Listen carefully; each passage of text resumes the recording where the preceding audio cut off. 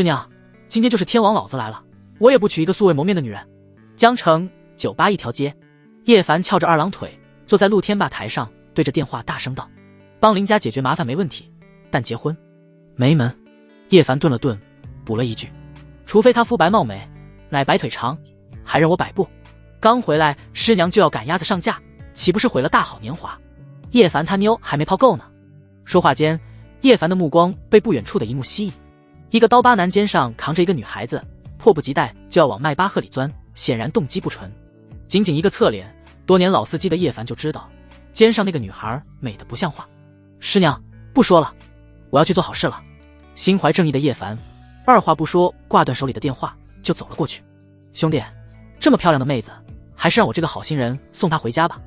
叶凡的声音瞬间吸引了刀疤男的注意，同时刀疤男身后的几个手下也将叶凡包围，面露凶狠之色。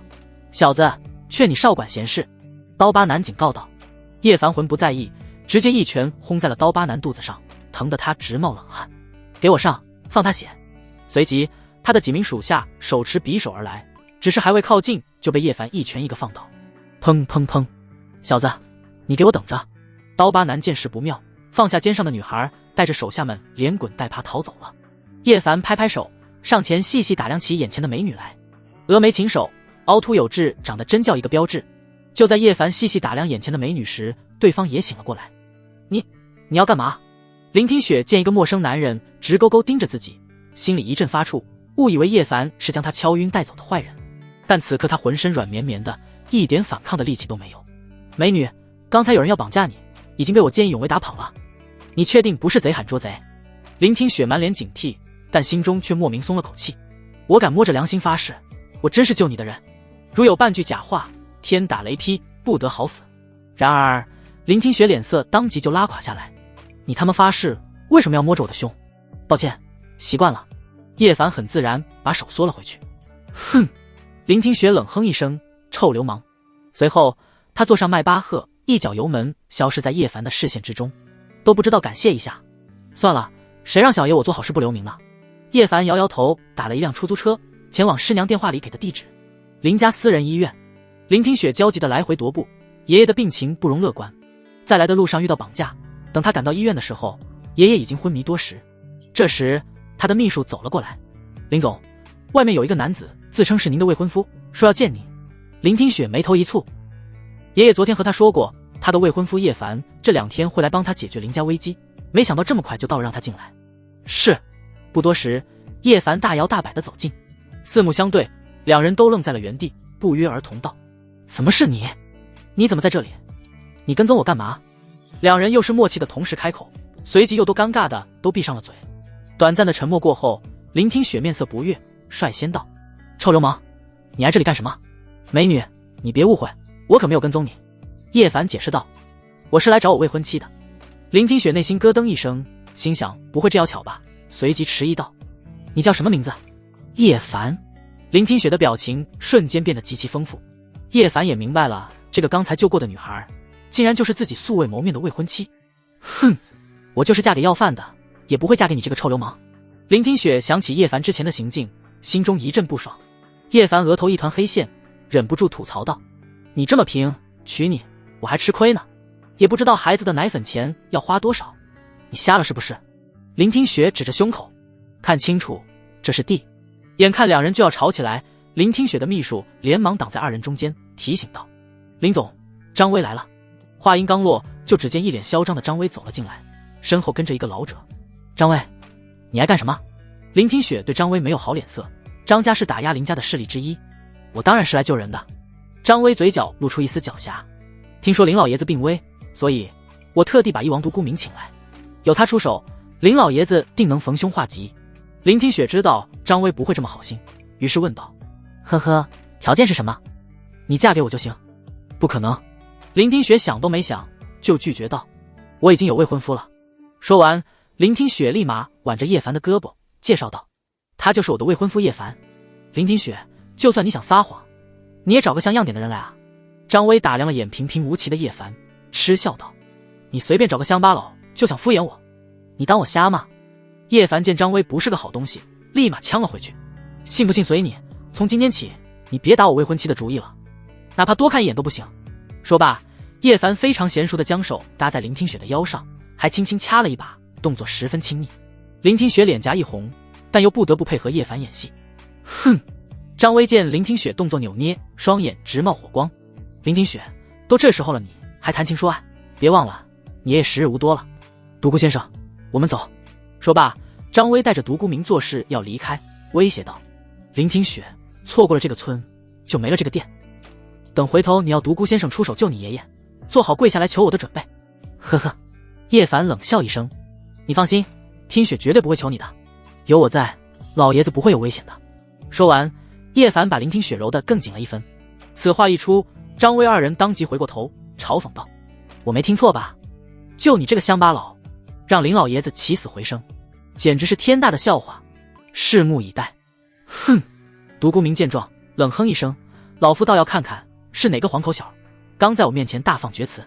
林听雪对叶凡也是将信将疑，小声问道：叶凡，你来真的？我从来不说假话，带路。随后叶凡来到林振南的病房，只是随意扫了一眼就看出病情。林振南属于命脉阻塞，血脉和生气无法流通，只要打通命脉，活血化瘀就能转危为安。这些年他学了很多本事，医术只是其中之一。小子，待会看你怎么出丑。张威脸上露出戏谑之色。听雪，把老爷子扶起来。叶凡吩咐道：好。虽然林听雪内心犹疑，但依旧听话。叶凡取出3根银针，隔空一弹，便扎在了林振南的身上。噗！林振南一口黑血喷洒而出，面色瞬间苍白萎靡，奄奄一息，一副行将枯木的样子。爷爷！林听雪大惊，对着叶凡怒吼道：叶凡，我就不该信你的鬼话。林听雪，你竟然蠢到相信一个毛头小子的医术，这下你爷爷死定了，一切都是你自作自受害的。哈哈！张威见老爷子将死之状，不由得放肆狂笑起来。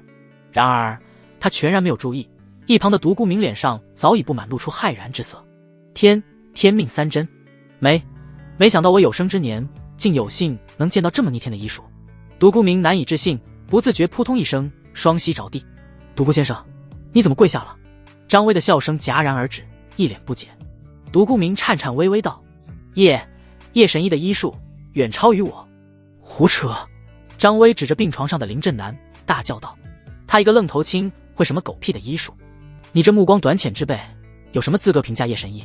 独孤明白了一眼分不清形势的张威，道：有叶神医出手，莫说林老爷子只是重症难医，就算半只脚踏入鬼门关都能拉回来。什么？病房瞬间安静下来，莫说是张威，就连痛哭流涕的林听雪也止住了哭声。紧接着一连串的咳嗽传来。嗨！原本已经毫无生气的林振南在众人的注视下缓缓睁开眼，面色也逐渐变得红润，一个呼吸间便毫无半点病危的样子。爷爷！林听雪喜极而泣，忍不住扑了上去。不可能，绝对不可能！张威傻眼了，矢口否认到这个世上不可能有这种医术。你们都被这个臭小子骗了，他只不过走了狗屎运，误打误撞。张威开始胡言乱语起来。不对，是林振南演戏，装神弄鬼骗我们。叶凡懒得跟这傻逼解释，完全就是浪费口舌。张威，这里不欢迎你，请你离开。林听雪冷着脸，当即站起来。从今天开始，我林家与你张家断绝来往，势不两立。林听雪，你想清楚了，没有我张家。还不等张威说完，叶凡就一把将张威拎了起来，一副一言不合就要动手的表情。怎么，我未婚妻的话你没听明白吗？还想待在这里看我们一家人团聚？赶紧滚！说完，叶凡一把将张威直接丢出了病房外。砰！张威惨叫一声。叶凡，我不会放过你的，咱们走着瞧。张威一脸狼狈，从地上爬起来，不过还未站稳，就被叶凡一脚踹飞医院。一旁的独孤明连忙弯腰对叶凡躬声道：叶神医，是我有眼不识泰山，被猪油蒙了双眼，才会助纣为虐，还望神医责罚。啪！叶凡2个耳光甩在了他的脸上。滚！是。独孤明捂着脸退出病房，心中暗暗谨记，千万不能再得罪叶凡。小年纪，医术冠绝无双，岂会是一般人？10分钟后，林振南逐渐恢复清醒。爷爷，他就是叶凡，刚才也是他救了你。林听雪在一旁给林振南介绍道。林振南听后眼前一亮，紧紧拉住叶凡的手：孙女婿，你可算来了。老爷子，你先冷静。叶凡一脸尴尬，这老头子不至于这么激动吧？然而林振南不依不饶，继续追问道：“孙女婿，你打算什么时候和听雪领证办婚礼？”林振南看叶凡是越看越满意。当年那位高人告诉他，3年后他的徒儿叶凡会来林家履行婚约，是林家不可错过的机遇。今日一见，果然如此。单就这一手出神入化的医术，林家的困难触手可破。爷爷，您都还没问我的意见呢。林听雪小脸一红，叶凡太流氓了，她才不愿意嫁给叶凡。叶凡连忙说道：“老爷子，我觉得婚姻是一辈子的事，不可轻易决定。”叫什么老爷子，叫爷爷。林振南完全忽略自家孙女的感受，问道：“你有什么要求，尽管提出来，只要不耽误婚期，怎么都行。我还等着抱重孙子呢。”叶凡顿时头大，这老爷子未免也太热情了，八字都还没一撇，就惦记上晚辈造人了。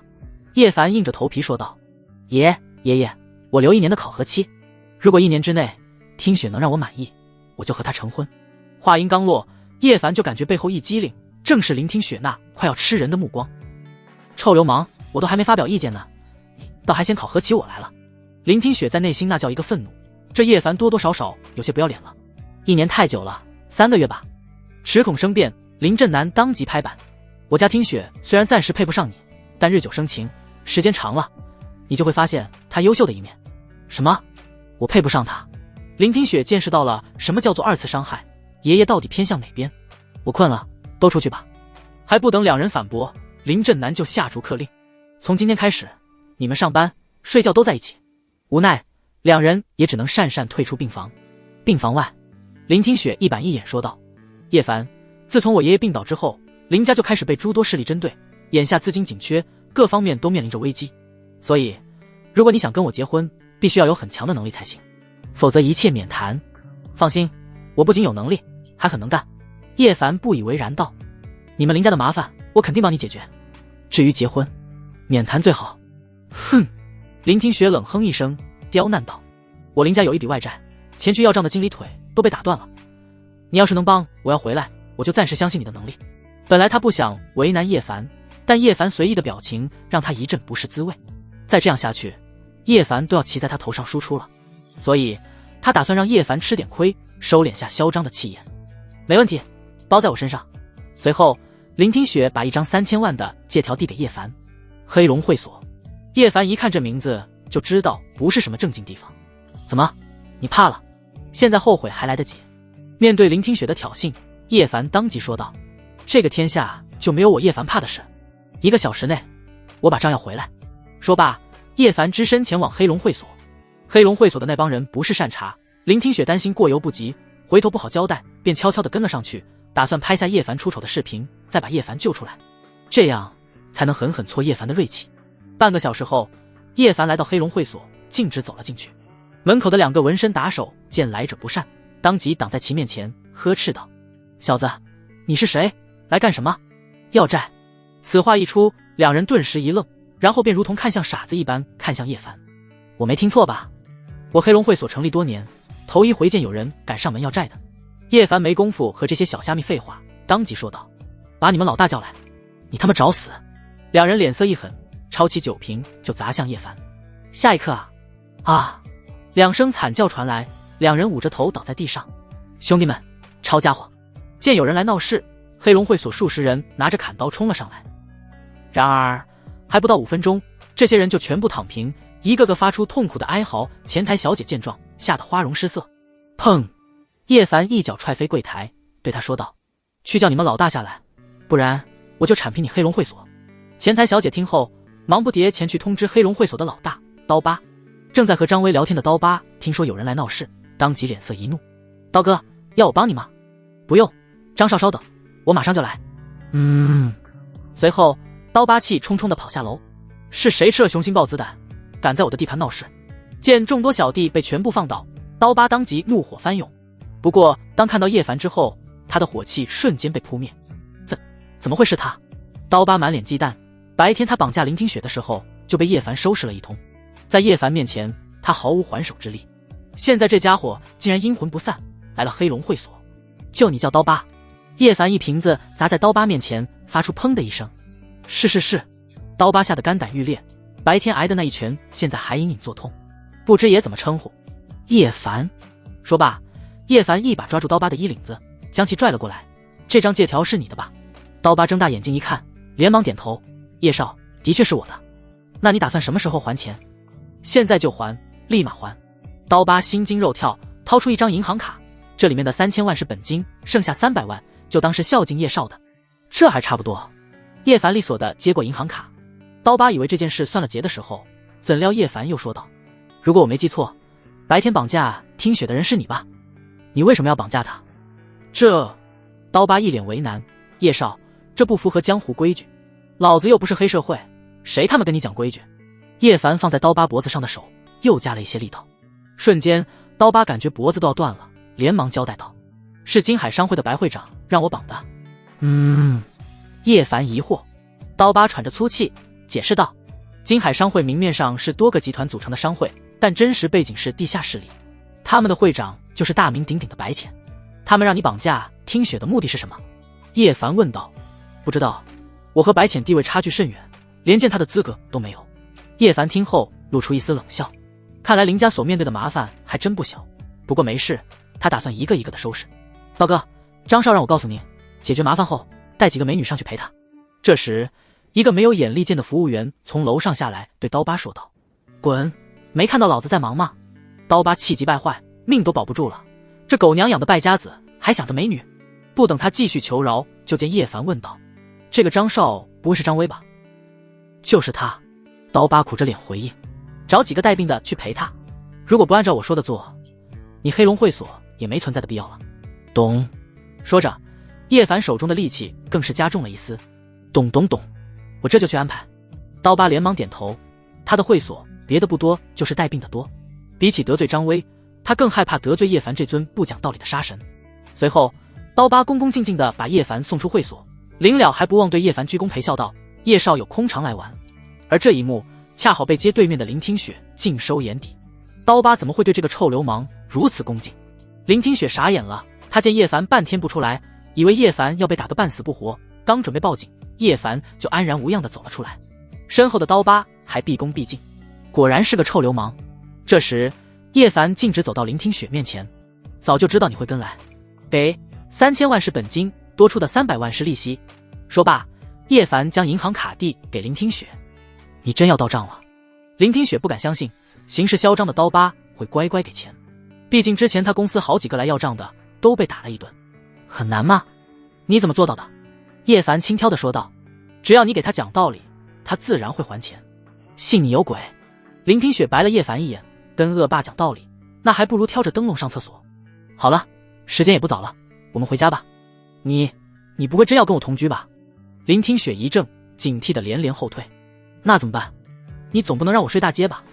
我跟你同住，能保护你的安全，费时费力的是我好吗？怎么，你难道不听你爷爷的话了？叶凡扯着嗓门一顿灵魂拷问。臭流氓！林听雪十分无奈，爷爷的命令他不听不行，只能要求道：和我一起住可以，但你不能进我房间。谁知道你这个流氓心里有什么坏心思？啊呸！叶凡非常无语，你想多了，我对你提不起兴趣。此话一出，林听雪感觉自己受到10万点暴击伤害。打住！林听雪直接坐上车，这家伙太不流氓了，要回家就赶紧上来。得嘞。回到家里，林听雪给林振南打了个电话，得知爷爷安然无恙后，他也安心下来，准备上楼洗洗睡觉。可一上楼，看到自己的浴室灯亮着，里头哗啦啦的水声夹杂着叶凡哼哼唧唧的声音，林听雪瞬间气炸了，大骂道：叶凡，你给我出来，谁让你用我浴室了？林听雪不习惯和别人用一个浴室，不由分说开门冲进去，准备把叶凡赶出去。下一秒，一丝不挂的叶凡搓着头发，慢悠悠转过身，出现在林听雪眼前。啊！林听雪大惊失色，一声尖叫。浴室的滑，林听雪不小心脚下一滑，一屁股摔了下去，手忙脚乱之际，她胡乱抓住一个东西，才免于屁股摔成2半的下场，但也不好受。咚的一声，林听雪一阵吃痛，好一会儿才缓过来，但手里依旧死死拽着刚才的救命稻草。咦，我抓到了什么？怎么软软的？林听雪，白天我摸你那里，晚上你拽我这里。叶凡贱兮兮的声音传来。咱俩扯平。林听雪一愣，抬头顺手一看，忙不迭撒开手大叫起来。啊！叶凡，你个臭流氓！林听雪顾不上屁股的疼痛，噌的一声窜起来，闭着眼冲回房间，留下错愕在原地的叶凡。我好像什么都没做啊。叶凡低头一看，一副犯贱术士的经典表情。还好练过千斤坠，否则被林听雪这一抓，非得断了不可。第二天，两人十分默契，对昨晚的事都只字不提，一路沉默，相安无事来到公司。刚到公司，林听雪就接到不好的消息。林总，我们公司的销售渠道被金海商会断了，现在大量货物积压，售卖不出去。林听雪一脸愤怒，紧握着拳头，但又无能为力。金海商会对林家下手极其狠辣，眼下林家面临着倒闭的局面，处处都是用钱的地方，这等于是拿捏住了林家的命门。叶凡看到林听雪愁眉不展，正要开口，就见秘书进来汇报：林总，独孤明求见。两人正疑惑之际，独孤明提着礼物走来，冒昧拜访，还请叶少和林总不要介意。独孤明一脸敬意：你来干什么？叶凡一脸冷漠，催促道：有屁快放！独孤明不敢怠慢，道出来意。陈家千金陈青雨先天病发作，生命垂危，还望叶少慷慨相助。事成之后，家主陈天虎必有重谢。没空。叶凡刚要撵人，林听雪却眼前一亮，连忙拦下叶凡。叶凡，要不你去试试看，如果真能治好陈青雨，公司堆积的货物就有销路了。陈家拥有着不弱于金海商会的销售渠道。林听雪眼中充满希冀与祈求。独孤明肯定知道林家的处境，这才故意来送顺水人情的，否则也不会前后脚跟着二人就到公司。行，那我答应了。带路。好，多谢叶少不计前嫌。陈家客厅之中，独孤明抬着面前对一脸焦急的威严男子客气介绍道：陈老爷，这位小兄弟就是我说的叶神医。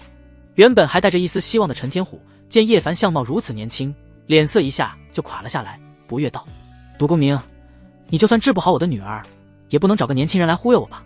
一个愣头青算哪门子的神医？这……独孤明左右为难，不知如何解释，生怕惹叶凡不高兴。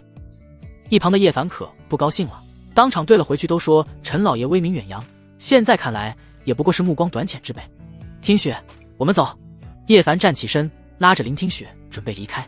站住！生性暴怒的陈天虎当即呵斥道：你小子牙尖嘴利，我倒要看看你有几分本事。今天你若治好我女儿，我便许你好处；你若治不好，就别想走出我陈家。叶凡朝林听雪狡黠一笑：鱼儿上钩了。好，这可是你说的，带我去看病人。方才叶凡见陈天虎自持甚高，不会轻信于人，便使了个激将法，果然正中下怀。随后一行人来到了陈青雨100多平的卧室之中。当看到陈青雨的瞬间，叶凡就断定对方是先天体寒，而且已经到了油尽灯枯的地步。叶神医能救吗？独孤明忐忑地问道。反正他是束手无策。没问题，小菜一碟。见叶凡打了包票，陈天虎便冷声道：那开始吧，不过我要现场监督你。随便你。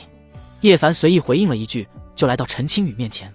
该说不说，这小妞长得真不是盖的，是个文静的大小姐，论颜值和林听雪不相上下，但各有千秋。大哥哥，我好冷。陈青雨面色痛苦，难受至极。叶凡轻声安慰：不要怕，我治好你就不冷了。我相信大哥哥。这时叶凡快速将3根银针隔空打在了陈青雨的身上。陈青雨发出一声闷哼，气色更差了。小子，我女儿要是有个什么好歹，我饶不了你。陈天虎爱女心切，愤怒地威胁道。林听雪和独孤明内心忐忑无比，因为陈青雨根本没有什么好转。爸，不怪大哥哥。还不等陈青雨把话说完，叶凡又施展一针，效果立竿见影，原本快不行的陈青雨立马变得生龙活虎。什么？全场众人除却叶凡之外，全都目瞪口呆。这医术简直神了！原来还有第4针啊！独孤明一脸震撼，喃喃自语道：他和叶凡的医术差了10万8千里，此生难以企及。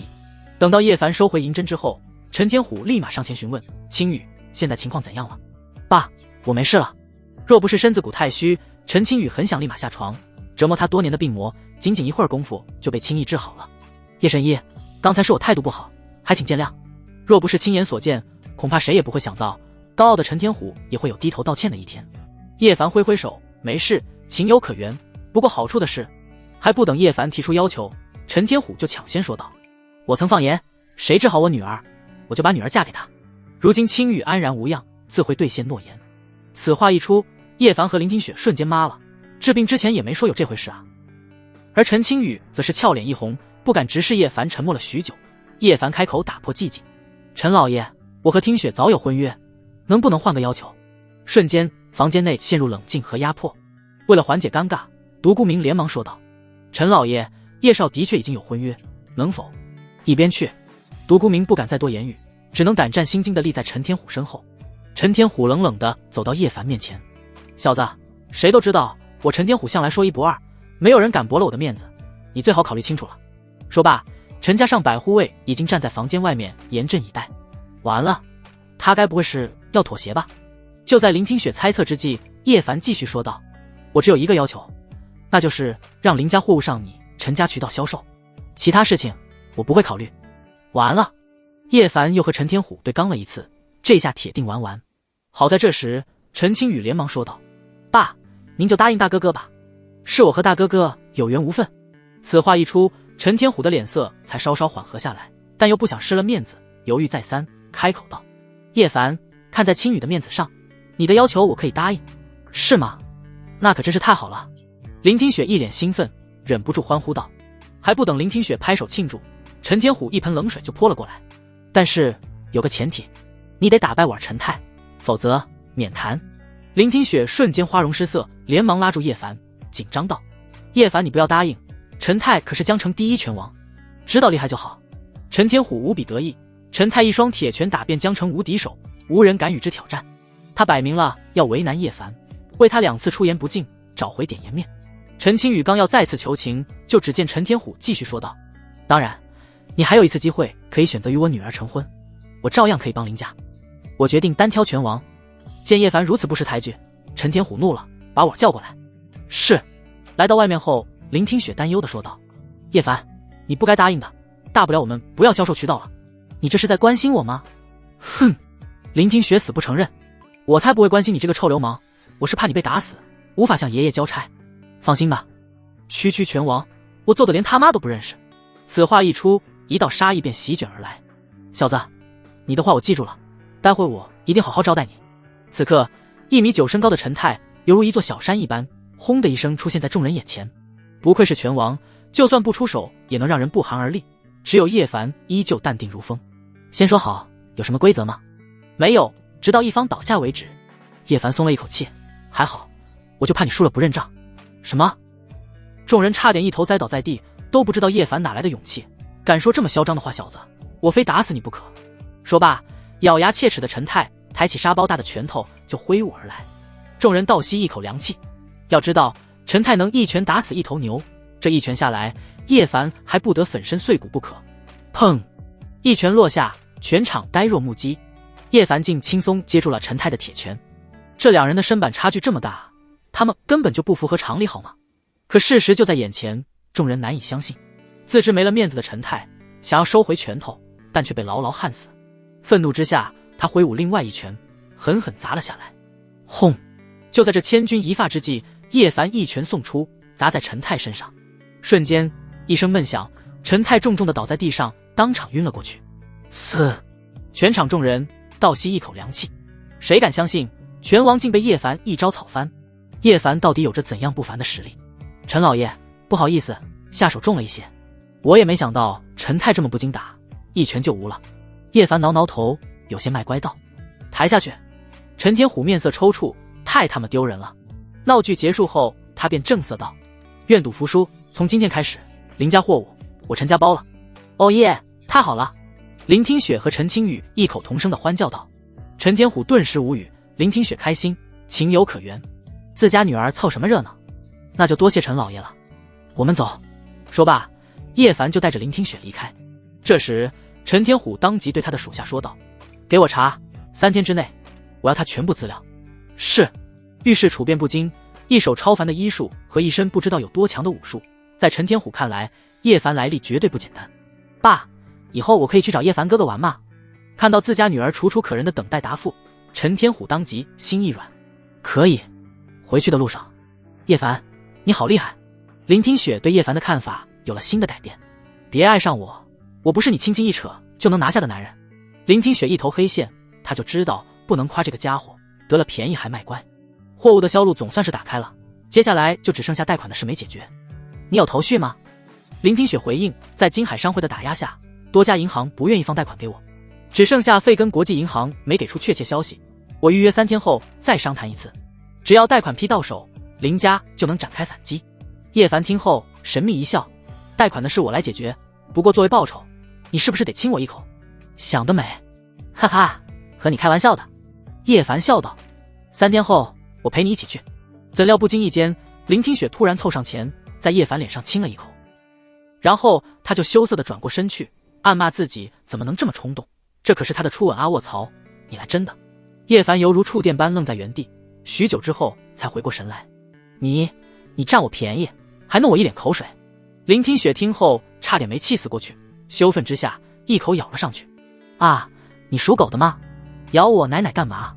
哼，谁让你惹我？3天后，费根国际银行外，叶凡和林听雪刚下车，就看到张威走来，只不过他走路的方式有些滑稽，双腿根本不敢并拢。嘶！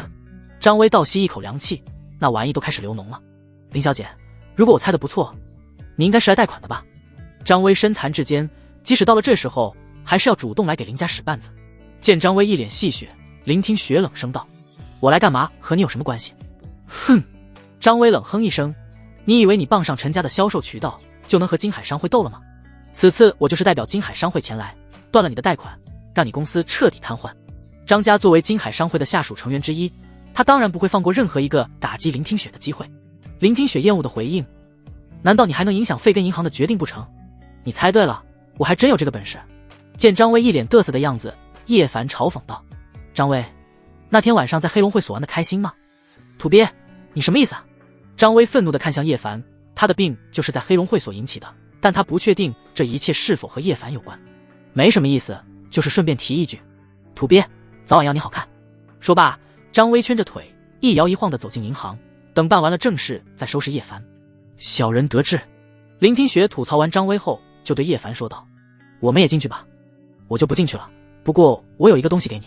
说罢，叶凡掏出一张乌漆嘛黑的卡片，时隔3年，他也不确定还能不能用。这是什么玩意？林听雪一脸嫌弃，如果他没看错，叶凡刚才是从内裤里掏出来的，当然是好东西了。如果你谈不拢，直接亮出这个大宝贝，对方一定会妥协的。叶凡拍拍林听雪的肩膀，嘱咐道：“记得到时候说话硬气一点，如果对方问起，你就说是你靠山给的。”虽然叶凡打了包票，但林听雪却不相信，不过他还是把卡接了过去。很快，林听雪来到了行长威廉的办公室，就看到张威正在对威廉阿谀奉承。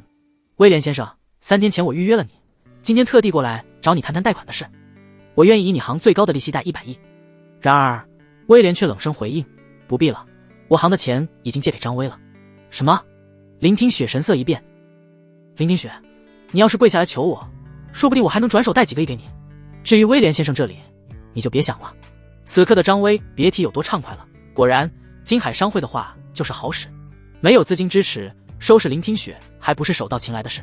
林听雪没有搭理他，而是继续对威廉说道：“威廉先生，难道没有商量的余地了吗？”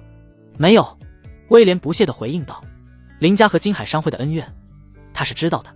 虽然贷款给林家也不用怕金海商会，但却没必要得罪风头正盛的金海商会。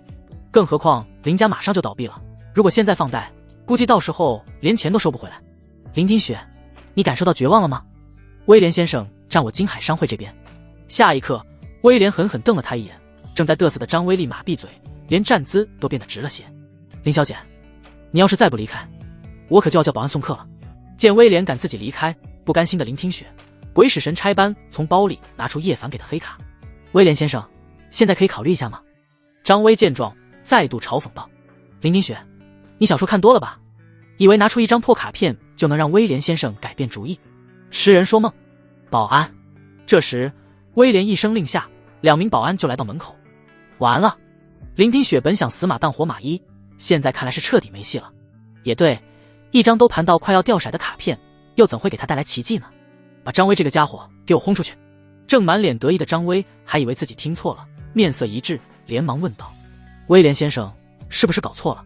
不是应该把林听雪这婊女的赶出去吗？”张威见威廉面色难看，换了话锋：“没有搞错，就是你。为什么？”张威满脸的问号：“你还不配让我解释？从今天开始，我费根银行将全面援助林小姐。同时把你金海商会拉入黑名单。说罢，威廉大手一挥，就吩咐道：“赶紧的，把张威扔出去！”不，懵逼的张威直接被2名保安如同小鸡仔一般提起，扔出了银行。还真有奇迹发生。目睹整个过程的林听雪彻底呆在了原地，根本不敢相信这是真的。林小姐，这个处理方式您可满意？威廉全然没有了刚才目中无人的做派，对林听雪点头哈腰，只差没供起来了。反应过来的林听雪如同做梦一般，不过叶凡交代过他说话一定要硬气。啪！于是林听雪一巴掌拍在桌子上，威廉差点吓出心脏病。刚才的事也就算了，我就问你贷款能不能批？能批，一定能批。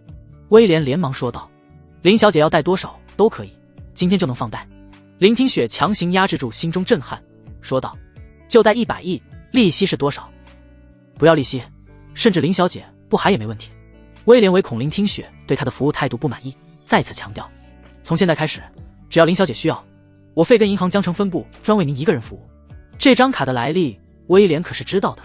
全球只有7张的至尊黑卡，每一张卡的主人都是名震天下的大人物，人家只需一根手指头就能摁死费根银行。只要他把这件事办好了，以后进入总部长老会是铁板钉钉的事，那可是他一直以来的梦想啊。磨磨唧唧签字放款。见林听雪不满的催促，威廉连忙说道：“不需要签字，只要林小姐把卡号给我，我保证1个小时，哦不，10分钟之内就能把钱打到卡里。”林听雪再度愣住，连签字都不用，意味着就算他不还这笔钱，对方也拿他没办法。随后林听雪给了卡号之后就准备离开，今天给他造成的震撼，他需要时间来消化。林小姐，我冒昧的问一句，这张卡的主人是您的？此刻林听雪想起了叶凡的交代，便冷声道：“他是我的靠山。”什么？威廉再次震惊，还好今天他把事情圆满解决，否则他就死定了。林小姐慢走。威廉卑躬屈膝地送走林听雪。刚出了银行门口，林听雪就看到叶凡走了上来。满怀激动的林听雪就要把刚才的事告诉叶凡，突然手机收到一条短信，他点开一看，上面赫然是一条100亿资金到账的通知。天哪，我没看错吧？这么快就出来了？贷款的事搞定了吗？叶凡话音刚落，就只见激动的林听雪一下子跳到他的身上，语无伦次地说道：“叶凡，你太棒了，你的大宝贝果然好使，贷款已经到账了，你先下来再说。”林听雪这才意识到自己激动过头了，连忙从叶凡的身上下来，同时他还对着至尊黑卡猛亲了几下。不过一想到之前至尊黑卡放置的地方，林听雪就后悔了，甚至还有一阵反胃。既然事情办成了，那就把卡还给我吧。叶凡刚伸手，就只见林听雪立马将卡放在包里。现在他是我的了。叶凡那叫一个无语，一张破卡而已，林听雪还当作宝了。这时林听雪眨眨眼，好奇地问道：“叶凡，老实告诉我，你到底是什么来历？”爷爷从来不告诉我。我的来历啊，非常曲折。原本不正经的叶凡突然换成一副悲天悯人的样子，带着一丝丝忧伤，缓缓说道：“我从小就自卑，受人欺负，吃了上顿没下顿，有时候睡觉还没有被子盖，只有女人趴在身上说错了，重来。”见林听雪即将暴走的表情，叶凡连忙改口道：“我从小就可怜，没爹没娘，被师娘收养，成了没人疼的孩子，受尽各种折磨。我跟你说，6岁那年，我被大师姐抱下山，被逼着学了3年医，天天被喂草药，几次差点被毒死。9岁那年，我被三师姐拐走学了3年武，天天被各路高手打得鼻青脸肿，差点就死了。12岁那年，我被4师姐骗去国外打工，天天被各路大人物坑蒙拐骗，差点没了腰子。15岁那年，我被7师姐绑去当了3年兵，天天被各种封号，战神围殴，差点被逼造反。好不容易熬到了现在，以为可以放飞自我了，没想到又被师娘忽悠来江城，跟一个傻女人结婚。你说我惨不惨？”此刻叶凡的表情要多委屈有多委屈。总结起来，我的人生处处是套路，其实我只想做一个普通人，怎奈事与愿违，身不由己啊。一旁的聆听学嘴角不断抽搐，一开始听着还挺可怜的，似乎煞有其事，可叶凡越说越玄乎，怎么感觉跑掉了？最后那个傻女人是谁？好你个叶凡，居然说我是傻女人！林听雪这才反应过来叶凡是在骂他，举起拳头就给叶凡2个大逼兜。谁料叶凡一个闪身就溜走了。林听雪又急又气，但有那么一刻，他脑子里闪过一丝离谱的念头：难道叶凡这些经历都是真的？林听雪连忙甩了甩脑袋，告诉自己不要乱想。抬头再一看，叶凡混不吝地站在一旁，脸上挂着犯贱术士的经典笑容。林听雪更是笃定了叶凡是在吹牛，只是这个牛有些地方可能是真的，比如这张黑卡。所幸林听雪小小的脑袋懒得再去想这些，连忙转移话题。今天本小姐高兴，请你吃一顿大餐，犒劳你。却之不恭。傍晚，蓝月餐厅，林听雪坐在落地窗旁，指着菜谱，今日来难得的大方说道：炒一本。然而话音刚落，一道尖酸刻薄的声音传来：哟，林总，你们家不是要破产了吗？怎么还有钱来吃大餐？林听雪转身一看，晦气，怎么会在这里碰到你？这货是谁？叶凡看了一眼这女人，就感到恶心，脸上的粉底比墙漆还厚。赵雅，我之前的秘书兼老同学。林听雪和赵雅是同学，在上学的时候，后者就嫉妒她是校花，处处针对她，各种造谣。毕业之后，赵雅找不到工作来求她，她不计前嫌，让赵雅当她的秘书。没想到赵雅在公司一点也不安分守己，仗着和她的关系打压其他同事，然后就被她开除了。见老底被揭穿，赵雅更加愤怒。林听雪，我现在可是蓝月餐厅的经理，这里不欢迎你，请你带着这个乡巴佬滚出去。就算你是经理，也没有权利赶走客人吧。叶凡无语，这女人着实可恨。然而赵雅却嘲讽道：我们餐厅只接待有钱的客人，像你们两个穷光蛋根本没资格在这里消费。说罢，他就要叫保安。赵雅，你的胆子是越来越大了，不知道的人还以为餐厅是你开的。此话一出，赵雅瞬间色变，循着声音看去，温润如玉的陈清宇气呼呼地从外面走来。蓝月餐厅是陈家的产业，他病好刚来视察，就撞见这一幕，而且对方还是他的叶凡哥哥。大小姐，他们两人。还不等赵雅做出解释，啪！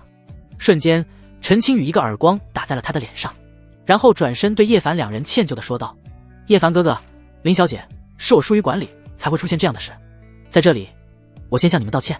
叶凡大度地摆摆手，没事，你处理好就行。但林听雪却对陈清宇没有好感，他只想说，你们很熟吗？才见过2次面，就连哥哥都叫上了，这要是多见几次，是不是都要叫老公了？陈清宇秒懂，当即对赵雅呵斥道：给叶凡哥哥和林小姐道歉。我。赵雅不服，本想抗争一下，啪啪，紧接着又是2个耳光打在他的脸上。赵雅捂着脸，连忙颤抖的道歉：叶先生，林总，我错了，我不该用势利的眼光对待你们。哼！林听雪冷哼一声，别在我面前碍眼。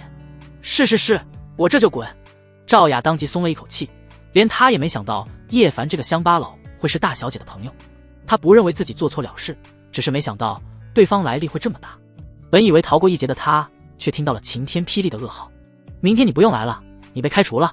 此话一出，赵雅差点崩溃，而餐厅的其他工作人员却拍手称快，他们都巴不得这个狐假虎威的女人赶紧滚。赵雅不甘地说道：大小姐，我的工作可是谁找你进来的都没用，我的话不想重复第2遍。感受到陈清宇的威胁之后，赵雅才丢脸的离开。不过他已经把所有人都给记恨上了，刚出了餐厅，他就打了一个电话：哼，走着瞧，等我男朋友过来就是你们的死期。餐厅内，叶凡哥哥，今天的饭我请，以后你什么时候来吃饭，蓝月餐厅都为你免费。说罢，陈清宇热情地招呼叶凡坐下。我擦！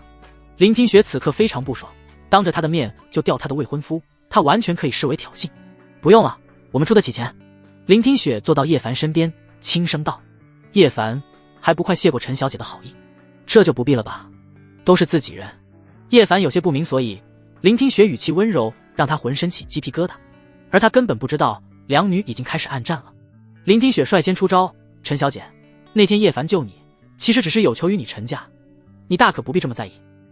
而且你们非亲非故，这么热情，难免会被有心之人多想。他的意思是在告诉陈清宇，人是本姑娘的，你就不要惦记了。然而陈清宇很快就做出应对：听雪姐姐，叶凡哥哥救了我的命，我称呼他一声哥哥不过分吧？说罢，他又转身对叶凡说道：叶凡哥哥，你要是不嫌弃，以后我就是你的干妹妹了。此刻叶凡终于闻到一丝火药味，当即转移话题：菜都上齐了，先吃饭。两女见状这才肯作罢，但眼神交互间依旧刀光剑影。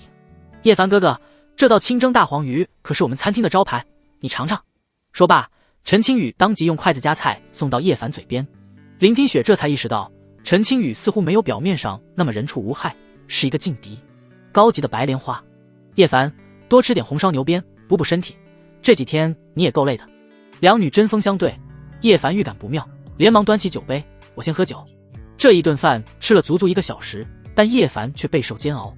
总结一点，两女都不是省油的灯，没有一个善茬。这话里话外的各种高级套路，一个林听雪已经够他受的了，现在又来个同样厉害的陈青雨，是怎么回事？等出了餐厅后，赵雅当即指着两人说道：“把他们给我围起来。”话音刚落，一群人上前将两人围起来。赵雅，你想干什么？林听雪很无语，这女人还有完没完了？哼！赵雅冷哼一声，林听雪，你对我的侮辱，我会加倍找回来。今天我就让你知道，我是你惹不起的存在。说罢，他就一个耳光招呼过来，却被叶凡反手抓住。啪！赵雅捂着脸颊，愤怒地骂道：“乡巴佬，你敢打我？给我上，打死他！”就在赵雅招呼一群人准备围攻叶凡时，都他妈给我住手！随着一声响亮的声音传来，众人立马退到一旁。随后，一道人形小山走了过来，压迫感十足。他就是刚从车上下来的陈泰。泰哥，就是他们挑唆大小姐打我，还把我开除了。你一定要为我主持公道。此刻赵雅一脸得意，有陈泰在，收拾叶凡和林听雪，那还不是轻轻松松的事。我主持你妈！还不等赵雅反应过来，陈泰就一个耳光，直接把他打翻在地，瞬间赵雅蒙圈了，都忘记了疼痛。然后陈泰连忙讪讪地跑到叶凡面前，恭敬地打招呼：“叶少。”叶凡没好气地问道：“你想替他收拾我们？”“不敢，不敢。”陈泰嘴角哆嗦，那天被叶凡一拳撂倒的记忆历历在目，就算是给他10个胆子，他也不敢啊。此刻他恨不得把赵雅活活掐死，这下真把他给坑惨了。他是你什么人？他是我男朋友泰哥。赵雅心惊胆战地回答，他才意识到自己惹错人了，连他的后台在叶凡面前都要唯唯诺诺，叶凡绝对不是乡巴佬那么简单，现在只希望对方能看在陈泰的面子上放过他。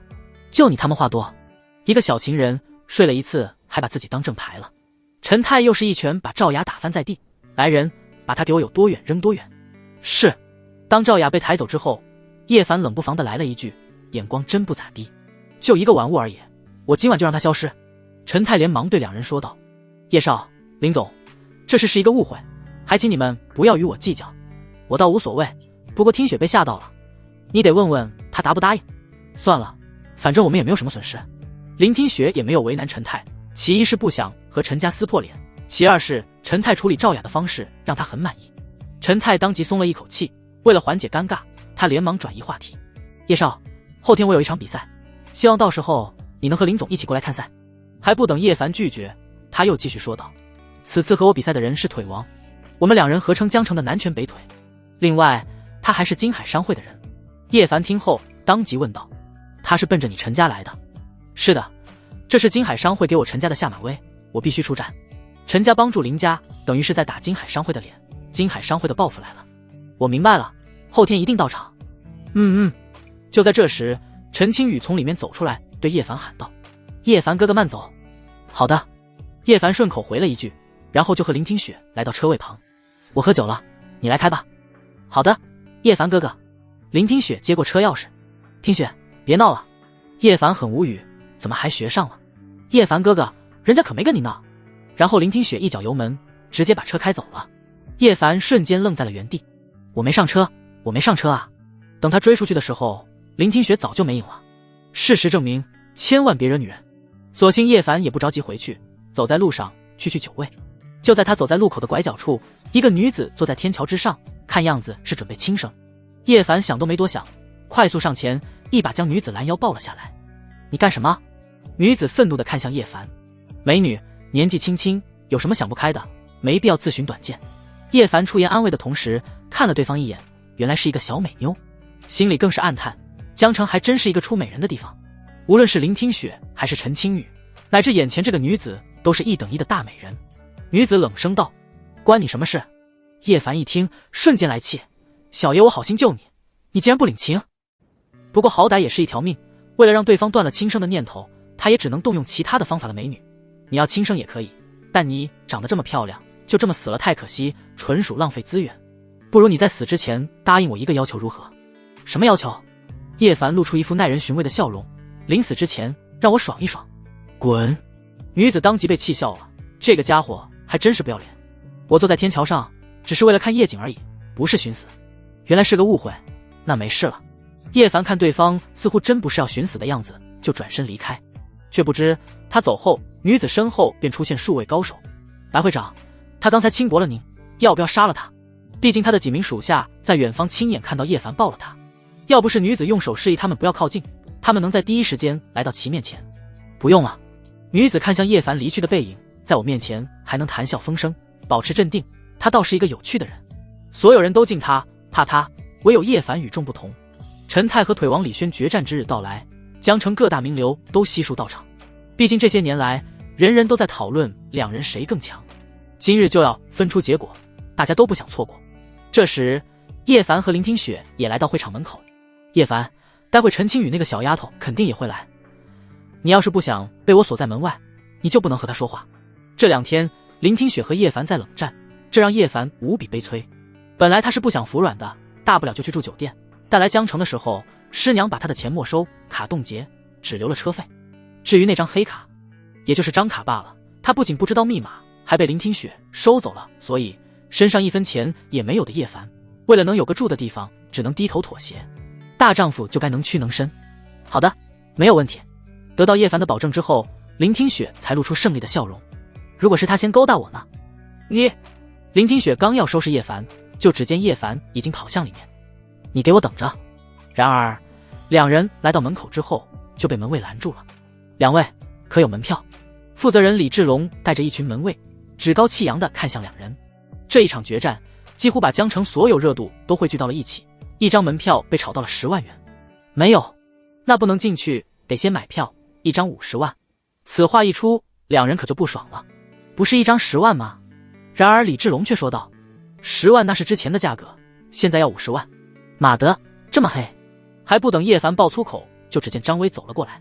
乡巴佬，连门票都出不起，你来凑什么热闹？区2张门票哦，还是出得起的。倒是你，下面好些了吗？此话一出，张威瞬间暴怒，都已经切了，能不好吗？小子，你得意不了多久，等李轩打败陈泰之后，就是林家覆灭之日。我先不收拾你们，我要让你们亲眼看着陈家是怎么把你们踢出局的。哈哈哈哈！说罢，他对李志龙问道：“多少钱1张票？”张少，不要您的钱，只有他们这些下等人才收钱。不错。张威点点头，然后对两人嘲讽道：“看到没有，这就是地位，这就是实力。”说罢，他就要大摇大摆地走进去。站住！就在这时，一声呵斥传来，几人回头一看，正是费根银行的威廉。李志龙看到威廉之后，连忙点头哈腰的上前欢迎老板。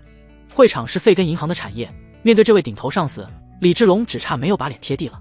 然而威廉理都没理他，直接来到了林听雪的面前，躬身弯腰，不知林总大驾光临，有失远迎，还望林总见谅。什么？瞬间李志龙愣在了原地，没想到他的顶头上司竟会在林听雪面前点头哈腰，他顿感不妙，右眼皮跳个不停。哼！林听雪冷哼一声，威廉，你家负责人好大的威风，卖别人10万1张的门票，却卖我50万，这也就罢了，竟然还搞区别对待，凭什么他进去就不收钱？难道这就是你费根银行的作风？叶凡对林听雪的表现很满意，和威廉这种不入流的货色说话就不该客气。威廉顿时冷汗齐流，着实被吓到了，这要是得罪林听雪，别说晋升了，能不能活着都是个问题。于是他当即对李志龙呵斥：“你给我滚过来！”李志龙更是被吓尿了，在2名门卫的搀扶下，才勉强来到威廉面前。老板，这是一个误会。砰！下一刻，威廉一脚踢在了他的肚皮上，李志龙栽倒在地，差点没疼晕过去。我之前就说过，将金海商会所有人都拉入黑名单，而你不仅没有执行我的命令，还刁难林总。来人，把他扔到江里喂鱼。李志龙差点被吓死过去，在威廉规定之前，他有事回棒子国老家了，根本不知道老板的规矩。老板，饶命啊！任凭他怎么哀求都没用，被人拖了下去。不出意外，他是见不到明天的太阳了。那个，我就先进去了。张威见状，准备逃之夭夭。然而威廉却说道：“你出100万的门票费，否则今天打断你的腿。”见一群人将他团团围住，无奈之下，张威只能乖乖支付100万，然后灰溜溜的进场。连他也没想到，装逼不成，还把脸丢大发了。威廉为什么会这么怕林听雪？林总，我这处理方式，您可满意？哼！林听雪冷哼一声，我倒是无所谓，你得问问叶凡答不答应。叶少，您看这是？威廉疑惑地看向叶凡，差点以为叶凡就是林听雪的后台，但叶凡如此年纪，根本不可能有这么大的成就，林听雪的后台肯定另有其人。现在我们进去还要门票吗？不要，不要，两位贵客里面请。威廉松了一口气，连忙把两人请进去。此刻会场内坐满了人，叶凡和林听雪找了一个位置坐下。叶凡哥哥，这里。陈青雨在前排对两人招手。本来林听雪是不许叶凡过去的，但后排视线不行，他也就只能跟着叶凡来到前排。叶凡哥哥，林总，你们坐这。林听雪当即坐在了中间位置，看着陈青雨生气的样子，他开心了。本姑娘就是喜欢你，看不惯我，又干不掉我的样子。此刻陈泰和李轩已经来到擂台上。陈泰，你是拳王，我是腿王，江城太小，容不下两只猛虎，今天你我之间必须有一人倒下。见李轩一脸疯狂，陈泰当即说道：李轩，废话少说，你的目的我岂能不知？你当他们的狗我不反对，但你想帮他们咬我，那就别怪我不客气。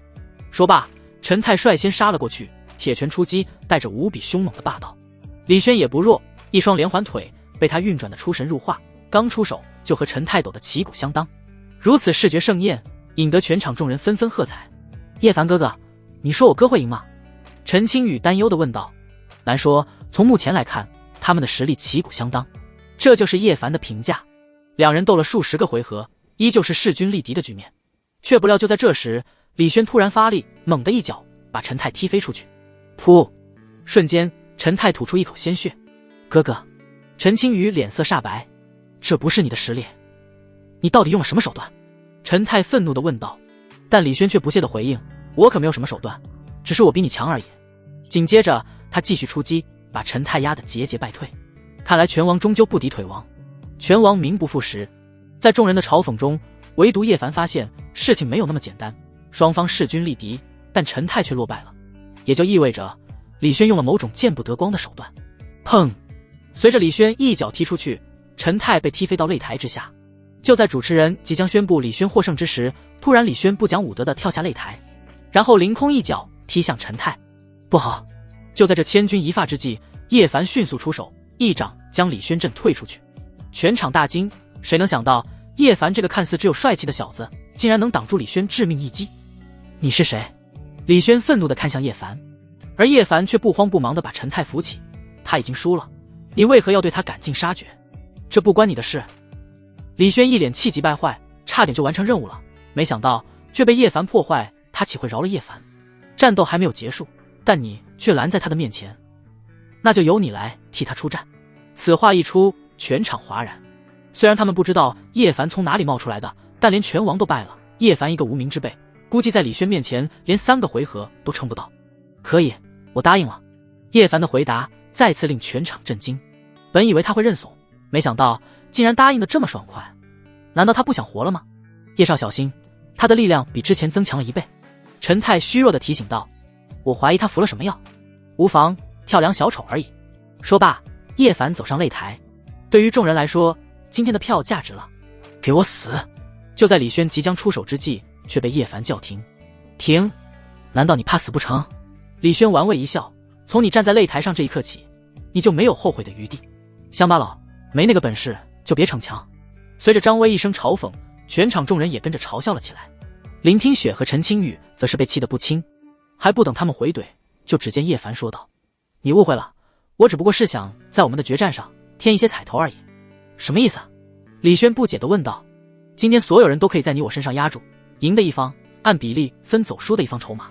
话音刚落，就只见张威嘲讽道：不自量力，我压腿王10个亿，这样白送钱的机会张威怎么会错过？最好是打死叶凡就更赚了。有他带头，无数人纷纷效仿。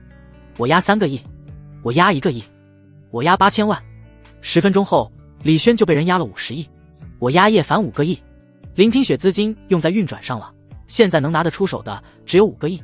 我也压叶凡哥哥5个亿。不服输的林青雨也跟着压住，虽然他们压的钱都不少，但比起李轩那边差距还是太大了。于是威廉说道：剩下的就由我来出吧。此话一出，众人瞬间惊讶不已。为什么威廉会把这么大的资金都压在了叶凡这个平平无奇的人上？事实上，威廉也不认为叶凡能打败李轩，不过他最不缺的就是钱。好不容易有这个跪舔的机会，他怎会错过？也许林听雪背后的男人还会对他刮目相看。40亿而已，输了就输了，无所谓。眼看双方都压得差不多了，李轩又说道：既然你这么想玩，那我就陪你玩玩。今日之战，既分高下，也决生死。死！全场众人倒吸了一口凉气。谁能想到这一战竟然牵扯到了生死？那就更刺激了。叶凡听后轻描淡写的回应：“这场生死之战，我接了。”然后在众人全神贯注之下，李轩露出一抹细血，迅速杀向叶凡。砰！他这一腿落下，连擂台上的混凝土都踢穿了，威力之大，难以想象。紧接着他又连续出了2腿，但叶凡只是避让，并未出击。小子，你连和我正面一战的勇气都没有吗？叶凡只是耸耸肩，刚才我只是热身而已，现在我要动真格了。吹什么牛皮？张威等人不屑一笑，看来今天他们赢定50亿了，不堪一击。说罢，李轩以连环腿攻杀而来，让叶凡避无可避。就在他杀到近前之际，叶凡临门一脚踢了过去。砰！瞬间，李轩在众人目瞪口呆之下倒飞出去，砸到了擂台之外。哼！李轩发出一声闷哼，想要起身，但双腿却酸软无力。耶，太棒了！聆听雪、陈青雨在激动之中难得的放下短剑，紧紧拥抱在一起。但张威等人可就不乐意了，他们属实没想到打脸会来得这么快。腿王，你还愣着干什么？快上擂台弄死他啊！卧槽！众人那叫一个着急，毕竟他们有很多人直接把全部的身家都梭哈了，输不起啊。腿王，就这。面对叶凡的嘲讽，李轩差点没气死过去。只见他踉跄起身，对叶凡怒喝道：“小子，你惹怒我了！”说罢，他取出一支蓝色药剂，当着叶凡的面喝了下去。他果然作弊了。威廉准备出面呵斥，但却被叶凡一个手势给打回去。小子，不管你有什么来头，胆敢阻碍我金海商会，就得以死来偿还。现在我的力量提升了3倍，你拿什么跟我斗？此话一出，张威等人松了一口气，他们就不信叶凡能强到打败3倍力量的李轩。然而叶凡只是轻描淡写的说道：“蝼蚁不管提升多强，只要我愿意，一只脚就能踩死。”如此嚣张的语气令人非常不爽，都不知道叶凡哪来的勇气该说这样的大话。去死！极致暴怒的李轩疯狂杀来，虽然吞服狂化药剂他要付出惨重的代价，但只要能杀了叶凡，什么代价都值得。叶少小心！陈泰连忙提醒，在这个状态的李轩面前，他可能3招都支撑不了。轰！双方对撞的瞬间，众人以为大局已定，叶凡不可能打得过洪荒猛兽般的李轩。然而结局却让人大跌眼镜。只见叶凡平静地站在原地，没有受到什么损伤。反观李轩，犹如断线的风筝倒飞出去，落地的瞬间并没有奇迹发生。他死了啊！钱，我的钱啊！那些压住李轩的人此刻肝胆欲裂，好几个直接晕死过去。张威也是心如死灰，10个亿啊，那可是张家能动用的全部资金了。反倒是聆听学几人直接赚了个盆满钵满。难道他就是那位爷？此刻最震惊的莫过于威廉了。对于钱，他毫不在乎，甚至都没打算要，直接 AA 分摊给2女就行了。但叶凡的身份却引起了他的主意，不只有他，还有角落处的一位神秘人也是惊叹不已。原来他才是扭转林家败局的罪魁祸首。说罢，他将叶凡的照片拍下，发给会场白浅。离开会场后，大赚一笔的2女为了邀请叶凡吃饭，差点大打出手。所幸叶凡也没劝说，直接和陈泰来到了明珠会所。女人就不能惯着。此刻叶凡和陈泰一人叼着一根雪茄，非常惬意。叶少，多谢你在会场救了我，今天我做东一定要玩个痛快。叶凡非常满意，这个小子很会来事，算是对上他的胃口了。很快陈泰就叫了几个美女进来，叶少随便挑。几个美女虽然长得都不错，但叶凡对这些庸脂俗粉却没有多少兴趣，于是正色道：“免了，我可不是随便的人。”陈泰倒是很干脆的挑了2个美女，然后贱笑道：“巧了，我也只是让他们陪个酒而已，不做其他事。叶少要是不满意，可以重新换一批。”此话一出，叶凡露出鄙夷之色，说好的只是陪酒，你手指挨6缝是什么意思？你说我信不信？叶少，李轩是猛虎帮的人，现在他一死，猛虎帮可能会找你算账。听闻陈泰的提醒，叶晨猛抽了一口雪茄。猛虎帮有什么来历？陈泰立马解释道：“猛虎帮就是专门帮金海商会打压其他势力的爪牙，帮内高手众多，在江城横行霸道，林家在之前可没少被猛虎帮找麻烦。”叶凡点点头，看来这个猛虎帮也没有存在的必要了。就在2人聊天之际，一道倩影突然走进包厢，2人一看，眼都直了，又是一个带球撞人的美女。叶凡很快就反应过来，对方不就是那天晚上坐在天桥上的美女吗？原来她在这里上班。不等对方开口，他就一把将对方拉过来：“美女，今晚你的出台费我包了，你就不用去陪别人了，坐下来陪我喝酒聊聊天就行。说罢，他顺势将对方揽入他的大腿上。哼，猝不及防的白浅发出一声闷哼，瞬间眼神一冷。在得知叶凡就是林家请来的高手后，他就前来会会叶凡，连保镖都没带。没想到这个家伙竟把他当成陪酒的了，索性他就继续演下去，说不定还会有意想不到的收获。好啊，不过我的费用可不便宜，长得这么极品，费用高点也正常。叶凡挥挥手，大气地说道。没事，他会买单。那是，只要你把叶少陪好了，钱你不用担心。陈太肉痛的答应，倒不是心疼钱，是因为错失了这样的美女而痛心。他总算明白了，叶凡的确不是随便的人，但随便起来真他们不是人。叶少，你们好好玩，我就不打扰你们了。说罢，他就带着两女离开了包厢。这时白浅柔声对叶凡说道。叶少，听你的口音好像不是本地人，不知叶少是来江城做什么的？见对方上来就套话，叶凡笑着回应，来做点生意，不聊那么多，陪我喝一个。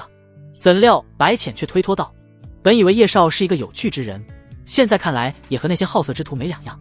你无非是想把我灌醉之后就带去床上。不，你误会了。叶凡义正言辞地说道，我和他们不一样。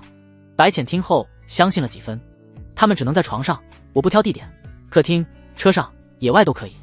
瞬间白浅呆滞在了原地，开始怀疑人生终究是错付了。叶少还真是风趣幽默。回过神来的白浅满脸黑线，他查过叶凡的资料，发现是一片空白，这让他对叶凡的好奇又加重了几分。今晚势必要弄清楚叶凡的来路，一个在短短几天内就把林家盘活的人绝不简单。就在这时，外面突然传来一阵打斗声。叶少，帮我！听到陈太的求助后，叶凡一个闪身来到了外面，就看到陈太正在被几人围攻。这几人一看就是练家子，竟和陈太打得有来有回。突然几人掏出匕首，露出狠厉之色，一看就是要来阴的。然而还未等他们靠近陈太，就只见叶凡果断抄起酒瓶扔了过去，砰砰砰砰，被酒瓶砸中的几人当即倒在地上哀嚎。狼狈的陈太连忙跑到叶凡面前，叶少，他们是猛虎帮的人。话音刚落，就只见一人从外面走到会所大厅之中，死死地盯着叶凡。小子，李轩就是你杀的吧？没错。见叶凡承认，对方当即说道，李轩是我的心腹，你杀了他，那你就得为他偿命。叶少，他叫雷成，是猛虎帮二当家，实力深不可测。陈太在一旁提醒道，但叶凡却没有当回事，而是径直走了上去。少他妈废话，小爷我杀的就是你猛虎帮的人，你要是不服，就只管放马过来。雷成听后当即暴怒，他好歹也是外境大城的强者，没想到这个小子竟然不把他当回事。小子，你他妈活腻了！说罢，雷成便一脸杀意地冲了上来。叶少小心！陈太刚提醒，就只见雷成已经一掌打在了叶凡的身上。轰！叶凡站在原地不动，但雷成却如同断线的风筝倒飞出去，重重地砸在墙上。噗！雷成吐出一口鲜血，然后在恐惧之中双眼一瞪，当场毙命。这就死了。高手！白浅神色一震，他知道叶凡本就来历不凡，没想到叶凡竟有这般身手。还好刚才在包厢内没有打草惊蛇。至于陈太，眼神之中的崇拜更加强烈，站着不动就能震死外境大成高手，连他父亲这个内境强者都做不到。难道叶凡是宗师高手？可宗师强者早该名震一方才对，可能叶凡喜欢低调吧。叶少威武，我对叶少之敬仰如同滔滔江水。打住！叶凡当即制止陈太拍马屁，善后的事情你来搞定，我还要去陪美女喝酒。叶少放心，包在我身上。叶凡来到包厢之后，才发现人不见了。卧槽，竟然翘班了！叶凡那叫一个无语，翘班是不道德的，还好没有提前把钱付了，不然可就亏大了。眼看时间也不早了，叶凡自己打了一辆车回去。第二天，叶凡还在熟睡之中，就接到了陈太打来的电话。叶少，不好了，我妹妹何琳总被猛虎帮的人抓了，我爸已经赶过去了。叶凡听后神色一怒，发个地址，我马上赶过去。好。猛虎帮，雷老虎，放了我女儿和林总，否则我踏平你猛虎帮。陈天虎带着陈家众人正在和猛虎帮对峙。今天他的女儿陈青雨和林听雪签约两家合作的事就被雷老虎带人抓走了。他和雷老虎号称江城双虎，两人的实力都非常强大，没有立马动手。只见雷老虎不屑道，陈天虎，从你陈家选择和林家合作那一天，你就该知道结果，惹怒金海商会，你没有什么好下场。如此看来，你是不打算放人了？面对陈天虎的步步紧逼，雷老虎却说道：除非你把叶凡的人头送来，否则你就准备为你女儿收尸吧。你找死！暴怒的陈天虎当即杀了上去。雷老虎也不甘示弱，两大内劲高手展开正面冲撞。砰！一拳之后，两人各自后退半步，看得出来他们的实力在势均力敌之间。随后两人又较量了好几招，依旧是不分伯仲。但随着雷老虎注射一针狂化药剂之后，陈天虎便被压着打。让开！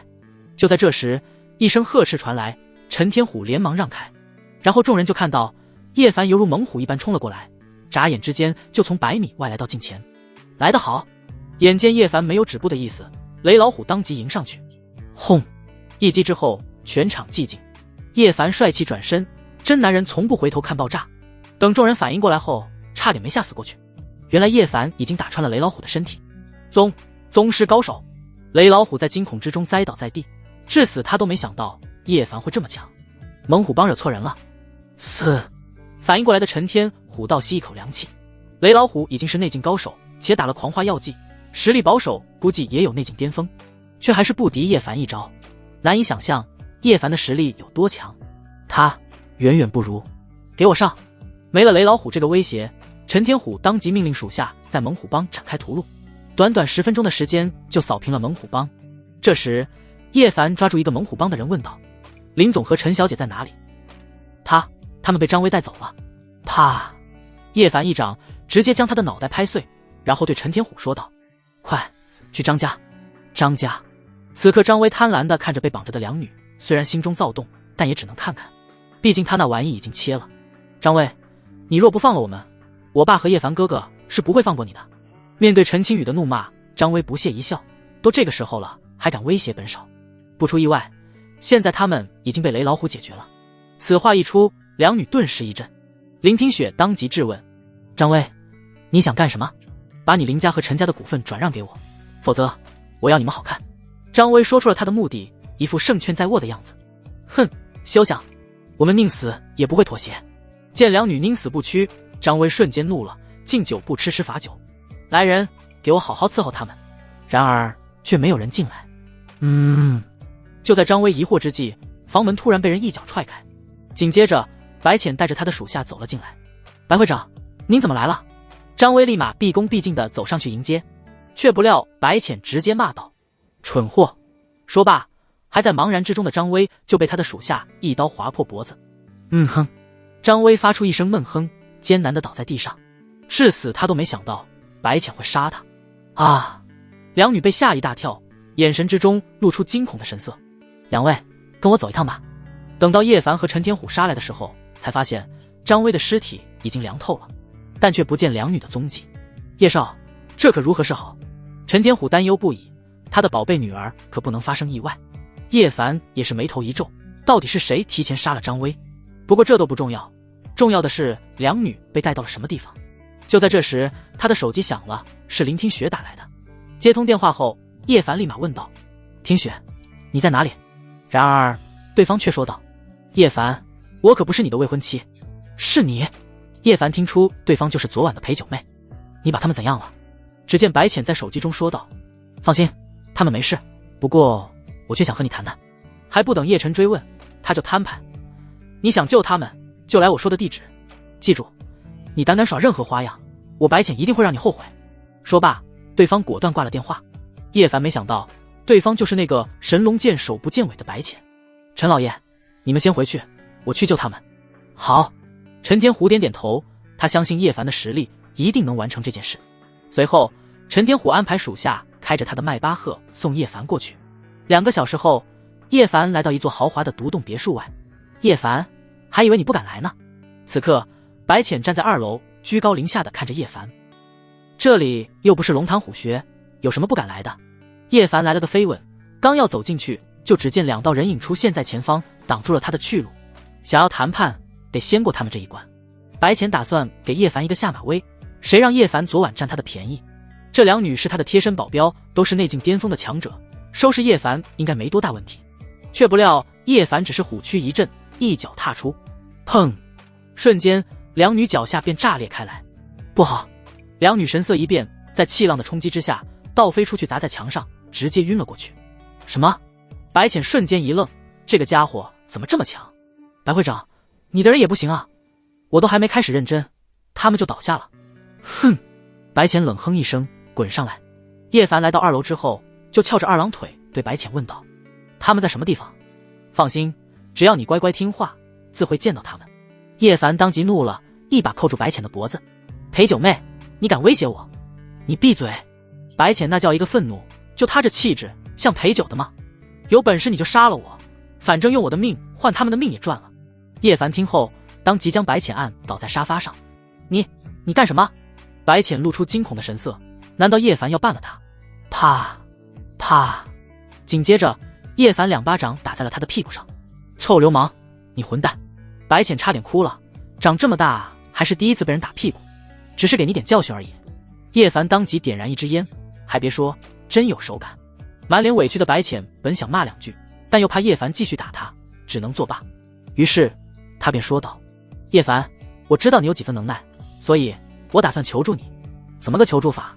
我能有什么好处？叶凡对着白浅吐出一个烟圈。白浅忍着愤怒说道：我可以把金海商会的行动告诉你，助你击败金海商会。这么好？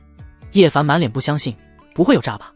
毕竟你可是金海商会的会长，怎么会帮着我一个敌人对付你们自己人？放心，只有金海商会倒下，我才能恢复自由。我拒绝你的求助。为什么？白浅不解地看向叶凡。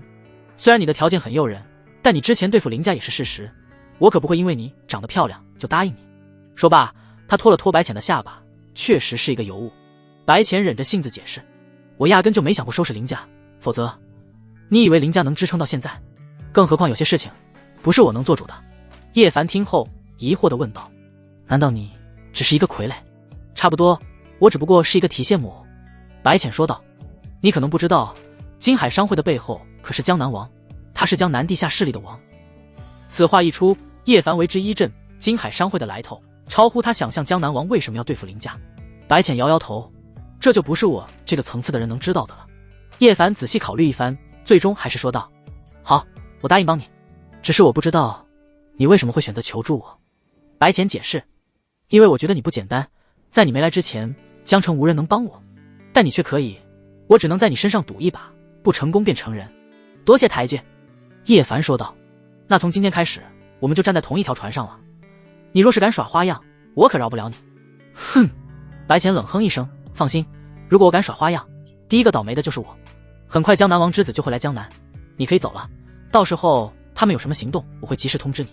白浅下了逐客令，他可不想和这个臭流氓多待一刻。然而叶凡却摇摇头，不着急，来都来了，过来帮我按按摩，也算是你求助的报酬之一。白浅当即就炸毛了，指着叶凡骂道：叶凡，你太过分了，真当我是出来卖的吗？瞧你这话说的，我不给钱就不是卖了。你混蛋！他这么轻易就放我们走？两女露出不可置信的神色。没办法，谁让我魅力大，把他征服了。叶凡一脸得意地说道。但两女才不相信他的鬼话。之后叶凡把白浅求助他的事情告诉两女，两女瞬间动容。我林家不曾得罪江南王，他为什么要把我林家逼入绝境？没必要纠结这个问题，走一步看一步。有我在，就算是天王老子来了也不用怕。得到叶凡的保证后，林听雪安全感十足。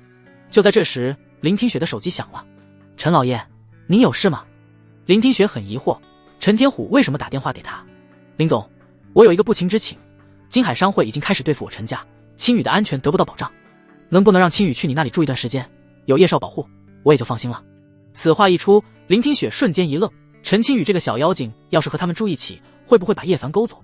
不过陈天虎那边他又不能拒绝，毕竟两家可是同一阵营的伙伴。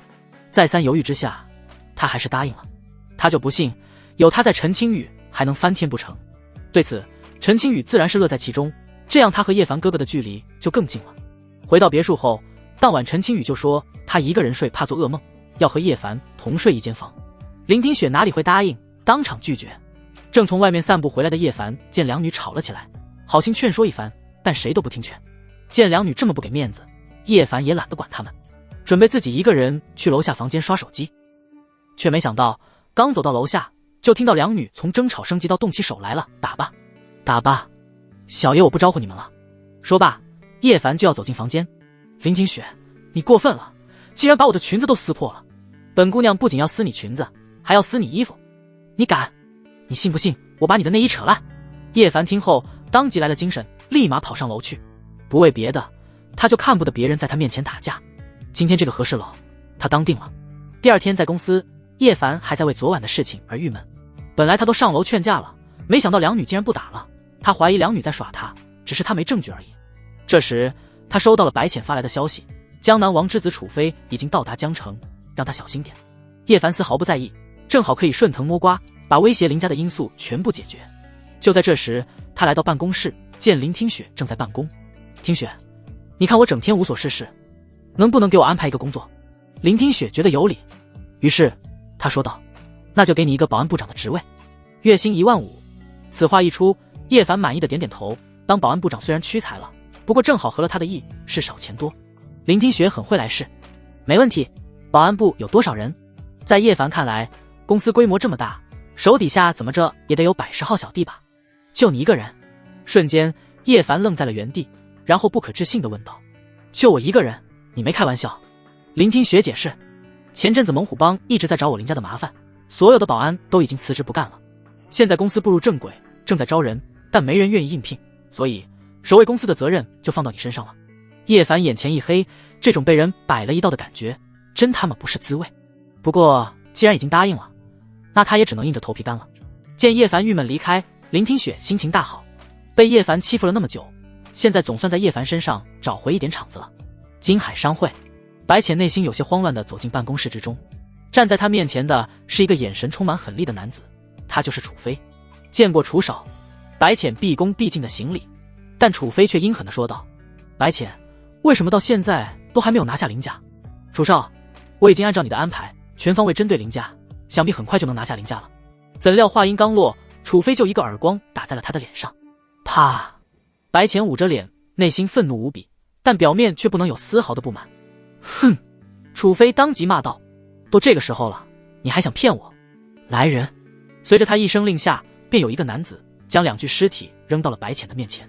白浅定睛一看，差点被吓死，因为死的人正是对他忠心耿耿的2名女保镖，此刻他们的尸体早已面目全非。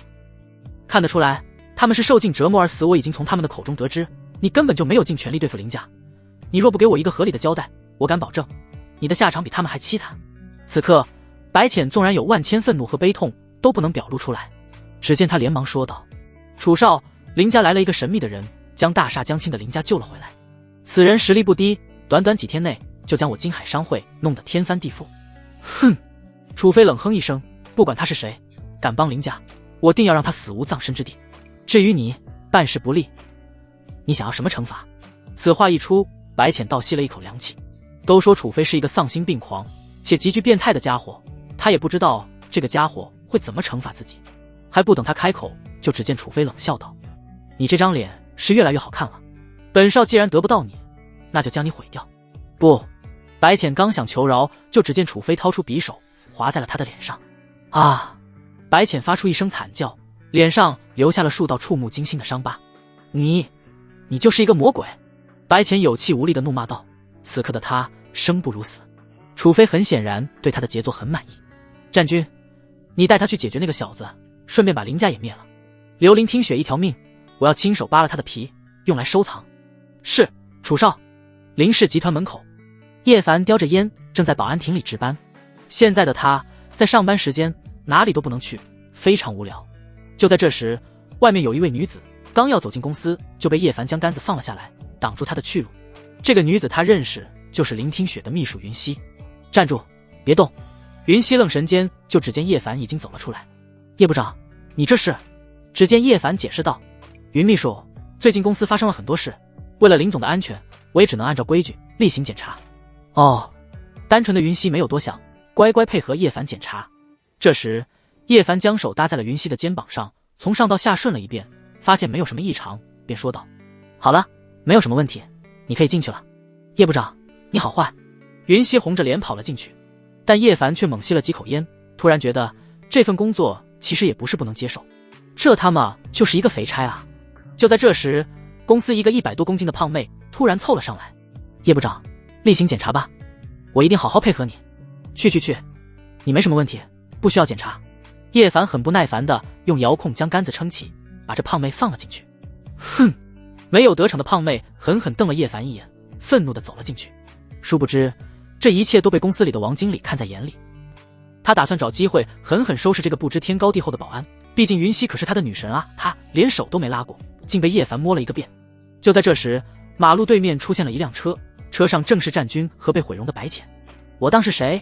原来只不过是一个小保安而已。说罢，战军就下了车，准备展开一场屠戮。小子，就是你敢管除少的闲事！来到叶凡对面的战军发出阵阵杀气，还不等叶凡追问，就只见白浅匆忙赶来。叶凡快跑，他是楚飞派来的杀手。吃里扒外，战军刚要一掌结束白浅，就只见叶凡迅速出击，一脚将他踢飞出去。找死！战军愤怒杀来，想他也是一方高手，没想到竟在叶凡面前吃了亏。与此同时，他展开半步宗师的实力，以为叶凡会吓得跪地求饶，却不料叶凡只是看像傻缺一般看着他，倒是给战军整不会了。他这巅峰的一拳落下，刚停顿在半空中就被叶凡稳稳抓住。什么？战军神色一变，一个保安而已，竟然有这等不俗的实力！砰！紧接着叶凡一拳砸在他的肚子上，战军踉跄后退，在见识到叶凡不可敌之后，哪里敢恋战，连忙逃向不远处的废弃工地。此刻战军脸上的恐惧还未消散，只见他哆嗦地拿出手机，准备将这件事汇报给楚飞。他只是欠楚飞人情才帮楚飞做事，没必要把命搭进去。怎料电话还未拨打出去，就只见叶凡站在前方，笑盈盈地看向他。你到底是谁？为什么会有这么强大的身手？战军知道今天碰上硬茬了。叶凡不屑地说道，你还没有资格知道我的身份，区半步宗师也敢跑来送死，你很有哦。早已吓破胆的战军露出一丝狠辣，拿出早已准备好的匕首就杀了过来。就在叶凡准备迎战的时候，他却只是虚晃一枪，连忙逃走。在我面前还想逃，痴人说梦。紧接着叶凡一个闪身消失在了原地。不多时，战军紧靠在一面混凝土墙上，大口喘气。他曾对战过无数高手，但从未有像叶凡这般随意几招就能给他造成极致的压迫感。怪不得林家能逆风翻盘，有这样的高手坐镇，哪怕是头猪都能起飞。砰！下一刻，叶凡一拳将10几公分的混凝土墙砸碎，一拳打在了战军身上。噗！战军吐出一口鲜血，整个人倒在地上，全然没有半点反抗力。这下看你怎么逃！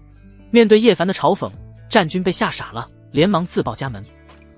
你不能杀我，我可是龙族的人，我若是有个什么好歹，龙族绝对不会放过你。他本以为叶凡会忌惮，却没想到叶凡只是一脚就踢爆了他的脑袋。叶凡，你杀了他，龙族会不会找你算账？赶来的白浅一脸后怕地问道。区龙族怕个毛啊！当年他们的族长和我敬酒的时候，都只敢把杯口碰到我杯底。叶凡不屑地转身，哎呦，卧槽，你怎么会变成这副逼样？他着实被白浅脸上的几道伤疤给吓到了。只见白浅啜泣地解释道，是楚飞弄的，他这个人从小失去了做男人的尊严，所以心里特别的扭曲。他不仅毁掉了我的脸，还要把林听雪的皮扒下来做成收藏品。他敢！叶凡当即怒火滔天。不管了，我现在只期盼他早点死，他死了，我也就没有什么遗憾了。对于白浅来说，现在的他已经没有活下去的勇气，但他要亲眼看着楚飞死。叶凡当即说道，在我把林家敌对势力连根拔起之前，他还不能死。你也不用绝望，凭我的医术帮你复原也没有什么大问题。此话一出，原本绝望的白浅露出一丝希望。你不会骗我吧？我骗你做什么？给我10天的时间调制出药膏，保证能让你变回之前的样子。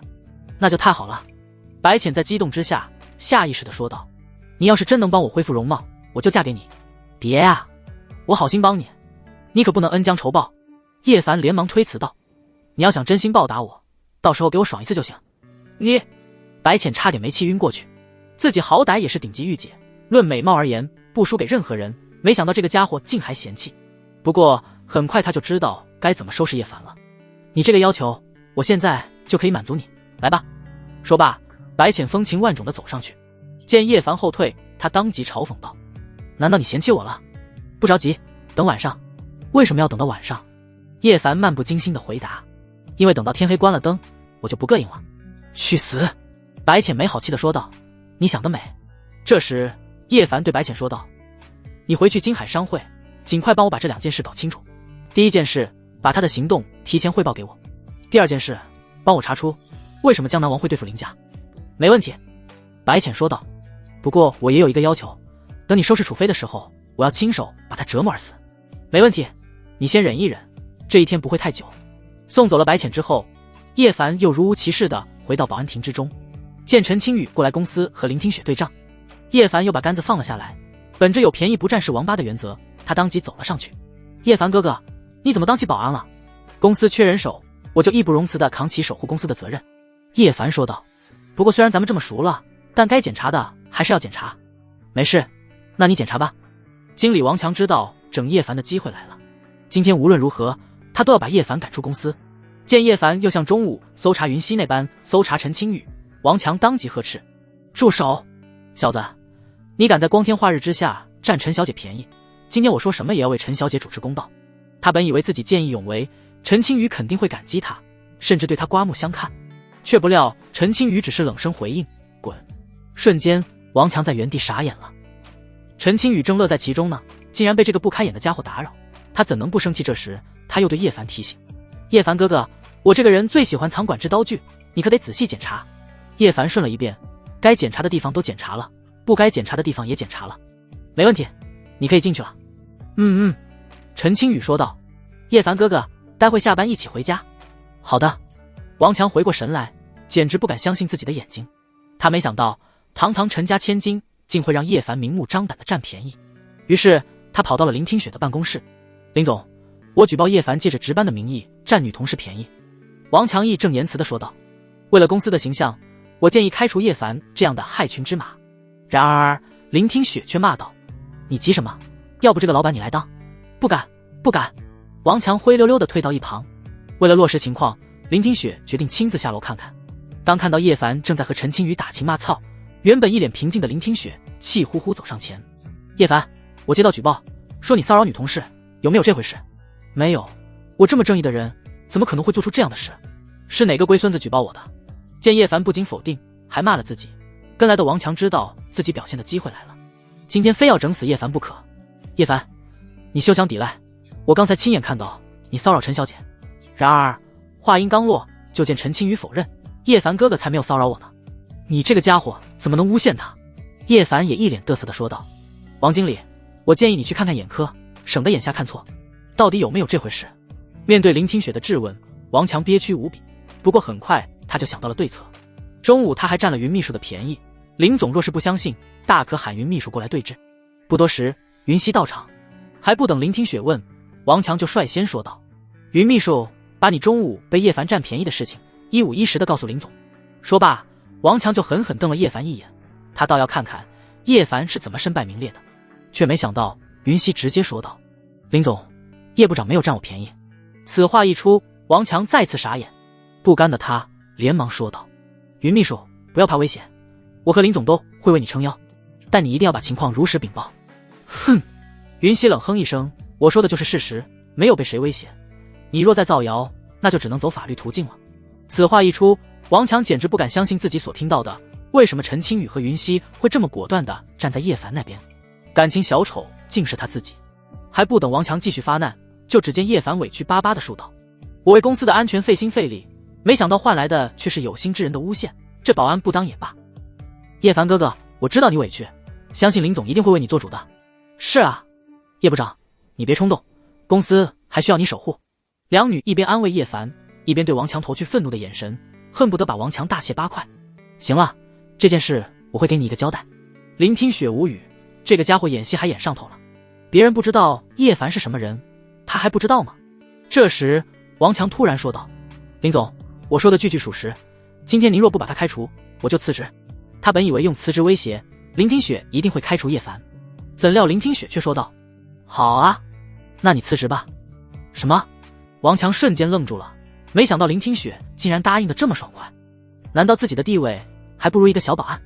林听雪对王强并无好感，这个家伙仗着自己是老员工，不仅对公司没有任何贡献，还经常压榨其他同事，就算没有这件事，他也会开除王强，现在正好有了借口。云秘书，帮王经理办理辞职手续。王强听后连忙求情：林总，我在气头上，您不要当真啊。但很快他就被叶凡轰出去。随后林听雪先让陈青雨上楼，而他则是对叶凡提醒：下次不用检查的这么细致。那可不行。叶凡义正言辞地说道，只要我还在这个职位一天，就会认真负责到底。从今天起，不仅其他人要检查，连你在我没有检查前也不能踏入公司半步。林听雪好悬没被气死，气呼呼地骂道，你有没有搞错？我可是老板。老板也一样，在我面前一视同仁。你……这边两人还在吵闹，而被公司开除的王强则是一脸阴狠。林听雪，本打算把公司机密高价卖给别人，但你却为了一个保安开除我，那我就低价卖给金海商会，把你的公司搞垮。人不要脸则无敌，把出卖公司说的这么冠冕堂皇，也只有他了。夜里，废弃的工地内，此刻有2男1女站在战军的尸体面前。2名男子实力和战军差不多，都是半步宗师，为龙组最底层的成员，而那女子实力却很强，已经步入宗师之境，放眼龙组，那也是队长级别的高手。龙一、龙三，查出他的死因了吗？2人连忙说道。队长，从现场的战斗痕迹来看，战军是被人碾压致死，对方的实力可能是宗师。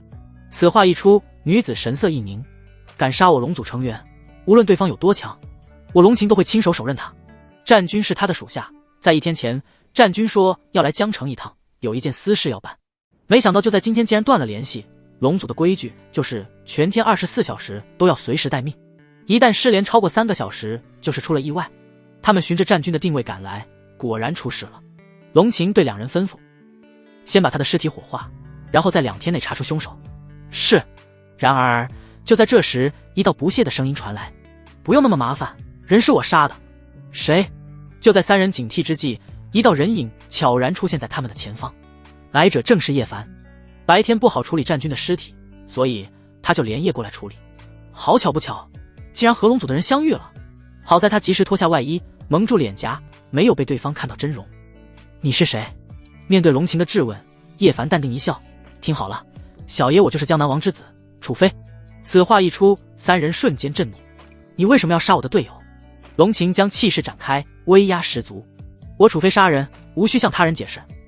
你龙组若是真有那个胆子，大可与我碰一碰。不要怪我没提醒你们，我爹可是江南地下势力的王，你们惹不起。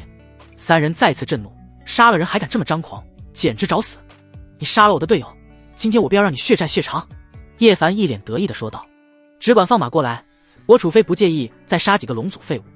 你找死。说罢，龙一和龙三率先杀到叶凡近前，却不料叶凡一个闪身就消失在他们的眼前。小心。龙秦话音刚落，猝不及防的2人就被叶凡一拳一个打飞出去。噗！2人同时吐出一口鲜血，忌惮地看向叶凡。从刚才这一招来看，叶凡的实力深不可测，绝非他们能力敌。让开！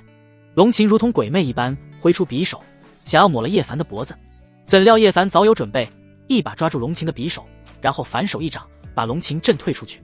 队长！2人想要上前扶着龙秦，但伤势太重，连起身的力气都没有。废物，跟我楚飞斗，你们有那个实力吗？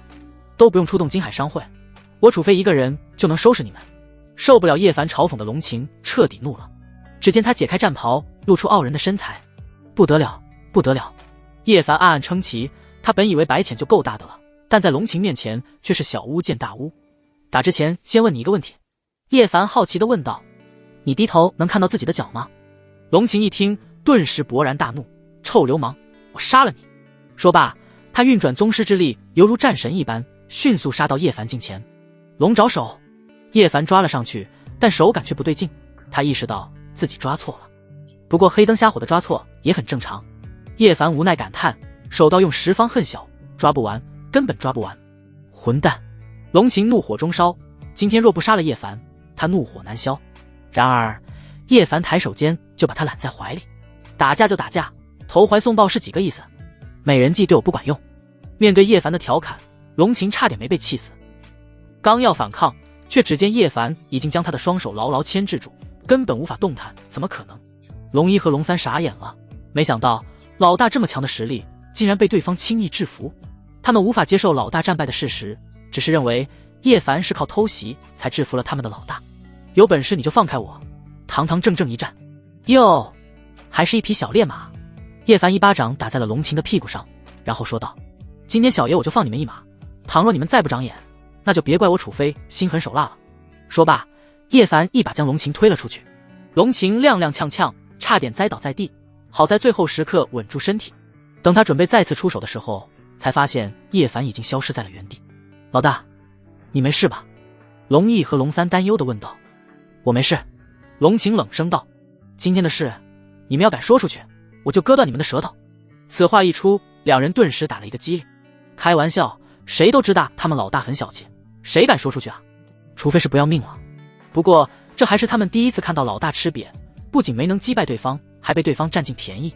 这时他们对龙晴问道：老大，现在怎么办？去金海商会，我要把楚飞碎尸万段。是。很快三人都顾不上处理战军的尸体，只是打了一个电话让当地部门来处理之后，便火速杀向金海商会。这一幕被躲在暗中的叶凡看个正着，这一波嫁祸非常成功。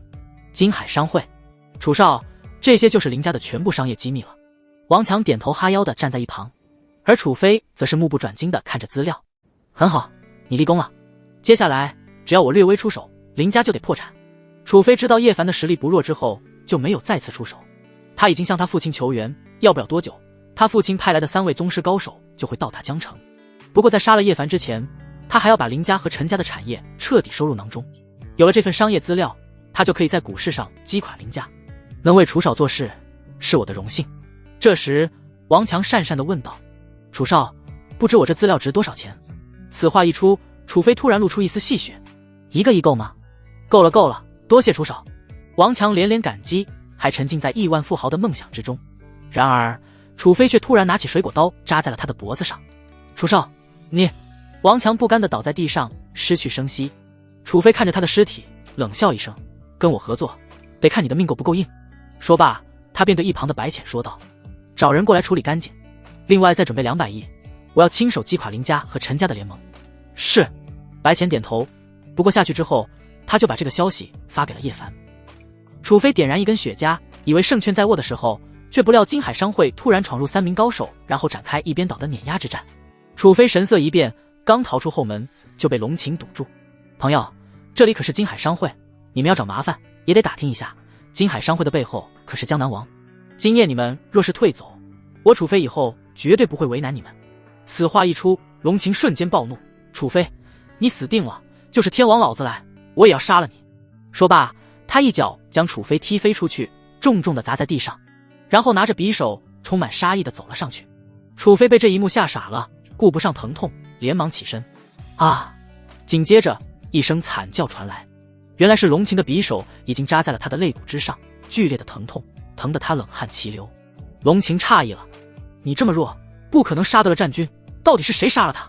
此刻龙晴已经大概了解到了楚飞的实力，只是一个不入流的货色而已，根本没有击杀战军的实力，更别提让他狼狈。凶手另有其人。只见楚飞连忙颤抖地说道：杀战军的人是叶凡，不是我。此话一出，龙晴更加坚定不是楚飞，那个流氓的声音他一直记得，根本就是2个人。叶凡是谁？随后楚飞在惊恐之下把叶凡的老底全部都交代出去。龙晴瞬间震怒，搞了半天原来自己被那个家伙耍了。于是他一脚将楚飞踢飞出去，正中下盘，很明显的听到楚飞蛋碎的声音。哼。楚飞发出一声闷哼，在不甘之中晕了过去。本来那方面就不行的他，现在算是彻底废了。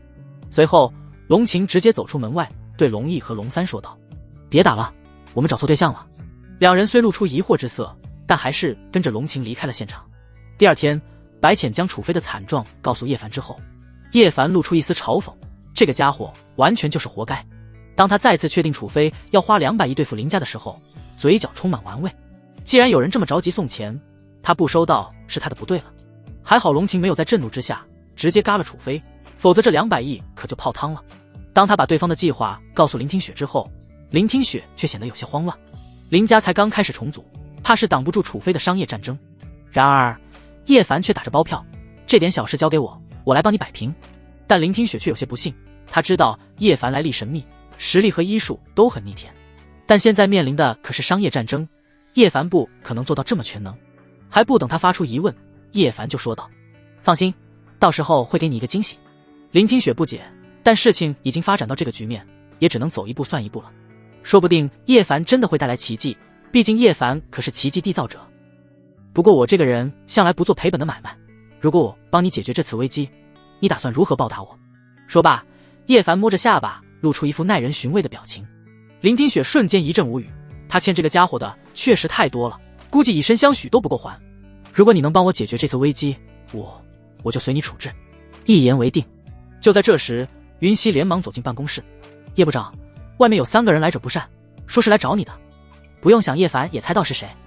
我出去会会他们。说罢，叶凡来到公司之外，果然看到了龙晴3人。小子，你把我们骗得好惨，今天说什么也要你血债血偿。龙晴暴怒地骂道。很显然，他还在为昨晚的事情而耿耿于怀。而龙一和龙三则是傻眼了，谁能想到击杀战军的高手竟然是眼前这个平平无奇的小保安。然而叶凡却漫不经心地说道，人的确是我杀的，不过我还是建议等我说完之后，你再考虑要不要动手。当然，如果你是因为昨晚的事对我的龙爪手上瘾，想要提前动手，我不介意再帮你过过瘾。此话一出，龙一和龙三瞬间色变。过瘾你大爷！龙晴就要动手，却被2人连忙拉住。队长，不妨先听他说清楚。很好，今天要是不给我一个合理的交代，我绝不饶了你。龙晴逐渐从愤怒之中平静下来。只见叶凡说道，本来我是不想杀你龙族的人，要是传出去，只会让人觉得我欺负弱小。瞬间，3人恼怒不已。龙族可是大夏最强大的一支特战队，没想到在叶凡的眼里，竟成了弱小的代名词。这个家伙不装逼会死吗？紧接着，叶凡又说道，但战军那个小子不知死活，竟然成为了楚飞的走狗。楚飞的父亲乃是江南最大的黑道头子，龙族的信仰便是守护大夏，解决一切威胁大夏的祸乱。如果战军为楚飞卖命，是你龙族允许的，那就当我没说。此话一出，3人内心大惊，他们不知道叶凡为何对龙族这么了解。叶凡绝对不是一个小保安那么简单。由此看来，战军倒还真是死有余辜。每一位龙族的成员，从加入龙族那一刻起，就不能为龙族抹黑。而战军很显然已经违背了这个规定，理应当斩。现在你们还要为他报仇吗？在叶凡尖锐的目光下，3人羞愧不已。可就算是他违背了规定，也当由我龙族处置。你一个外人，没有资格杀我龙族的成员。此刻，龙晴不依不饶地说道。但叶凡却不屑地回应，别说是他，就算是你们族长犯了错，老子照样也要杀，因为我有这个资格与权利。此话一出，3人感受到了一股强大的压迫笼罩在身上。他们震惊叶凡到底有着怎样逆天的身份。你到底是谁？这是3人都很想知道的问题。但叶凡却转过身，深沉地说道，抱歉，你们还没有资格知道我的身份。你被羞辱了一通的3人着实有些不好受。该知道的你们也知道了，赶紧滚，不要打扰我值班。叶凡很不悦，毕竟他可是一个爱岗敬业的保安，马上就要到下班时间了，他还要忙着为公司的安全把关呢，哪有功夫理会这3人。哼！龙晴冷哼一声，战军的事情算是告一段落了，但我的事还没有结束。昨天是我大意之下吃了你的亏，今天我将对你发起挑战，你要是不答应，我们就不走了。话音刚落，叶凡眯着眼，饶有兴趣地说道，没想到你瘾还挺大，来吧，让我用龙爪手好好伺候你，保证让你舒舒服服。龙一和龙三听后顿时麻木在了原地。如果没记错，这还是第一次有人敢明目张胆地调戏他们的老大。为了不被老大灭口，他们2人立马退得远远的，在心里暗自祈祷，接下来发生的事他们就算知道也要当作不知道。臭流氓，我杀了你！就在龙晴即将发难的时候，叶凡立马说道，先等一等。哼！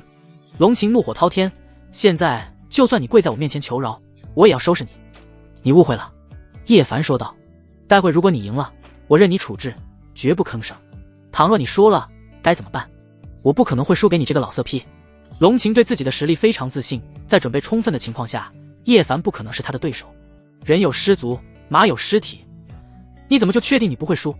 那你想怎么办？面对龙晴的质问，叶凡说道，简单，如果你输了，接下来1年内，你的2个队友就留下来给我当小弟，至于你，则是留在老板面前当保镖，你敢赌吗？此话一出，龙毅和龙三傻眼了，这他们躺着也中枪啊！就在他们准备劝说龙晴要慎重，毕竟他们也不知道叶凡有多强之际，龙晴果断答应，没问题，但愿你不要后悔。说罢，他施展宗师级别的实力，一个照面就杀到叶凡面前，直取咽喉而来。龙一和龙三又恢复了自信，他们老大年纪轻轻就是宗师，怎么可能会输？抓安龙爪手！叶凡在闪身避让龙晴的时候，顺势出击。哼！龙晴发出一声闷哼，双眸冰冷地看向叶凡。叶凡连忙收手，抱歉地说道：“不好意思，比武难免会磕磕碰碰，不要在意。你要是再敢袭胸，我剁了你的手。龙琴才不相信这个臭流氓是无意的，都被抓轻了。很快龙琴施展最强一招，这是龙祖最强格斗术。很显然，他是想要一招制服叶凡。老大，加油！龙毅和龙三紧绷心弦，不出意外，接下来叶凡要落败了。毕竟在这一招之下，寻常宗师根本没有招架之力。却没想到，叶凡不仅没有退让，反而正面冲撞而来。这个家伙疯了吗？龙琴回过神来，把实力推向巅峰。砰！一声巨响之后，在龙毅和龙三的呆滞中，龙琴倒飞出去，重重地砸在地上。龙琴在不甘的同时松了一口气，还好资本大，脸距离地面还有5公分的距离，被2个点牢牢支撑住。老大！还不等2人走过来，龙琴就摇摇晃晃起身，在看向叶凡的时候，却没有了再战的勇气。他明显的感受到叶凡刚才没有施展全力，否则他不可能毫发无伤。我输了。龙琴无奈认输，毕竟他不是给脸不要脸的人，再打下去，人家未必会手下留情。2人倒吸一口凉气，没想到不可一世的老大竟然认输了，都不知道叶凡有多强。当然，这不是最重要的，重要的是他们接下来1年内就没有自由了。叶凡得意的点头，既然输了，那你就去听雪那里报道吧。哼，不用你说，我知道该怎么做。龙琴冷哼一声，走向办公大楼。他本想求助长老会的爷爷，自己在外面被一个大色狼欺负了，但这样多没面子。他决定在接下来的时间内一定要刻苦修炼，争取早日击败这个家伙。到时候他要让叶凡跪下来给他唱征服。至于龙毅和龙三，完全是受到了无妄之灾啊！但老大都认怂了，他们哪敢说个不字？于是他们连忙对叶凡问道：叶先生，我们要做什么？叫我叶部长。此话一出，2人无语，不知道的还以为叶凡某个大官呢。叶部长，我们的工作是什么？听到2人恭敬的称呼，叶凡满意的点点头。你们的工作很简单，就在保安部值班，凡是到公司的男客户、男同事，你们都要仔细认真搜查。那女的呢？女的交给我。2人无语了，他们堂堂身经百战的兵王，竟也有沦落到当保安的一天。这日子别提有多窝火了，传出去估计要被其他成员笑掉大牙。这时叶凡对2人教育道：虽然你们是我收过最差的小弟，但只要你们干得好，我不介意指点一下你们。此话一出，2人顿时来了兴趣。虽然他们不知道叶凡到底有什么来历，但能随意击败他们的老大，肯定是一个牛逼的大佬。能被这样的大佬指点，也是一种机遇。事实上，在1年之后，他们的确为今天的遭遇感到荣幸。当然，这都是后话了。如此轻易的就收了3个小弟，叶凡别提有多开心了。接下来就等着楚飞出招了，然后他等着收钱就行。办公室内，林听雪愣住了，没想到叶凡竟然给他找了一个高手保镖。当看到傲然挺立的龙琴之后，连他也忍不住惊叹。2女很快就熟络了下来。然后林听雪好奇地问道：琴姐，你是怎么保养的？教教我。天生的。龙琴谦虚的语气之中透着骄傲。这手爪印是谁的？林听雪露出疑惑的神色，这么大的手都只抓了一半，他什么时候才有这个资本？本来这件事很丢脸，龙琴也不想说，但他很快就改变主意。他收拾不了叶凡，就让林听雪去收拾。于是他把情况告诉了林听雪。林听雪听后勃然大怒：叶凡，我他妈弄死你！别墅内，叶凡非常无语。刚才下班的时候，林听雪对他一阵乱挠，而龙琴却在一旁看笑话。他知道这肯定是龙琴从中使坏，所以他准备给龙琴一点教训，压压龙琴的锐气，让龙琴知道这个家谁才是大小王。于是他掏出10块对龙琴说道：去给我买2瓶毛子和2条华子，剩下的就当是给你的小费。臭流氓，你别过分。龙琴恨不得撕碎叶凡，这个要求简直丧良心。但看到叶凡笑盈盈的威胁之后，他也只能憋屈的接过10块钱去外面的超市买东西。龙毅和龙三不由得对叶凡竖起大拇指，第一次见到有人把他们老大治得服服帖帖的人。只是被老大的爷爷知道后，会不会打断叶凡第3条腿？看来得找个机会提醒一下叶凡。晚上2人住在1楼，而叶凡和3女则是住在3楼。这时叶凡说道：闲来无事，要不打几把麻将吧？好呀，好呀。陈青雨爽快地答应，剩下2女也顺势坐在麻将桌旁。叶凡抽了一口烟，享受地说道：我打麻将必须要有彩头才刺激。打多少？龙琴不耐烦地问道。赌钱的事情叶凡可不干，毕竟在场就他最穷，身上唯一的10块还给了龙琴。于是他提议不赌钱，输一把脱一件衣服，直到认怂为止。他本以为三女会推辞，没想到他们直接说道：“来就来，谁怂谁孙子。”见此情况，叶凡瞬间就觉得不无聊了。1个小时后，时间也不早了，要不今晚就到这吧？叶凡尴尬地说道。连他也没想到，今晚自己的手气竟会这么差，打了这么多把，愣是一把没赢。三女有输有赢，只是输了一件外衣，而他却输的只剩裤衩了。再打下去，他就什么都不剩了。不行，龙琴得意地说道，我们都还没认输，你是不是输不起？好不容易找到出气的机会，他怎么可能会放过？我认怂，我是孙子还不行吗？此刻叶凡像极了委屈巴巴的小媳妇，这还差不多。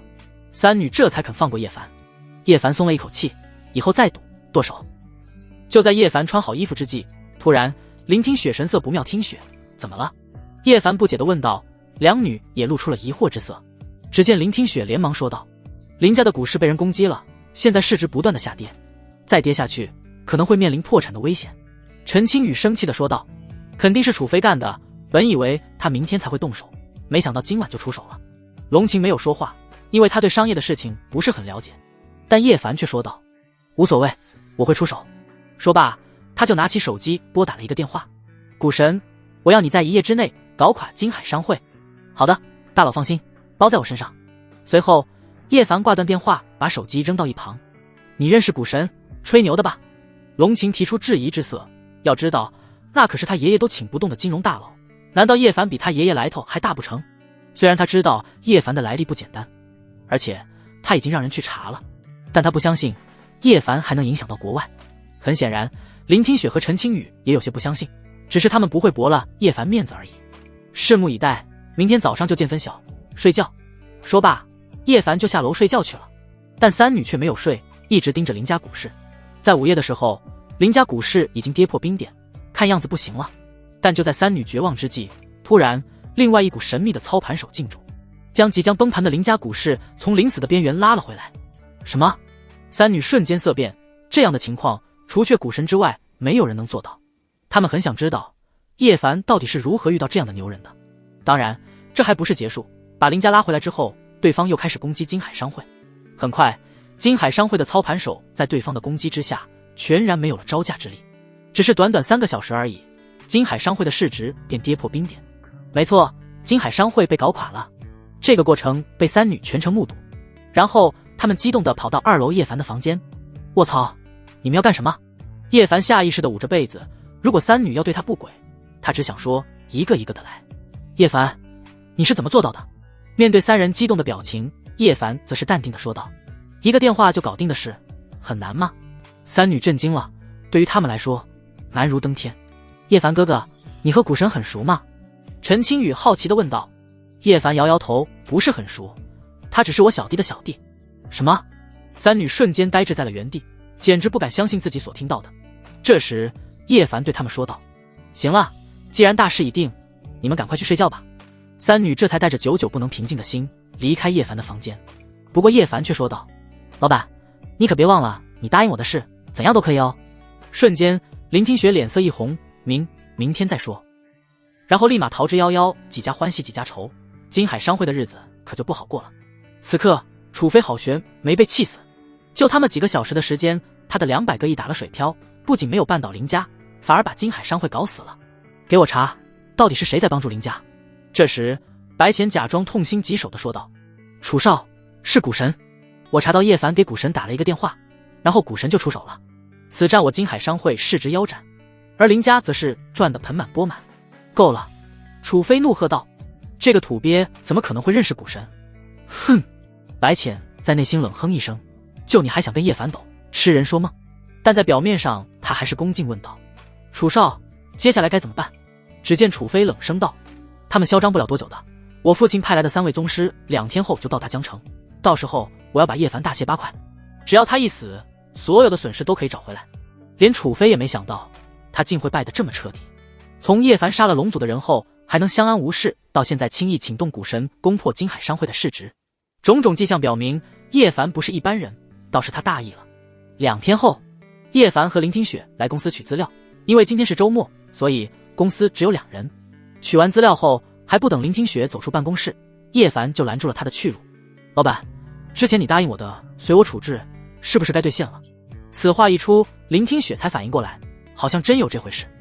你想做什么？林听雪小鹿乱撞，特别是公司只有2个人的情况下，难免会多想。只见叶凡笑眯眯地说道：把衣服脱了。林听雪听后当场吓了一跳，这个家伙难道真想把自己办了？于是他警惕地说道：可不可以过一阵子，我都还没准备好。不可以。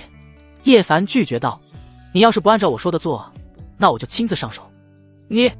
林听雪内心无比紧张，但答应的是，如果变卦，那就不地道了。随后林听雪小心翼翼将窗帘拉上，然后褪去外衣。这还差不多。叶凡满意的点点头，继续。话音刚落，林听雪脸色羞红。虽然他和叶凡本就有婚约，但这个家伙都不给他心理准备，就算他未经人事，也能猜到接下来叶凡要干什么。趴下。随着叶凡再次命令，林听雪内心更加紧张了。死就死吧。林听雪豁出去了，反正他早晚是叶凡的人，只是他没想到叶凡第一次就玩得这么花哨。随着叶凡凑近，林听雪似乎能明显的听到自己的心跳声。这一刻，他紧闭双眼，静静的等待接下来要发生的事情。然而就在这时，他却感受到了背后似乎有什么东西在动。还不等他反应过来，叶凡就说道：好了，穿上吧。这是怎么回事？林听雪傻眼了，不知道叶凡这波操作是什么意思，内心如释重负的同时，或多或少有些失落。这时叶凡一边盯着手机，一边露出欣赏的笑容。很显然，他对自己的杰作很满意。懵逼的林听雪凑近一看，眼前一黑，差点晕倒在地。原来叶凡不是对他有想法，而是在他背上画了一只大王八。你这背部画点东西太可惜了，我这画工不错吧？见叶凡还在洋洋自得，林听雪怒了：老娘裤子都脱了，你就整这一出？你个死变态，我咬死你！说罢，林听雪张牙舞爪地咬向叶凡。我跑！就在2人追逐打闹间，叶凡的手机响了，是陈青雨打来的。叶凡哥哥，别墅来了一群神秘人，正在和秦姐3人缠斗，你快回来。此话一出，叶凡说道：我马上回来。听雪，家里出事了，多半是楚飞动手了。听闻叶凡的解释，林听雪连忙问道：要不要报警？没必要，我来处理。说罢，叶凡就和林听雪连忙赶回别墅。至于白浅为什么没有给他发信息，在叶凡看来，估计白浅那边也出事了。别墅外，此刻龙晴和3人正联合对敌这群神秘之人。龙组特战队的战力可不是盖的，这群神秘人在3人的联合攻击之下，竟被打得节节败退。废物！龙晴嘲讽一声，就这点实力也敢来放肆，真当他龙组特战队是吃素的？然而就在这时，一道黑影突然从人群之中窜出。队长小心！不等龙毅和龙三提醒，来人就杀到了龙晴面前。砰！强如龙晴竟被这一拳震得连连后退。好险！龙晴大惊失色，如果他刚才防备不及时，估计这一拳能要了他半条命。不愧是龙组特战队，竟能挡住我的偷袭。来人露出戏谑的神色。你是谁？龙晴冷声问道。龙毅和龙三也站在他的身旁，3人形成3角之势。只见对方说道：江南王麾下，萧七杀。此话一出，龙晴神色一震，对方的实力怕是不低于自己，都是宗师高手。哼！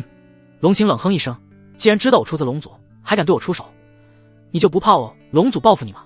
怕，当然怕。萧七杀冷笑一声，不过今晚将你们全部击杀，就没有人知道是我做的，就凭你。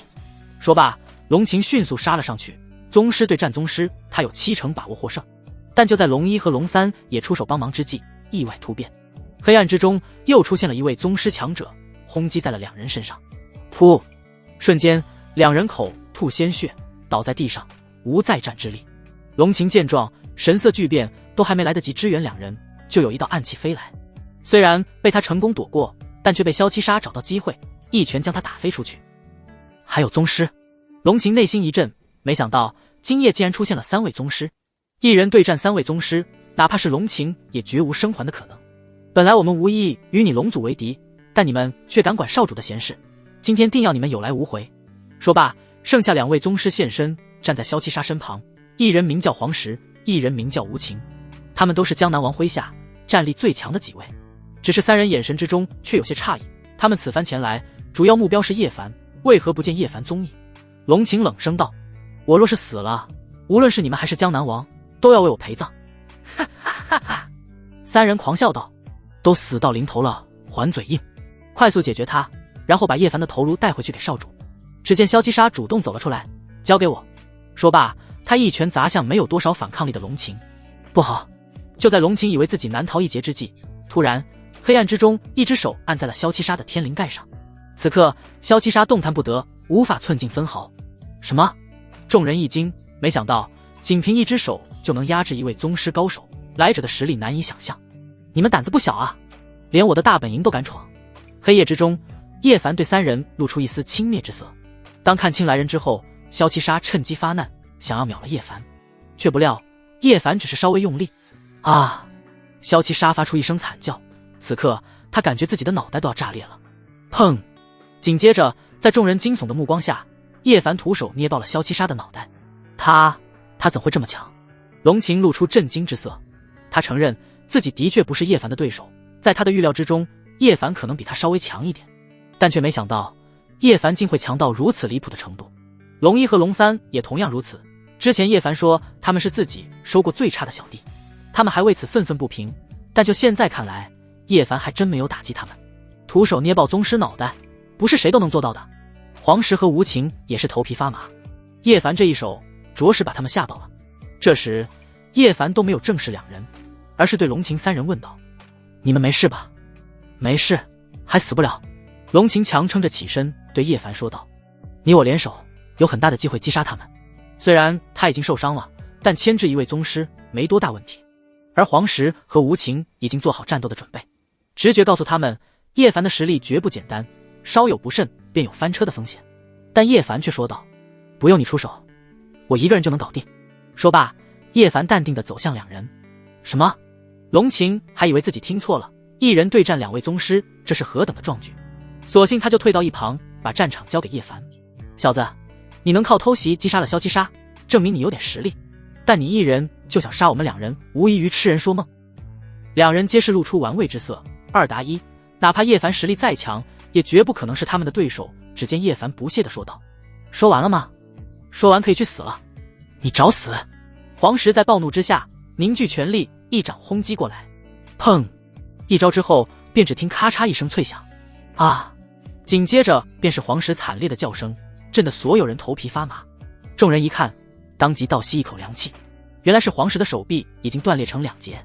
谁能想到，在叶凡面前，连宗师都如此不堪啊！黄石发出一声惨叫，绝望的呼喊：“吴情兄，快救我！”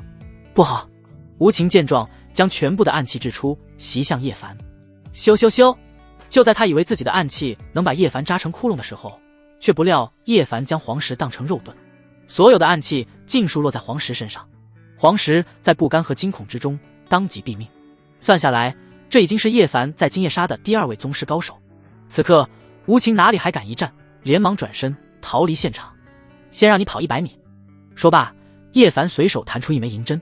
远在100米开外的吴情发出一声闷哼，一头栽倒在地，至死都不敢相信叶凡能在100米之外秒杀他。至此3大宗师尽数毙命，这么弱真没意思。叶凡失望地摇摇头，还以为能有一场酣畅淋漓的战斗，没想到这么快就结束了，还不如调戏妹子有意思。然而三人听后纷纷倒吸一口凉气，他们对叶凡的来历更加震惊了。杀宗师犹如砍瓜切菜一般简单，叶凡的实力到底有多强？在三人的预估之中，叶凡的实力估计已经能和他们的族长比肩了。事实上，他们的族长给叶凡提鞋都不配。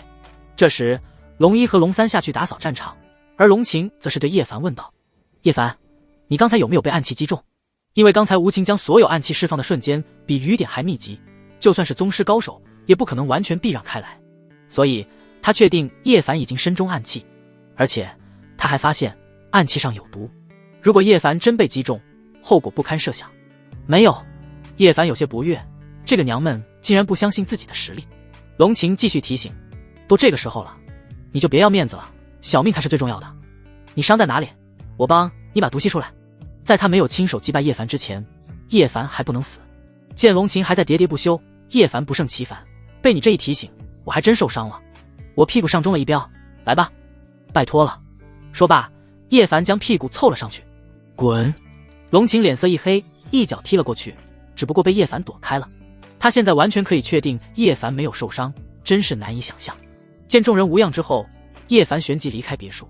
龙晴疑惑地问道：“你要去哪里？”“去金海商会找楚飞算账。”说罢，叶凡一脚油门，开着车赶往金海商会。“等等我。”龙晴也问陈青羽要了车钥匙离开。楚飞连龙族的人都敢杀，他也不会放了这个家伙。金海商会，嗨！白浅发出一连串的咳嗽。楚飞，有种你就杀了我，折磨我算什么本事？此刻，白浅被打得浑身是伤。他刚要把楚飞对付叶凡的消息发出去，就被楚飞带到了，然后就被楚飞打到半死。只见楚飞阴笑道：“不着急，等3位宗师强者拿着叶凡的头颅过来，我再杀了你也不迟。”哼！白浅冷哼一声：“就凭你的人，还想杀叶凡？做梦！”楚飞瞬间暴怒，就在他准备继续折磨白浅的时候，他的属下匆忙来报：“楚少，不好了，叶凡已经杀到金海商会，我们的人挡不住他。”什么？楚飞神色一变，赶快把3位宗师高手召回对付他。3位宗师高手已经全部丧命了，他的属下露出为难的神色。不可能！楚飞听闻骇然失色，那可是3位宗师高手啊，不是大白菜，怎么可能会丧命？然而还不等他回过神来，砰！一声巨响后，大门被暴力踢飞，紧接着2颗头颅和1条手臂扔了进来，正是他派去的3位宗师。嘶！楚飞倒吸一口凉气，着实被眼前一幕吓得汗毛倒立。楚飞，这个惊喜不错吧？叶凡一脸嘲讽地走向楚飞。楚飞早已被吓得肝胆欲裂，连忙说道：“叶凡，有话好好说，只要你不杀我，我什么条件都可以满足你。”是吗？叶凡冷笑一声：“早知今日，何必当初？我的条件只有一个，那就是要你的命。”此话一出，楚飞吓得直接从椅子上掉落在地。现在的他可谓是满盘皆输。这时，白浅挣扎着起身，一脚踹在楚飞身上。“楚飞，你也有今天！”说罢，他便来到了叶凡的身边，急忙解释道：“叶凡，我之前被他控制了，没有及时通知你。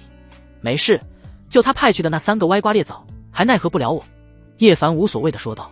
但白浅和楚飞却是内心悚然，宗师高手在叶凡的面前竟只是歪瓜裂枣，这绝对是他们听过最嚣张的话了。不过实力已经证明一切，叶凡绝不是吹嘘。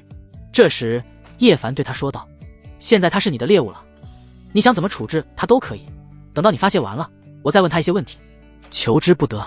白浅脸上露出无尽的厌恶之色，这一天他等了很久。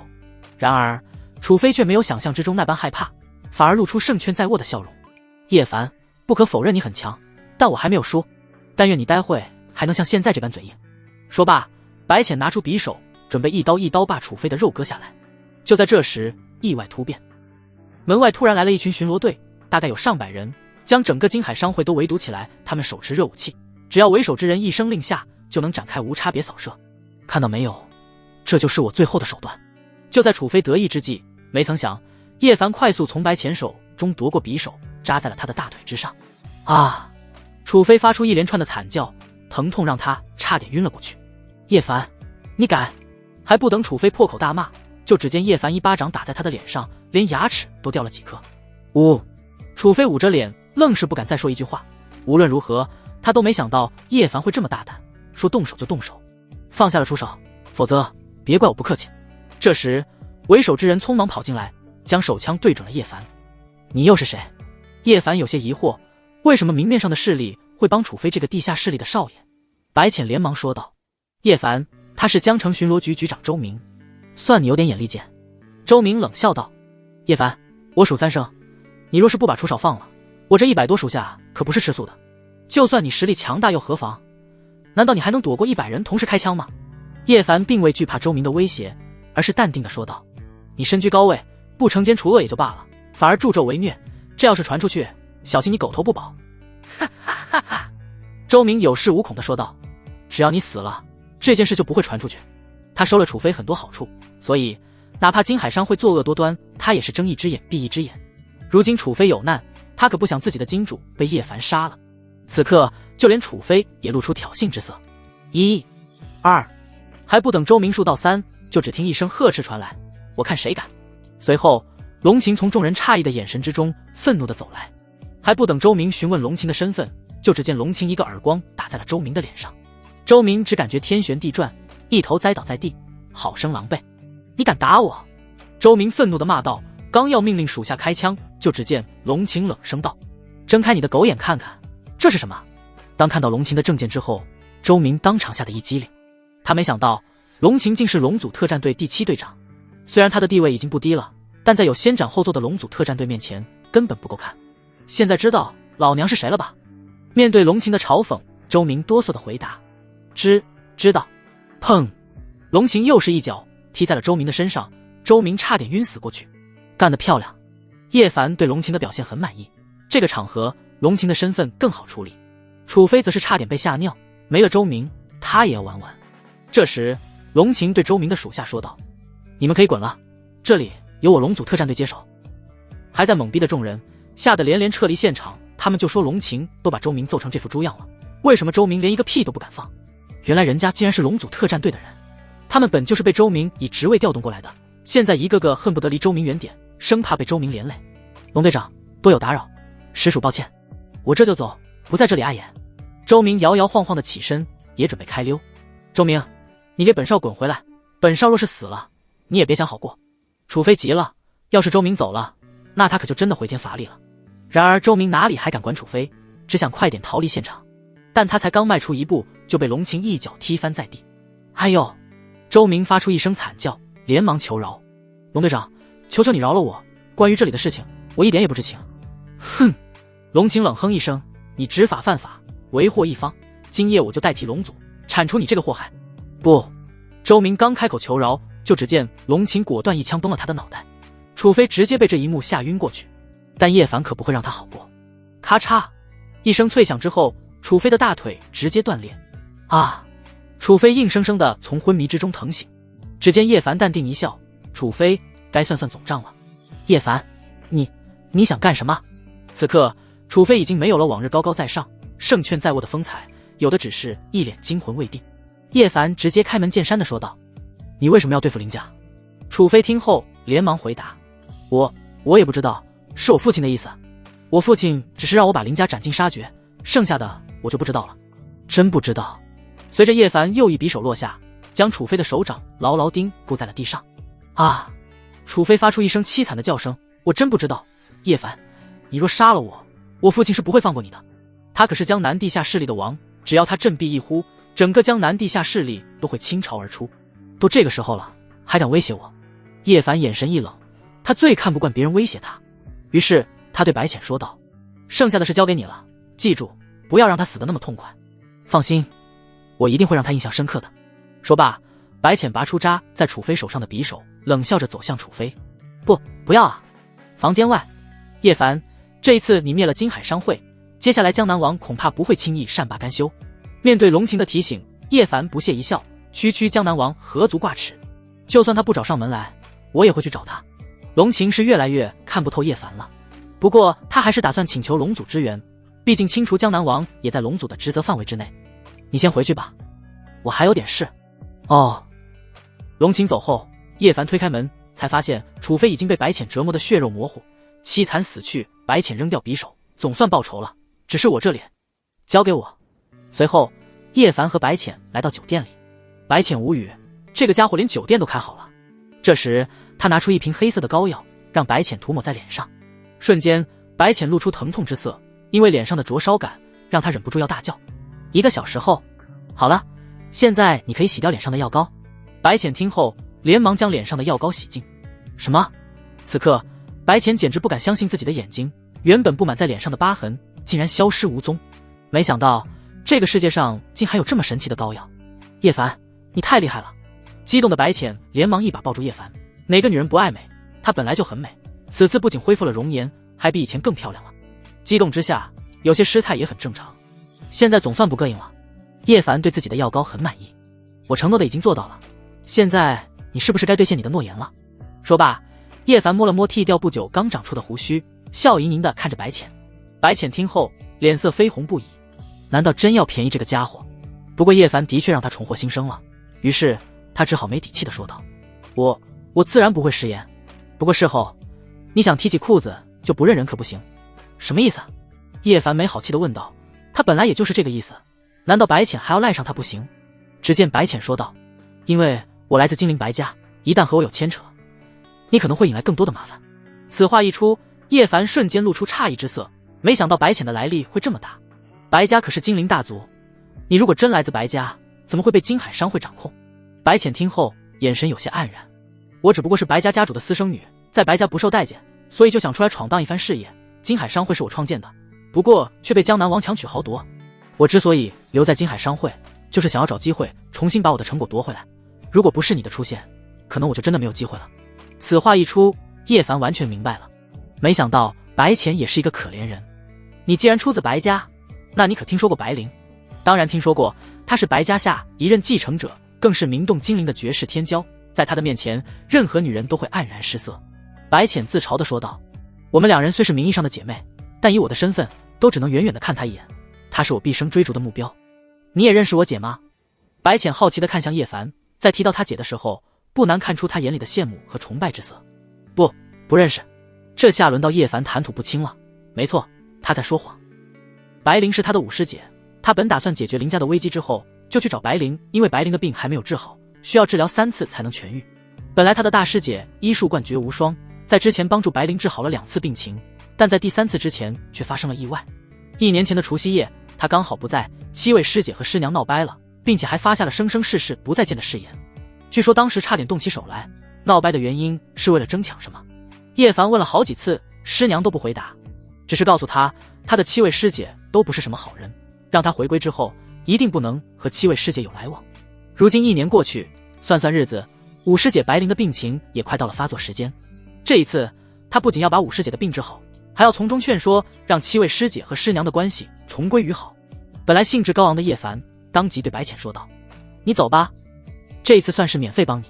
用他的话来说，男人可以好色，但绝对不能把主意打到自家人身上。好吧，其实他是怕五师姐知道后收拾他。什么？白浅简直不敢相信自己的眼睛，没想到叶凡竟然放弃了到嘴边的肥肉。看样子叶凡不像是在开玩笑的，而是认真的决定。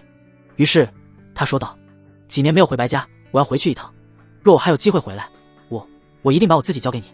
说罢，白浅羞涩的逃离酒店，连他也没想到自己会说出这么不害臊的话，留下叶凡麻木的愣在了原地。只要白浅半推半就的留下，他的立场其实可以没那么严的，没想到人竟然跑了。马德，又是一桩亏本的买卖。2天后，叶凡刚到公司，就看到龙毅和龙三被人揍成了猪头，从他们嘴里发出的阵阵哀嚎，不难看出他们伤势很严重。叶部长，2人见到叶凡走来，连忙行礼。谁把你们打成这样？见叶凡怒火横生，2人揭露出无奈之色。是沐尘打的，他是我们龙组第3队长，也是组长的亲传弟子之一。此话一出，叶凡忍着怒意问道：他为什么要打你们？只见龙三解释道：他说我们给叶部长当保安，丢了龙组的脸，然后就把我们打了一顿。哼！叶凡冷哼一声，这件事我会为你们主持公道。叶部长，不可！2人连忙说道：我们虽然出自龙组，但地位低下，被他打一顿也就算了，若是叶部长你得罪了他，他一定不会善罢甘休的，到时候他一定会用尽手段对付你。2人知道沐尘的为人，不想连累叶凡。叶凡听后冷笑一声，区区一个龙组的队长，别说打了，就算杀了都无所谓。他人在哪里？带我去。2人见叶凡如此坚决，便连忙说道：他是队长请来支援的，打完我们后，他就去公司找队长去了。跟我来。说罢，叶凡带着2人气势汹汹地来到公司，果然在走廊处看到龙晴和沐尘在争吵。沐尘，我做什么和你有什么关系？请你不要对我胡搅蛮缠。面对龙晴的呵斥，沐尘心中很不是滋味。只见他对龙晴说道：龙晴，你若不跟我回去，那我就杀了你身边的人。住口！龙晴怒骂道：你身为龙组队长，怎么连如此无耻的话都说得出来？那我不管。沐尘说道：我可不会眼睁睁地看着你堕落下去，待会我会亲自杀了和你打赌那个小子。此刻沐尘杀意十足，龙晴可是他预定的女人，师傅也从中撮合，只要能够娶到龙晴，他就能得到龙家的支持，再加上他在龙组的地位，未来他注定前途无量。没想到现在龙晴竟和一个来历不明的小子不清不楚，他怎能忍受？叶凡已经上了他必杀名单。这时一道呵斥打断了他们的争吵：就是你强闯我公司，还打了我的人。说罢，叶凡气冷冷地走了过来。本想劝阻叶凡的龙晴，当看到龙毅和龙三的伤势之后，顿时勃然大怒：沐尘，你为什么要打我的队友？此话一出，沐尘不屑一笑：他们不懂我龙组的规矩，那我就替你教他们做人。你！不等龙晴继续争吵，叶凡就对沐尘呵斥：“跪下道歉。”沐尘诧异了，他都还没找叶凡麻烦，没想到对方竟然要他跪下。只见他不屑地说道：“我教训我龙族的狗，还轮不到你来指手画脚。倒是你，不知天高地厚，竟敢在我面前大放厥词，今天就让你死无葬身之地。”说罢，沐尘果断出手，他要在龙晴面前亲手杀了叶凡，让龙晴知道，凡是与你有过交际的男人，就是生死道消的下场。这一幕发生的太快，哪怕是龙晴几人也没有反应过来。砰！沐尘这凌厉的一拳竟在半空中无法落下，怎么可能？沐尘傻眼了，这一拳蕴含他巅峰的力量，却被叶凡稳稳接住。还不等他继续出手，就听咔嚓一声脆响。哼！沐尘发出一声闷哼，原来是他的手臂竟被叶凡硬生生拧断。什么？此刻全场众人，包括沐尘的3位手下都傻眼了。谁敢相信叶凡的实力会这么强大？你找死！沐尘在暴怒之下出动另外一只手，啪！紧接着他就被叶凡一巴掌扇飞出去，重重地砸在地上。这一幕吓煞全场，堂堂宗师高手在叶凡面前竟是如此不堪一击。还不等沐尘起身，就只见叶凡一个闪身来到他面前，然后一脚踩在了他的身上。小子，你敢！沐尘刚开口，就感受到了胸口处传来一阵剧烈的疼痛感。啊！沐尘发出一声惨叫，只感觉五脏六腑都要碎裂了。以往他可是龙族的天之骄子，从未有过一败，现在却被叶凡这个名不见经传的小子玩虐，场面让他差点崩溃。队长，沐尘的3位属下刚要冲上来，却被龙晴拦住。我看谁敢放肆！3人吓得立马止住脚步。这一刻，沐尘彻底心碎了，没想到龙晴竟然不帮他，而是站在叶凡那边。龙祖是越来越没落了，就你这样的废物都能当队长了。听到叶凡的嘲讽之后，沐尘差点晕死过去，但疼痛让他不敢表现出任何愤怒。这时叶凡说道：“给你一次机会，向他们道歉。我的话不想重复第2遍。”此话一出，沐尘彻底崩溃，千算万算没算到叶凡会这么强。在恐惧的驱使下，他连忙对2人道歉：“对不起。”龙一和龙三在这一刻内心感动无比，憋屈了那么多年，总算有出头的一天。眼看事情已经差不多了，龙晴才开口说道：“沐尘，你如果是来帮忙的，我欢迎；但你若是来找茬的，那我一定不会放过你。”然后他就失望地转身离开了。沐尘彻底心如死灰。叶凡在把他轰出去之前，露出一抹嘲讽：“这个家伙想杀自己，他当然不会让对方活着。不过这里可是公司，不适合动手，下次记得擦亮眼，别惹我。”哼！沐尘冷哼一声，在3位属下的搀扶下离开。既然不是叶凡的对手，那就只能用其他的办法弄死叶凡了。却不料就在这时，身后传来叶凡的声音：“你放不下的人，我已经放进去了。”你什么意思啊？沐尘双眼猩红的转身看向叶凡，难道叶凡和龙晴已经没什么意思？叶凡毫不在意的说道：“我只想告诉你，有些地方连阳光都射不进去，但我却可以。”啊！沐尘听后崩溃到直接晕了过去。叶凡，昨天的事情抱歉了，早知道沐尘这么蠢，我就不让他来支援了，所幸没有对你们造成伤害。龙晴一脸真诚的说道。但叶凡却有些不耐烦：“说完了吗？说完我可要搜身了。”龙晴吓得连连后退好几步：“你这家伙，能不能别整天逮住我一个人搜？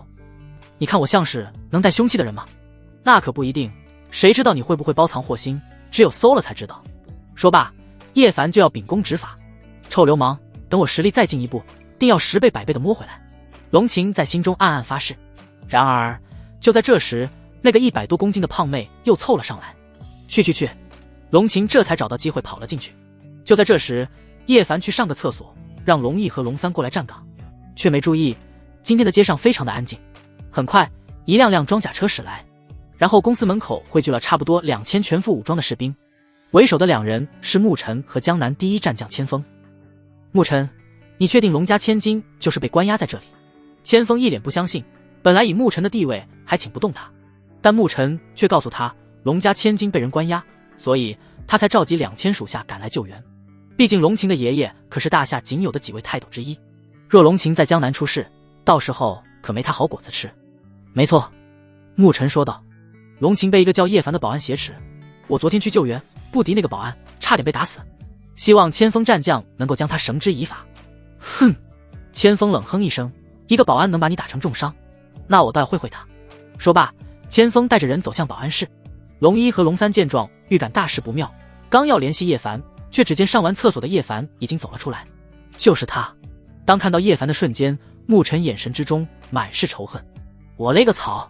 千锋差点吓尿，他没想到这位大人物竟然会在这里当一个小保安。关于叶凡的来历他不知道，但他却见过叶凡。当年他的顶头上司啸天战神曾挑战过对方，然后被对方一巴掌扇飞出去49米远，那一幕记忆犹新。如果不是为了救龙晴，他恨不得现在就跑得远远的。太他妈吓人了！又是你这鳖孙！叶凡玩味地看向沐尘，没想到这个家伙竟然主动对付起自己了。沐尘冷声道：叶凡，今日就是你的死期，千锋战将是不会放过你的。他本以为千锋战将会直接质问叶凡，然后他再拱火，千锋就会杀了对方，但这一幕却并未出现，取而代之的是千锋止步不前的动作，甚至双腿都有些发抖。这是怎么回事？这时千锋硬着头皮说道：叶凡，我听说龙家千金在你的公司做客，希望你能行个方便，把他放出来。此话一出，别说是沐尘，连龙毅和龙三也愣住了。堂堂千锋战将，手底下可是有好几万人，竟对叶凡如此客气。然而叶凡却说道：那可不行，他和我打赌，输给了我1年，等1年之后再来吧。沐尘顿时暴怒，连忙对千锋说道：千锋战将，他根本没有把你当回事，你现在就出手杀了他，然后再去拯救龙晴，你他妈给我闭嘴！千锋脸色难看至极，他真想一把掐死沐尘。叶凡听后可就不乐意了，直接对千锋挑衅道：来啊，小爷我就站在这里，有本事你动手。虽然他不认识千锋这样的小角色，不过他能猜出对方肯定认识他。千锋那叫一个气啊！不过人没救出来，他可不想在2000多属下面前丢了面子，于是他露出愤怒的神色。沐尘一看，知道叶凡的末日到了，接下来只要静静的等待叶凡被弄死就行。叶凡，虽然你实力强大，但在场可是有2000多人，假如大家一拥而上，你不可能全部杀完，你总有力气耗尽的时候吧？千锋继续说道。更何况杀这么多人，你就不觉得愧疚吗？此话一出，众人惊掉下巴，总算见识到了什么叫做用最狠的语气说最怂的话。然而叶凡却眯着眼笑道：你大可以让这2000人上来试试，你看我会不会愧疚？你！千锋顿时语塞，特别是他2000多属下，从未想过他们眼里无敌的存在竟然会对一个小保安认怂。千锋战将，请你出手杀！然而沐尘的话还未说完，就被千锋一巴掌扇飞出去。这时千锋的心情总算好受一些了，收拾不了叶凡，难道还收拾不了你这个傻逼？带着你的人滚，否则我杀光你们！面对叶凡的威胁，千锋只能鼓足勇气说道：叶凡，你休要猖狂，如果我们大家一哄而散，我就不信你能追得上所有人。今天你要是不放了龙家千金，那我们就不走了。此话一出，众人瞬间大跌眼镜，没想到麾下数万人的千锋战将竟然对一个小保安玩起了耍赖这套心思，说出去谁敢相信？叶凡着实无语，遇到脸皮这么厚的家伙，他能怎么办？好在外面动静太大，这时龙晴走了出来。龙小姐，你没事吧？千锋连忙说道：我是来救你的，你不用担心，待会我和2000兄弟会掩护你离开，就算拼掉全部性命，也要保你安然无恙。瞬间龙晴彻底麻木了，叶凡有那么可怕吗？千锋加上这2000人，就算是大宗师来了都得跪，没想到却对叶凡如此忌惮，难道叶凡比大宗师还可怕不成？不过这么多人围堵在这里也不是办法，于是他对千锋说道：你带着你的人离开吧，我是自愿留下来的。自愿？千锋傻眼了，搞了半天原来是个误会。兄弟们撤！此刻他一刻也不想多待，只想赶快离叶凡远点。沐尘心有不甘，但也只能跟着众人离开。怎料叶凡直接说道：你们可以走，他不能走。这时沐尘神色一变，他和叶凡差距巨大，如果真落到叶凡手里，他必死无疑。于是他连忙对千锋请求道：千锋战将，无论如何你都不能让我落入他的手中，届时我会让师父好好感激你一番。为了保命，他连龙组组长都拉出来了。千锋满脸不屑，对这个家伙的条件丝毫不心动，敢挑起事端却没胆子承担，让他很是鄙夷。不过这个家伙若是在这里出了事，到时候他难免有推不掉的责任。为此他只好对叶凡正色道：叶凡，今天人我一定要把人带走，不过以后他若是有个什么闪失，那就不是我的事了。此话一出，沐尘心中大定，此番逃过一劫，来日他一定要让叶凡万劫不复。却不料叶凡根本不会给他这个机会。就在这时，叶凡突然摘下路边一片树叶，弹射出去。咻！很快树叶比子弹还锋利，直接洞穿了沐尘的脑袋。就这样，还在筹划该怎么对付叶凡的沐尘当场毙命。至死他都不相信，小小一片树叶竟会要了他的命。嘶！全场众人倒吸一口凉气，摘叶杀人，这是需要多么浑厚的内力才能做到？更何况杀的人可是宗师高手啊！在叶凡的眼里，宗师真如蝼蚁一般脆弱。你！反应过来的千锋一脸愤怒地看向叶凡，他的2000属下则是一脸震惊。没想到叶凡根本不给千锋这个面子，看样子两人这是要打起来的前奏啊！只见叶凡淡淡一笑：“怎么？你若不服，可以跟我打一架。”哼！千锋冷哼一声，然后气势暴涨，吓得众人立马退让开来。他的2000名属下早就看不惯叶凡的嚣张嘴脸，打一架也好，他们倒要看看叶凡难道还有3头6臂不成？却没想到千锋直接回应：“不敢。”什么？全场众人大跌眼镜，他们都准备为千锋呐喊加油了，千锋竟然怂了。不怂不行啊！千锋可不想被叶凡打飞49米。随后千锋让人把沐尘的尸体抬走，这件事才告一段落。这时惊魂未定的龙晴对叶凡提醒道：“叶凡，你杀了沐尘，族长怕是不会轻饶你。你还折辱了千锋的面子，估计他的顶头上司啸天战神也不会善罢甘休。”对于叶凡的行为，龙晴倒是没有觉得不妥。换作是他站在叶凡那个角度，他也不会心慈手软。只是光明正大的杀了沐尘，这个处理方式终究是有些不妥。岂料叶凡毫不在乎的回应：“你想多了，你们族长若真有这个胆子来，我倒要问问他，这些年到底交了多少蛀虫。至于啸天战神，就算他亲自前来，小爷我也不会给他任何面子，不服也得给我憋着。”此话一出，龙晴震惊，这2位放眼大夏都是赫赫有名的大人物，没想到在叶凡的眼里却是说得如此随意。心里对叶凡越发好奇的他更不想走了。这时叶凡走进公司巡逻，对于刚才所发生的事全然不在意。他刚来到公司大厅，就只见云溪慌忙跑来：“叶部长，我有点事想要麻烦你。”“没问题，我这个人最喜欢为美女排忧解难。”听到叶凡的调侃，云溪小脸一红，连忙对叶凡说道：“叶部长，这边请。”两人鬼鬼祟祟的上楼，正好被从电梯走出来的林听雪看个正着。有着电梯不用，偏偏走楼梯，肯定有什么见不得人的事。生性多疑的林听雪当即尾随在两人身后，直到他看到两人进入了公司的材料库之后，就更不淡定了。要知道，公司材料库除了取材料的时候，平时根本没有人进来，在他看来，两人多半是背着他幽会。好你个叶凡，竟然连我的秘书都不放过了！今天本姑娘定要狠狠收拾你这个渣男！林听雪来到门口之后，并未着急进去，万一真的误会了，那可就尴尬了。这时他凑到门前，听到了里面的对话：“云秘书，我要进去了。”“叶部长慢一点，里面太窄了。”“放心，我有经验。”听闻此话，林听雪瞬间天雷滚滚，一股暴怒止不住的涌上心头。就在3秒钟后，我出来了。叶部长太棒了，我拿纸帮你擦擦。此话一出，林听雪再也抑制不住心中的冲动，当即抄起一旁的拖把，然后一脚踢开大门。下一刻，3人都愣在了原地，特别是林听雪，此刻恨不得找个地缝钻进去。原来叶凡是钻通风管道，云溪也只是帮忙擦叶凡连忙的灰尘，不是他想的那样。林总，你怎么来了？云溪弱弱地问道。我的办公室白纸没了，我过来拿点白纸。林听雪说话都有些不利索了，为了掩饰自己的尴尬，他率先发问：“你们在这里干什么？”“林总，我看到一只猫不小心钻进通风管道，卡在里面，我让叶部长帮忙救下来。”看着叶凡手里的猫，林听雪完全相信了。“叶凡，把那一筐白纸抬到我的办公室。”“我。”叶凡指着自己，他好歹也是保安部部长，怎么能做这些杂活？“废话，不是你，难道是我？”就在这时，云溪连忙说道：“我来。”然后他抬着白纸连忙离开，因为他已经感受到林听雪此刻的脸色非常不好看，可能是因为他和叶凡走得太近的原因，他可不能让老板误会。这时叶凡说道：“听雪，若没事我就下去了，在公司记得叫我老板。”林听雪黑着脸，语气不善。叶凡无语，这娘们难道是吃了炸药？为何火气会这么大？就在他准备和林听雪理论的时候，就听到手机铃声响了。于是他点开手机：“叶凡，林听雪就在老子手上，你要不想他死，就带着林家股份转让合同滚过来。”瞬间叶凡眼神错愕，看向好端端站在原地的林听雪。叶凡首先想到的就是诈骗，于是他没好气地问道：“那么请问你在哪里把林听雪绑架了？”“哼！”对方冷哼一声，语气不耐烦地说道：“当然是在林家别墅了。”在叶凡看来，完全是无稽之谈。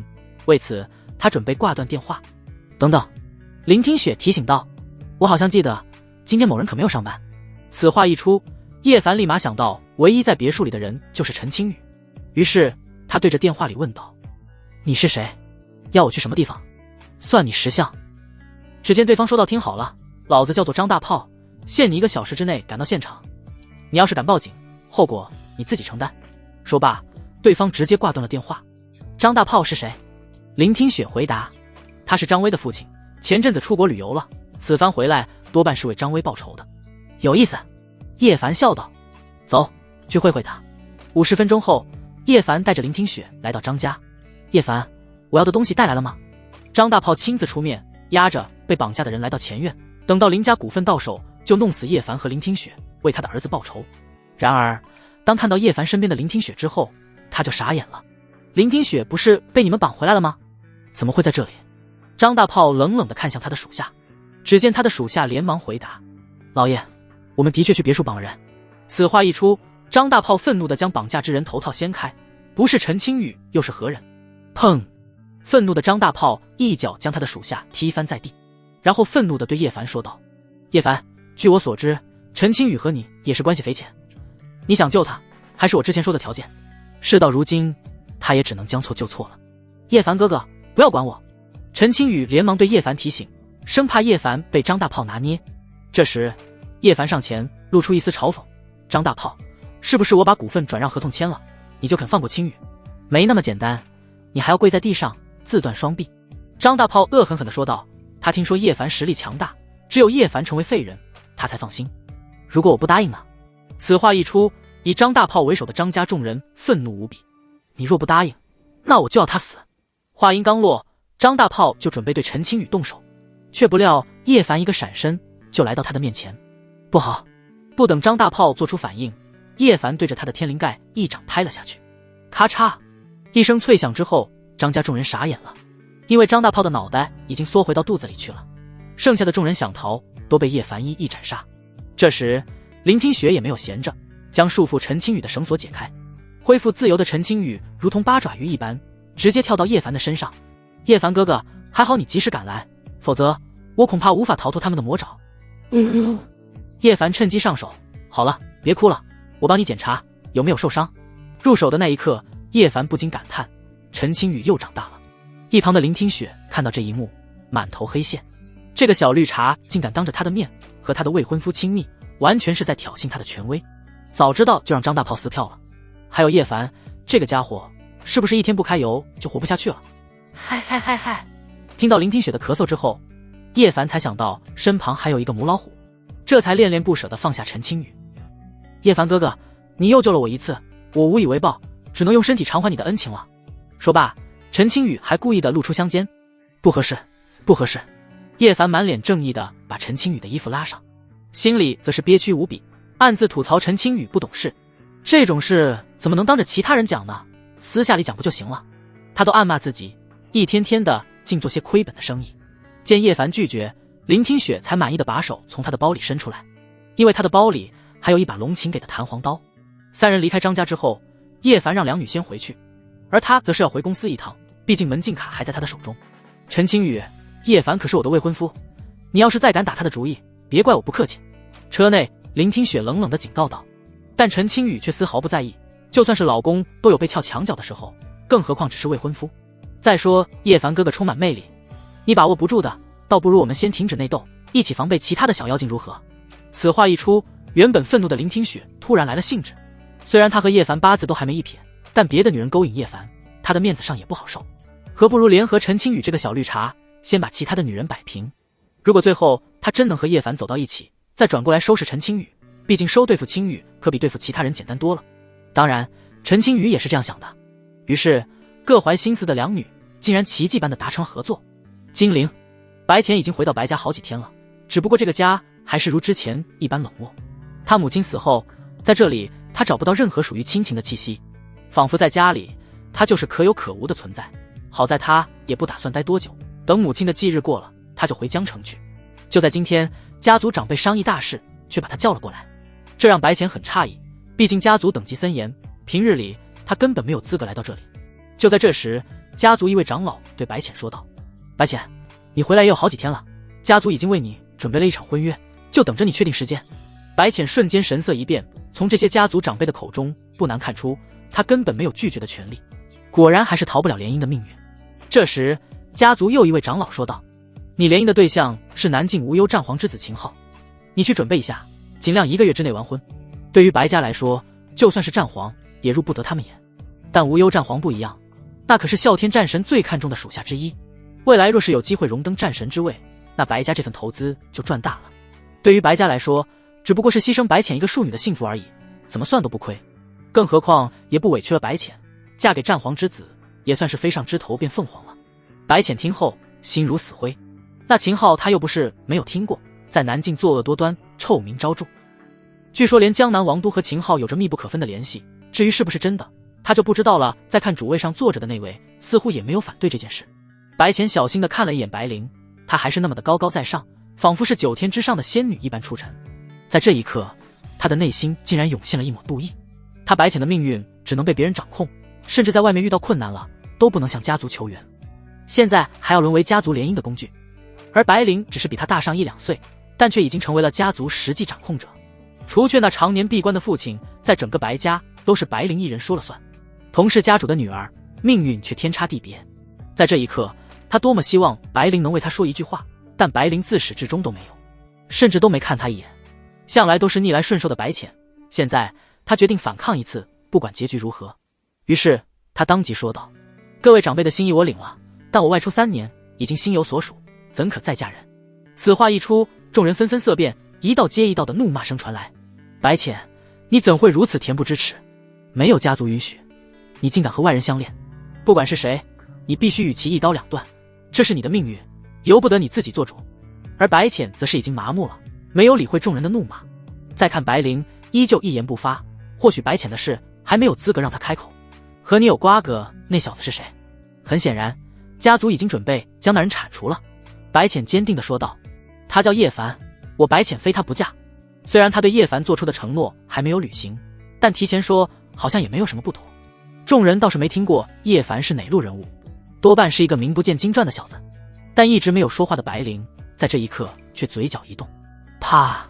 随着他一掌拍在桌上，正在怒骂白浅的众人吓得立马闭嘴。这时，白灵对白浅说道：“你跟我来。”白浅立马跟着走到幕后，因为白灵的语气让他不敢抗拒。“你所说的叶凡是谁？”面对白灵的提问，白浅连忙说道：“他有时是一个爱占便宜的臭流氓，但有时却是一个无敌的盖世强者。还有呢？”白浅连忙说道：“他还是一个医术高手，就算我被毁容，他也只需要1瓶药膏就能帮我恢复容颜。”说罢，白浅还把那瓶没用完的药膏递给白灵。白灵一看，瞬间震惊，甚至眼神之中都露出了炽热的光芒，只是很快就被他压制下去而已。果然是小师弟，白灵在内心无比激动，没想到小师弟竟然在江城。你和他真的已经在一起了吗？面对白灵的灵魂拷问，白浅不敢撒谎。没有，白浅解释道，他帮我解决麻烦，代价是让我把身体交给他。不过在我说出姐姐的名字之后，他就没有要我的身体了。哼，他要是真敢，我就阉了他。白灵冷哼一声，意识到自己失态了，便再度回到冷漠的态度。这时他对白浅问道：“你可知他在江城干什么？听说是他师娘给他安排了一门婚事，就是江城林家的林听雪。”此话一出，白灵脸色煞白，一口气血差点喷涌而出。还好在关键时刻他止住了。师娘，你好偏心我，为何成全外人也不？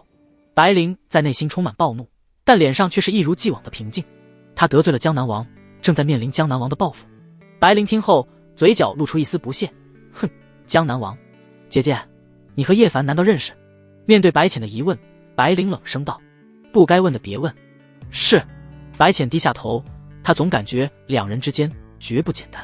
这时白灵说道：“你不想联姻，我可以帮你推了，家族没人敢逼迫你。”多谢姐姐。白浅神色一喜，连忙道谢。但白灵却继续说道：“先别急着感谢，我有条件，那就是你不能和叶凡有任何牵扯。”此话一出，也不知为何，如释重负的白浅突然内心一沉。还不等白浅做出任何回应，白灵就走了出去。很显然，白浅还没有资格与他讨价还价。这时众人还在大殿之中喋喋不休。随着白灵的到来，众人立马止住讨论，现场变得非常安静。只见白灵说道：“我已经和妹妹商量过了，这桩婚事她不喜欢，就此作罢。”此话一出，众人纷纷色变。大小姐，无忧战皇对这桩联姻非常看重，我们白家已经答应了他，若是贸然拒绝，恐怕……闭嘴！白灵一声呵斥，吓得众人立马闭嘴。这时，白灵冷声道：“什么时候我们白家沦落到要看一个战皇的脸色了？你们之中谁答应的这场婚事，谁就去通知无忧战皇，说我白家不嫁了。没错，就是通知，而不是商量。”白灵做事就是这么霸道，但众人却没有一个人敢反驳他，甚至连大气都不敢喘。他们可是清楚的知道，这位大小姐的手段是多么的可怕。她在白家说一不二，她就是白家的天。来到外面，白灵露出一抹冷笑：“小师弟，你自投罗网，那就别怪师姐不客气了。只要忙完手中的事，最多1个星期，他就可以去江城见小师弟。来人，你们和白浅先去江城，谁敢惹小师弟不快，杀无赦。”是。随即暗中2名属下消失在了原地。第二天，叶凡还在外面值班，就被林听雪叫到了办公室。一进门，叶凡就看到龙晴还有云溪正围着桌子喝奶茶，桌上还有一杯打开的，叶凡毫不客气的就拿了喝起来。还不等两女提醒，刚上厕所回来的林听雪就说道：“叶凡，你喝我奶茶干什么？”叶凡一听，连忙嫌弃的把奶茶推过去：“你又占我便宜！”“你说什么？”林听雪没好气的问道。只见叶凡贱兮兮的说道：“你把奶茶喝到一半，引我上钩，无非就是想要和我间接接吻。女人，你成功的占了我便宜。”你……林听雪好悬没气死过去，这是哪门子的歪理？两女则是无语，对叶凡早就习以为常了。还不等他说是，就只见叶凡胳膊故意把手机推到了地上，然后他就低头捡手机。哎呀，手机怎么掉到了桌子下面？说罢，叶凡就钻进桌底去捡。三女起初不以为意，但很快便想到了什么，因为今天他们都穿了裙子，然后吓得立马起身。这个家伙占便宜真是防不胜防啊！见已经没啥看的，叶凡就从桌子下面爬出来。见三女对他怒目而视，他就知道自己惹了众怒。别这样，我什么都没看到。三女这才放心下来，准备聊正事。云秘书，紫色很有韵味。叶部长，你……云溪羞愤不已，连忙转过头去。臭流氓，你到底看了什么？龙晴狠狠瞪了一眼叶晨，还好他穿了打底，不至于出糗。黑色也不错。你混蛋，我挖了你的眼睛！龙晴没想到这他妈都能看到，难道叶凡长了一双合金狗眼不成？林听雪暗自庆幸他的长裙到小腿，保密工作做得很完善，这个家伙是讨不到什么好处的。怎料这时叶凡在他耳边小声说了一句：“听雪，草丛长得挺茂盛的，我杀了你！”林听雪瞬间面红耳赤，这他们都没防住，他能有什么办法？见三女就要收拾自己，叶凡连忙岔开话题：“老板，你叫我上来有什么事？”此话一出，林听雪才想起来自己有大事要告诉叶凡，于是他狠狠瞪了一眼叶凡：“我大伯回来了。”瞬间叶凡眉头一皱，他之前听说过林听雪还有一个大伯叫林木，当年不知道犯了什么大错，被林老爷子赶走。他走之后不久，林听雪的父母就出了车祸，最后连尸体都没找到。然后呢？在三人的好奇下，林听雪说道：“我大伯林木和我堂姐林叔的股份多，昨晚他们去见了我爷爷，把公司管理权抢走了。不出意外，待会他们就会来公司。”叶凡听后再次问道：“老爷子那边怎么说？”他现在主要是想知道老爷子是什么态度，才好对症下药。只见林听雪回应：“我爷爷那边是让我们自行处置，这件事他不管。”此话一出，叶凡明白了老爷子的意思：“老板你也不用担心，老爷子这是准备考验我们。”“你怎么知道这是考验？”三女好奇地看向叶凡。叶凡笑道：“如果老爷子不想引起内乱，早就约束了，但他却没有，所以接下来就看我们自己表现了。”林听雪听后似懂非懂的点点头。还不等他们商议出对策，便有一中年男子和一个快30岁的女子走了进来，他们就是最近回来的林木和林叔。这时林木一进来就对林听雪说道：“听雪，你一个人管理公司的确忙不过来，我和老爷子已经商量了，你把董事长的位置让给小叔，现在你们就进行交接工作。”林听雪本想发怒，但却被叶凡使了一个眼色，于是他只好忍着怒意说道：“可以，从今天起这个位置就是你的了，算你识相。”林叔高傲地看了林听雪一眼，宣示自己的主权，然后径直坐在属于林听雪的椅子上。这时林听雪问道：“那接下来我还能为公司做些什么？”“不用，这些年你也辛苦了，接下来你只要等着分红就可以，剩下的事情交给我们。”林木倒是没有像林叔那般直接撕破脸，但谁都看得出来他是一只狡诈的老狐狸。我们走。林听雪带着人就要离开，他看叶凡这么气定神闲的样子，肯定是有应对的办法。却不料林叔当场就指着叶凡说道：你被开除了，从今天开始你就不要来公司了。原本还在一头雾水的叶凡瞬间明了，原来对方是冲着自己来的，这父女俩有很大的问题。你凭什么开除他？林听雪生气地说道。他可是我的未婚夫，别说是他，我的人你一个也别想开除。然而林叔却丝毫不虚，现在我才是公司的董事长，他这个保安当得不称职，那我就有权利开除他，别在我这里走关系。此话一出，叶凡露出一丝冷笑。开除我可以，不过开除我的后果你确定能承担？哈哈哈哈！林叔狂笑道。开除你一个小小的保安能有什么后果？好，这可是你说的，我保证待会你会求我回来。说罢，叶凡又提醒道，另外你还没有资格对我指手画脚。你……林叔刚要发作，就被铃木拦住。这时叶凡和三人离开了办公室。爸，你为什么不让我骂他？林叔有些不悦。只见铃木说道，小叔，他可不是个简单的人物，能把他开除就已经达到了我们的目的，千万不要再次激怒他。哼！林叔冷哼一声，他再强还能强过干爹不成？他当然不是江南王的对手，不过江南王现在还未出关，解决他的事交给江南王，而我们只要负责完成江南王的任务就可以了。此话一出，林叔冷静了下来。他们父女俩此番回来，抢夺公司只是其次，更重要的是找到林家的传家宝。至于是什么，只有老爷子才知道，只知道那东西就是江南王想要的。差不多过了1个小时，林叔惬意地躺在办公椅上和铃木聊天。他自认为已经彻底掌控了公司，接下来只要再开除林听雪的秘书云溪就可以了。反正一切和林听雪有关的人，他都不会留在公司。却不料，就在这时，威廉来了。威廉先生，您怎么来了？铃木和林叔很热情地招呼威廉。啪！威廉突然一拍桌子，差点把两人吓尿。只见威廉冷声说道：你们公司欠了我行100个亿，今天是不是该还了？此话一出，两人才想到的确欠了威廉100个亿。如今林叔掌控公司，这笔债务自然落到他的头上。威廉先生，能不能先缓缓？铃木在一旁为难地说道，毕竟现在公司的现金流才3个亿。不行，今天若是不还清，那我就只能将你的公司没收。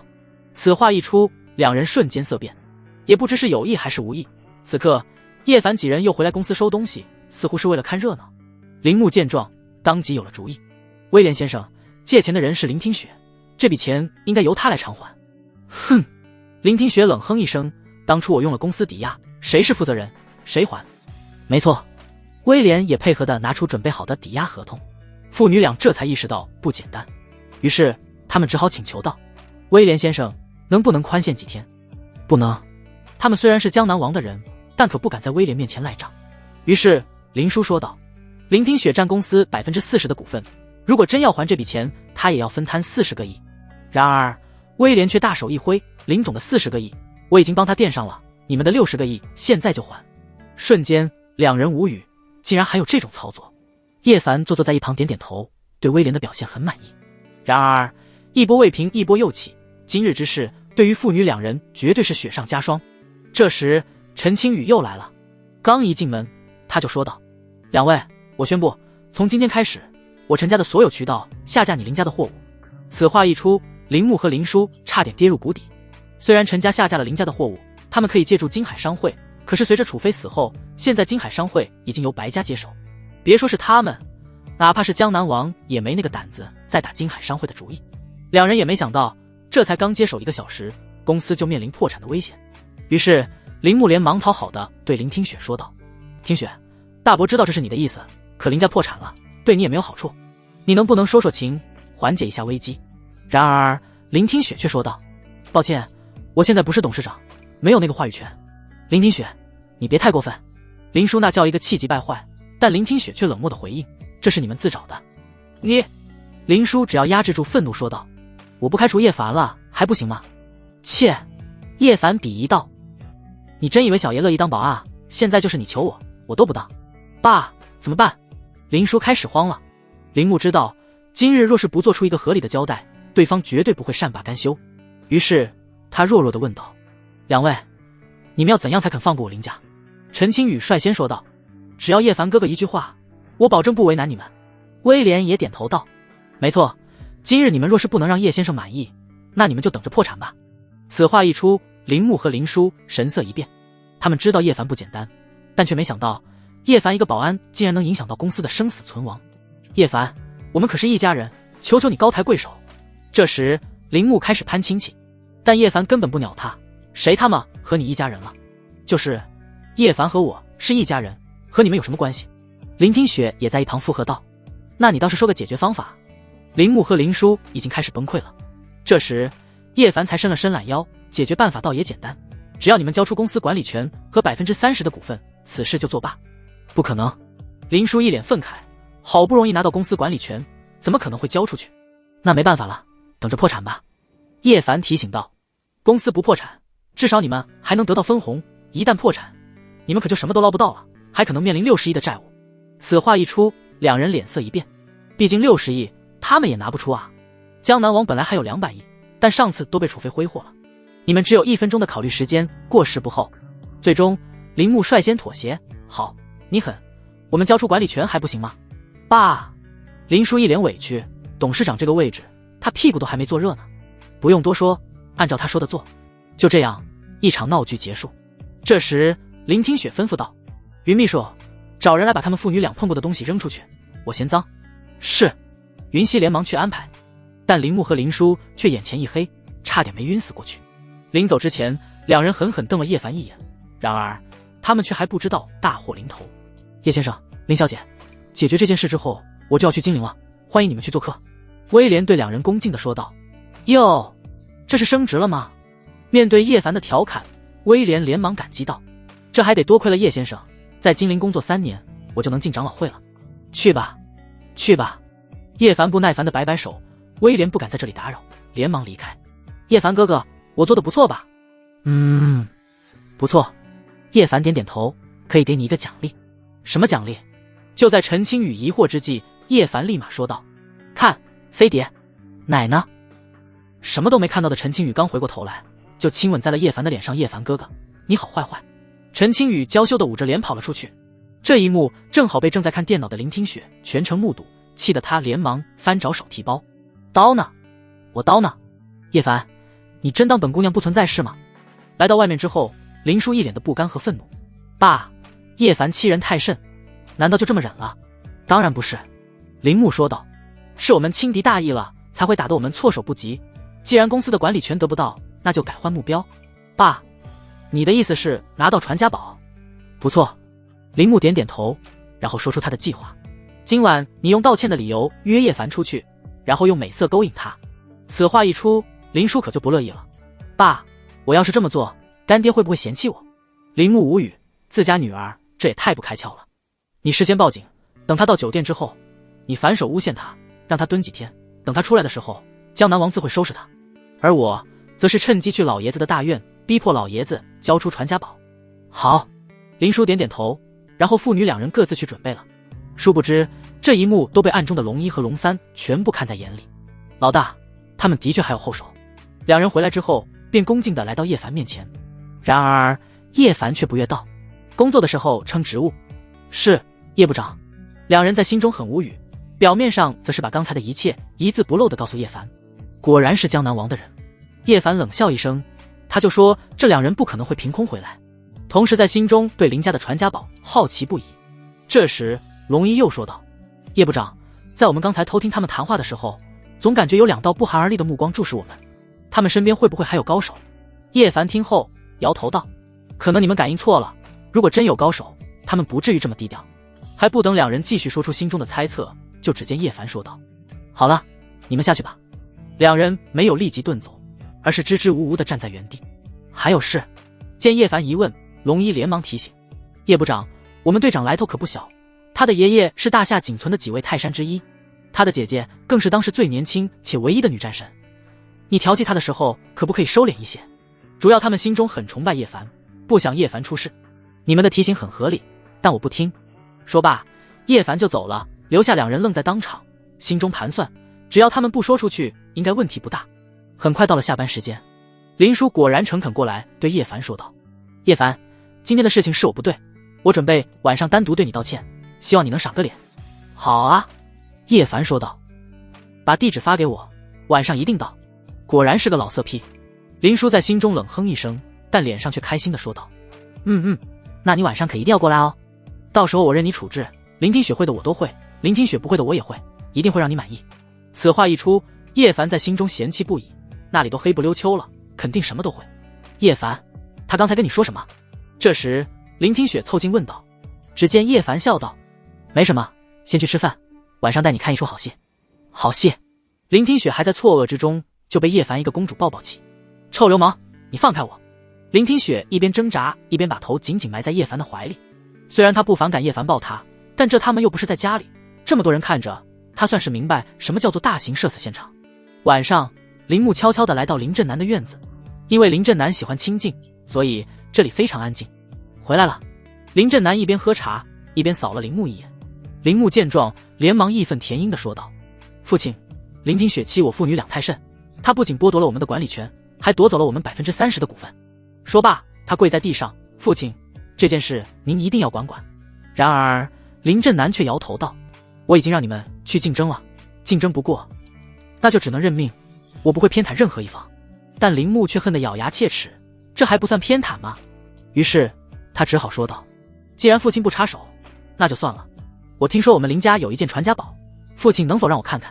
确实有一份传家宝，就在这个盒子里。不过按照我林家的规矩，只有我死了，传到下一辈人的手里才能观看。你若想看，就等我死了以后吧。此话一出，林木瞬间杀意十足，但他还是强压住怒火，继续问道：真的不能看吗？不能。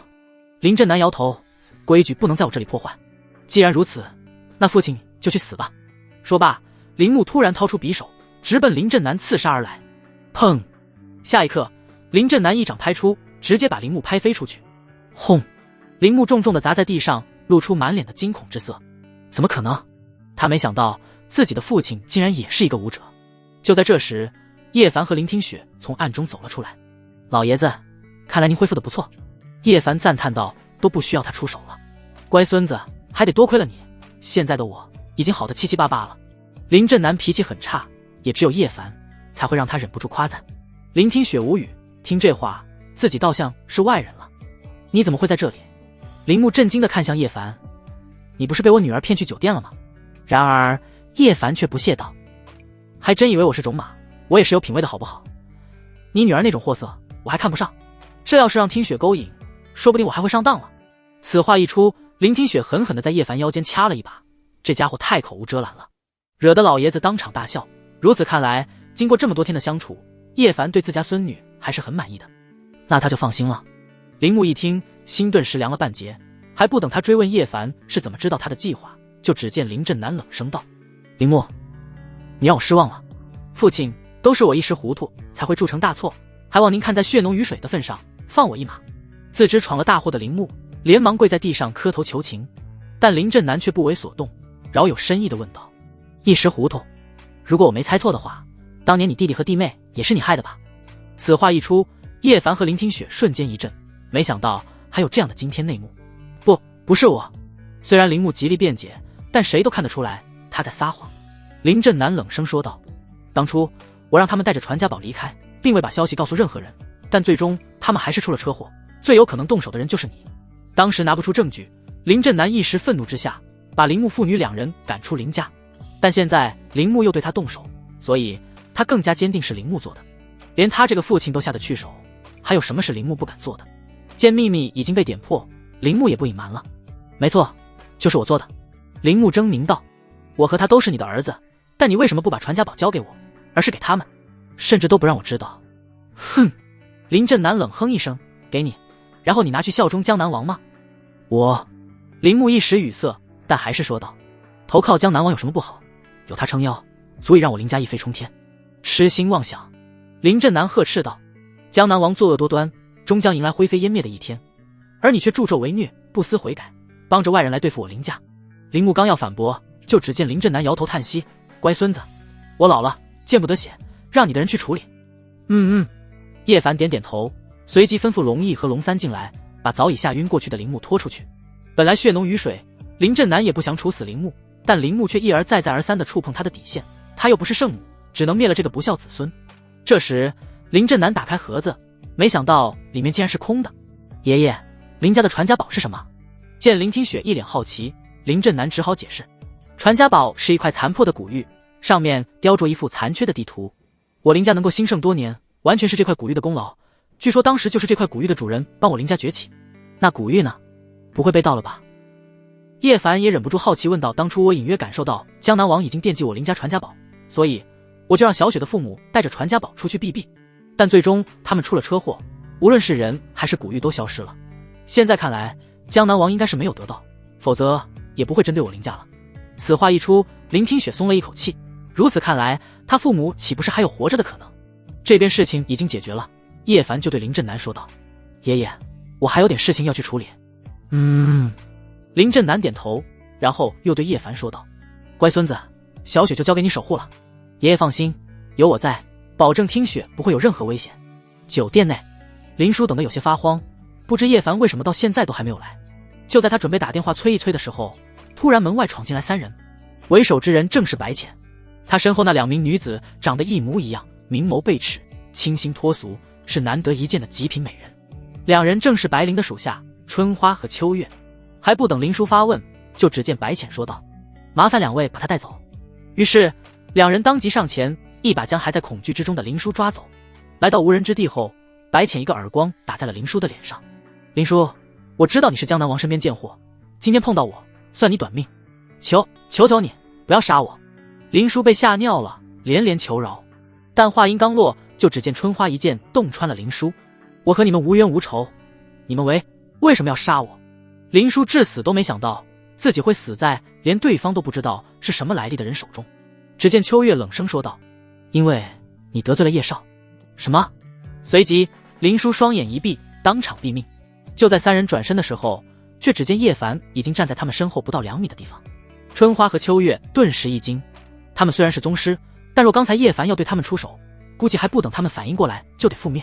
叶凡当真太可怕了，甚至给他们一种错觉，叶凡的实力可能比他们的大小姐还强。白小姐，这么快就回来了？叶凡调侃道，是不是几天不见就开始想我了？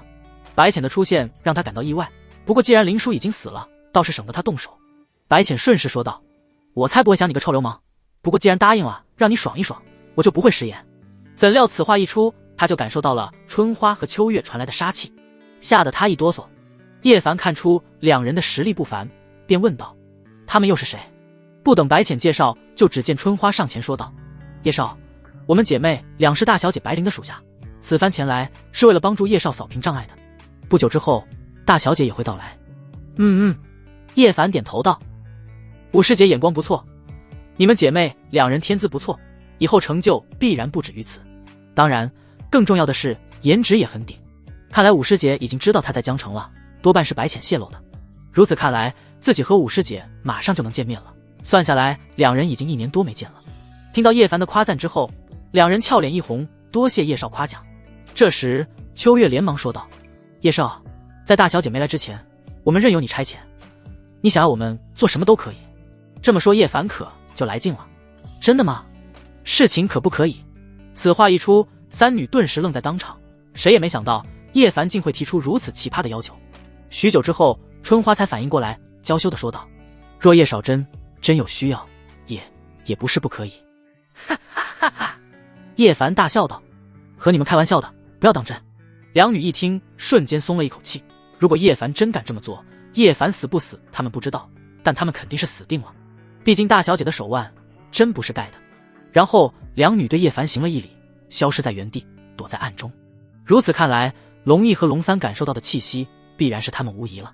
白浅调侃道，这2姐妹我一个女人都心动了，没想到你还能把持得住。只见叶凡悲催地挥挥手，你以为我不想啊？但我若真这么做了，五师姐肯定不会罢休的。在他看来，这肯定是五师姐对他的考验。没想到你隐藏的挺深的，竟然是我姐的师弟。在得知这个真相之后，白浅什么都明白了，怪不得白灵会帮他，原来还有这层关系在。当然我有7位师姐。见叶凡得意的样子，白浅冷不防地来了一句，你是不是很怕我姐？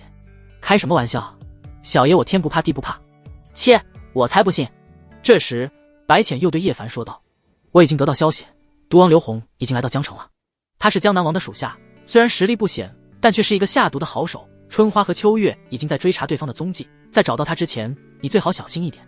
这一幕让暗中的春花和秋月很无语，心说白浅还真看得起刘红，在叶凡面前区区毒王，弹指可灭。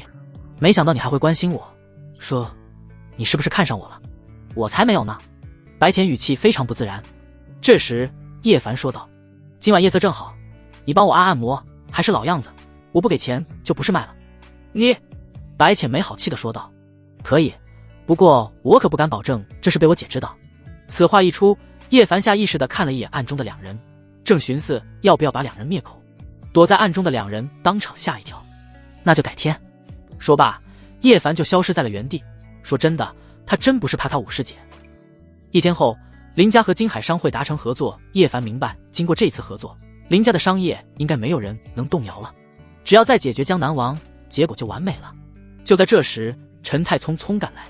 叶少，不好了！怎么了？只见陈太慌不择路地说道，我爸被人下毒了，麻烦叶少过去看看。什么？叶凡虽然还在心中疑惑，但身体却和陈太上了车。你妹妹知道了吗？怕他承受不住，不敢跟他说。来到陈家之后，他就看到了中毒昏迷的陈天虎。此刻独孤明正在配合一个年轻的女子检查陈天虎的情况。见叶凡到来，独孤明连忙行礼，叶神医。神医。女子顿时震惊，然后好奇地看了叶凡一眼。爷爷，您会不会搞错了？就他这吊儿郎当的形象，是哪门子的神医？我看是老色批还差不多。此话一出，叶凡神色一冷，该说不说，这女子看人真准。闭嘴！独孤明瞬间大怒，伊人还不快过来给叶神医道歉。然后他又连忙对叶凡抱歉地说道，我孙女口无遮拦，还望叶神医勿怪。没事。叶凡大方地点点头，然后又打量了一眼独孤伊人，发现独孤伊人虽然只是素颜，但却依然掩饰不住她的美，给人一种感觉，她就是一块不经任何雕琢的绝世美玉，清纯干净。他暗自感叹，虽然独孤明这个老家伙丑不拉几，没想到他的孙女却这么漂亮。我就不！独孤伊人倔强地说道，他不知道爷爷为什么会对叶凡如此恭敬，但他却认定叶凡只不过是招摇撞骗而已。你！独孤明被气得不轻，连忙对叶凡躬身行礼，叶少恕罪，此件事了，我一定带他登门道歉。独孤神医不必介怀，先看看陈老爷的情况。见独孤伊人心性不坏，只是有些刁蛮任性，叶凡倒也没怎么在意。独孤神医，独孤明在心中一惊，要知道叶凡在之前可没对他这么客气过。这时叶凡看了一眼陈天虎的情况，发现陈天虎的确是中毒了，并且毒素已经进入五脏六腑，若是一般人恐怕无力回天，但对于他来说却是小菜一碟。这时独孤伊人凝重地说道，陈老爷所中之毒实属罕见，给我3天的时间，有5成把握治好陈老爷。多谢独孤小姐。陈太等人在一旁感谢道，但叶凡却罢手道，何须3天，给我半个小时就能搞定。什么？众人齐刷刷地看向叶凡，不过一想到之前叶凡轻易治好陈青雨后，便没有人再敢怀疑叶凡的医术。你吹牛的吧？独孤伊人在一旁不相信地说道，除非我师父在场，否则谁都不可能半个小时就能治好陈老爷。你师父是谁？叶凡下意识地问道。哼！独孤伊人冷哼一声，我师父的名字你还没有资格知道，你只要知道他是玄医圣手妙手回春就可以了。说罢，独孤伊人还非常骄傲地扬起头，他出国留学刚回来不久，在国外的时候他就没见过有谁的医术比他那比天仙还美的师傅高。叶凡给他师傅提鞋都不配。此话一出，叶凡嘴角一抽，吹什么牛掰，这个天下当得起这8个字的人只有他的大师姐，他算半个。倒不是说他的医术不行，而是他练得太杂了，医术只是他众多手段之一。见独孤伊人这么骄傲，叶凡便打趣道，不如我们来打个赌，如果我能在半个小时内把陈老爷治好，你就陪我一晚如何？你！独孤伊人瞬间暴怒，怎么会有这么流氓的家伙？不过他确信叶凡是招摇撞骗，所以他便大大方方地答应了。好，这可是你说的，如果你输了怎么办？那我陪你一晚。独孤伊人听后瞬间石化了，众人也是眼前一黑，差点栽倒在地。这时陈太连忙上前焦急地说道，叶少，麻烦你快点动手吧，不然我爸真要凉了。随着他这么一搅和，打赌就没有继续。不过独孤伊人却一直盯着叶凡，他倒要看看叶凡是怎么医治的。叶凡说道，所有闲杂人等全部都退出去，我需要绝对的安静。此话一出，众人纷纷退了出去，生怕打扰到叶凡医治。见独孤伊人还在那里杵着，叶凡顿时不悦道，你怎么还不退出去？我也是闲杂人等。独孤一人指着自己，一脸懵逼地看着叶凡。不废话吗？叶凡没好气地说道。可能我话说的还不明白，除了我之外，全部都退到外面，等待结果。独孤一人这可就不悦了，他本身医术就很厉害，又是绝世女神医的弟子，他难道不算主力吗？还不等他说话，独孤明就连忙躬身说道：叶少，我孙女在医道上也算小有成就，不如让她留下来给你打下手如何？免了。叶凡摆手道：我治病时不需要助理，他要想留下来就乖乖地站在一旁观摩，不能打扰我。可以。独孤一人咬牙切齿地点头，他倒要看看这个家伙是不是有真本事。当一切准备就绪之后，叶凡拿出几根银针，隔空扎在了陈天虎的身上，穴位精准，没有丝毫的偏差。这一波操作倒是亮瞎了独孤一人的双眼，隔空施针，他只在师傅身上见过，这是需要极高的医术配上精准的手段才能做到的。看来叶凡还是有些真本事的，但就算这样，他也不承认叶凡的医术能有他师傅厉害。就在这时，叶凡将手搭在了昏迷的陈天虎身上，往他体内源源不断的输送内力。什么？独孤一人再次震惊，师傅也教过他一些武道，但比起叶凡这强悍的内力，他不及1/1000，没想到这个老色批竟会这么厉害，倒是他看走眼了。噗！随着陈天虎一口黑血喷涌而出，所有的毒素全部排出体外，叶凡旋即收手，将银针一一摘除。看叶凡输出这么多内力，还能如此气定神闲，独孤一人骇然色变。这浑厚的内力，怕是比起他师傅也不差了。不过独孤一人很快就恢复高傲之色，因为他相信，就算眼前的男人再厉害，也绝对不如他师傅。师傅在他心中是无敌的，谁也动摇不了他的信念。这时，叶凡对着独孤一人隔空嘴了一个：我前前后后只花了不到20分钟，按照赌约，你输了，你可要赔我1万哦。独孤一人听后脸色一白，吓得连连后退。你我都还没击掌立誓，赌约不算数。只是在说这句话的时候，独孤一人语气极其不自然，还好打赌没继续进行，否则他就真的要赔叶凡1晚了。要是被师傅知道，还不得打死他不可。叶凡很生气，难道这年头都没有点契约精神了吗？当真是世风日下，人心不古啊。还不等他继续开口，就只见陈天虎悠悠转醒。叶少，是你救了我吗？没错，是我。陈天虎听后虚弱地说道。多谢叶少出手，算下来我陈家欠你2条命了。叶凡挥挥手，满不在乎地说道。陈老爷大可不必如此，陈家和林家站在同一条线上，我出手救你也是理所应当。陈天虎在心中感激不已，看来当初站在林家这边是一个非常明智的选择。对了，陈老爷，你是怎么中的毒？叶凡好奇地问道。此毒非常霸道，如果他没有强大的内力支撑，那么就只能用独孤一人的办法了。从这一方面来说，独孤一人也算入门小成，倒也不是沽名钓誉之辈。只见陈天虎说道，我也不知道是谁，今天早上我出门和一个人擦肩而过就中毒了，连人都没看清，丢人啊。此话一出，叶凡首先想到的就是毒王刘洪。就在两人对话之际，突然门外闯入一道人影，对着3人飞出10枚毒针。给我死！就在这千钧一发之际，叶凡衣袖一甩，就将10枚毒针弹飞出去，直接震碎。见一击不得手，对方迅速撤离现场。想走，叶凡一个闪身追了上去，留下2人愣在原地。特别是独孤一人，脸上露出一阵后怕之色。若不是有叶凡今日的偷袭，他必死无疑。愤怒之下，独孤一人对陈天虎说道：陈老爷，你自己保重。说罢，他也追了出去。此刻陈泰等人连忙跑了进来。爸，刚才发生了什么？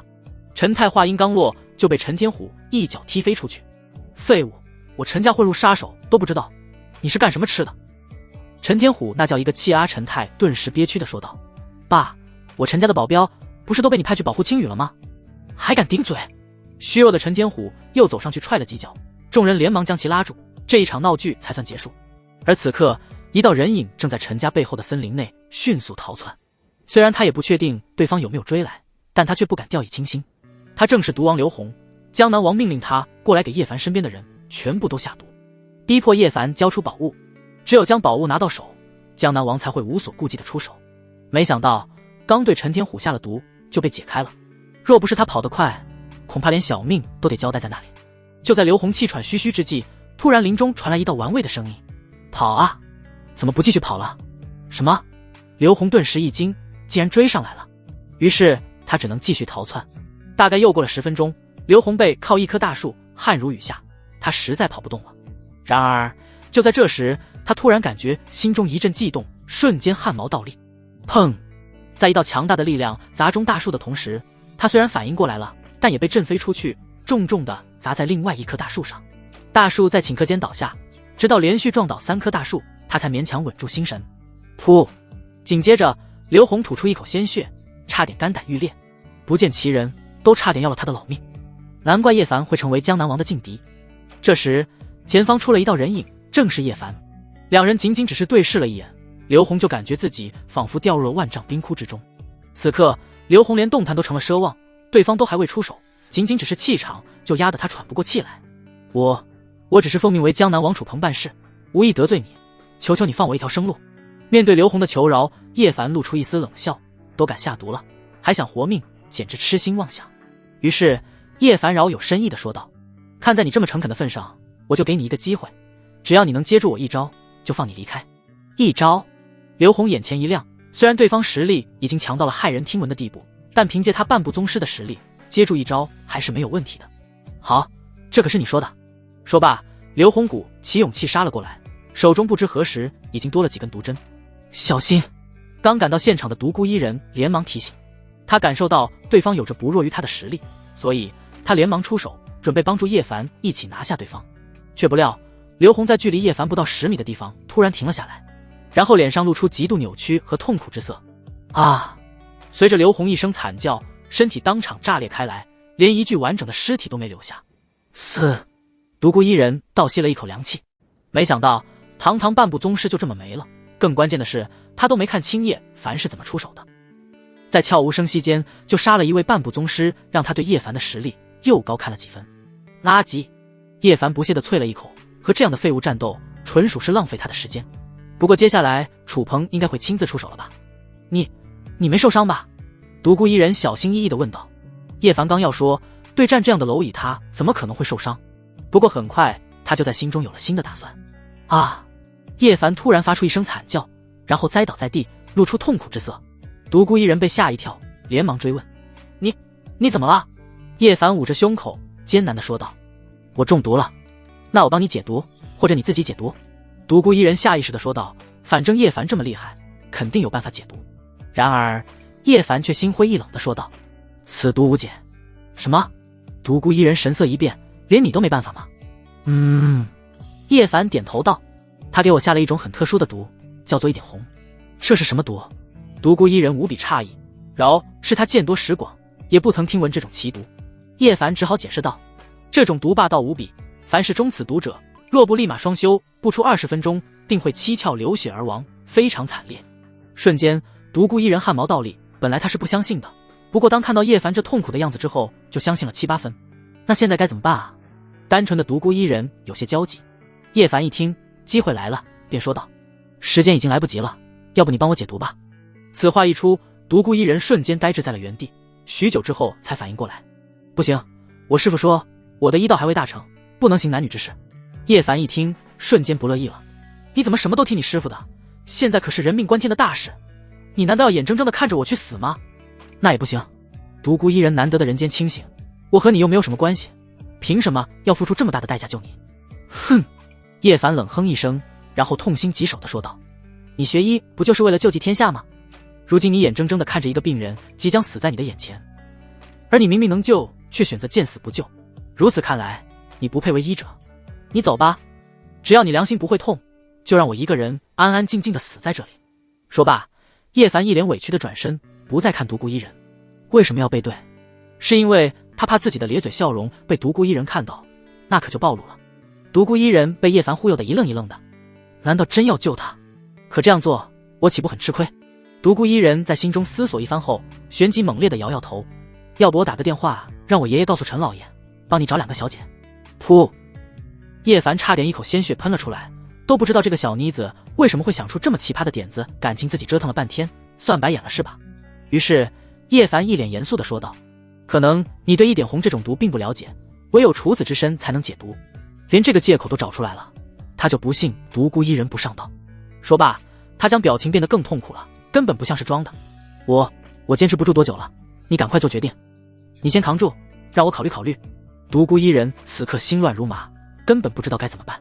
就在叶凡以为大事已成的时候，就看到春花和秋月不知何时出现，他们是为了追查刘红而来，没想到就在这里碰到了叶凡和独孤一人。叶少，你这是？两女疑惑地看向叶凡，不知道叶凡又要整哪一出。本来心情大好的叶凡突然无语，这两姐妹也是早不来晚不来，偏偏这个时候来，多好的计划就这么泡汤了。于是他当即淡定地起身，没事，就是想躺一会儿。你没中毒？这下轮到独孤一人傻眼了。叶凡只好故作淡定地回答，中了，但毒性不是很猛烈，所以又被我解开了。此话一出，哪怕独孤一人再单纯，都知道自己被叶凡耍了。于是他愤怒地骂道，叶凡，你个臭流氓，本姑娘早晚要你好看。说罢，他就头也不回地跑出树林，等师傅回来，定要让师傅狠狠地收拾这个不要脸的家伙。要不是这两人突然出现，自己肯定会上当。离开师傅前，师傅就叮嘱他一定要小心渣男，没想到这才刚回来就碰到渣男了。两女见状当即松了一口气，其实刚才发生的事他们都知道，之所以装作碰巧出现，就是为了打断叶凡的好事。毕竟这可是大小姐给他们的任务，不能让别的女人和叶凡走得太近，只能出此下策。还好叶凡没有对他们展现出杀意，于是两女连忙岔开话题，叶少，此次前来除却诛杀刘红之外，还有大事向您禀报。什么大事？叶凡好奇地问道。只见秋月连忙禀报，我们刚得到消息，江南王楚鹏已经召集属下，可能明晚就会到达江城。很好，凡事总得有一个了断，不怕他来，就怕他不敢来。叶凡冷笑一声，区江南王算个鸡毛。这时春花又提醒道，叶少，楚鹏提前出关，实力已达大宗师，再加上他的属下，可能有不低于5位宗师。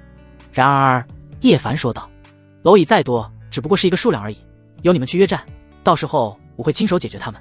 是。两女点头，就要转身离去。等等，两女瞬间一愣，不知道叶凡还要干什么。把你们手机交出来，让我检查检查。说罢，叶凡拿出两女的手机一看，确定没有偷拍和偷录，才放两女离开，毕竟出门在外，名声为重，叶凡不得不小心谨慎一些。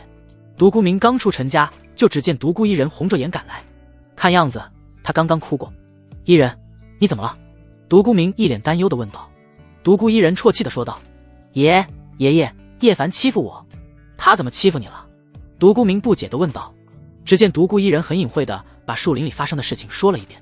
独孤明一听，旋即松了一口气，老夫还以为是什么大事，就这点小事不用放在心上。独孤一人一听更加委屈了，爷爷，他都要打你孙女的主意了，你跟我说是小事？当然是小事。独孤明笑道，如果你能和叶少在一起，老夫倒还放心了。独孤一人嘴角一抽，简直不敢相信这是从爷爷口中说出来的话。这时独孤明说道，你别看叶少为人轻浮不着调，但这只不过是表象。依我看，叶少乃人中龙凤，只是隐匿世俗，龙游都市而已，他日定能一飞冲天。这话要是被叶凡听到，肯定会拉着独孤明不醉不归。终于有懂他的人了，不就是一个臭流氓而已，爷爷不用这么吹嘘吧。独孤一人一想到树林里的事就来气，如今又被爷爷大肆吹捧，这让他更难受了。住口！独孤明大喝道，以后见到叶少不可无礼，一定要恭恭敬敬，若他能看上你，倒是我独孤家族祖坟冒青烟了。此话一出，独孤一人顿时崩溃，看来现在他能诉苦的人也只有师傅了。第二天晚上，随着秋月发消息过来，叶凡就知道今夜注定是一场腥风血雨。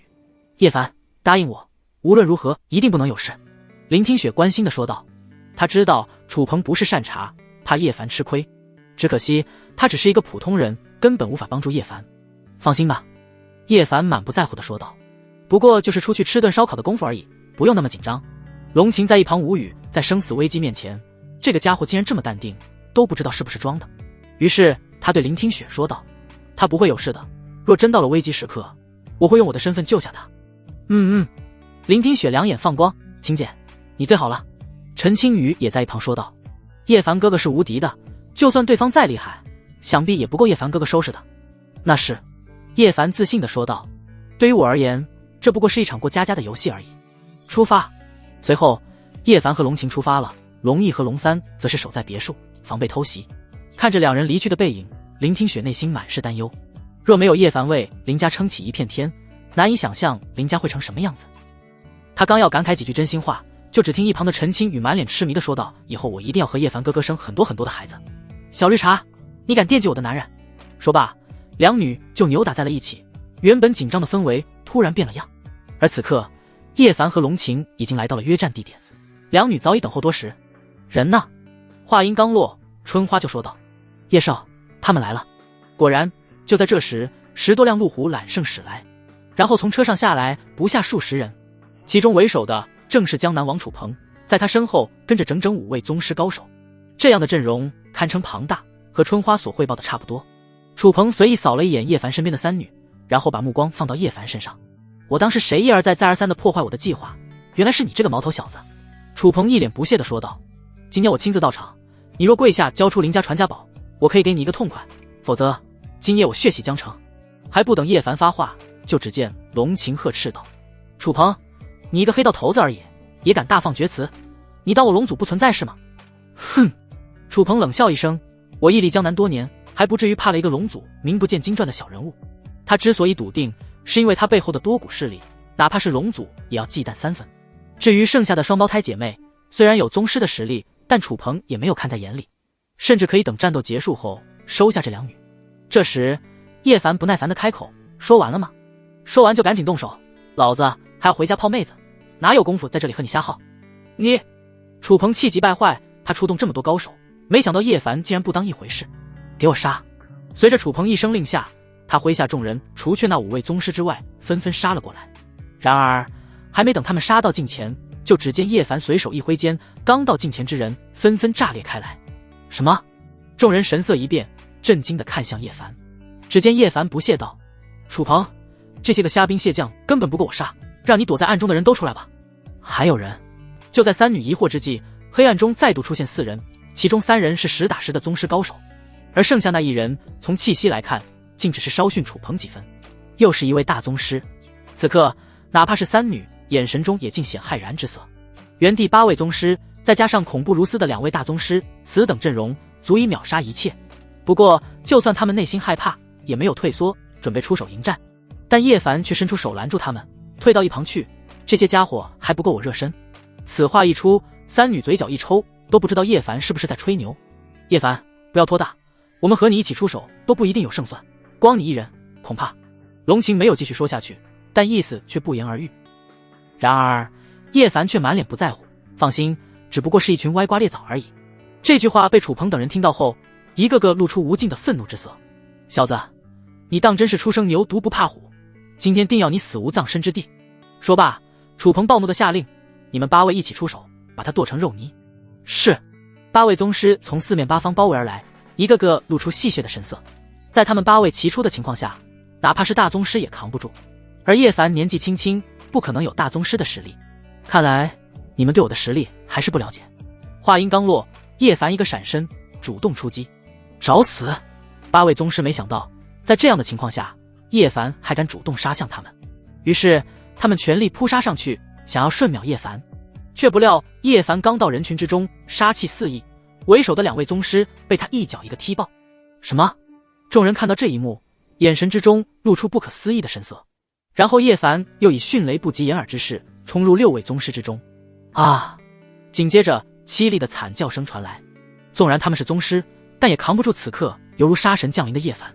叶凡每次出击都有至少1位宗师丧命，在别人眼里高不可攀的宗师，在叶凡这里还真如砍瓜切菜一般简单。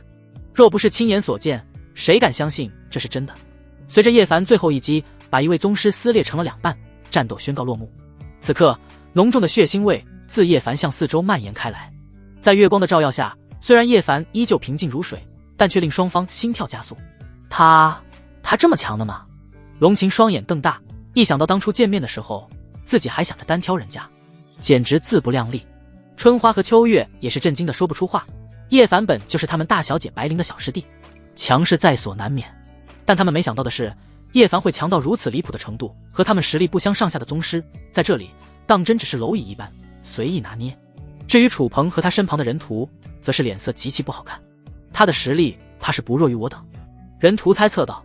只见楚鹏冷声道：“倒是我小看他了，不过他就算再强，也只有1人，你我一起出手，他也必死无疑。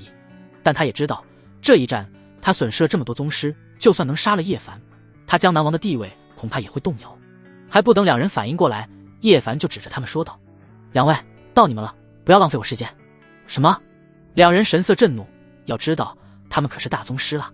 没想到叶凡在面对他们这2位大宗师的时候，也是和之前一样的态度，这让他们在心中怒火万丈。当然，这一幕也被3女目睹了，他们在心中惊骇连连。难道叶凡已经强到连大宗师都不放在眼里的地步了吗？不可能，绝对不可能。要知道，大宗师已经能和战皇比肩，就算是放眼天下，也是1等1的好手。叶凡就算再强，也不可能把大宗师视为蝼蚁。小子，你会后悔的。刹那间，楚鹏纵身一跃，杀了上来。然而，还未等他落地，就只见叶凡不知何时已经出现在了他的面前。你的速度太慢了。什么？不等楚鹏反应过来，叶凡就伸手挡在了他的脑门上。轰！下一刻，楚鹏直接砸在地上，连大地都发出震动。给我死！不知何时，人屠已经绕到了叶凡的背后，一剑落下。只不过叶凡随意伸出2指，就夹住了他的利刃。偷袭！你也配！说罢，叶凡轻易将他的利刃这断，然后随手一划。哼！人屠发出一声闷哼，低头一看，才发现他的胸前已经被划出一道醒目的口子，正流出猩红的血液。3女顿时倒吸了一口凉气，简直不敢相信自己的双眼。本以为面对2位大宗师的夹击，哪怕是叶凡也不会轻松，没想到只是一晃眼的功夫而已，2位大宗师尽数败北。再看叶凡如此轻松，眼神轻佻，一看就是没用全力。他的极限到底在哪里？以他的实力，怕是不弱我姐多少了。龙琴喃喃自语，如此年纪，叶凡实力就直追战神，以后成就不可限量。如果被叶凡听到他的想法，肯定会说区区战神，老子收拾的没有100也有几十了。而春花和秋月则是全程一语不发，不愧是大小姐的小师弟，恐怕也只有这等实力才配得上他们的大小姐了。此刻，楚鹏和人屠从狼狈之中恢复过来，用忌惮的眼神看着叶凡。眼前的叶凡，他们根本看不透。解决宗师只用1招，击败大宗师也只是1招。你到底什么实力？他们忌惮地看向叶凡，但叶凡却不屑地回应道：我的实力，你们还不配知道。随后，他以45度角仰望天空。在之前，他们都称呼我为天下第一。什么？5人瞬间色变，天下第一是什么概念？如果说战神是当今天下的天花板，那么叶凡的实力要远在战神之上。但谁都不相信才20多岁的叶凡会达到传说中的高度。小子，你好大的口气！楚鹏冷声说道。虽然我们不知道你的实力有多强，但我坚信你的实力绝对不可能超越大宗师。很抱歉，以你们的实力，别说是现在的我，哪怕是10年前的我，你们都不是对手。此话一出，几人瞬间头皮发麻。叶凡的话就算不是真的，也把他们吓到了。特别是楚鹏和人屠，他们再也受不了叶凡的装逼态度，直接取出一颗药丸，即将吞服下去。叶少，他们正在吞服狂化药丸，快阻止他们！2女连忙出声提醒。若他们有实力阻止，必然会果断出手。狂化药丸是什么东西？面对叶凡的疑问，龙琴解释是狂化药水的升级版，一旦吞服，短期内实力最少可以增强1倍。叶凡听闻，点点头，丝毫没有出手阻止。那就有意思了，让他们吞吧。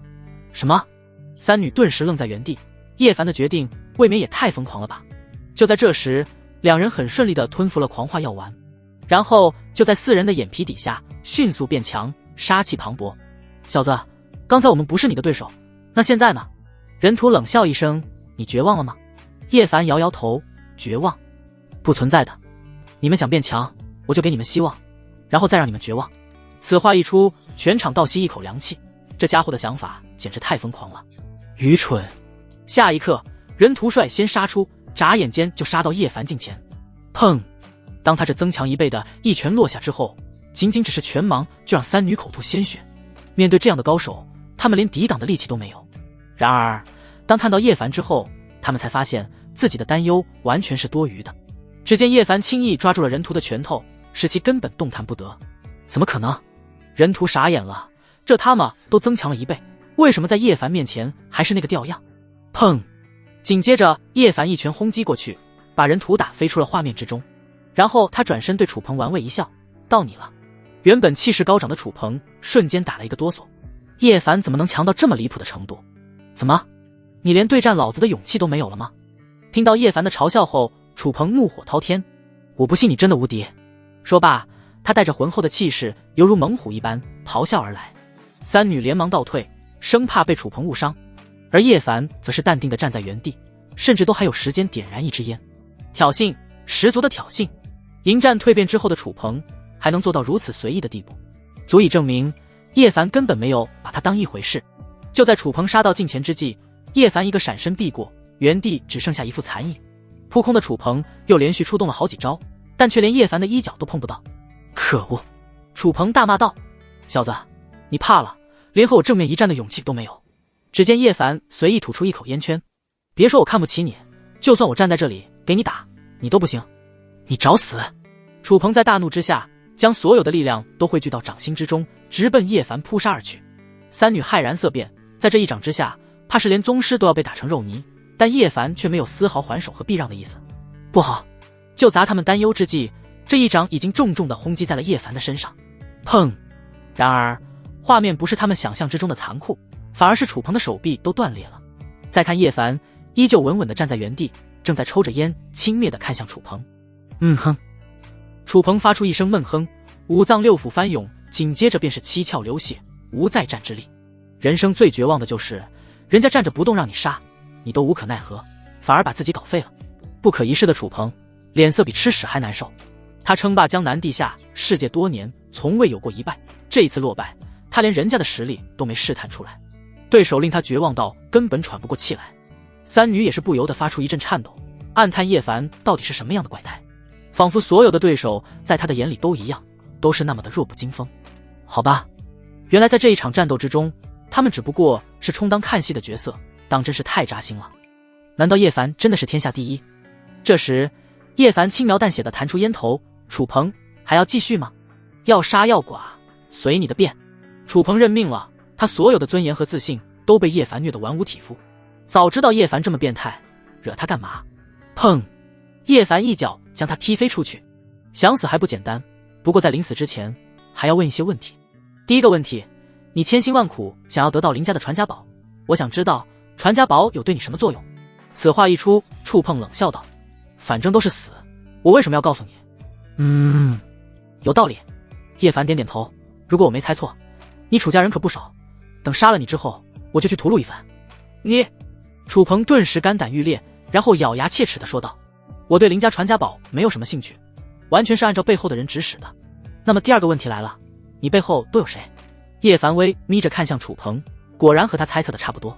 就在楚鹏刚要回答叶凡的时候，突然楚鹏咬破藏在牙齿里的毒囊，瞬间楚鹏栽倒在地，再也没有了声息。操！叶凡忍不住爆粗口，这一幕发生的太突然，连他也没想到，楚鹏宁死也不愿意说出背后的主谋。看来事情是越来越有意思了。这时叶凡对两女说道：“今夜之后，我要你们屠灭楚家满门，记住，一个不留。”是。两女连忙点头。对于他们来说只是一个电话的事情，但他们却能感受到此刻叶凡的怒火已经滚滚滔天。叶凡站在原地思索，他本以为灭了江南王，真相就能水落石出，现在看来江南王只是人家的一颗棋子，其背后的势力恐怕没那么简单。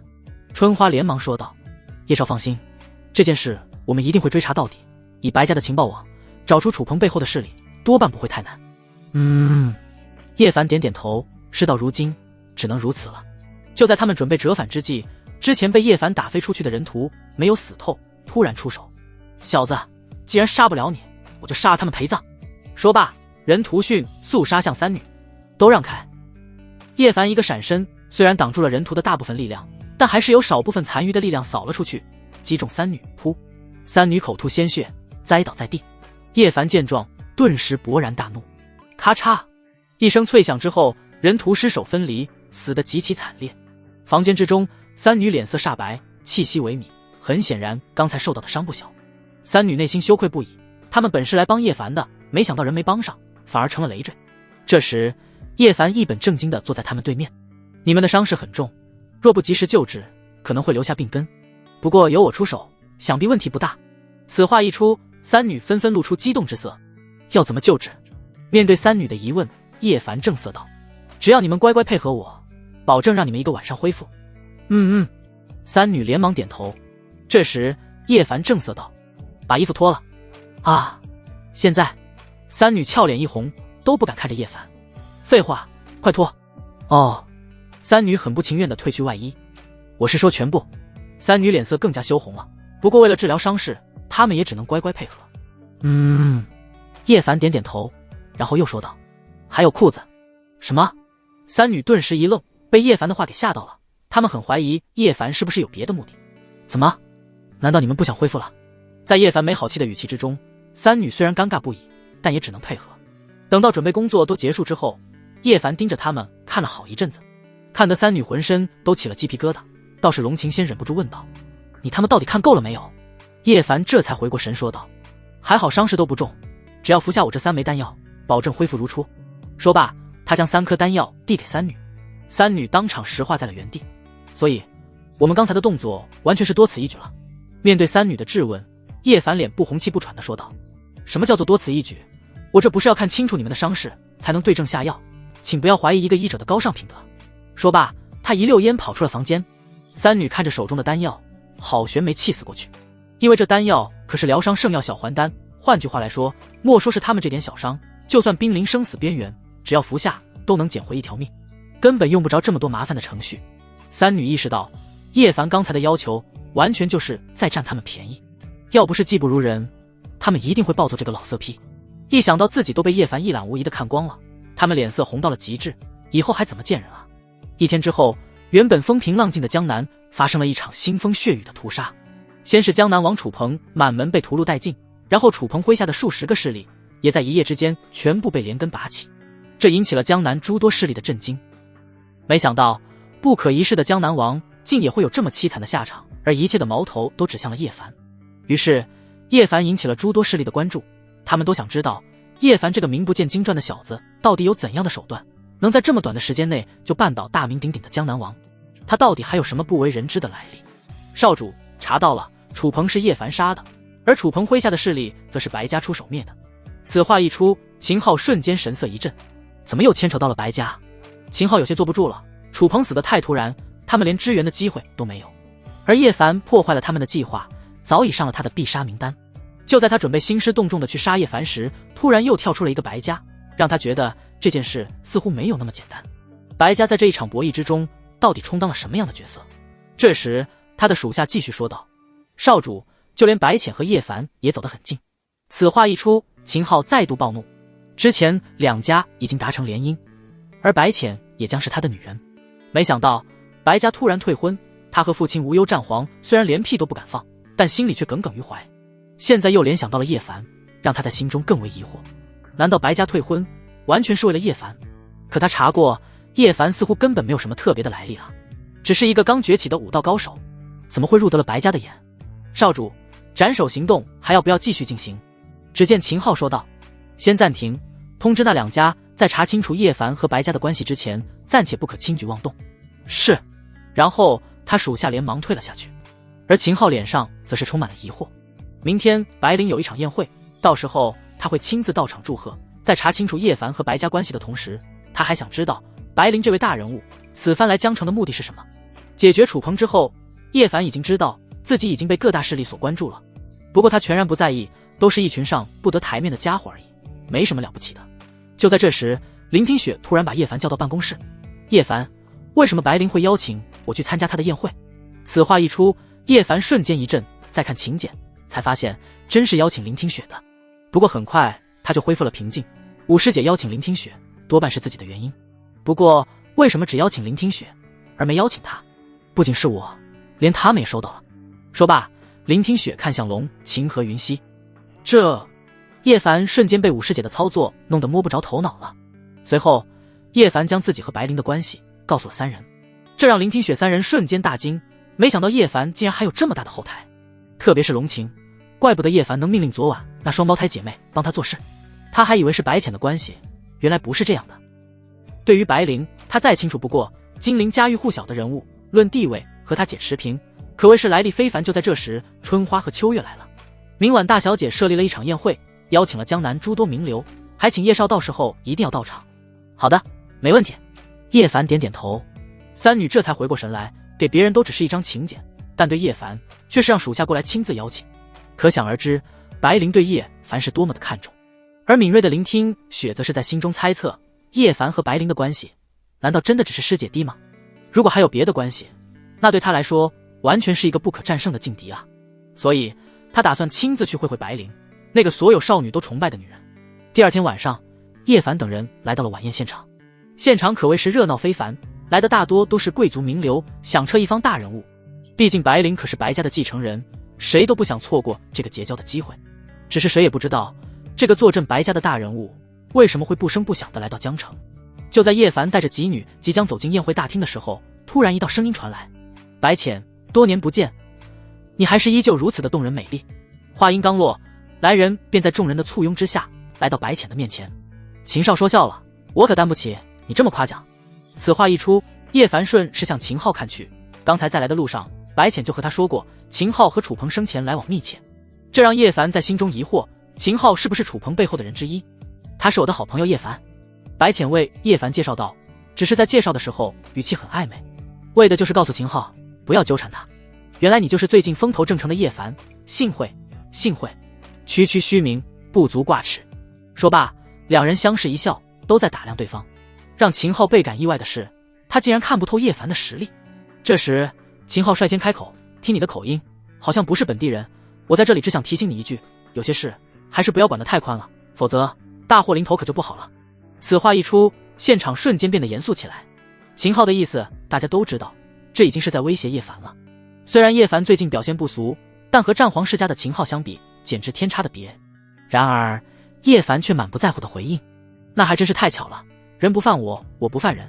比如作恶多端的江南王楚鹏，只要惹了我，照杀不误。就是不知道背地里还有多少不开眼的家伙想惹我。”瞬间，众人愣神，简直不敢相信自己所听到的。本以为在秦昊的威胁之下，叶凡已经吓破胆，没想到他不仅没当回事，还把秦昊嘲讽成不开眼的家伙。都不知道叶凡有什么勇气，敢和秦昊作对。秦昊的脸色悄然变冷：“是吗？那就拭目以待。不过我要提醒你的是，江城这个地方还轮不到一个外人来作威作福。”叶凡听后继续说道：“那我也给你一个提醒，江城不是你的江城，你做不到只手遮天。如果说刚才两人只是相互试探，那么现在就等于是摆到明面上了。”这让众人惊叹不已，叶凡这么头铁，难道是有所仰仗不成？哼！秦昊冷笑一声，率先走了进去。区叶凡他还不看在眼里，等他弄清楚叶凡和白家的关系后，就差不多可以送叶凡上路了。叶凡，他是江南王背后的人吗？这时林听雪在一旁小声问道：“差不多，10有8九就是。不过我不知道江南王背后的人除却秦昊外，还有没有其他人？”在叶凡看来，事情绝不止表面那么简单。看来今晚的宴会收获很大。随后他们几人也走了进去，现场已经坐满了人，唯有最显眼那一桌是空着的，因为那一桌是留给最重要的嘉宾的，所以大家都有自知之明，主动避过了那一桌。秦昊扫视了一眼，发现除却那一桌之外，已经没有其他的空桌子了。在场之人虽然来头都很大，但比起他来说，根本不在一个层次上。他父亲无忧战皇可是啸天战神最得力的助手之一，在江南那可是说一不二的存在，无论是地位还是实力，他都有资格坐那一桌。见过秦少，众人也注意到了秦昊的到来，纷纷起身行礼。秦昊满意的点点头：“今日白小姐才是东道主，大家都不用跟我客气，随意一些便可。”是。众人这才敢坐下。然而就在这时，叶凡已经带着几女来到了最显眼这一桌。他们刚准备坐下，跟着秦昊的一名大少便呵斥道：“这一桌可是留给秦少的，你们有什么资格坐在这一桌？就是你们别把座位弄脏了。”秦昊身边另外一位大少也配合的数落道。几女瞬间一怒，但却被叶凡拦住了。只见叶凡露出不屑的表情：“我没资格坐，难道你们就有资格了吗？秦昊可是白小姐重点邀请的嘉宾，他当然有这个资格。”说罢，这两位大少还对秦昊躬身弯腰：“秦少请。”秦昊点点头，对叶凡露出挑衅之色。他的意思很简单，虽然你搭上了白浅，但在白家这座庞然大物面前，区白浅还算不得什么。在白灵眼里，我才是最重要的客人。随后他便落落大方地坐下，只是屁股还没坐下去，椅子就被人拖开了。秦昊在全然没有注意之下，一屁股坐在了地上，他的2名跟班连忙将他扶起。这一幕差点令人捧腹大笑。身为高高在上的战皇之子，秦昊哪里受过这样的侮辱，当即就要发作。却不料拖开椅子的春花率先说道：“秦昊，这一桌不是留给你的。”什么？众人傻眼了，在场难道还有比秦昊地位更高的嘉宾不成？秦昊的一名跟班听后不悦地问道：“不是留给秦少的，难道还是留给叶凡的不成？没错，正是留给叶少的。秋月连忙走了过去，对叶凡恭敬地说道：“叶少请。”此话一出，全场差点惊掉下巴，没想到还真是留给叶凡的，都不知道叶凡何德何能，有这般特殊的待遇。难道说叶凡的地位还能高过秦昊不成？都别看着，坐。叶凡对吉女招呼道，吉女顺势坐下。然后陈青雨还不忘说道：“叶凡哥哥，还好这个位置没有被秦昊坐上，否则可就不干净了。”噗嗤，吉女也被陈青雨给逗笑了。这一幕令秦昊怒火腾盛，暴怒不已。特别是当着这么多人的面，他秦昊不要面子的吗？于是他对春花和秋月追问道：“两位，那我的位置在哪里？就算这一桌不是给秦少准备的，那秦少的位置也不能太差了。没错，至少也要和这个家伙平起平坐才行。”秦昊身边的两位大少也纷纷开口为秦昊打抱不平。然而秋月却板着脸说道：“大小姐并没有准备你们的位置。”什么？众人瞬间愣在原地，若不是亲耳听见，他们是万万不敢相信的。没想到白灵竟然没给秦昊留位置。虽然秦家比不过白家，但这么羞辱会不会太过了一些？虽然白灵的确有这个羞辱的资格，不过谁也不敢帮秦昊打抱不平，毕竟他们可得罪不起白家。而叶凡则是用一副看向小丑的眼神看向秦昊，果然五师姐早已经为他准备了一场惊喜。秦昊此刻早已怒火中烧，对于他来说这简直就是奇耻大辱。他没想到白灵会让他在这么多人面前下不了台，在震怒之下他便冷声道：“既然白小姐不欢迎我，那我走便是，何须如此侮辱？”说罢他就要带着他的几名跟班离开，但春花却威胁道：“凡是接了大小姐的请柬，在大小姐还未现身之前就想走人，便是和大小姐为敌。秦昊，你可想好了？”此话一出，全场骇然色变。此刻明眼人都能想到白灵在针对秦昊，可秦昊还不能发作，一旦甩手走人，接下来秦家要面临的就是白家的滔天报复。除非无忧战皇能晋升战神，否则在白家面前永远都只是小角色而已。只是他们不知道的是，秦昊什么时候得罪了白灵。果然，刚要带人离开的秦昊在听到威胁之后立马停止住了脚步。此刻连他那两名嚣张的跟班也没了底气，只是弱弱地问道：“难道就让我们站在这里不成？”秋月冷笑一声：“你猜对了，你们就在这里站着。”此话一出，秦昊眼前一黑，差点晕死过去，但他也只能选择强压怒火。而他的两名跟班此刻则是苦不堪言，早知道就不当这个出头鸟了，现在连累他们都要跟着秦昊受辱。原本想要给秦昊让座的宾客，在这一刻却是谁也不敢这么做，生怕也被白灵给记恨上了。很好，两女点点头，然后对叶凡恭敬地问道：“叶少，这个安排你可满意？”“满意，非常满意。”叶凡点点头，然后两女才下去迎接白灵。现场众人惶恐不已，没想到白灵的属下会这么敬重叶凡，都不知道叶凡和白灵到底有着怎样的关系。然而就在这时，一道人影走了进来，大明星玉慧。此刻全场所有的焦点都放在了玉慧的身上，谁能想到大明星玉慧竟然会出现在宴会之上？要知道她可是家喻户晓的大明星，更是有着天后之称，名气非常之大。不过很快众人就释然了，因为玉慧是白灵旗下的娱乐传媒培养出来的艺人，她来参加宴会也就说得通了。据说玉慧能在演艺路上畅通无阻，谁都不敢打她的主意，也是因为白灵的关系。虽然两人的地位天差地别，但在私底下两人却是最好的闺蜜，所以玉慧刚到宴会现场就露出了高傲的风姿，谁都不看在眼里，给人一种高高在上的感觉。叶凡也注意到了她的到来，只是随意看一眼就失去了兴趣。虽然玉慧长得还可以，不过却配不上她的名头。她之所以这么火，多半也是因为五师姐的原因。单论颜值，她身边的舞女龙晴、白浅、云溪、林听雪、陈青雨，随便拉出来一位都能全方位吊打玉慧。当然玉慧看到舞女之后，眼神之中也露出了一抹嫉妒之色。当看到叶凡的时候，她则是嘴角一撇，心说和这样的土包子参加同一个宴会简直太掉价了，要不是看在白灵的面子上，她才不乐意来。这时他又注意到了处在原地的秦昊几人，立马放下高傲的姿态，露出一副讨好的笑容。毕竟他和秦昊可是认识的，知道秦昊的地位非凡，若是能和秦昊更进一步，他的后台就又多了一个。秦少，你也来参加宴会？秦昊点点头，脸色不是很好看。玉慧连忙说道：“那可真是太巧了，我也是来参加宴会的。秦少若是不嫌弃，就和我一同入座吧。”秦昊见状，当即没好气地说道：“你有所不知，白小姐根本没留我的座位。”什么？玉慧顿时气急败坏，白姐太过分了，不过没事，我不会让你受委屈的，你跟我来。此话一出，秦昊的2名跟班瞬间露出喜色，只要和玉慧一同入座，他们就不用在这里尴尬的处着了。然而秦昊却拒绝道，还是算了吧，待会若是白小姐追究起来，岂不是连累了你？玉慧听后立即保证道，秦少你就放心了，我和白姐亲如姐妹，她一定会给我面子的。秦昊一听顿时来了兴趣，没错，玉慧和白灵的关系那是有目共睹的，他不相信白灵会为了一个叶凡而得罪玉慧，于是他当即说道，那好吧。眼看现场只有叶凡那一桌还有一个位置，且又是最显眼的地方，玉慧二话没说就来到叶凡身前，土包子，这里不是你该坐的，滚出去。此话一出，原本正和几女聊天的叶凡可就生气了，这可是白灵为我们安排的位置，怎么你有意见？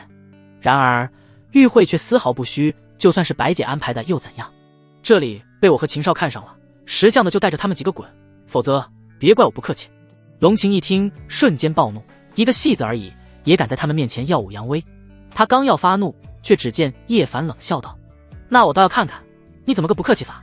此话一出，玉慧怒火横生，他走到哪里都是众星捧月一般的存在。没想到这个土包子竟不给他面子，仗着有白灵撑腰的他当即抄起桌上的一个酒瓶就奔着叶凡砸去。怎料叶凡眼疾手快，一把抢过他的酒瓶，然后反手一个耳光打在他的脸上，啪！玉慧一头栽倒在地。这一幕可把众人看傻眼了，谁能想到叶凡说动手就动手，真是一点都不客气。不过玉慧可是白灵的闺蜜，打了玉慧，那岂不是变相打了白灵的脸？难道她连白灵都不怕吗？就在众人还在议论纷纷之际，玉慧已经捂着脸从地上爬起来，从她那踉踉跄跄的动作就知道这一巴掌打得不轻。土包子，你敢打我？玉慧狠狠瞪着叶凡，若是眼神能杀人，恐怕叶凡已经被他的眼神杀死几百次了。老子打的就是你！叶凡不屑地说道。还不等玉慧发作，一旁的秦昊就呵斥道，叶凡，你连女人都打，你就不配当男人？哼！叶凡冷哼一声，我从不打女人，除非忍不住。你找死！玉慧大怒之下再次冲上来，想要教训叶凡，却不料还未靠近就被龙晴一脚踹飞出去。砰！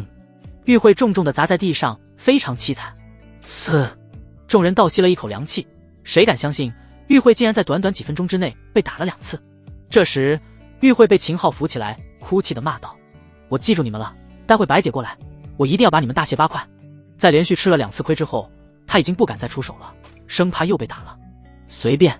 龙晴冷笑一声，他早就想动手了，这一下总算出气了。至于玉慧的威胁，他丝毫不看在眼里。他不信白灵会为了一个小小的戏子出头，就算白灵真的会出手，他也不怕，因为龙家不弱白家，他还有一位战神姐姐，更是可以横着走。就在双方争吵之际，春花的声音传来，大小姐道。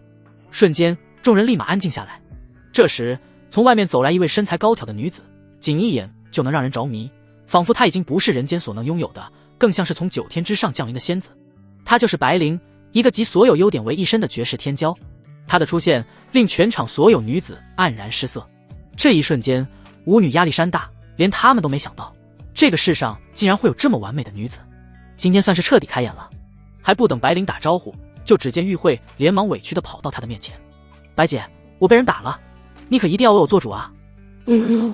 见玉慧哭得这么伤心，白灵顺势掏出纸巾为她擦干眼泪，然后关心地问道，跟我说说是怎么回事。众人看到这一幕，心里只有一个念头，那就是叶凡完了。看白灵对玉慧宠溺的样子，就不难想象她和玉慧的关系有多好。果然就在这时，玉慧啜泣地说道，白姐，这个土包子带着几个女人霸占了我和秦少的位置，我上去呵斥他让出位置，没想到他不仅不让出位置，还打了我一顿。说罢他就发狠地指向叶凡。白灵也淡淡地扫了一眼叶凡，然后就把目光放在了玉慧的身上。白小姐，此事我等亲眼目睹，叶凡的行为可谓是非常之恶劣，特别是在玉慧已经说出她是你闺蜜的情况下，他们却不管不顾打了玉慧，他们简直就是在打你的脸。秦昊也在一旁附和道，本来他是不打算帮玉慧出头的，不过当看到白灵对叶凡只是随意掠过之后，他就发现两人的关系似乎也没有那么亲切，所以在这个时候肯定是坚定不移地站在玉慧这边，让白灵收拾叶凡，是吗？在这一刻，众人能明显感受到白灵正在爆发的边缘，所以他们连大气都不敢喘。叶凡怎么办？林听雪下意识地扯了扯叶凡的衣角，很显然他已经慌了，因为他发现白灵对叶凡这位小师弟似乎也没有什么特别的关心，只是走了一个过场而已。但叶凡却胸有成竹地说道：“没事，该吃吃，该喝喝。”对此，几女除却龙情之外，内心或多或少有些慌乱。他们只能赌叶凡这个小师弟在白灵心中的分量有没有闺蜜重要。如果有还好说，如果没有，可能就难办了。白姐，你若是不帮我出头，我可就生气，再也不理你了。此刻，玉慧胆子越来越大了，在她看来，不管有多大的事，白灵都会帮她摆平。白灵见状，嘴角露出一抹笑容，说说看，你要我怎么帮你出头？很简单，把他们的手打断，然后跪下来对我磕100个响头，再把他们扔到河里喂鱼。玉慧咬牙切齿地说道，按照白灵以往对她的宠爱，一定会帮她做到的。果然，白灵冷笑道，这个处理方式很不错，我喜欢。那就快点动手吧。玉慧满意的点点头，她是一刻也等不及了。好，我这就让人动手。说罢，白灵就对春花和秋月说道，你们还愣在原地干什么？没听到她的要求吗？是。两女点头，从白灵的身后走了出来。众人被吓得瑟瑟发抖，就在所有人都以为接下来是叶凡的死期时，却不料两女突然架住了玉慧的双手。你们！还不等玉慧把话说完，就只听到咔嚓2声脆响。啊！随着玉慧一连串的惨叫传来，惊醒了全场众人。什么？众人神色一变，这个结果是他们根本没想到的。跪下！随着白灵一声呵斥，两女直接踢在了玉慧的小腿上，瞬间还在惨叫之中的玉慧强行跪倒在地。白姐，为什么？玉慧哆嗦地问道，眼神之中充满了惊恐和不解。只见白灵冷笑道，因为你得罪了我的小师弟，你说你该不该死？此话一出，众人倒吸了一口凉气。谁也没想到叶凡这个名不见经传的小子竟然是白灵的小师弟，这来头可就大了。特别是秦昊，脸色难看到了极点，有了白灵这层关系，他想动叶凡可就难了。然而玉慧还在不知死活地说道，白姐，你最护着我了，就算他是你小师弟，难道还能比得上我们的闺蜜之情吗？怎料话音刚落，白灵就一把扣住她的脖子。哼！白灵冷哼一声，在我给你面子的时候你是我闺蜜，我不给你面子的时候你在我眼里屁都不是，还想碰死我小师弟，你算个什么东西？此话一出，全场骇然，对于白灵的突然发怒是谁都没想到的。从玉慧的下场不难看出，白灵对叶凡是多么的看重，而叶凡身边的几个女人则是非常无语，没想到白灵竟然这么腹黑，刚才整的他们都有些不自信了。不过换个角度想想也对，师弟不是正经人，当师姐的又能正经到哪里去？感觉这师姐弟两人都不是什么好人。这时玉慧再次挣扎地说道，白姐，你竟然为了你的小师弟和我翻脸，算我看错你了，从今以后我和你断绝关系。秦昊当场无语，都这个时候了，没点眼力见的玉慧竟然还想着威胁白灵，他一直都是这么勇的吗？果不其然，白灵又是一巴掌打在他的脸上，彻底把玉慧打懵了。只见白灵嘲讽道，我这个人最讨厌的就是不要脸的人，而你刚好就是这种人。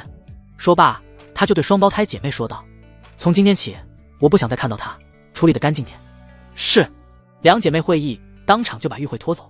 很显然玉慧也发现了事情的严重性，连忙求饶，白姐，求你放过我，我再也不敢了。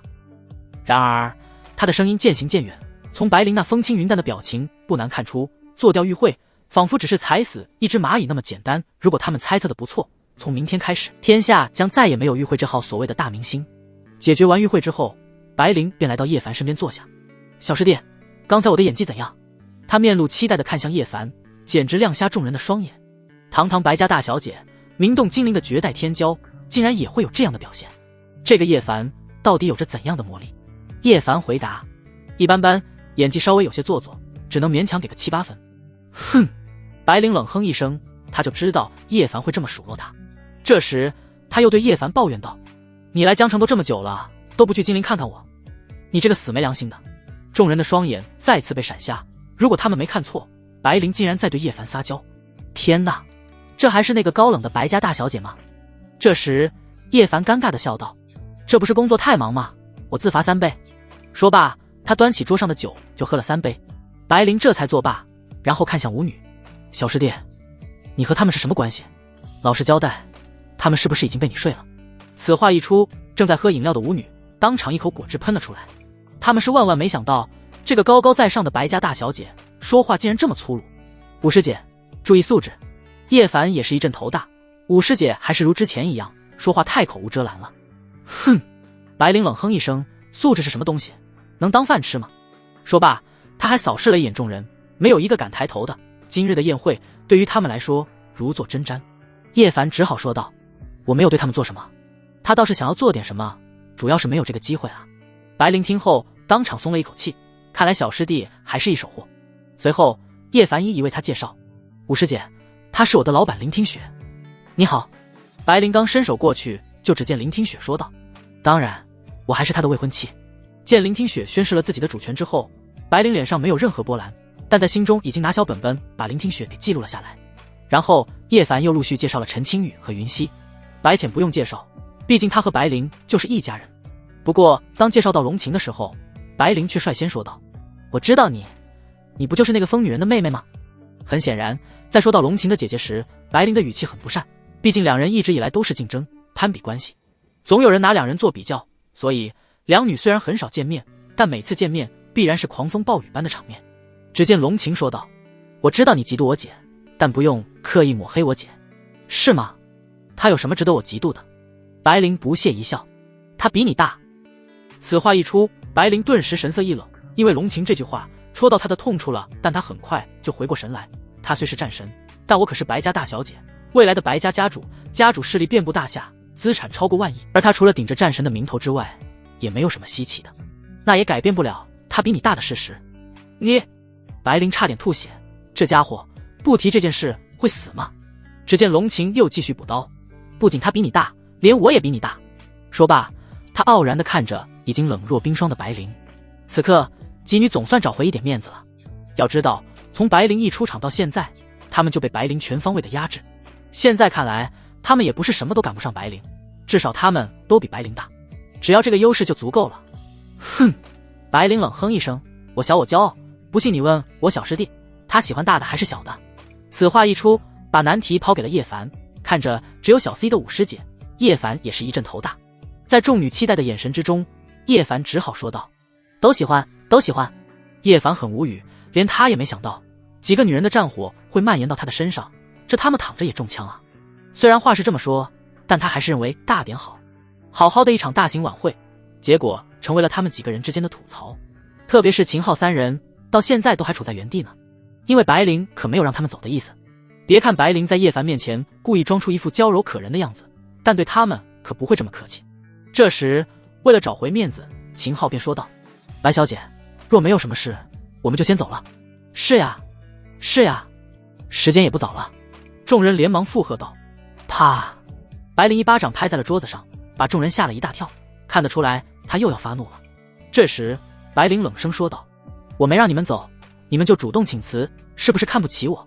此话一出，众人差点吓尿，连忙说道：“不，我们不是这个意思，请辞是秦少提出来的。”一群狗东西！秦昊内心暴怒不已，没想到这群家伙转眼间就把他给卖了。这时白灵冷冷地扫视了秦昊一眼，哪怕只是一眼，也让秦昊恐惧到了骨子里。他和眼前之人差了10万8千里。这么说来，你是看不起我了？面对白灵的质问，秦昊连忙拱手：“白小姐误会了，我可没这个意思。只是他没有把自己的姿态放得太低，毕竟他父亲可是无忧战皇，如果不出意外，未来有很大可能接替战神之位。只要秦家一跃成为战神世家，就和白家勉强持平了。”只见白灵又说道：“你想走也可以，不过你得打败我，或者我的小师弟。”此话一出，众人色变。打败白灵，完全就是痴人说梦。别看白灵的身份是白家大小姐，事实上，人家实力早就想撤精灵了，就算是碰到那位女战神，也不差了。莫说是秦昊，就算是他老子无忧战皇，也不可能是白灵的对手。不过打败叶凡道完全有可能。当然，秦昊也是这么想的，收拾不了白灵，收拾叶凡那还不是轻轻松松的事。于是他对白灵问道：“白小姐，我秦家和白家素来交好，难道真要如此吗？当然，我说出的话就不会收回。”此话一出，秦昊知道没有什么回旋的余地了。为此，他继续说道：“如果我在战斗之中打伤了他，白小姐会追究我的责任吗？”“不会。”瞬间，秦昊松了一口气。这可是白小姐你说的，在场诸位都要作证。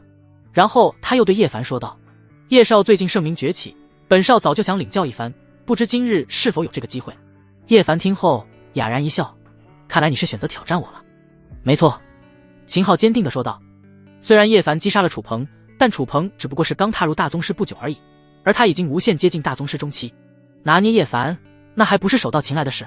而且他还不确定叶凡在击杀楚鹏的时候有没有白家从中帮忙，但不论结果如何，今日一战他赢定了。这时叶凡说道：好啊，那我就成全你。说罢，叶凡走了过来，众人都自觉地让开了一条道，他们倒要看看秦昊和叶凡之间谁强。从名气上来说，当然是秦昊强大，叶凡只不过是最近才刚冒头而已，但人家可是白灵的小师弟，所以这一战必然很精彩。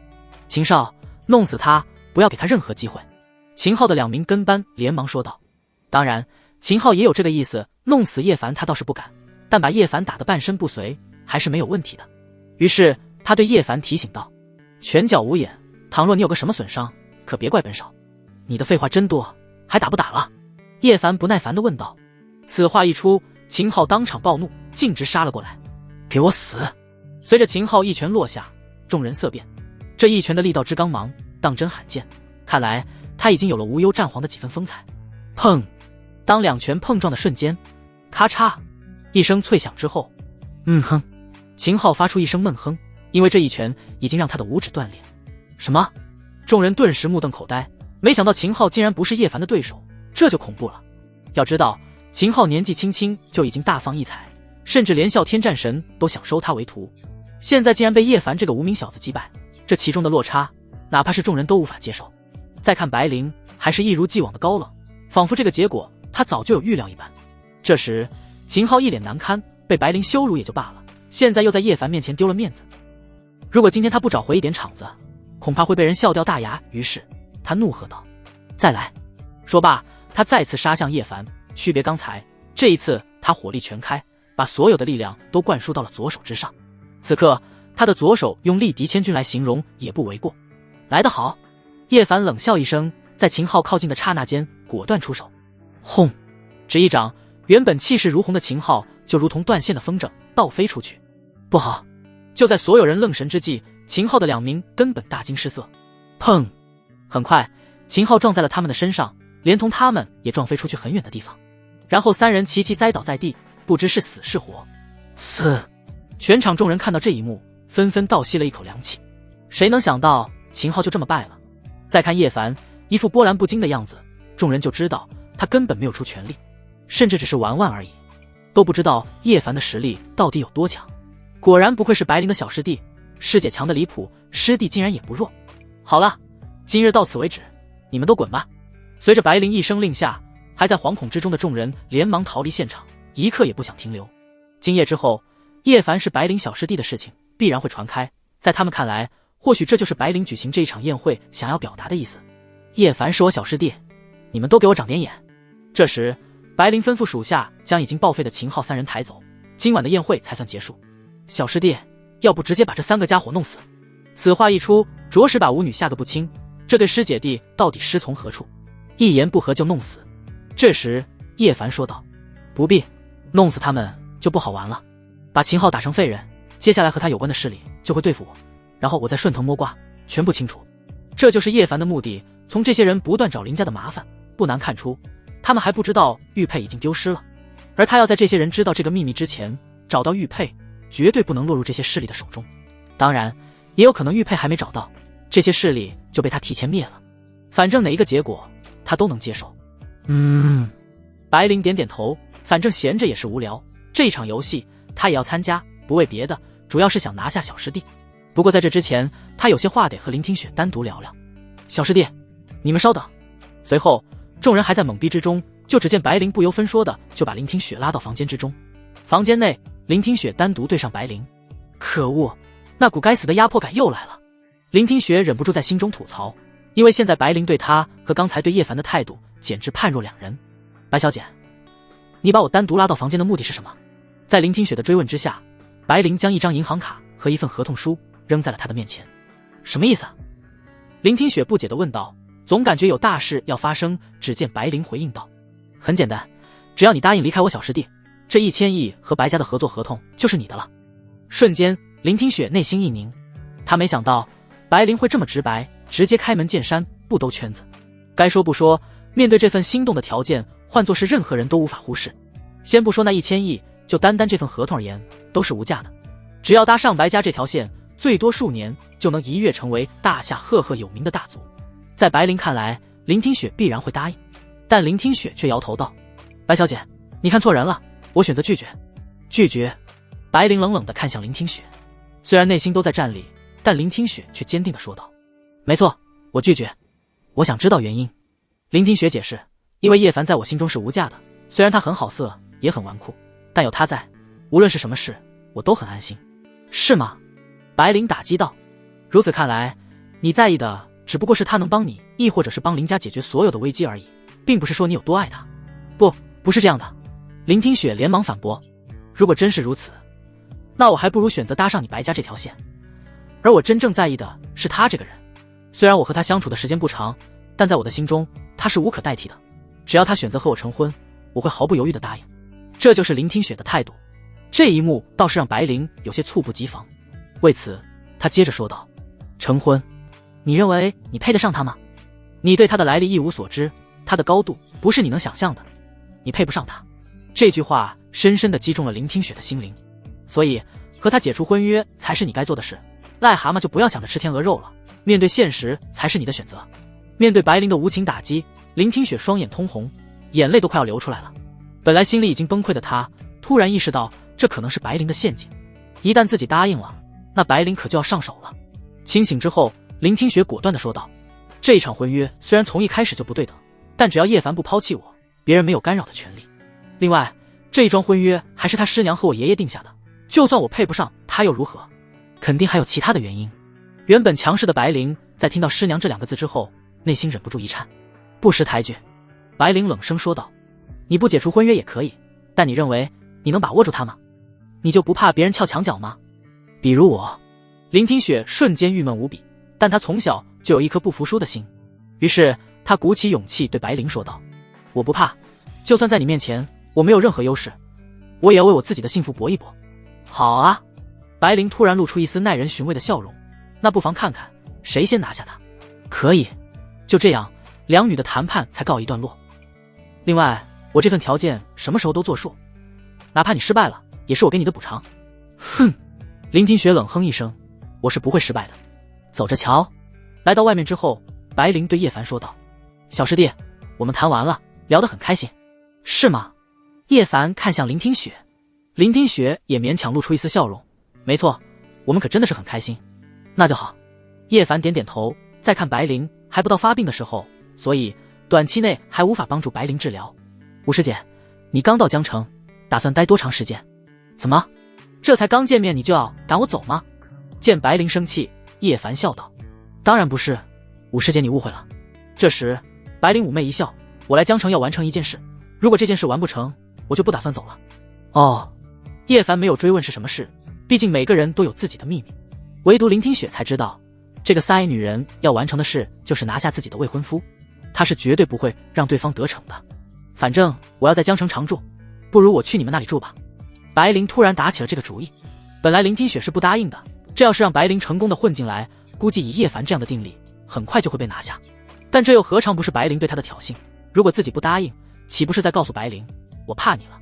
所以他当即咬牙答应，可以，只要白小姐住的习惯，随时欢迎。就这样，林听雪本就热闹的别墅，接下来肯定会更加热闹。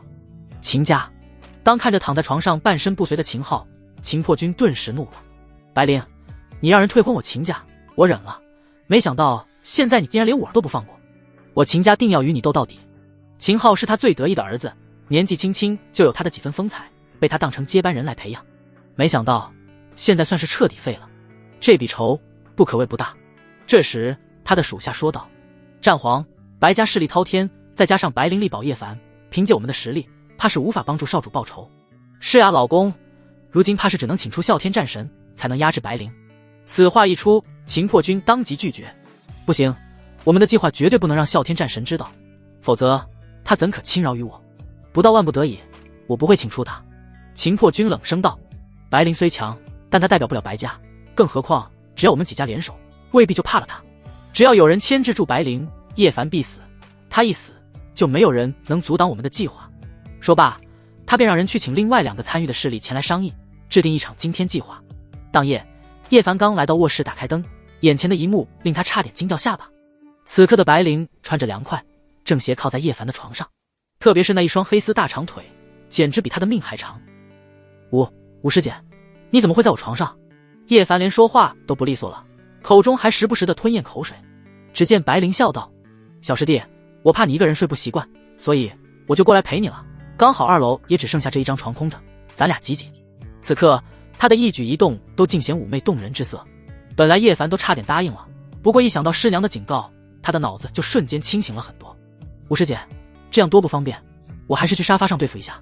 说罢，叶凡就要离开，但白灵可就不乐意了，一咕噜起身就挡在了门口，然后用撩人的红唇说道：小师弟，怎么才1年不见，你就这么生分了？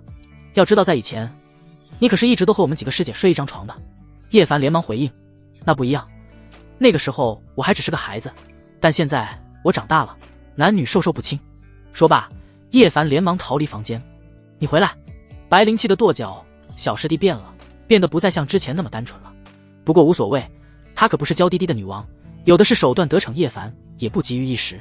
此刻来到1楼的叶凡背靠在墙上，大口喘气。以前没发现武师姐这么有料，不得了，当真不得了。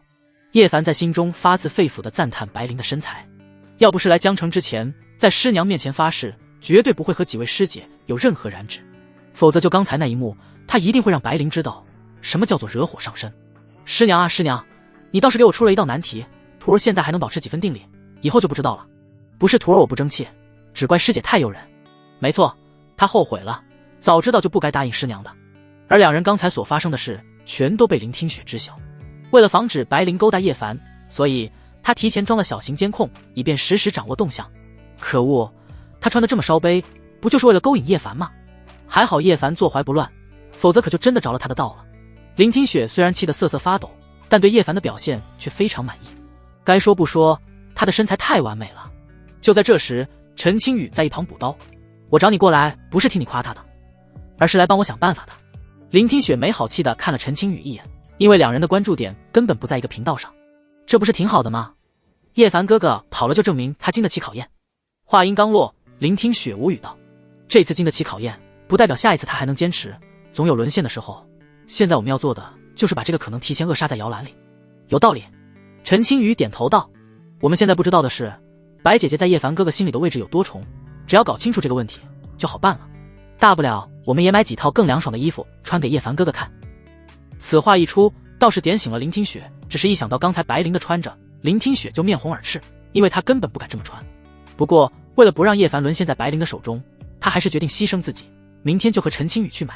第二天，还在值班的叶凡被林听雪叫到一个隐秘的角落。听雪，你有什么事？叶凡疑惑地看向神秘兮兮的林听雪。只见林听雪正色道：叶凡，问你一个问题，你怎么看待你五师姐？废话，当然用眼睛看了，还能怎么办？你误会我的意思了。林听雪开门见山地问道：话说你对白灵有没有其他的想法，比如把她拿下？叶凡听后瞬间摇头：太熟了，不好下手。当然他没承认的是，不是不好下手，而是不敢下手。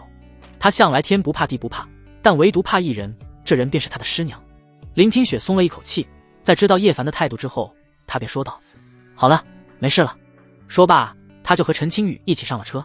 还不等叶凡提醒他们小心点，没事不要乱出去，就只见两女脚踩油门，瞬间跑得没影。这他妈叫什么事？叶凡摇摇头，非常不理解两女要去干什么。不过为了两女的安全，他还是准备跟过去看看。这时他打开了林听雪的定位，瞬间一阵头大，因为两女的定位竟然是在某个专门卖女性特殊物品的店。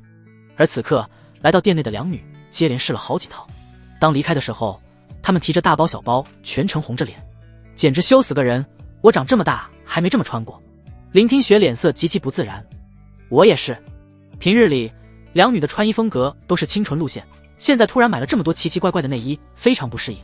只是可惜了，再怎么选都没有白灵那个女妖精穿着有感觉。林听雪叹了一口气，可能骚是天生的，她学不来。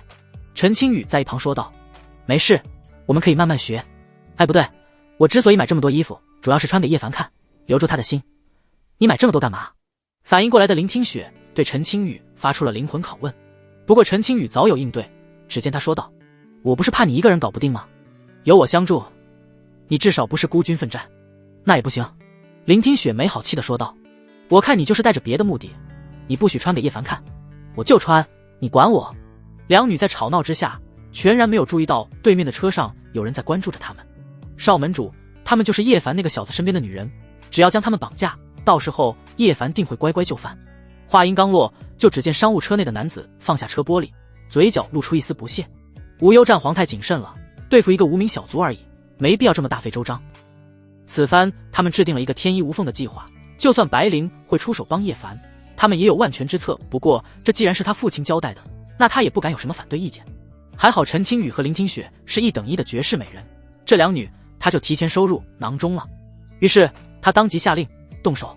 就在这时，突然出现4、5个男子围堵在林听雪和陈青雨的面前。你们是谁？感受到来者不善的两女一脸警惕。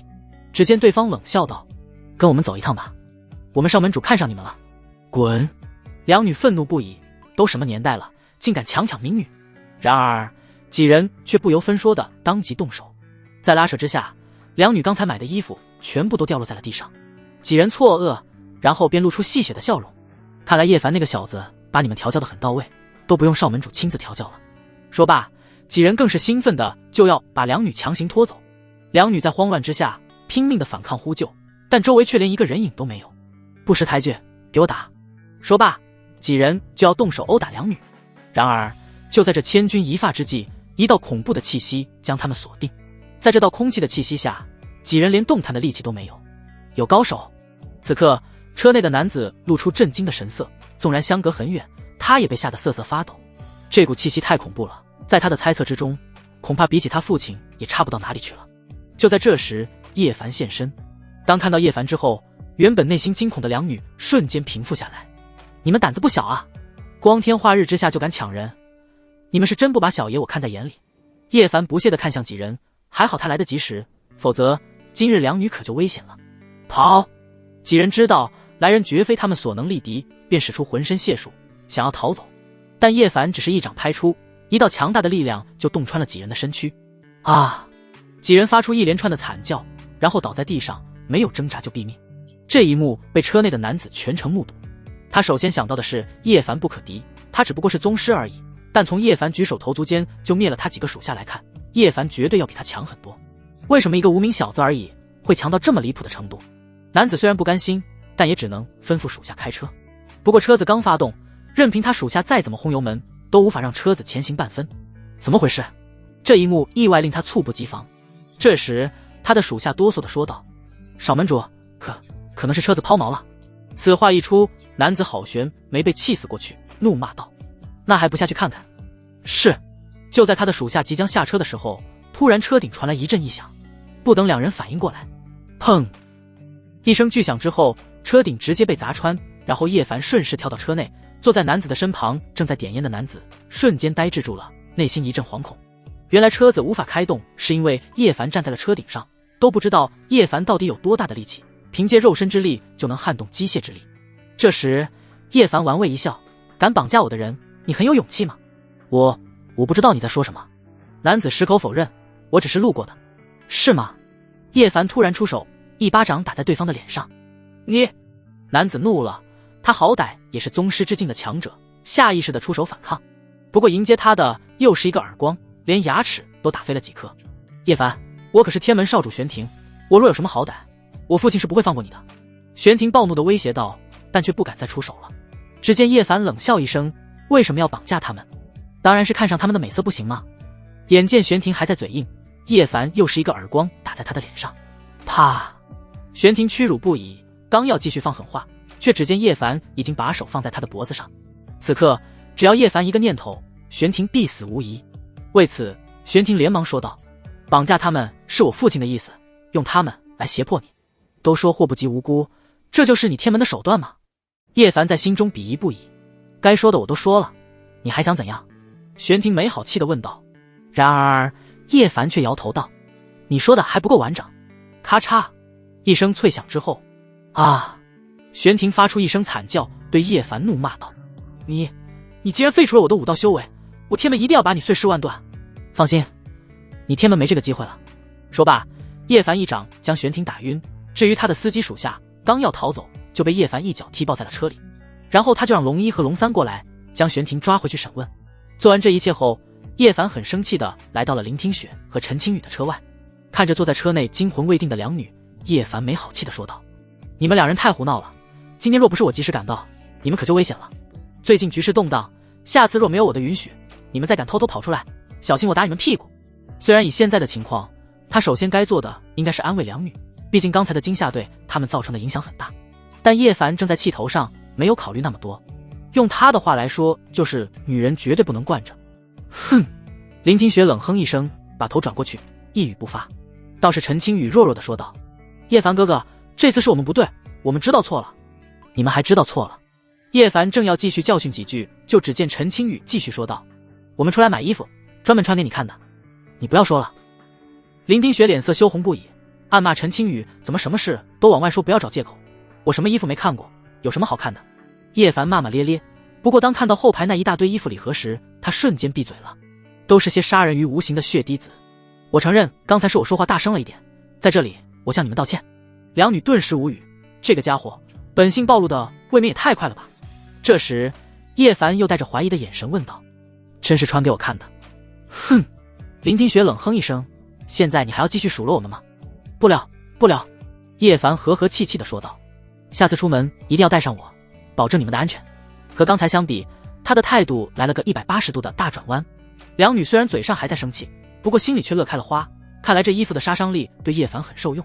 接下来他们一定要让白灵败得彻底，如果被白灵知道他们的想法，肯定会嗤之以鼻。你们现在走的只不过是我玩剩下的套路而已，在对付叶凡这方面，老娘领先你们几十年。小师弟是我的，你们洗洗睡吧。晚上，白灵对叶凡说道：“小师弟，玄庭已经招供了，此次他们出动了2大高手，有天门门主玄霸，还有暗夜杀手组织在江南的负责人修罗王，他们2人实力都不弱，据说已经达到了大宗师巅峰的层次，和无忧战皇秦破军实力差不多。只是我好奇的是，秦破军既然没有在这个名单上，他肯定还有其他的动作。”此话一出，叶凡点点头，的确是大手笔，不过在我眼里还不够看。他们能在武士节你坐镇的情况下还敢动手，想必是还有其他的后手。白灵听闻不屑一笑：“无所谓，虽然我不知道他们用的是什么手段，但我已经大致可以猜测到了。他们要玩，我们就陪他们玩玩。”果然就在这时，春花和秋月前来：“大小姐，大长老白展飞突然来到江城，让你前去赴约。”此话一出，白灵就露出一丝冷笑，牵制他的手段来了。这时他对叶凡说道：“看来今晚我们2人有的忙了，没事，早点干，早点收工。”随后2人各自行动。1个小时后，白灵来到了江城一家度假山庄之内。此刻早有一位60多岁的老人在这里等着他，对方正是白家大长老白展飞。在之前，白展飞的地位仅次于他的父亲，后来他的父亲在武道上遇到困境闭关，白展飞几乎包揽了整个白家的大权。直到他崛起之后，和白展飞斗了不到1年，最终白展飞失败了，大权又回到了他的手里。他就知道这个老家伙不会就此隐退。白灵，对我的到来，你好像一点也不感到意外。白展飞露出阴险的眼神，看向白灵。只见白灵说道：“有什么可意外的？作为失败者，你没有资格入我的眼。”你……白展飞怒不可，但很快又恢复了平静。白灵，老夫今夜可不是来和你吵架的。还不等他继续说，就只见白灵开口道：“你的目的不就是为了拖住我，让其他人的人去解决我小师弟吗？”此话一出，白展飞神色一变：“既然你都知道了，那你为什么还敢来赴约？”他们本以为天衣无缝的计划，没想到却被白灵提前知晓，也不知为何，他的内心预感大事不妙。只见白灵说道：“不着急，好戏才刚刚开始。”随后他打了一个响指，然后秋月便捧着一个平板过来，恭恭敬敬地放在了2人的面前。这一波操作让白展飞一头雾水，不过当看到平板上的内容，他就知道是什么意思了。原来平板上播放的正是无人机监控画面，由春花在那一边负责监控。哼，装神弄鬼！白展飞冷哼一声：“没有了你的支援，那个小子什么都不是。你是有多瞧不起我小师弟啊？”白灵冷笑道：“他们招惹我都没有招惹我小师弟严重，不信就看看这一场好戏。”监控画面之中，此刻叶凡从一辆车上下来，而对面的人早已等候多时。“叶凡，你的2个女人在我们的手上，如果你想救他们，就把古玉交出来。”说话者正是天门门主玄霸，白天他就让他的儿子玄庭去绑架林听雪和陈青雨，算算时间，现在应该得手了。接下来只要把古玉弄到手，就是叶凡的死期。修罗虽然没有说话，但他眼神之中的杀机却无法掩盖。两位大宗师巅峰的高手，仅仅只是威压就足以让人喘不过气来。但叶凡却平静地说道：“如果我不把古玉给你们呢？那我现在就送你上路。”说罢，修罗准备动手。先别着急，虽然我不能给你们古玉，但还是有一份礼物要送给你们。什么？两人顿时一愣，不知道叶凡要干什么。就在这时，龙一和龙三从车上走下来，然后将一个麻袋重重地扔在地上。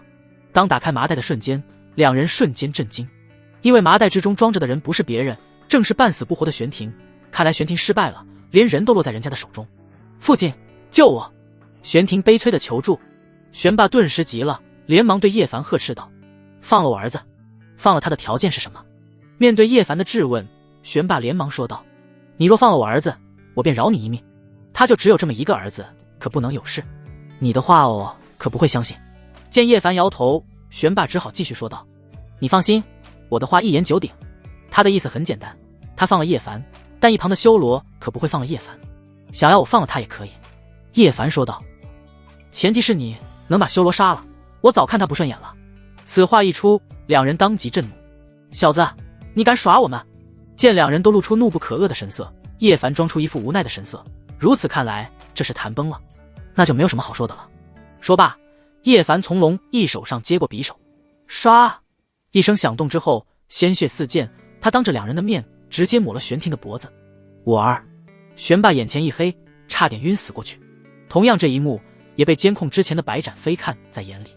只见白斩飞冷笑道：“白灵，你这个小师弟还真是愚蠢，竟然连手中最后的筹码都敢毁掉，接下来他必死无疑。”然而白灵却依旧神色自若：“你错了，他并不需要什么筹码。”看到已经处于极致疯狂之中的玄霸，叶凡抱歉地说道：“不好意思，一不小心手滑了。”你……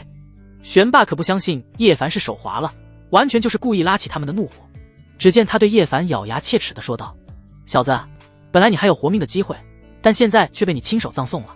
今天我定要把你碎尸万段，还有你身边的人，我一个都不会放过，都要为我而陪葬。”然而叶凡却一脸不屑：“放心，你活不过今晚，找死！”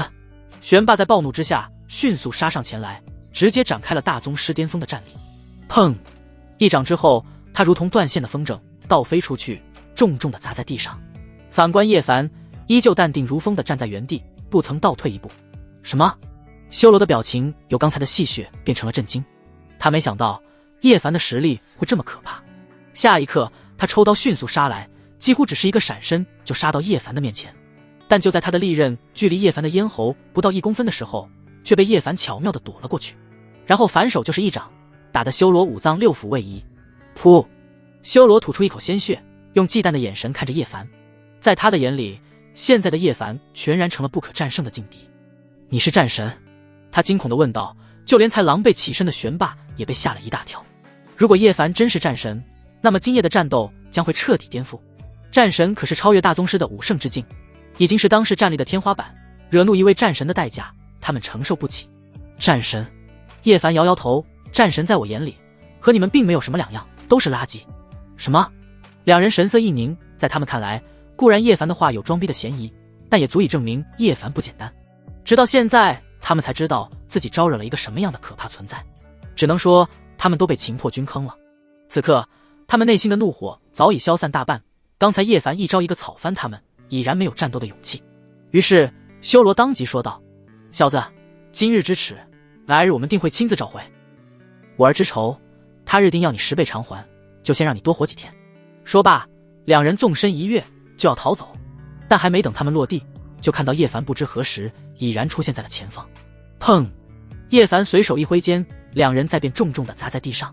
在我面前还想逃走，痴人说梦！此刻看到监控之中的画面，哪怕是白斩飞也倒吸一口凉气。他本以为他牵制了最强的白灵，其他人收拾叶凡那还不是手到擒来的事情，没想到叶凡才是最猛的。他也是战神级别的强者，但即便是他也不敢保证能在举手投足之间就打得两位大宗师毫无还手之力。白斩飞，现在你还认为我小师弟是能随意拿捏的存在吗？听到白灵的嘲讽之后，白斩飞嘴角一抽，面红耳赤。白灵，今夜之事就此作罢，我只不过是来做客的，也该回去了。说罢，白展飞就要起身离开，但很快他就被白灵的杀意锁定。在这股杀意之下，哪怕是白展飞也感受到了莫大的压力。嘶！白展飞在心中倒吸了一口凉气，没想到白灵比之2年前更强了。好戏都还没结束，怎么能走呢？你还是把这场好戏看完之后再说吧。哼！白展飞冷哼一声，但也只能乖乖坐下来看戏，因为他知道自己绝非是白灵的对手，他不敢轻举妄动，只能将这场戏强行看完。这时2位大宗师狼狈起身，再也没有了刚才的嚣张之色。在叶凡的面前，他们的差距犹如云泥之别。小子，你到底想怎样？2人怒不可遏地骂道。之所以没有服软，是因为他们背后的势力来历惊人，他们不信叶凡真的敢杀了他们。叶凡说道，说吧，你们要古玉干什么？还有，你们到底有什么计划？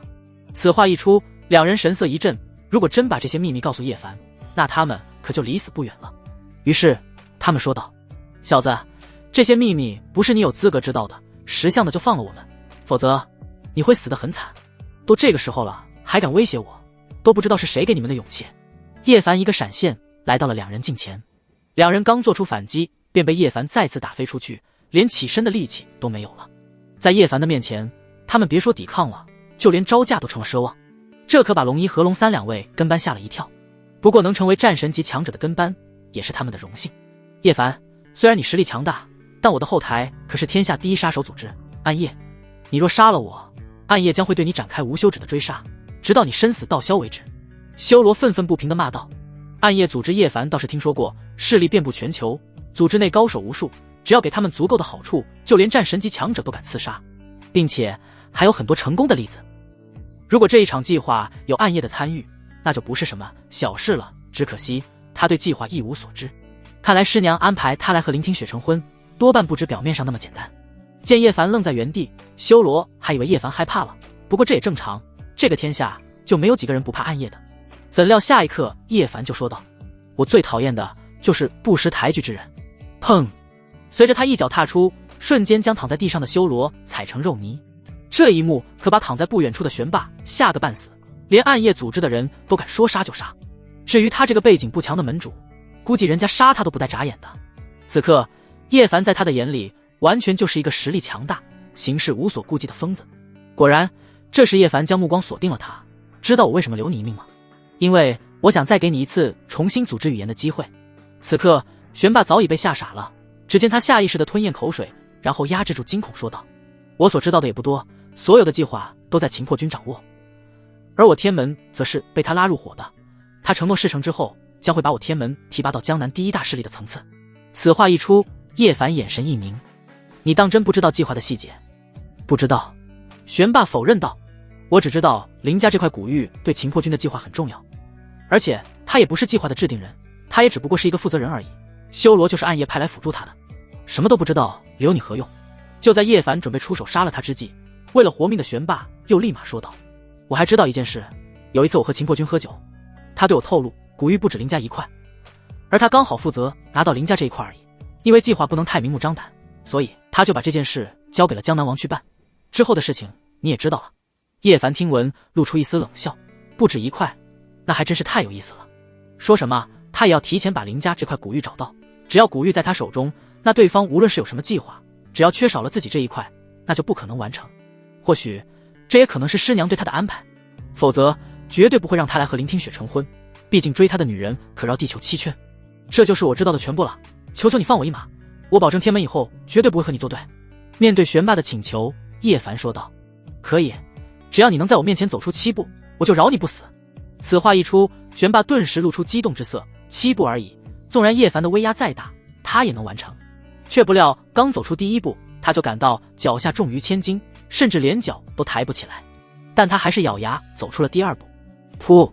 此刻玄霸七窍流血，样子非常惊悚。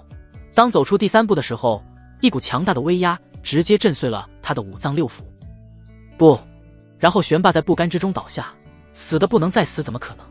监控外的白展飞一脸惊骇，在不出手的情况下，3步就能无形击杀一位大宗师巅峰的高手，这样的实力连战神也不可能拥有，毕竟他就是货真价实的战神，凭借威压让一位大宗师巅峰的强者难受能做到，但以威压杀人根本不可能做到。这时白灵将平板反手扣在桌上，然后对白展飞说道：“好戏结束了，你想怎么死？”此话一出，白展飞顿时一凝。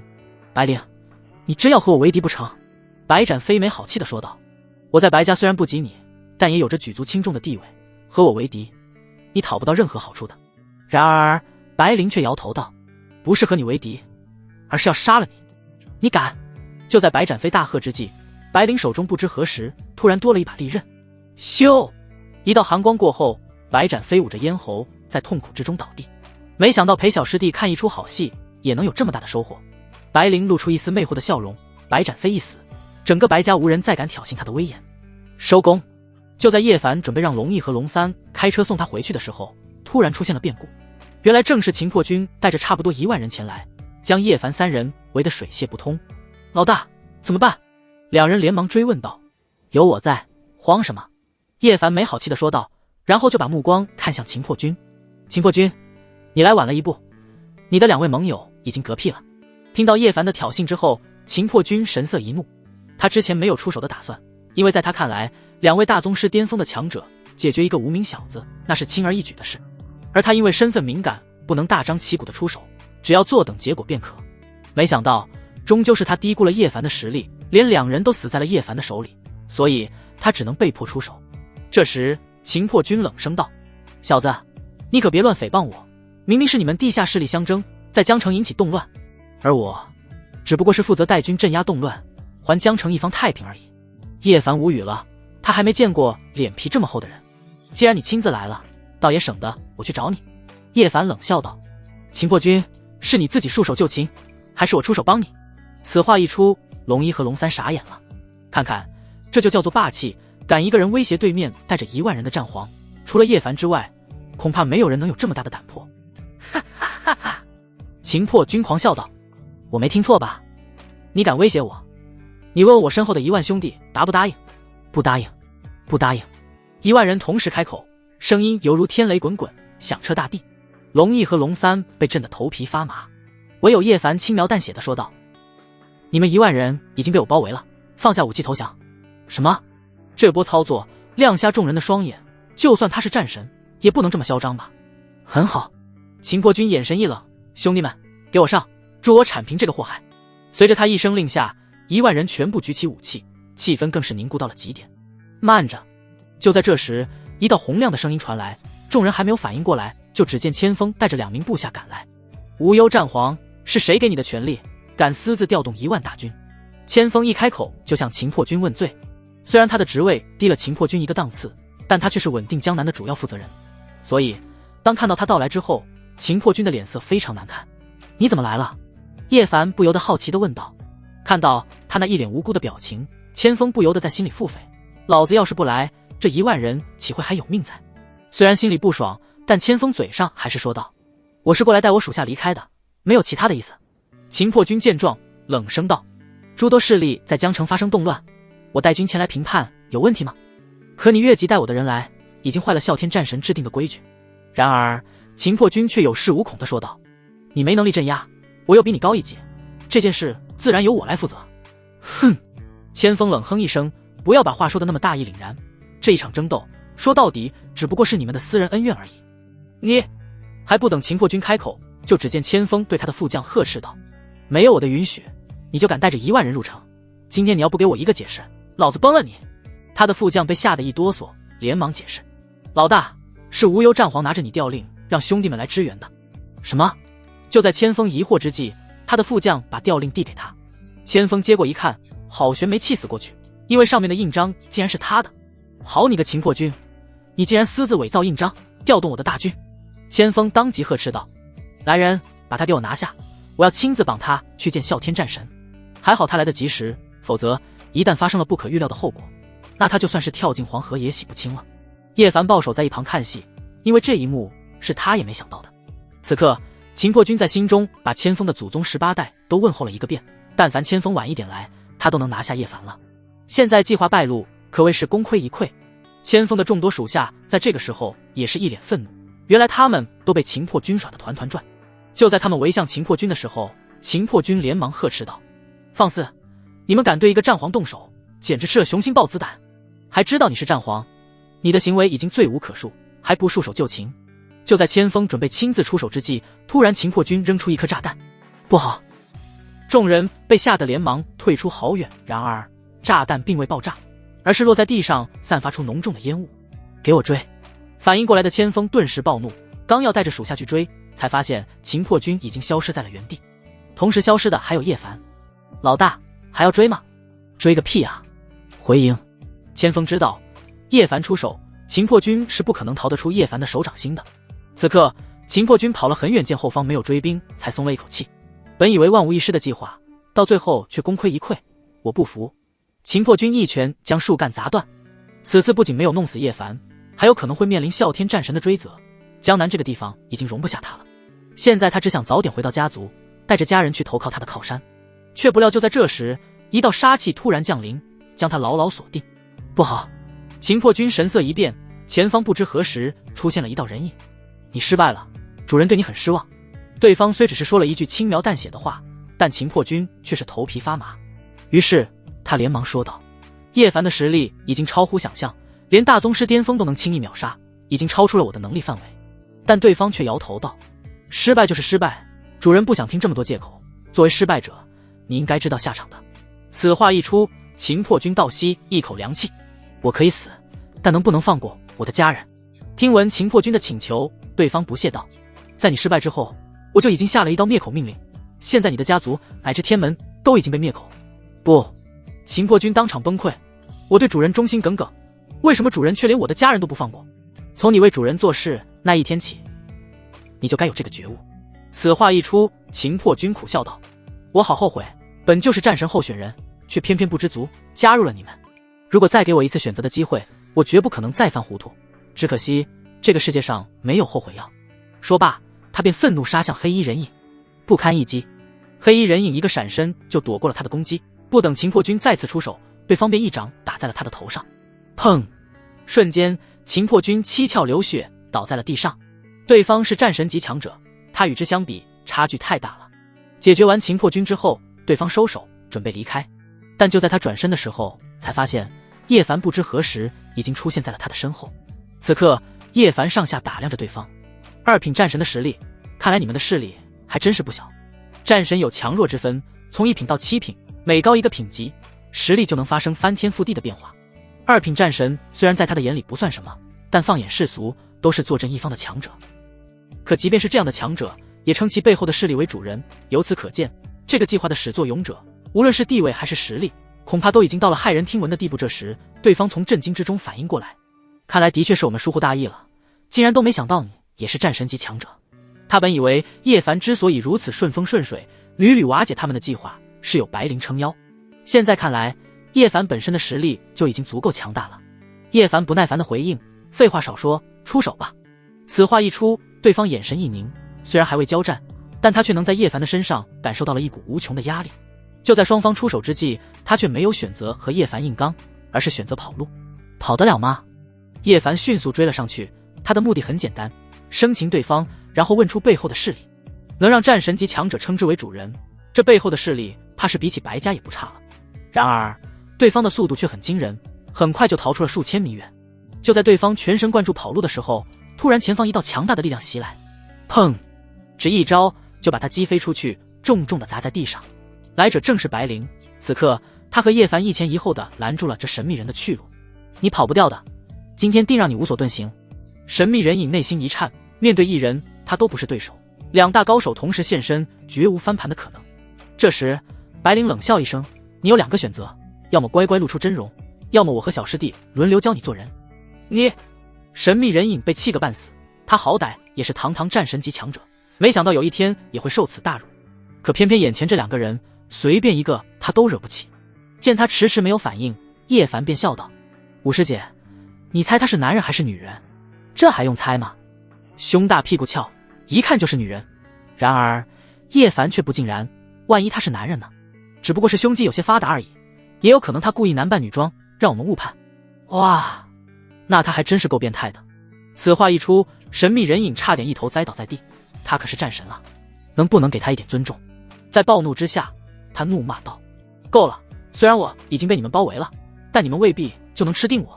哦，是吗？叶凡耸耸肩，武师姐，是你先还是我先？我先吧，好久没有活动筋骨了。白灵伸了一个懒腰，然后走向这神秘人影。若这一幕被其他舞者看到，肯定会亮瞎眼睛，因为在这个时候，两人仿佛对战的不是战神，而是一只随意可以拿捏的小鸡仔而已。然而就在这时，神秘人影却不甘坐以待毙，直接对两人呵斥道：两位，我和你们的争斗才刚刚开始，接下来我会慢慢陪你们玩。话音刚落，就只见对方如同变戏法一般，直接消失在原地。不过在他身影彻底消失之前，叶凡摘下一片树叶动射而去，闷哼。对方发出一声闷哼，很显然是击中了，但人也彻底遁走了。这他们都可以？叶凡傻眼了，对方还真如同变魔术一般，毫无征兆的在两人面前消失。要不是亲眼所见，他是万万不敢相信的。察觉到不对劲的白灵迅速走了上去，才发现原地除了一朵玫瑰花之外，没有其他东西。暗夜玫瑰，白灵一眼就认出了对方的身份。这是个什么人物？叶凡不由得好奇地问道。一般来说，他认识的几乎都是大人物，不认识的多半是一些上不得台面的小人物，所以他不认识暗夜玫瑰也很正常。只见白灵说道，据说他是暗夜组织最神秘的杀手，杀人于无形，完成任务之后凭借幻术遁走，毫无痕迹，除却现场会留下一朵玫瑰花之外，没有其他的线索。叶凡若有所思地点点头，如此看来，对方能在他们两人面前施展幻术，着实有两把刷子。此次他知晓了我们的强大，怕是不敢轻易再出手了。叶凡说道，无妨，我会让他再出手的，你让春花和秋月放话，古玉就在我的手上，为了古玉，他肯定会冒险的。白灵点头，认为叶凡说的很有道理。如此看来，这背后的势力定然是暗夜组织，只是暗夜组织虽然庞大，但具体有哪些成员却是一个谜团。听闻此话，叶凡说道，暗夜组织可能只是其中一个势力，我总觉得参与这件事的不只有暗夜组织。在叶凡看来，区区一个暗夜组织虽然势力遍布全球，但比起他来说还不够看。师娘既然派出了他，那就足以说明对方背后的来历绝对没有那么简单。就在这时，龙一和龙三开着车跟了上来，叶凡和白灵这才上车回家。别墅内，当龙晴看到林听雪、陈青雨穿得这么大胆之后，瞬间震惊，因为在他的认知之中，两女似乎从来都不是这么放荡之人啊。你们还不等龙晴追问，就只见林听雪问道，晴姐，我们穿这衣服好看吗？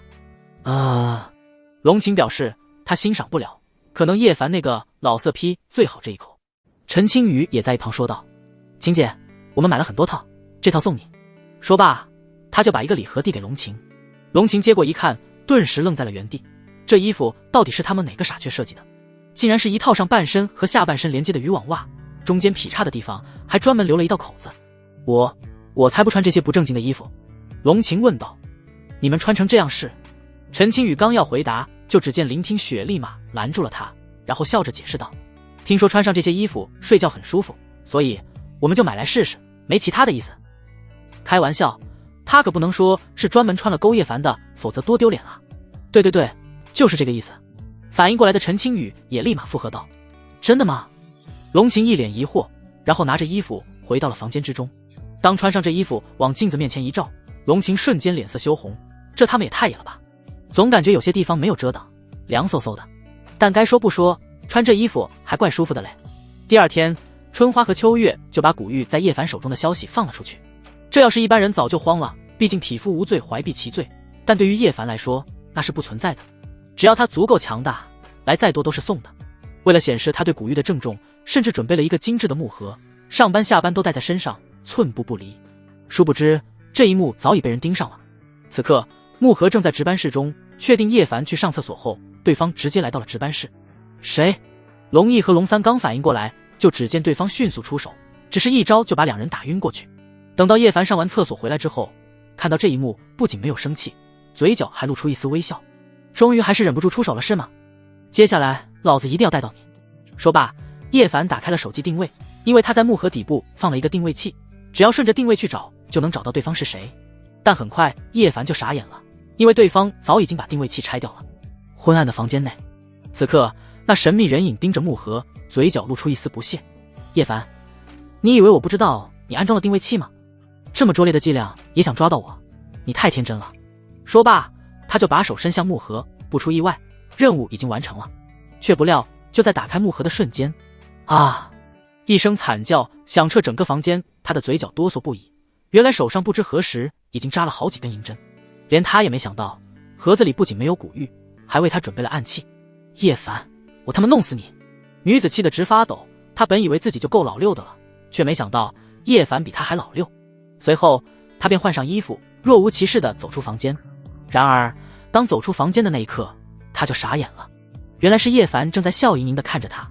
云秘书，你好像对公司的材料库情有独钟啊。云溪连忙回过神来，说道：叶部长说笑了，我是林总的秘书，所以他缺什么，我都会亲自过来材料库拿。是吗？叶凡饶有深意地说道，就怕你来这里有其他的目的。我能有什么目的？说罢，云溪就要离开，但就在这个瞬间，叶凡却一把抓住了他的肩膀。叶部长，你要干什么？云溪被吓一跳，但叶凡却没有回答他，而是在他肩膀上狠捏了一把。嘶！云溪倒吸一口凉气，因为叶凡捏的地方正是他昨晚受伤的地方。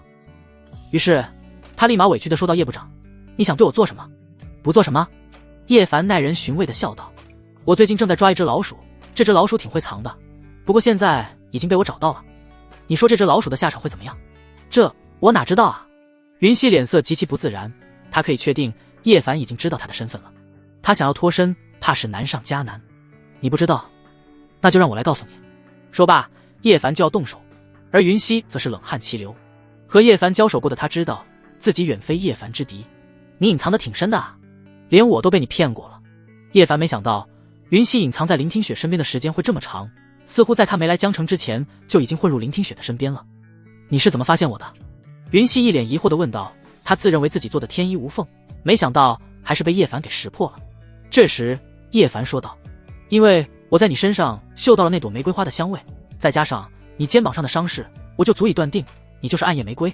此话一出，云溪神色一震，终究还是百密一疏，早知道今天就请假了。如果我猜的不错，你上次把我骗到材料库也是为了做掉我吧？只是我不知道你为什么会放弃。云溪听后冷声说道：本来我想解决你这个碍事的家伙，不过古玉还没到手，我怕杀了你会出现其他的意外。此刻他在心中暗自庆幸，如果上次就动手，那么他绝对会死无葬身之地。不过现在他也难逃一死，跟我走吧，你若敢耍花样，我就一招毙了你。叶凡冷冷地威胁道。不相信你大可以试试。云溪内心颤抖不已，他是2品战神，但在叶凡的手里却没有招架之力，所以他在心中断定叶凡至少是5品以上的战神，这样的存在他远不是对手。随后两人离开了公司，叶凡准备带着云溪去找武师姐，到时候直接逼问云溪幕后黑手，然后再和武师姐商量解决的办法。不过云溪这个危险的女人，她却是不能留在林听雪的身边了。之前连她都认为云溪是一个人畜无害的女孩，可想而知这个女人的伪装是多么的可怕。然而就在两人来到大街上的时候，云溪突然大叫道：求求好心人快救救我，他要杀我！话音刚落，街上众人的目光全部都凝聚在了两人的身上。不过叶凡很快就反应过来，一把搂着云溪的腰，然后说道：亲爱的，你就不要跟我置气了，我错了好不好？说罢，他也不管云溪答不答应，就要把云溪带到车上。住手，放开那个女孩！就在这时，一道呵斥传来，然后出现7、8人将叶凡和云溪团团围住。云溪见状连忙求饶：求求几位大哥哥救我，他要杀我！大妹子放心，有我们在，他一定不敢对你怎样。叶凡本以为这几个家伙只是普通人，不过很快他就发现这几个人的实力都不错，清一色的宗师，而带头之人竟然是大宗师的实力，又他们是龙族的人。这时叶凡发现几人的穿着和之前龙1、龙3的穿着差不多，就断定出几人出自龙族。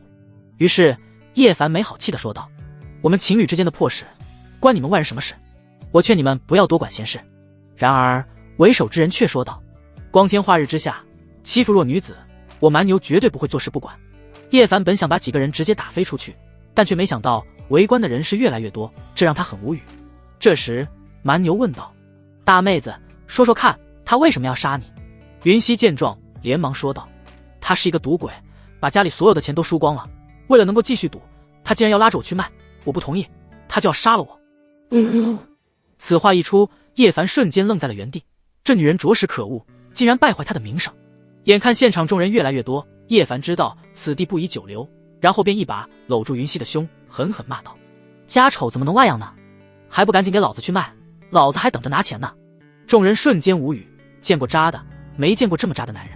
岂料就在这时，蛮牛等人直接冲了上去。他为龙组第一队长，实力远在牧尘之上，但却心怀正义。他的几个属下也同样如此，路遇不平事，自然会出手相助。却不料他们刚杀到近前，就被叶凡一巴掌拍飞出去，砸在地上的几人瞬间怀疑人生。赌鬼都这么厉害了吗？要知道，他们可都是龙组精英之中的精英，哪个不是身经百战的兵王？特别是蛮牛，几乎快要踏入战神之境了。饶是这样的阵容，被一个赌鬼打趴下，你敢相信？这时，不服输的蛮牛又冲了上来，来了一记蛮牛冲撞。还未靠近叶凡，围观的众人就感受到了一尊人肉坦克的力量蔓延开来。不出意外，接下来叶凡肯定会被撞个粉碎。砰！大地晃动，仿佛是发生了地震一般。当蛮牛冲撞在叶凡身上后，并未出现叶凡血肉横飞的场面，反而是蛮牛一咕噜倒退出去，再次砸在地上，摔了个狗啃泥。此刻他只感觉自己头晕目眩，仿佛刚才不是撞在一个人身上，而是撞在一座山上。老大！几人连忙把蛮牛一把扶起。跟随老大征战多年，他们还是第一次见老大这样吃瘪过。然而此刻叶凡的注意力并未在他们的身上，而是搜寻云溪的去向。因为经过这一阵打斗，云溪早就跑得没影了。给我打！蛮牛当即下令，他就不相信今天会连一个赌鬼都打不过。却没想到他们还未杀到近前，叶凡就再次一巴掌把他们整整齐齐地呼出去。别人的巴掌是单体伤害，叶凡的巴掌是群伤。几人快要晕死过去，当然不是被叶凡打晕的，而是太丢脸了，被气晕的。以他们的实力，在别的地方可以横着走，没想到刚到江城就被揍成这逼样，龙族的脸都让他们丢干净了。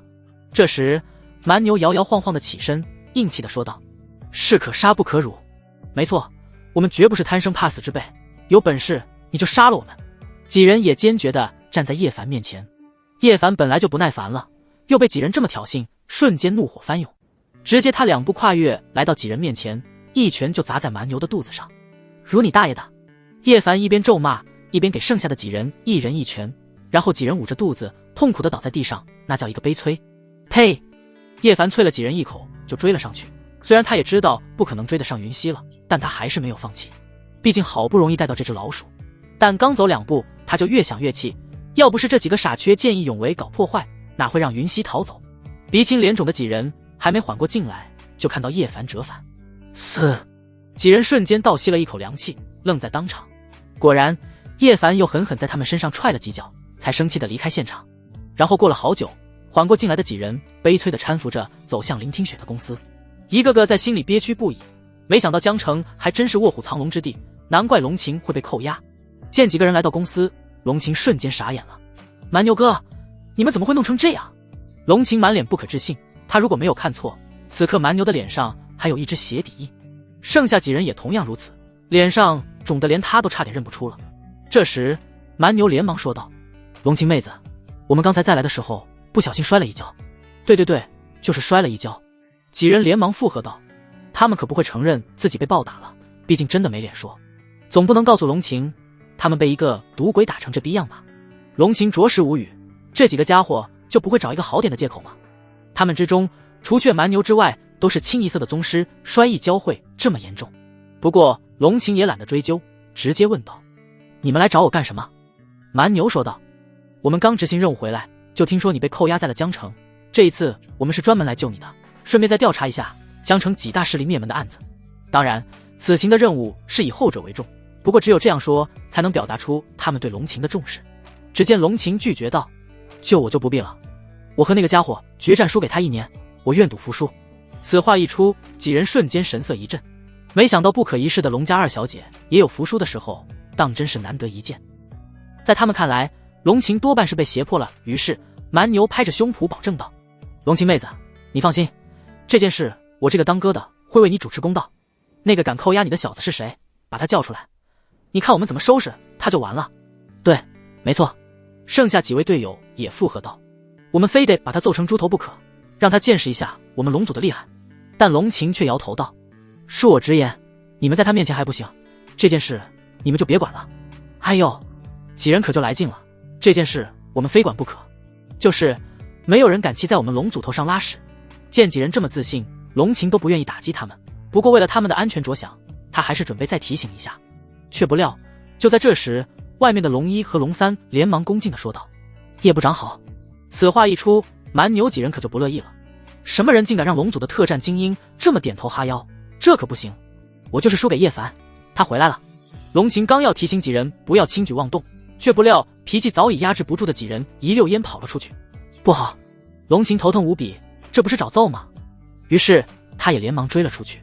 这时蛮牛边走边说道：“兄弟们，抄家伙，不过得注意分寸，打一顿就好，不要闹出人命。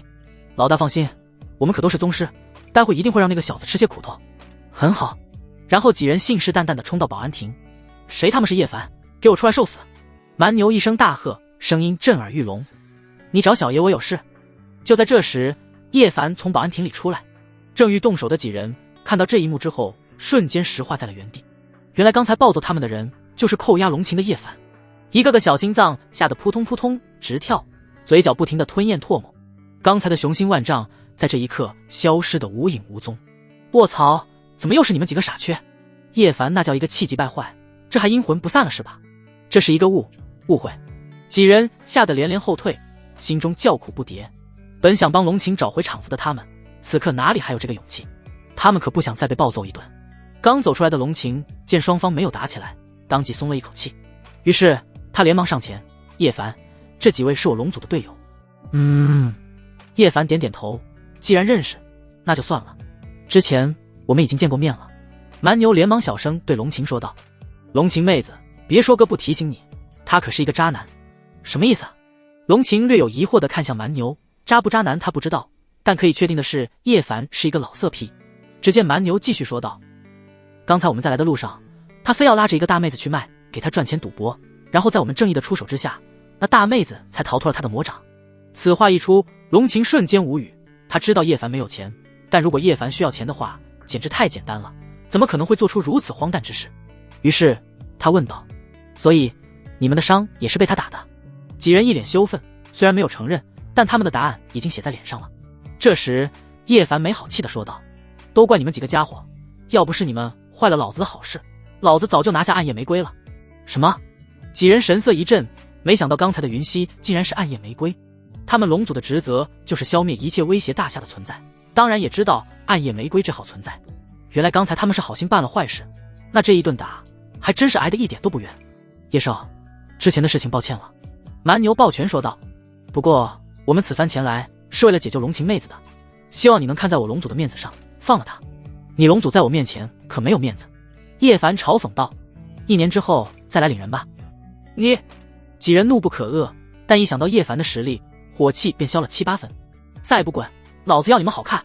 听闻叶凡的威胁，几人恨不得立马逃之夭夭，但就这么走了，似乎有点不讲义气。于是他们求助地看向龙琴，意思就是在说：“龙琴妹子，你先委屈一下，等组长到，亲自过来解救你。走吧，走吧。”在龙琴不耐烦的挥手之下，几人如释重负地离开。老大，难道就这么走了？几人来到外面，愤愤不平地说道。蛮牛无语地说道：“怎么，你们还想跟他碰一碰？”“不敢，不敢。”几人吓得直哆嗦。这时蛮牛说道：“组长待会就到机场，到时候让组长过来收拾他，我就不信这个天下就没有能收拾他的人。”“好主意。”几人点点头，有组长出手，不怕叶凡不跪的求饶。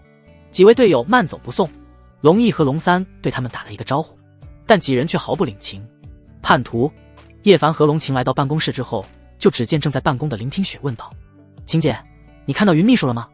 怎么一整天都不见他？”这时叶凡说道：“不出意外，他应该是不会来了。”“什么意思啊？”林听雪诧异地看向叶凡。只见叶凡没好气地说道：“他就是暗夜玫瑰，潜伏在你身边很长时间了，我虽揪出了他，但还是被他给逃了。”“什么？”林听雪一脸不可置信地看向叶凡。他当然相信叶凡的话，而且还是毫无保留的信任，只是他一时半会还接受不了。当叶凡把前因后果都告诉林听雪之后，林听雪瞬间悚然，没想到这样一个可怕的人物竟然潜伏在他身边这么长时间，当然这也不怪他发现不了，连叶凡都看走眼了。那他接下来会不会出手对付我？林听雪一脸后怕地说道，毕竟云溪和他也算朝夕相处了很长时间，不怕是不可能的。叶凡摆手道：“放心，他跑不了多久的。他之所以这么笃定，是因为他多了一层手段，那就是木盒里的银针有毒，只不过是慢性的，他现在赌的就是云溪被银针扎中了，一旦发现不对劲，云溪会回来的。就在这时，龙晴的手机响了，然后他连忙出去接通了电话。等到他再次折返的时候，却是一脸的凝重。你怎么了？看你脸色这么苍白，是不是来亲戚了？面对叶凡的调侃，龙晴一阵无语。只见他单独把叶凡来到走廊上，然后说道：叶凡，我们组长来江城了。此话一出，叶凡一脸淡定地问道：可这和我又有什么关系呢？他此番前来，除去执行任务之外，便是要对你兴师问罪，因为你之前杀的牧尘是他最得意的弟子。然而叶凡却丝毫不放在心上，所以你打算要我怎么办？我的意思是你先出去躲躲，牧尘的事情我会向他解释的。虽然龙晴知道叶凡很强，但在他看来也不可能比组长还强，而且叶凡所做之事在他的角度看来是好事，如果叶凡真和组长起了冲突，可就大事不妙了。怎料叶凡直接说道：这还用躲吗？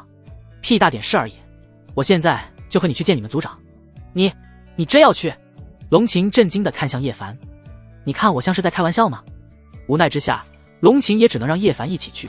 他坚信只要他在中间周旋，事情应该不会发展到大打出手的地步。当然前提是叶凡的脾气必须收敛，毕竟组长的脾气可不太好，一言不合就发飙。还不等他提醒叶凡，叶凡就把车开了过来。龙晴落落大方地坐在副驾驶上，坐稳了，我要开车了。说罢，叶凡一边看向前方，一边换挡，却不料手却不小心偏离了方向，落在了龙晴那边。哼！龙晴发出一声闷哼，整个人麻木在了原地。你竟然镂空的！叶凡一脸不可置信地看向龙晴。你闭嘴，不许说！龙晴捂着脸，把头转向一边，恨不得找个地缝钻进去。要怪只能怪他穿这衣服穿习惯了，早上出门忘记了换，简直羞死个人了。没想到你还有这样的爱好。1个小时后，两人来到了龙组在江城的临时基地。此刻蛮牛等人已经在外面等候。当看到叶凡和龙晴下车之后，蛮牛嚣张地走了上去。小叶子，把车规范停在车位，不然打断你的腿。此话一出，两人甚至都以为自己听错了。刚才在公司的时候他们怂得彻底，没想到现在竟然支棱起来了。你说什么？我没听清。叶凡饶有深意地看向蛮牛。只见蛮牛得瑟地说道：来我龙组基地就得按照我龙组的规矩办事，就是这里可不是林家公司，这里我们说了算。几人也是嚣张地附和道。之前他们没有狂妄的资本，但现在有了。看不惯几人嚣张的嘴脸，就在叶凡准备收拾他们一顿的时候，龙晴狠狠瞪了他们一眼。行了行了，还没完没了了是吧？几人那叫一个无语，他们只想问龙晴，你到底帮哪边呢？哼！蛮牛等人冷哼一声，小子，待会有你的好果子吃。他们已经知道是叶凡杀了牧尘，不过对叶凡的恨可不是因为这个原因。毕竟牧尘仗着是组长的弟子，嚣张跋扈，他的死并未激起龙组成员的仇恨，反而感到大快人心。因为叶凡做了他们想做但却不敢做的事。他们是生气之前叶凡不仅打了他们，还羞辱了他们。现在组长来了，正是找回场子的最佳时刻。是吗？叶凡摇摇头，这些家伙还是太年轻，真以为有他们组长撑腰就能行了吗？所幸这几人也没有什么坏心思，就是粗鄙的武夫，他也懒得和这些人见识。带路。几人在前面带路，但心中却冷笑道：小子，看你还能嚣张到几时？很快几人来到大殿。这时叶凡看到了大殿之上正有一个男子背对着他们，专注墙上那一幅字画，气场拉满，给人一种深不可测的感觉。叶凡，我们组长脾气可不好，你可千万不能挑衅他。龙晴在一旁提醒道，如果叶凡真的出口挑衅，估计组长会毫不犹豫地立马动手，到时候他连周旋的机会都没有。蛮牛等人也在一旁嘲讽道，小叶子，见到我们组长为何还不行礼？行礼？叶凡鄙夷地说道，你问问他敢不敢让我行礼？什么？几人瞬间神色一震，还以为叶凡会表现出一副唯唯诺诺的样子，没想到这他们一开口就挑衅他们的组长，是不是活得不耐烦了？龙晴立马慌乱地扯了扯叶凡的衣角，示意他连忙道歉，但叶凡却不管不顾，径直走了上去。龙傲天，你很勇吗？都敢找我兴师问罪了。此话一出，全场气氛瞬间凝固到了极致，所有人大气都不敢喘。叶凡敢如此直呼他们组长的名字，接下来组长定不会轻饶叶凡，说不定马上就要动手了。却不知此刻正在观赏字画的龙傲天已经冷汗气流，虽然只是听见声音，但他却已经认出了叶凡的身份，就是那个牛掰的男人，连走路都带风。他故意不看来人，就是想要试探对方会给他一个什么样的解释，没想到装逼却装大发了。现在已经到了无法收场的地步。现在他只能故作镇定地继续观赏字画，却不知叶凡不知何时已经来到了他的身旁，然后不悦地骂道：“你他妈聋了是吗？跟我在这装尼玛呢？”此话一出，几人彻底傻眼。不应该啊！要是在往常，族长早就发飙了，就算不把对方大卸八块，也要让对方生不如死。没想到现在却如同没听到一样，继续观赏字画。老大，族长有些不对劲，我怎么感觉他的大腿在抖？此刻，蛮牛一位观察细致的队友小心翼翼地说道：“你懂个毛！”蛮牛没好气地说道：“族长是被气抖的。如果我猜测的不错，族长定是先抑后扬，等到叶凡这个家伙叫嚣的差不多了，然后再重拳出击，让叶凡知道什么叫做悔恨，是吗？”几人愣住了，什么时候族长变得这么腹黑了？而龙晴则是一颗心提到了嗓子眼，他也没想到叶凡竟然这么会作死。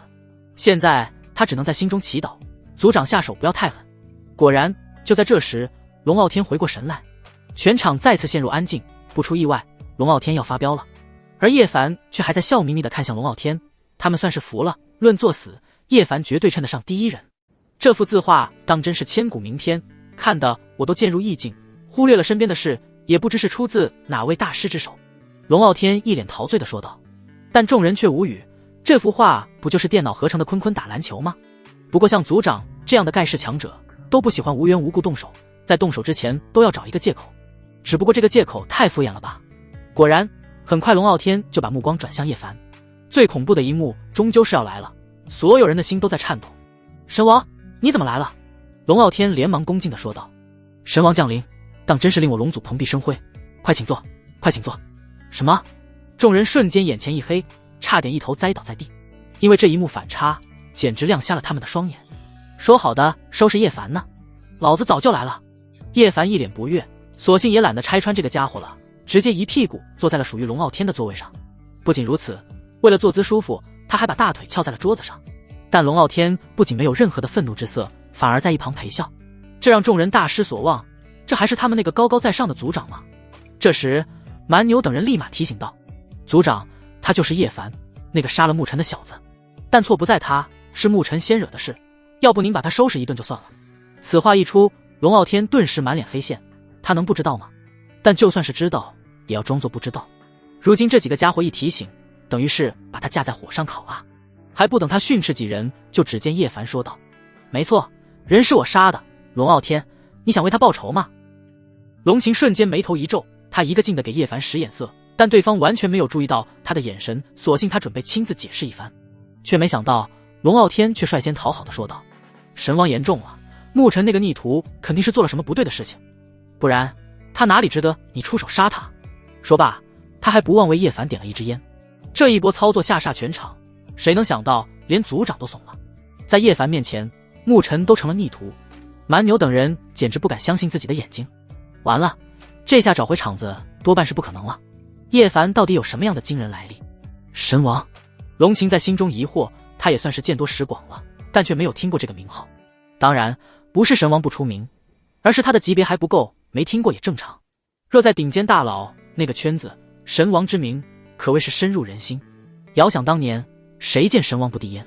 这时叶凡抽了一口烟，然后说道，还算你明事理，不过几年不见，你龙祖是一届比一届差，你这个族长是怎么当的？神王教训的是，我最近一直在闭关，所以对龙祖的管制有些松动了。等回去之后，我一定会好好整顿龙祖，争取让龙祖更上一层楼。龙傲天在一旁连连点头，只差没有做笔记了。几人彻底震惊，毕竟这个天下连龙傲天都要给面子的人真没有多少了。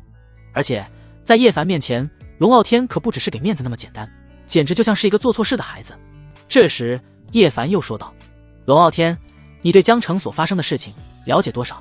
龙傲天连忙说道，神王，我受人之托来调查几大势力灭门的原因，不过现在我知道了，必然是出自你的手笔。叶凡摇头道，我只是杀了几个不开眼的家伙，灭门不是我做的，是暗夜组织做的。暗夜组织？龙傲天眼神一凝，随后叶凡把发生的事情大概和他讲述了一遍，他才知道原因。我且问你，是谁让你来抓我的？叶凡对他发出了灵魂拷问。因为通过交流，他已经了解到是有人告诉了龙傲天，灭杀几个势力的人就是威胁大夏的存在，且实力已经超乎想象，所以龙傲天才会亲自带人过来。只是没想到正主是他叶凡，要是别人，龙傲天大概率会被人当枪使。龙傲天听后神色一变，神王恕罪，我答应了此人，不能向你透露。啪！下一刻，叶凡一巴掌拍在桌子上，包括龙傲天在内的所有人都被他这一举动吓了一大跳。只见叶凡一把揪住龙傲天的衣领子，龙傲天，别他妈给脸不要脸！你今天要是不说，小爷我定会亲自教你做人。对于叶凡的蛮不讲理，众人虽然很生气，但龙傲天都不敢发话，他们自然不会有什么表现了。这时迫于压力，龙傲天只好说道：是上官正。此话一出，除却叶凡之外，全场色变。上官正出自上官家族，为金陵4大天骄之一，论实力不低于白灵，论家族地位，上官家族足以和白家抗衡。此人的来头不可谓不小。而叶凡则是在心中沉思，难道上官家族也是这背后的势力之一？如此看来，对方的来头不可谓不小，前有暗夜组织，后有上官家族，而且对方的计划之宏大，令人难以想象。或许这两个势力都只是对方计划之中的一份子。这时叶凡说道：关于古玉这件事，你了解多少？龙傲天回应道：虽然我不知道他们要古玉有什么用，但我能隐约感觉到，表面上的大夏虽然风平浪静，但背地里却暗流涌动，好像幕后有一只推手在无形之中推动。不仅是我，连长老会那几位大佬也发现了，只是不知道这件事和神王所遇到的事是不是有牵扯。有没有牵扯，想必不久之后就会水落石出。叶凡说道：龙傲天，上官家族有很大的嫌疑，你回去之后帮我查查上官家族。是。龙傲天连忙点头，他对上官正也是恨之入骨，这一次差点把他给坑了。好在叶凡没和他计较，否则几条命都不够赔的。这时叶凡伸了一个懒腰，累了，今天到此为止。龙傲天听后当即对龙晴招呼道：龙晴，快上来给神王揉揉肩。什么？龙晴大跌眼镜，听听，这是人话吗？他从来都没有伺候别人的习惯好吗？我不。龙晴把头转向一边，但龙傲天却劝说道：龙晴，别不懂事，让你给神王揉揉肩，是你的荣幸。切，我才不伺候这老色批。龙晴生气的离开。龙傲天拿他没有办法，虽然龙晴是他的属下，但他要是敢怠慢了龙晴，龙晴的姐姐肯定不会放过他的。于是他为难的对叶凡说道：神王，要不我给你揉揉肩？滚！叶凡没好气的说道，这句话连他一个变态都觉得变态。时间差不多了，你们也该回去了。是。龙傲天几人告别叶凡之后就打算回去。族长，他到底有什么来历？就是连族长都要屈服在他面前，太嚣张了。叶凡走后，蛮牛几人才逐渐恢复平静。哼！龙傲天冷哼一声，我可不是屈服于他，我这叫忍辱负重，懂不懂？几人无语，刚才都只差点头哈腰了，还忍辱负重。不过他们可不敢说出来，否则龙傲天怕是会杀了他们灭口。这时龙傲天继续说道：你们看我怎么找回场子就完了。说罢，他拿出手机打了一个电话。龙战神，你好，我是龙傲天。龙傲天恭敬地对着手机说道：有话快说，有屁快放。手机那一边传来一道不耐烦的女声。只见龙傲天连忙说道：你的妹妹被一个叫叶凡的高手扣押在了江城，你要是再不回来，可能他们连孩子都有了。找死！很快对方就挂断了电话，不知道接下来会干什么。而龙傲天则是一脸得意地说道：学着点，这就叫做祸水东引。几人连忙点头，学到了，真的学到了。果然如叶凡所料，第二天晚上云溪就主动打电话过来了，让叶凡去他的别墅洽谈，他会给叶凡一个满意的交代，如果不去，他就宁死也不去。这时白灵对叶凡说道：小师弟，他主动约你去，会不会有诈？五师姐大可放心，就算有诈，以我的实力也能轻松解决，你就在家等我的好消息吧。白灵点点头，叶凡的实力他还是知道的，所以完全不用担心。等到叶凡来到云溪的别墅后，才发现对方已经准备一桌晚宴在等着他。叶部长，你总算来了。云溪热情地邀请叶凡坐下。叶凡落落大方地坐在椅子上，然后说道：别整这些虚的，直接说你的目的吧，只要你给我解药，我就投靠你。云溪一咬牙，做了重大的决定。叶凡摇摇头，只是投靠我可不够让我帮你解毒，除非你能拿出让我心动的条件。这时云溪撩起裙子，露出黑丝大长腿，可谓是非常的诱人。然后她顺势坐在了叶凡的怀里。我可以告诉你我所知道的秘密，另待我整个人都是你的，这个条件怎样？叶凡伸手在她大腿上撩了一把，然后说道：这个条件勉强可以，就是不知道你到底有多少秘密。放心，一定会让叶部长满意的。云溪拿起红酒就倒了2杯酒，不如我们先喝1杯酒，冰释前嫌。喝完酒之后，我再告诉你，最后你再考虑要不要帮我解毒。该说不说，他的态度起码还可以，不过叶凡却不为所动。如果云溪知道的秘密不能让他满意，他还是会果断地杀了对方。云溪的实力虽然在他的眼里不算什么，但这个女人还真是人如其名，如同一朵带刺的玫瑰。可以。叶凡端起红酒杯，然后对云溪提醒：“你吊带散了，是吗？”云溪低头一看，不是好端端的吗？叶部长，你可真幽默，来，干杯。说罢，他端起红酒和叶凡碰了一杯，一饮而尽。叶凡放下酒杯说道：“好了，酒也喝了，你现在是不是该把你知道的秘密告诉我了？”然而，云溪却脸色突然一沉，直接放手，任由红酒杯砸在地上，摔个粉碎。放心，等你死了之后，我会告诉你的。见云溪一脸冷笑，叶凡可就不悦了。啪！他一拍桌子，呵斥道：“你该不会以为你真打得过我吧？”只见云溪自信地说道：“我虽然打不过你，但我刚才已经在酒里放了软骨散，你喝了酒，然后你的骨头都是软的，在药效没过之前，你只不过是一个废人而已。”就这一点言，云溪很聪明，他知道叶凡医术超凡，所以他没有选择下毒，而是下了无色无味但且不是毒药的软骨散，就算是超越战神的强者都扛不住。他本以为叶凡会一脸害怕，却不料叶凡直接大笑道：“那你可能失算了，刚才在你低头的时候，我就以迅雷不及掩耳之势调换了酒杯，你喝的那杯才是软骨散。”他早就料到云溪不安分，所以他就再次当了一场老六行为，却不料云溪也表现得一脸淡定。那还真是巧了，我为了保险起见，在酒里下了软骨散，所以就算你把酒杯调包了也没事。你……叶凡瞬间神色一震，他是万万没想到云溪还有这骚波操作。果然，就在这时，叶凡只感觉一股无力感蔓延全身，整个人都不好了。你也喝了，为什么你没事？因为我提前服了解药。云溪一把将叶凡推倒在地，然后站在叶凡面前，居高临下的说道：“虽然我中了你的毒，不过我师父已经把毒解了，接下来就是你的死期。”叶凡神色不妙，没想到当年走南闯北，打遍天下无敌手的他，竟然会栽在一个女人的手里。这要是传出去，他堂堂神王的威名不保。所以你想杀了我是吗？面对叶凡的质问，云溪发狠地说道：“杀你？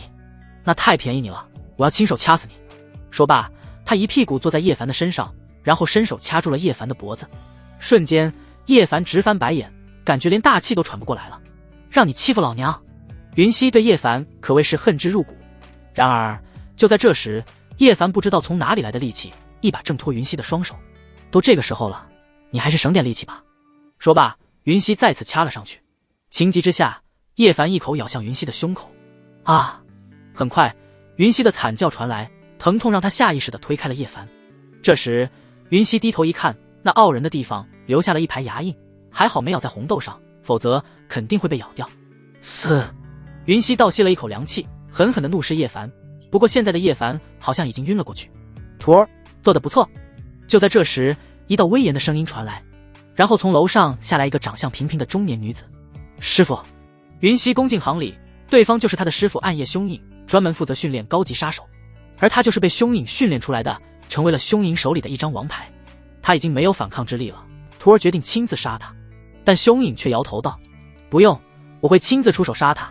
至于你，任务已经完成了，你的使命也该结束了。”说罢，凶影以迅雷不及掩耳之势突然出手，一掌击中云溪。在这股强大力量的推送下，云溪重重地砸在了叶凡的身边。噗！一口鲜血喷涌而出后，云溪愤怒地看向凶影：“师傅，为什么？”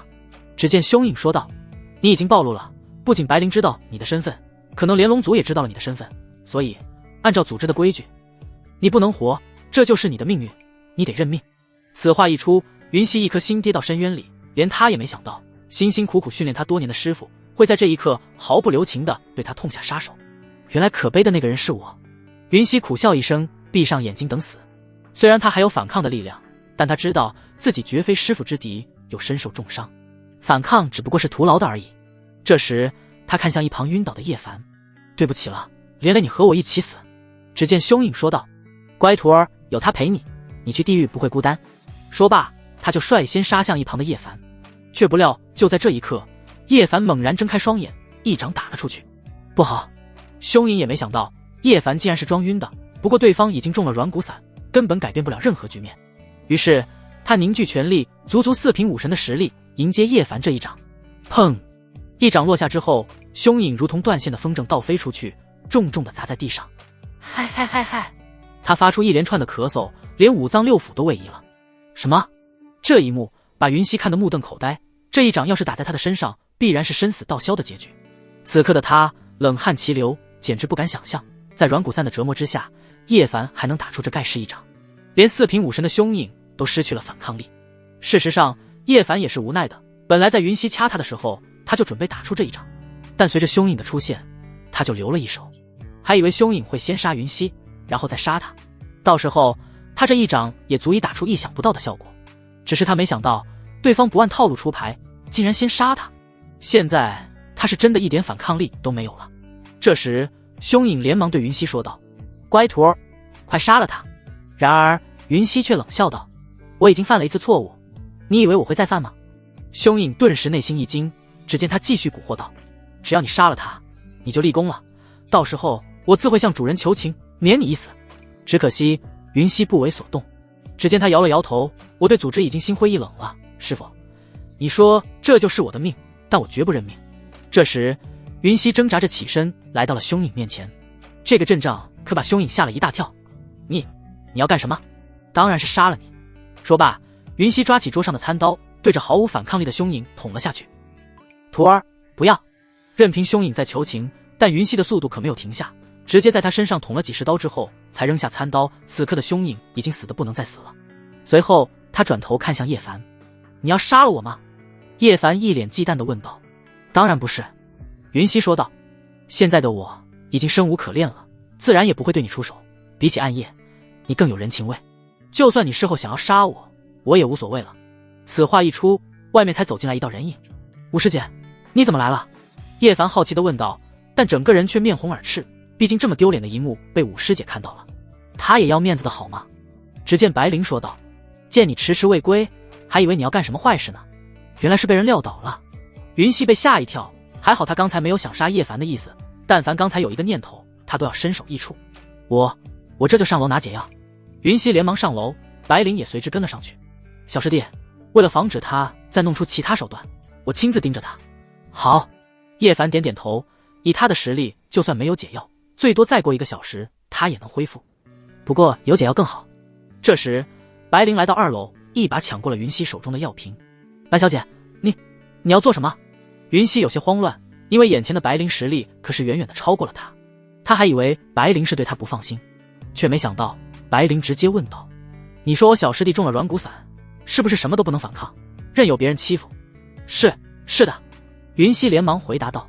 此话一出，白灵顿时眼前一亮，毕竟现在绝佳的机会就摆在他的眼前，过了这个村，可不一定有这个店了。今天晚上，他一定要让叶凡臣服在他的16群下。为此，他对云溪说道：“你下楼去把那个老壁灯的尸体处理了，然后守在外面，今晚我一定要把我小师弟拿下。”云溪瞬间愣在了原地，原来白灵是打着这个主意。就在白灵准备摔碎解药的时候，他连忙对白灵提醒道：“白小姐，她中了软骨散，全身都是软的，当然也包括那个地方。”这下轮到白灵怀疑人生了，因为云溪的一席话彻底打破了他的美好幻想。那没事了，把解药送下去。白灵非常失望，看来得想点其他的办法了。就算不能得到叶凡，他也要成为第一个拥有过叶凡的女人。等到叶凡恢复之后，云溪就连忙说道：“我知道我死不足惜，但我还是想把我知道的秘密全部都告诉你。”很好，叶凡冷笑道：“我且问你，你的主人是不是上官正，亦或者是上官家族的某一个人？”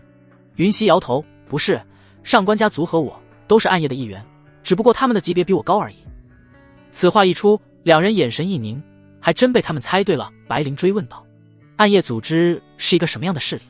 连上官家族都不是话事人，可想而知，暗夜组织是有多么的恐怖。”这时，云溪解释道：“暗夜组织是一个势力遍布全球的组织，很多有名的势力或者是强者都是他们的一员，只是我不知道这些成员的具体身份而已。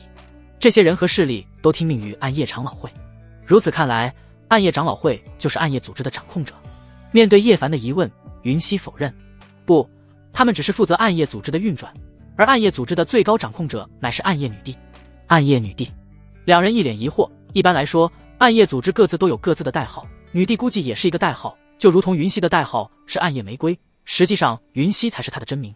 对，云溪说道，没有人知道他的真容，只知道他的实力天下第一。叶凡嘴角一抽，天下第一是他好吗？这个女帝又算什么东西，也配和他抢这个称号？这个女人就是欠太阳。这时叶凡又问道，你可知道他们抢夺古玉的目的是什么？云溪听后回应，据说的完整古玉者得天下，但古玉在当年碎裂成了9块，而林家这一块是核心之一，所以这也是他们要前赴后继对付林家的原因。根据我得到的消息，暗夜组织已经掌握了3块。才3块，情况比我想象之中要好很多。叶凡点点头，只不过林家这一块如今在什么地方根本不知道。真有那么神吗？白灵略有疑惑，不过以暗夜组织的阵仗来看，不像是在作假。这时云溪又说道，不过他们很快就能得到第4块了。什么意思？两人齐齐看向云溪。只见云溪说道，我从我师父这里了解过，上官家族在西南边陲找到了一块古玉，正在送往上官家族，将会在明天晚上途经江城，而我师父就是负责接应的人。此话一出，两人顿时一喜。五师姐，有没有兴趣干一票大的？正有此意。云溪见状着实无语，此番上官家族可是出动了2位长老级强者护送，别人谁有胆子敢打他们的主意？没想到叶凡和白灵却已经在商量着该如何截获了。不过人家的确有这个实力。这时叶凡问道，你知道他们的运送路线吗？知道，云溪说道，到时候我可以为你们带路，算是我师父在临死之前做的最有意义的一件事了。当时凶影认为云溪必死，所以他把计划说给了云溪。很好，叶凡满意的点点头，只要你能帮我们把这件事漂漂亮亮的完成，你就去公司继续上班。云溪一脸激动，叶凡说这句话就等于是原谅他了，并且接受他了，只要跟在叶凡身边，就算暗夜组织想要杀他也没那么简单，这是他唯一能活命的机会了。随后叶凡和白灵回到别墅，刚来到楼上，叶凡就接到了陈青羽的消息，叶凡哥哥，来我房间给你一个惊喜。叶凡顿时乐开了花，他非常喜欢这个惊喜，于是他马不停蹄地来到了陈青羽的房间外。那天两女买了很多奇奇怪怪的衣服，说是穿给他看的，但后面却没了动静。在叶凡看来，肯定是陈青羽已经穿好在了房间等着他。今晚夜黑风高，正是做坏事的最佳时刻。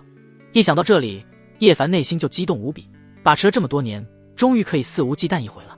于是他怀揣着躁动的心推开房间，果然推开门的瞬间，他就看到了陈青羽正坐在床上，期待地看着他，只不过却没有穿奇奇怪怪的衣服。叶凡无语地说道，青羽，惊喜呢？叶凡哥哥不要着急，蒙上双眼就有惊喜了。叶凡听后连忙捂着自己的双眼，既然要追求刺激，那就贯彻到底了。可以睁开了。听到陈青羽的话后，叶凡当即睁开双眼，却不料就在这时，从外面走来的林听雪和白浅乃至龙晴，一个蛋糕糊在他的脸上，叶凡当即就麻木在了原地。这他妈就是你说的惊喜？生日快乐！几女对叶凡祝贺道。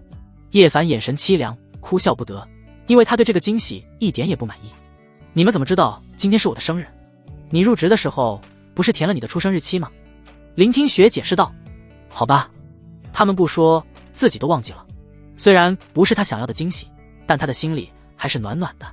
他从小没爹没娘，不知道自己是哪里的人，全靠几位师姐和师娘把他拉扯大，还以为回归都市之后离开了师娘和几位师姐，身边已经没有人情味可言，没想到现在竟然找到了一丝家的感觉。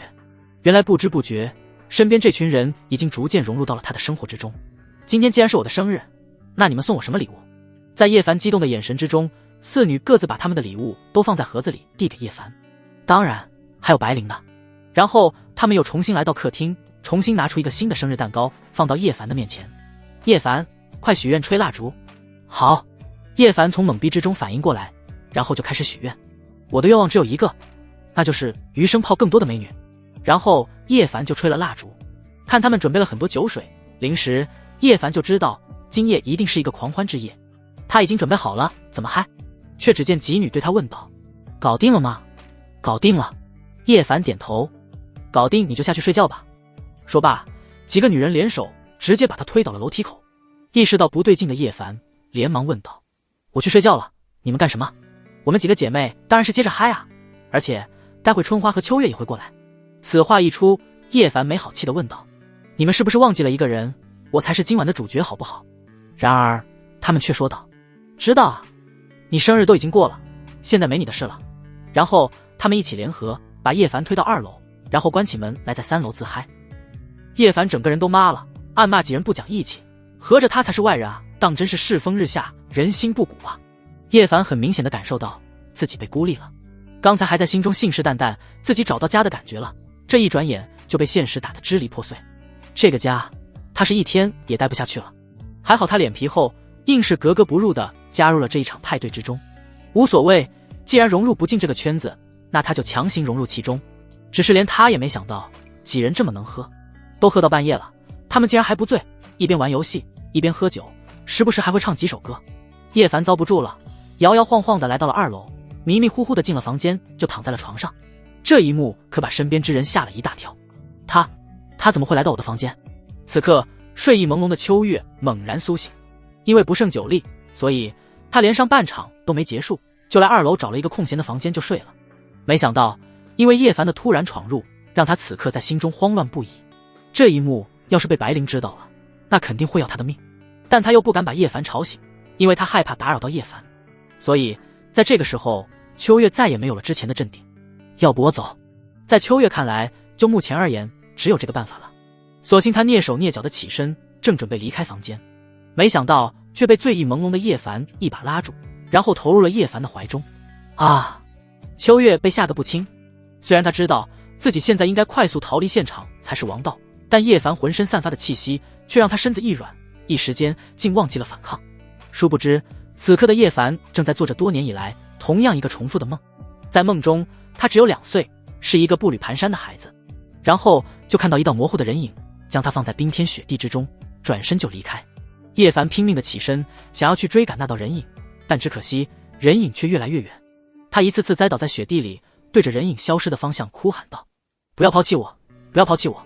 在梦境之外，秋月顿时愣在了原地，因为他看到叶凡表情很难过，这还是他第一次看到叶凡这样盖世逆天的男人难过，他的眼神之中满是心疼之色。我不会离开你。这时他感受到叶凡的身体在发抖，察觉到不对劲的他刚触碰到叶凡的脸颊，才发现叶凡竟然浑身冰冷。冷，我冷。梦中的叶凡不断地重复这句话。秋月见状一脸担忧不已，于是他连忙做出一个决定，那就是解开自己的衣服，用身体温暖叶凡。直到叶凡身体恢复温暖之后，他才关切地为叶凡盖上被子。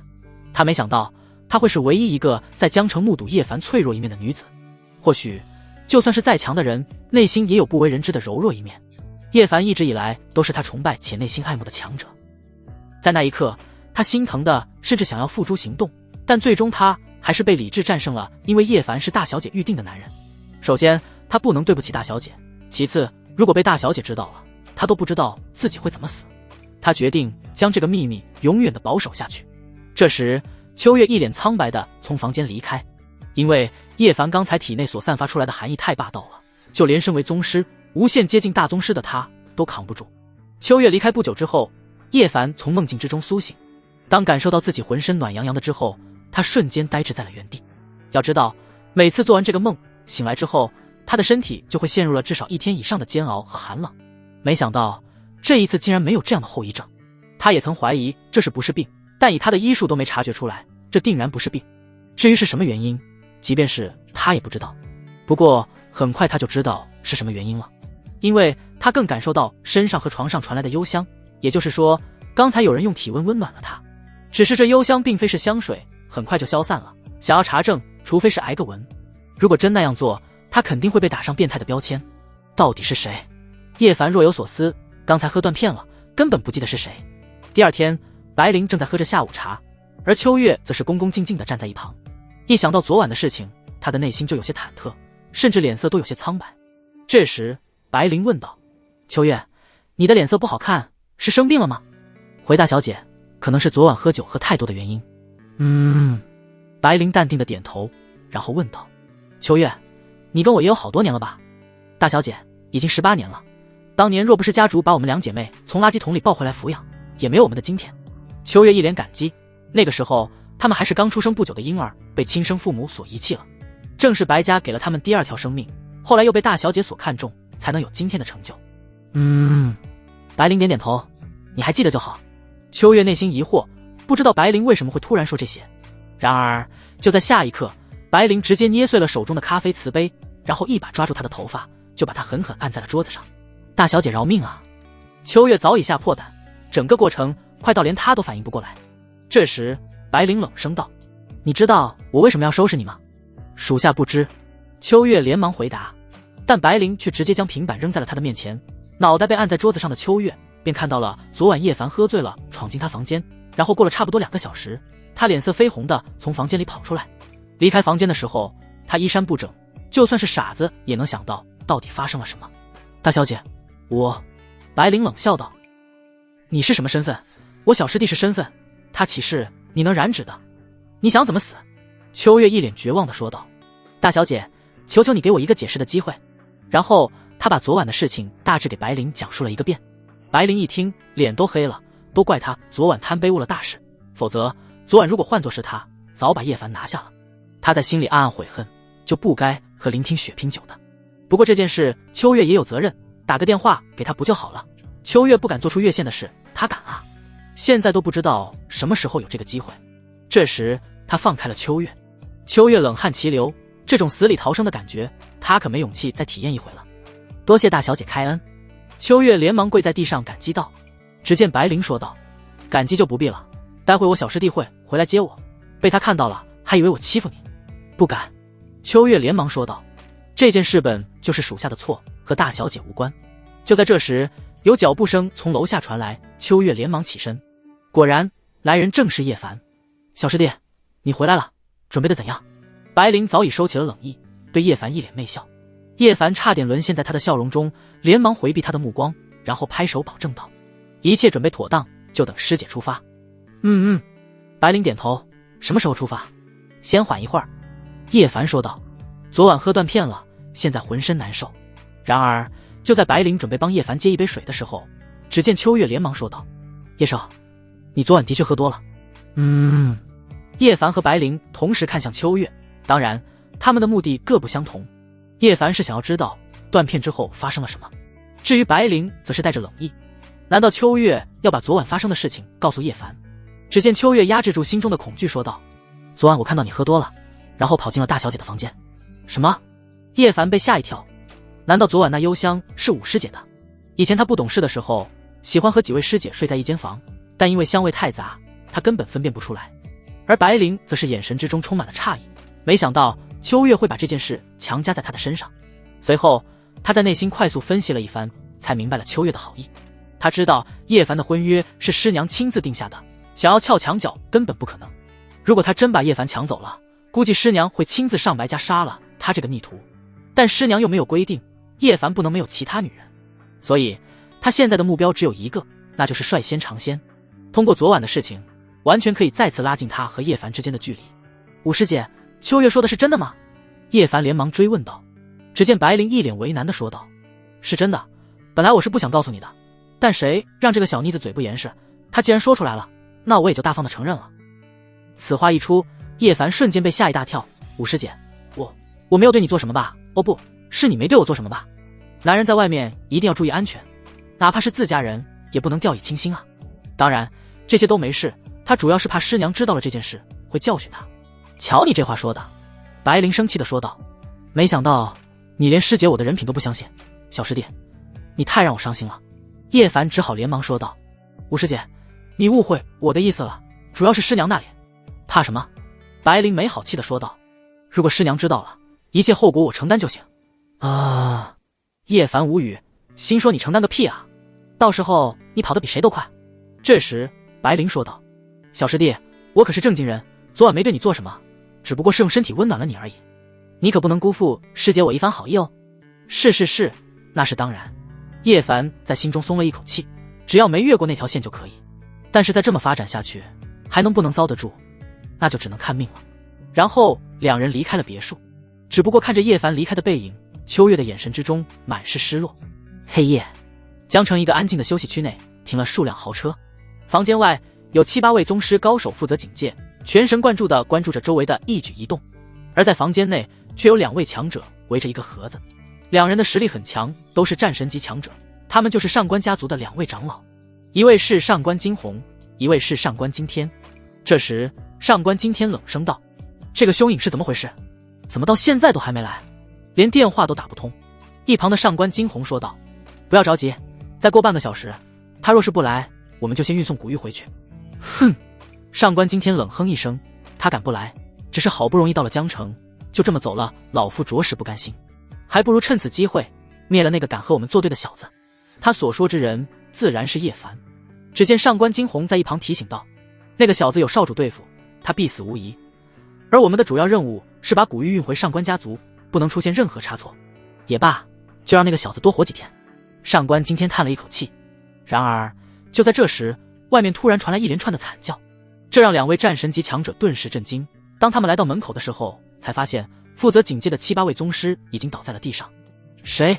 两人一声呵斥，但却没有了动静。当他们回头看向屋内的时候，才发现盒子竟然不翼而飞了，现场只留下了一朵玫瑰花。不好！两人神色一变，古玉要是丢了，那他们可就万死难辞其咎了。追！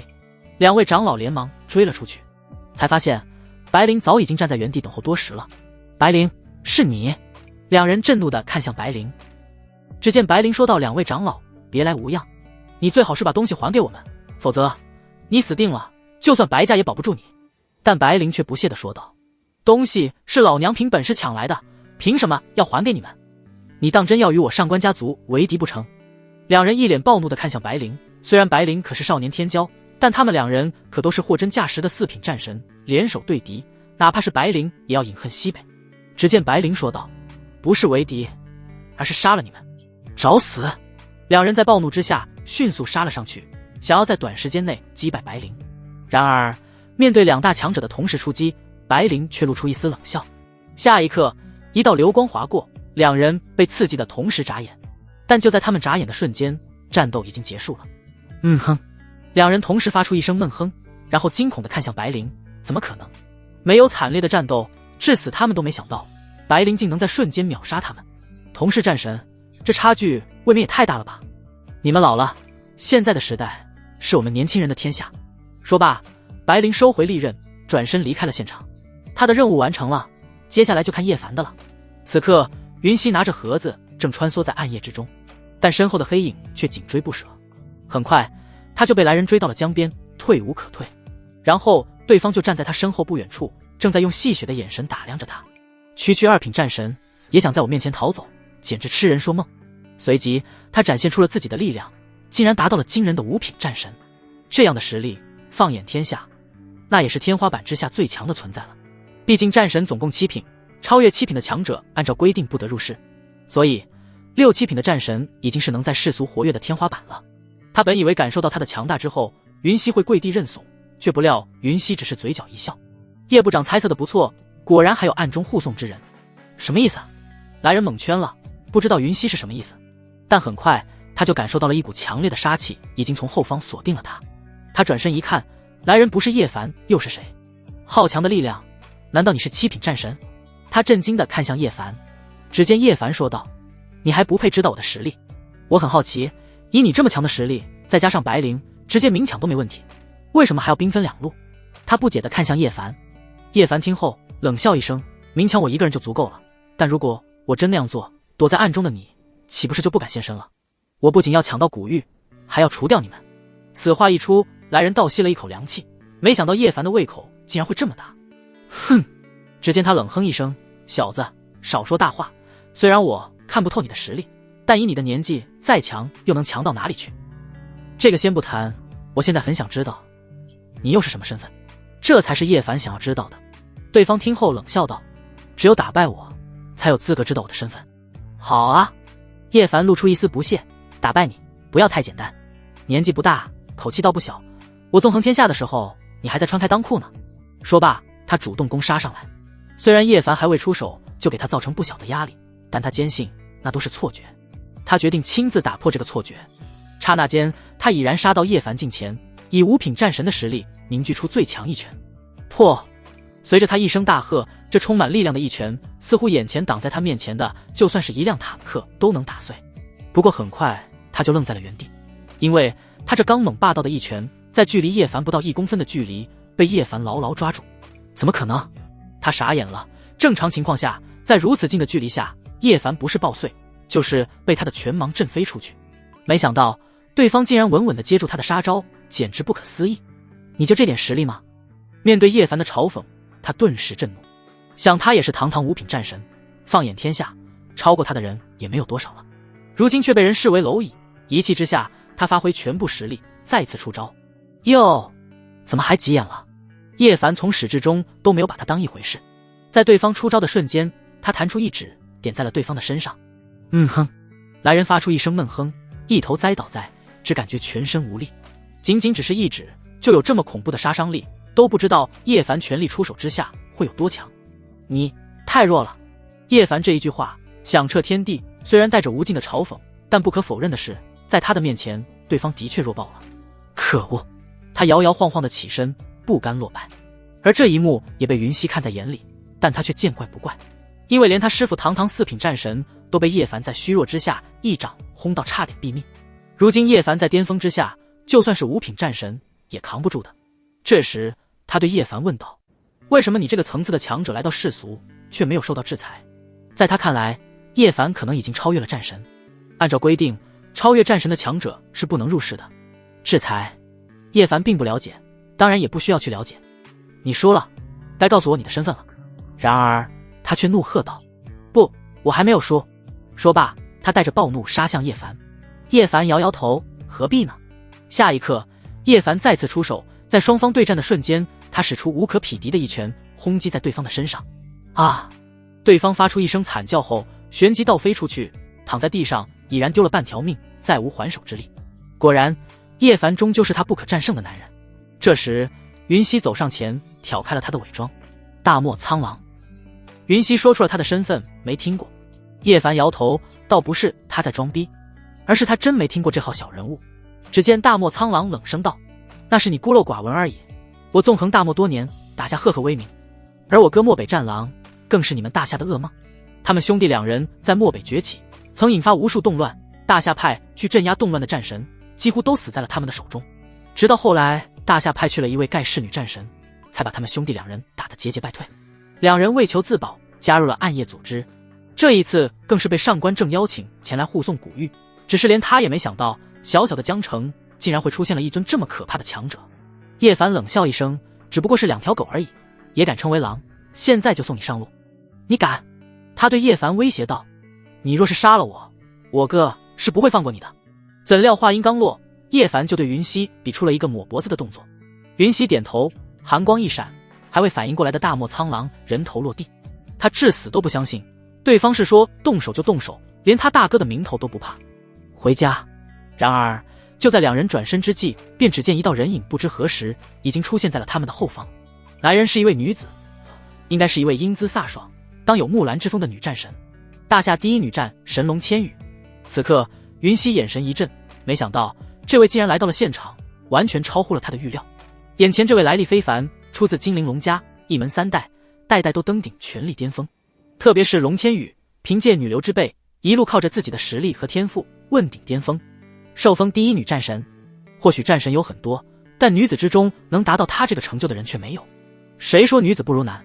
龙千羽就是最真实的写照，她不仅不弱男子，而且比绝大部分男子都强。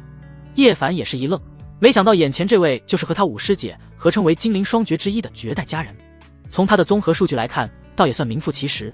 虽然他不承认有人能有五师姐那般完美，但现实就在眼前，不服都不行啊！哼！龙千羽冷哼一声，还算你有点眼力见，还知道我的名号。我且问你，为什么要杀了我盯上的猎物？难道你们有不为人知的秘密不成？听闻此话，叶凡果断回应道：他惹了我，我就杀了他，有问题吗？当然有问题。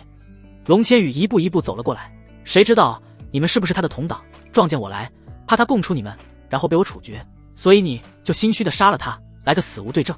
此话一出，叶凡顿时无语，这个女人脑洞未免也太大了吧。不过在这个时候，他也懒得和龙千羽计较，毕竟对方也算是龙晴的姐姐，这抬头不见低头见的，闹僵了也不好。为此，叶凡对他说道：你爱怎么想怎么想，小爷我就不奉陪了。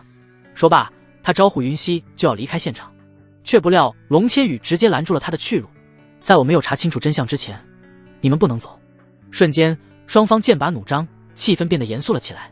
叶凡不悦地说道：“我可以保证，我们和这个家伙没有关系，再不让开，可别怪我不客气了。”此话一出，云溪摆出一副将要动手的架势，而龙千羽则是不屑一笑：“小子，你既然知道我是大夏第一女战神，就该知道我的实力是无敌的，识相点就乖乖配合我调查，若不识相，老娘一定会让你见识一下我的手段。”说罢，他霸气地抬起脚，挡在两人身前，大有一夫当关万夫莫开之势。“你就吹吧，就你还无敌，远的不说，当我五师姐就比你厉害好吗？”这还是叶凡从女人之中对比，如果是从男人之中对比，就更多了。此话一出，龙千羽眼神一冷：“你五师姐是谁？听好了，我五师姐就是压制你一头的白灵。”瞬间，龙千羽暴怒不已：“他什么时候压过我一头？我怎么不知道？”龙千羽冷声说道：“既然你是那个腮货的师弟，那你就更不能走了。我怀疑你们都是暗夜组织的人。”要说龙千羽此生最讨厌的人是谁，那必然是白灵了。双方都无时无刻不想弄死对方。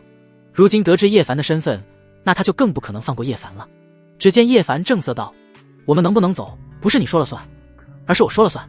另外再给你一个忠告，你走光了。”什么？龙千羽顿时一愣，才发现自己抬脚的地方的确走光了，吓得他连忙收起脚。他可以确定的是，这个家伙肯定早就发现了，只不过现在才提醒，可能都已经看够了。于是他冷冷地说道：“你和你师姐还真是绝配啊，一个骚货，一个老色批，蛇鼠一窝。”打住！叶凡说道：“我不想在这里和你浪费时间，你若是真不服，大可以去林家别墅碰一碰，你看我收不收拾你就完了。”林家别墅，龙千羽内心一惊，因为他从龙傲天那里了解到，他的妹妹就被困在林家别墅。此番出来，一是为了追踪大漠苍狼，二是为了拯救他的妹妹。叶凡故意和他说这些，估计也是在有意无意的拿他妹妹龙晴来威胁他。果然是一个卑鄙的老色批。于是他对叶凡冷声道：“你想走也可以，不过的答应我2个条件。”“麻烦。”叶凡没好气地说道：“说出你的条件。”要不是为了赶回去研究古玉，且不想主动打女人，他早就让龙千羽见识他的厉害了。第一个条件，你在这里对我亲口承认10遍，白灵不如我。第二个条件，把他手中的盒子交给我，我就考虑放你们离开。说罢，龙千羽拿出手机准备录视频。另外他也不知道盒子里装的是什么，但他若没看错的话，刚才叶凡和大漠苍狼就是为了这个盒子发生大战，所以盒子里的东西必然是很重要的，绝对不能落入其他人的手中。很抱歉，我2个条件都不能答应你。叶凡摇头道：“首先，你除了比我五师姐大那么一丢丢，其他的都不如我五师姐。瞎了你的狗眼，这叫一丢丢？”龙晴愤怒的傲然挺胸，E和小 C 之间可不只差了一个地，都不知道叶凡是怎么敢昧着良心说话的，他不怕天打雷劈吗？这一幕着实亮瞎了云溪的双眼。就这一点而言，莫说是白灵了，连他都够不着边，龙千羽赢了。然而叶凡却不管不顾地继续说道：“另外，想要打我盒子的主意，最起码你的实力要比我强。你这么弱，让我怎么答应你？”说罢，叶凡无奈摊手道：“就算你在我面前故意走光，勾引我，我也不为所动。”你……龙千羽好悬没气死，他算是知道了，叶凡不仅是一个老色批，更是一个泼皮无赖。对付这样的人，和他讲道理，完全是浪费口舌，直接动手打一顿就行了。而云溪则是抱着盒子远远地退到一旁，内心忐忑无比，因为两人这是要动手的前奏啊。他在心中很无语，没想到叶凡竟然连大夏第一女战神都敢挑逗，也不知道叶凡能否打得过龙千羽。这时龙千羽从愤怒之中恢复理智，沉声问道：“你真要不知死活的和我动手不成？”“不知死活？”叶凡嘲讽一笑：“我连老虎屁股都敢摸，难道还会怕你不成？”瞬间两女站在原地石化了，特别是龙千羽，如果眼神能杀人，叶凡早死几10次了。那你他妈摸我屁股干什么？叶凡淡然收手，然后口中振振有词地说道：“你不就是母老虎吗？”此话一出，龙谦当场暴走：“你找死！”话音刚落，他便迅速杀向叶凡。谁能想到，不可一世的女战神竟被叶凡3言2语就整破防。在叶凡看来，龙千羽纯属玩不起。轰！当他6品战神的巅峰一招落下之后，却被叶凡闪身躲过了。就在他准备继续出手之际，突然一道戏谑的声音传来：“龙千羽，你这个疯批女人，我小师弟不和你一般见识，你别给脸不要脸。”话音刚落，就只见白灵不知何时已然出现在了3人之间。当两女见面的瞬间，叶凡和云溪都感受到了他们眼神之中的火药味十足。果然，龙千羽冷冷地说道：“我当是谁？原来是你这个平兄妹，怎么要和你小师弟一起对付我吗？”白灵眉头一皱，他最讨厌的就是别人叫他平兄妹，虽然他的确很平，但也不允许别人说。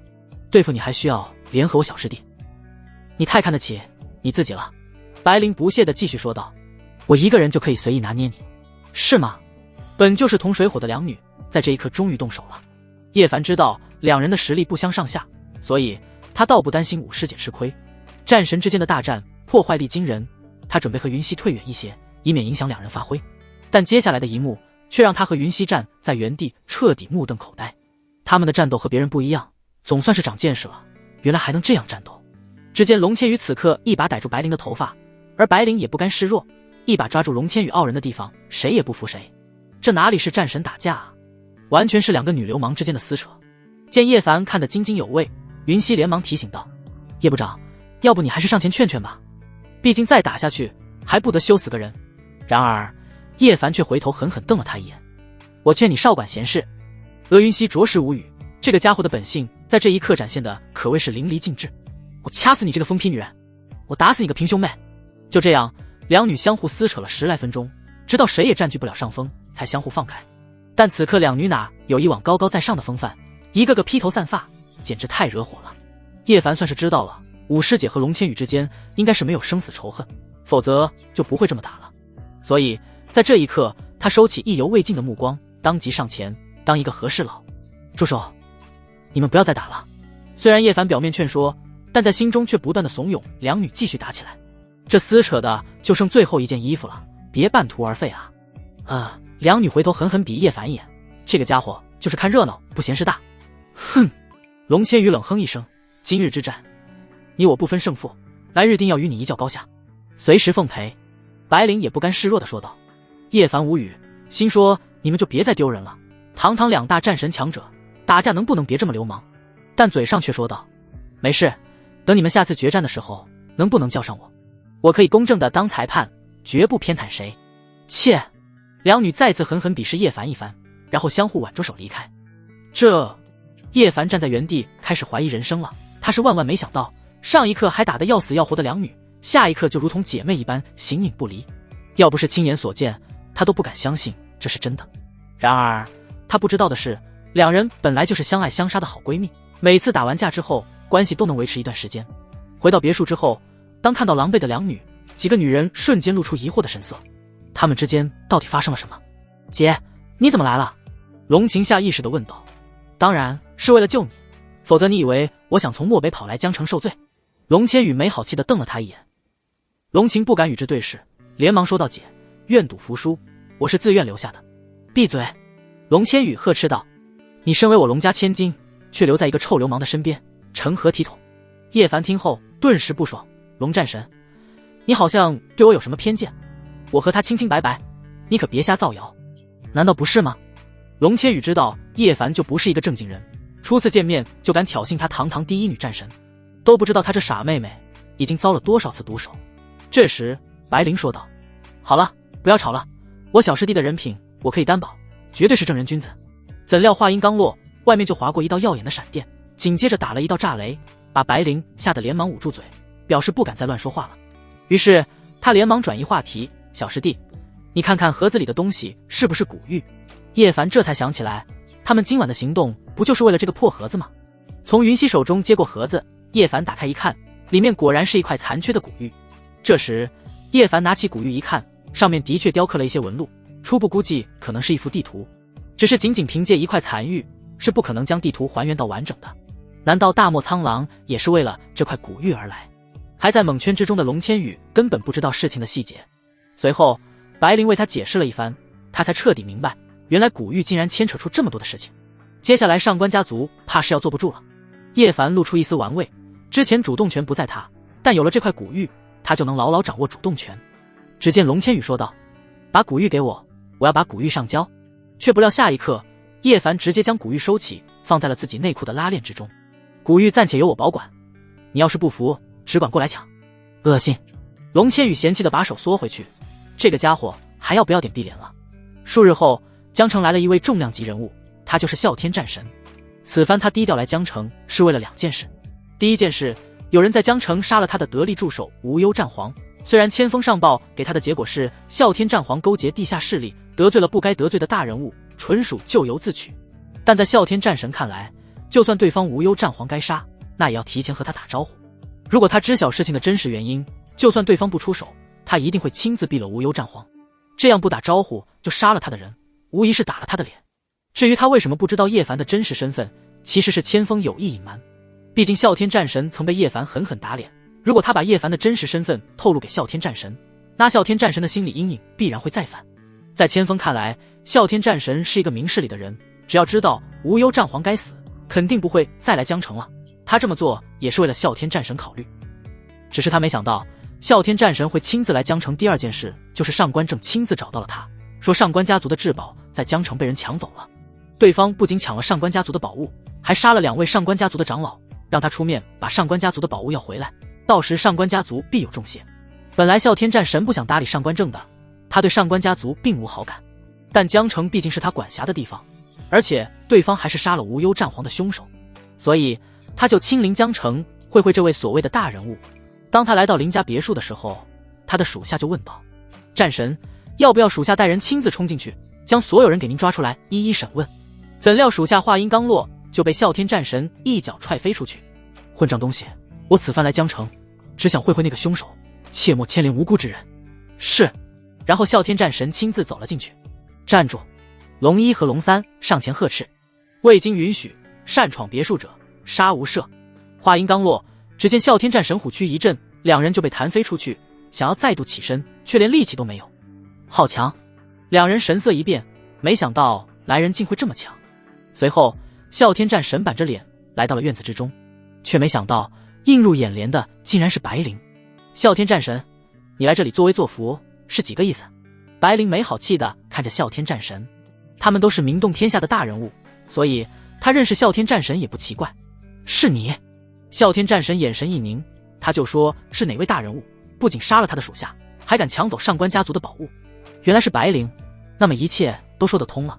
只见哮天战神冷声说道：白灵，你不在金陵坐镇白家，却跑来江城作乱，你有没有把本战神放在眼里？没有。白灵的回答令哮天战神顿时一愣，他没想到白灵的态度会这么嚣张。痛失面子的他愤怒地说道：白灵，你简直无法无天，你杀了我的属下也就罢了，为什么还要抢上官家族的宝物？我乐意，你管得着吗？你！哮天战神好悬没气死过去，只见他咬牙切齿地骂道：既然如此，那就没有什么可说的了，动手吧，今天无论如何也要打败白灵，把面子找回来。然而话音刚落，就只见房间内再度走出一道人影。哮天战神，如果你真敢动手的话，那算我一个。当看到来人站在白灵身边的时候，哮天战神瞬间不淡定了，因为对方他也认识，正是大名鼎鼎的第一女战神龙千羽。莫说是他，就连他身后的数位属下也被眼前的一幕惊呆了。没想到这小小的别墅之中，竟然潜藏着这2位大佬。2女风华绝代，盖世无双，是万千少女崇拜的偶像，更是诸多少男的梦中情人。哮天战神凝重地说道：龙战神，你我都为大夏效力，难道你要帮着他来对付你的同僚吗？对付一个人，他或许有机会获胜，但若2女一起出手，就算他这个南境扛把子也绝不是对手。他到现在都还在疑惑，龙千羽为什么也在江城？在江城也就罢了，竟然还是站在白灵那边。对付你又怎么了？老娘想帮谁就帮谁，还用得着看你的脸色行事吗？龙千羽一脸不屑地说道。用他的话来说，只有他能欺负白灵，其他人敢欺负白灵，他一定不会坐视不管。虽然他在白灵那里也讨不到任何好处。你！哮天战神没好气地说道。龙战神，你我都是同僚，我不想对你出手，另外我还是你爷爷提携上来的，所以还请你不要管我和他的事情。少废话，你到底还打不打了？不打就赶紧滚，别站在这里碍眼。龙千羽依旧不给他面子。哮天战神听后差点绷不住了，没想到连他这个南境第一人竟然在这里连续丢了2次面子。哼！哮天战神冷哼一声，今日之事，倘若不给我一个合理的解释，绝不善了。狠话他已经放出来了，至于动手，还是算了吧。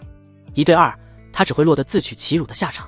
但若就这么走了，他的脸可就丢大发了。哮天战神，你要解释是吗？来，小爷我亲自给你解释清楚。此话一出，哮天战神神色一变，因为他已经知道说话的人是谁了。这熟悉的声音，哪怕是化成灰他都记得。他后悔了，就该早点走的，就算丢脸又何妨？现在能不能走得掉都是一个问题。没想到这个煞星竟然也在这里，来者正是从外面吃完早点回来的叶凡，怪不得没在房间，原来这个家伙是出去了。龙千羽一阵无语，他一大早就跑到叶凡的房间，倒不是想逼迫叶凡不愿意做的事情，而是要对叶凡下挑战书。经过这2天的劝说，他妹妹龙晴死活不愿意回去，说输了就得有契约精神。于是他一气之下准备亲自揍趴叶凡，好让龙晴回去接龙家的班，那样他就可以继续逍遥了。所以他就把挑战书扔在了叶凡的房间。本以为叶凡在哮天战神面前大放厥词，哮天战神肯定会直接出手教叶凡做人，却没想到哮天战神脸上却充满了惊慌和恐惧之色。这一幕亮瞎了众人的双眼，因为哮天战神的脸色很不对劲。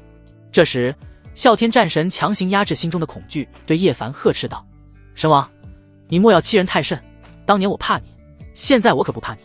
此话一出，龙千羽面露疑惑，他怎么没听过神王这号人物？倒不是他档次不够，而是因为叶凡成名较早，等他受封战神的时候，叶凡都已经归隐了。再加上当年被叶凡暴揍的都是大人物，最要面子，联合封杀了他们被叶凡收拾的消息，所以他才不知道神王到底有多牛逼。是吗？叶凡不屑地说道。如此看来，你是要和我打一架是吗？什么？这下轮到哮天战神的几位属下傻眼了，他们跟随哮天战神的日子也不短了，还从未听说有人敢主动挑战这位南境扛把子的存在。叶凡莫不是疯了不成？否则怎会如此不要命？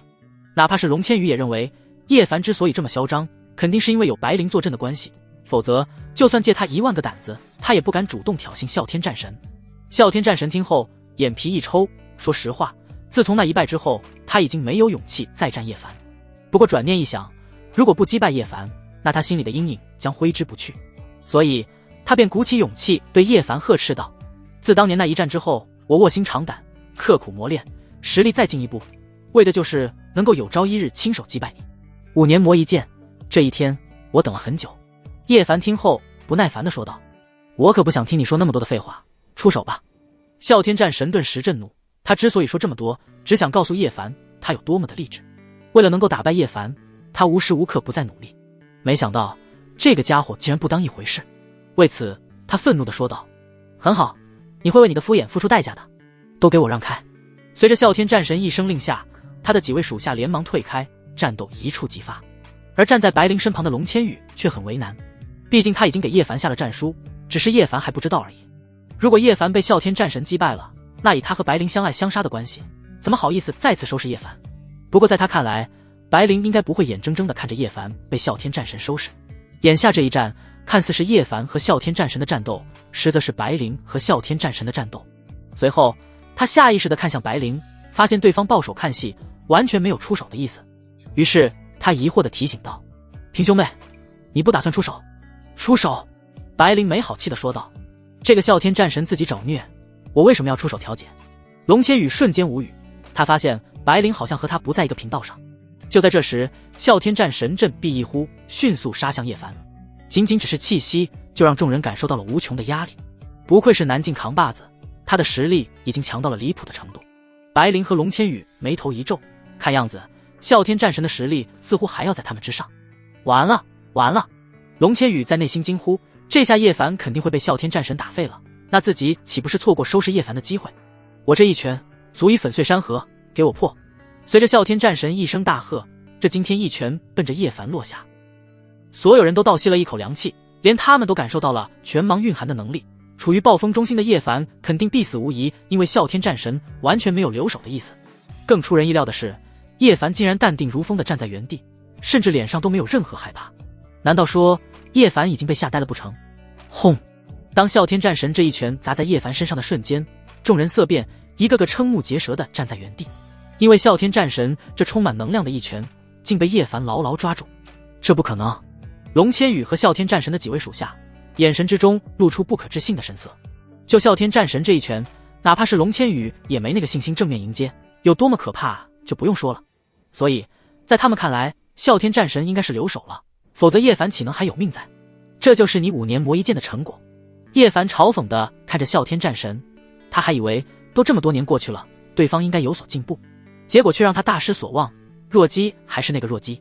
哮天战神听后内心差点崩溃，明明他进步了啊，为什么在叶凡面前还是如此不堪一击？只有一个可能，那就是叶凡进步得更快，所以无论他再怎么进步，都跟不上叶凡的速度。神王，我不认命，我要亲手打败你。唯有面对恐惧，才能打败恐惧。气血攻心的啸天战神再次出手，啪！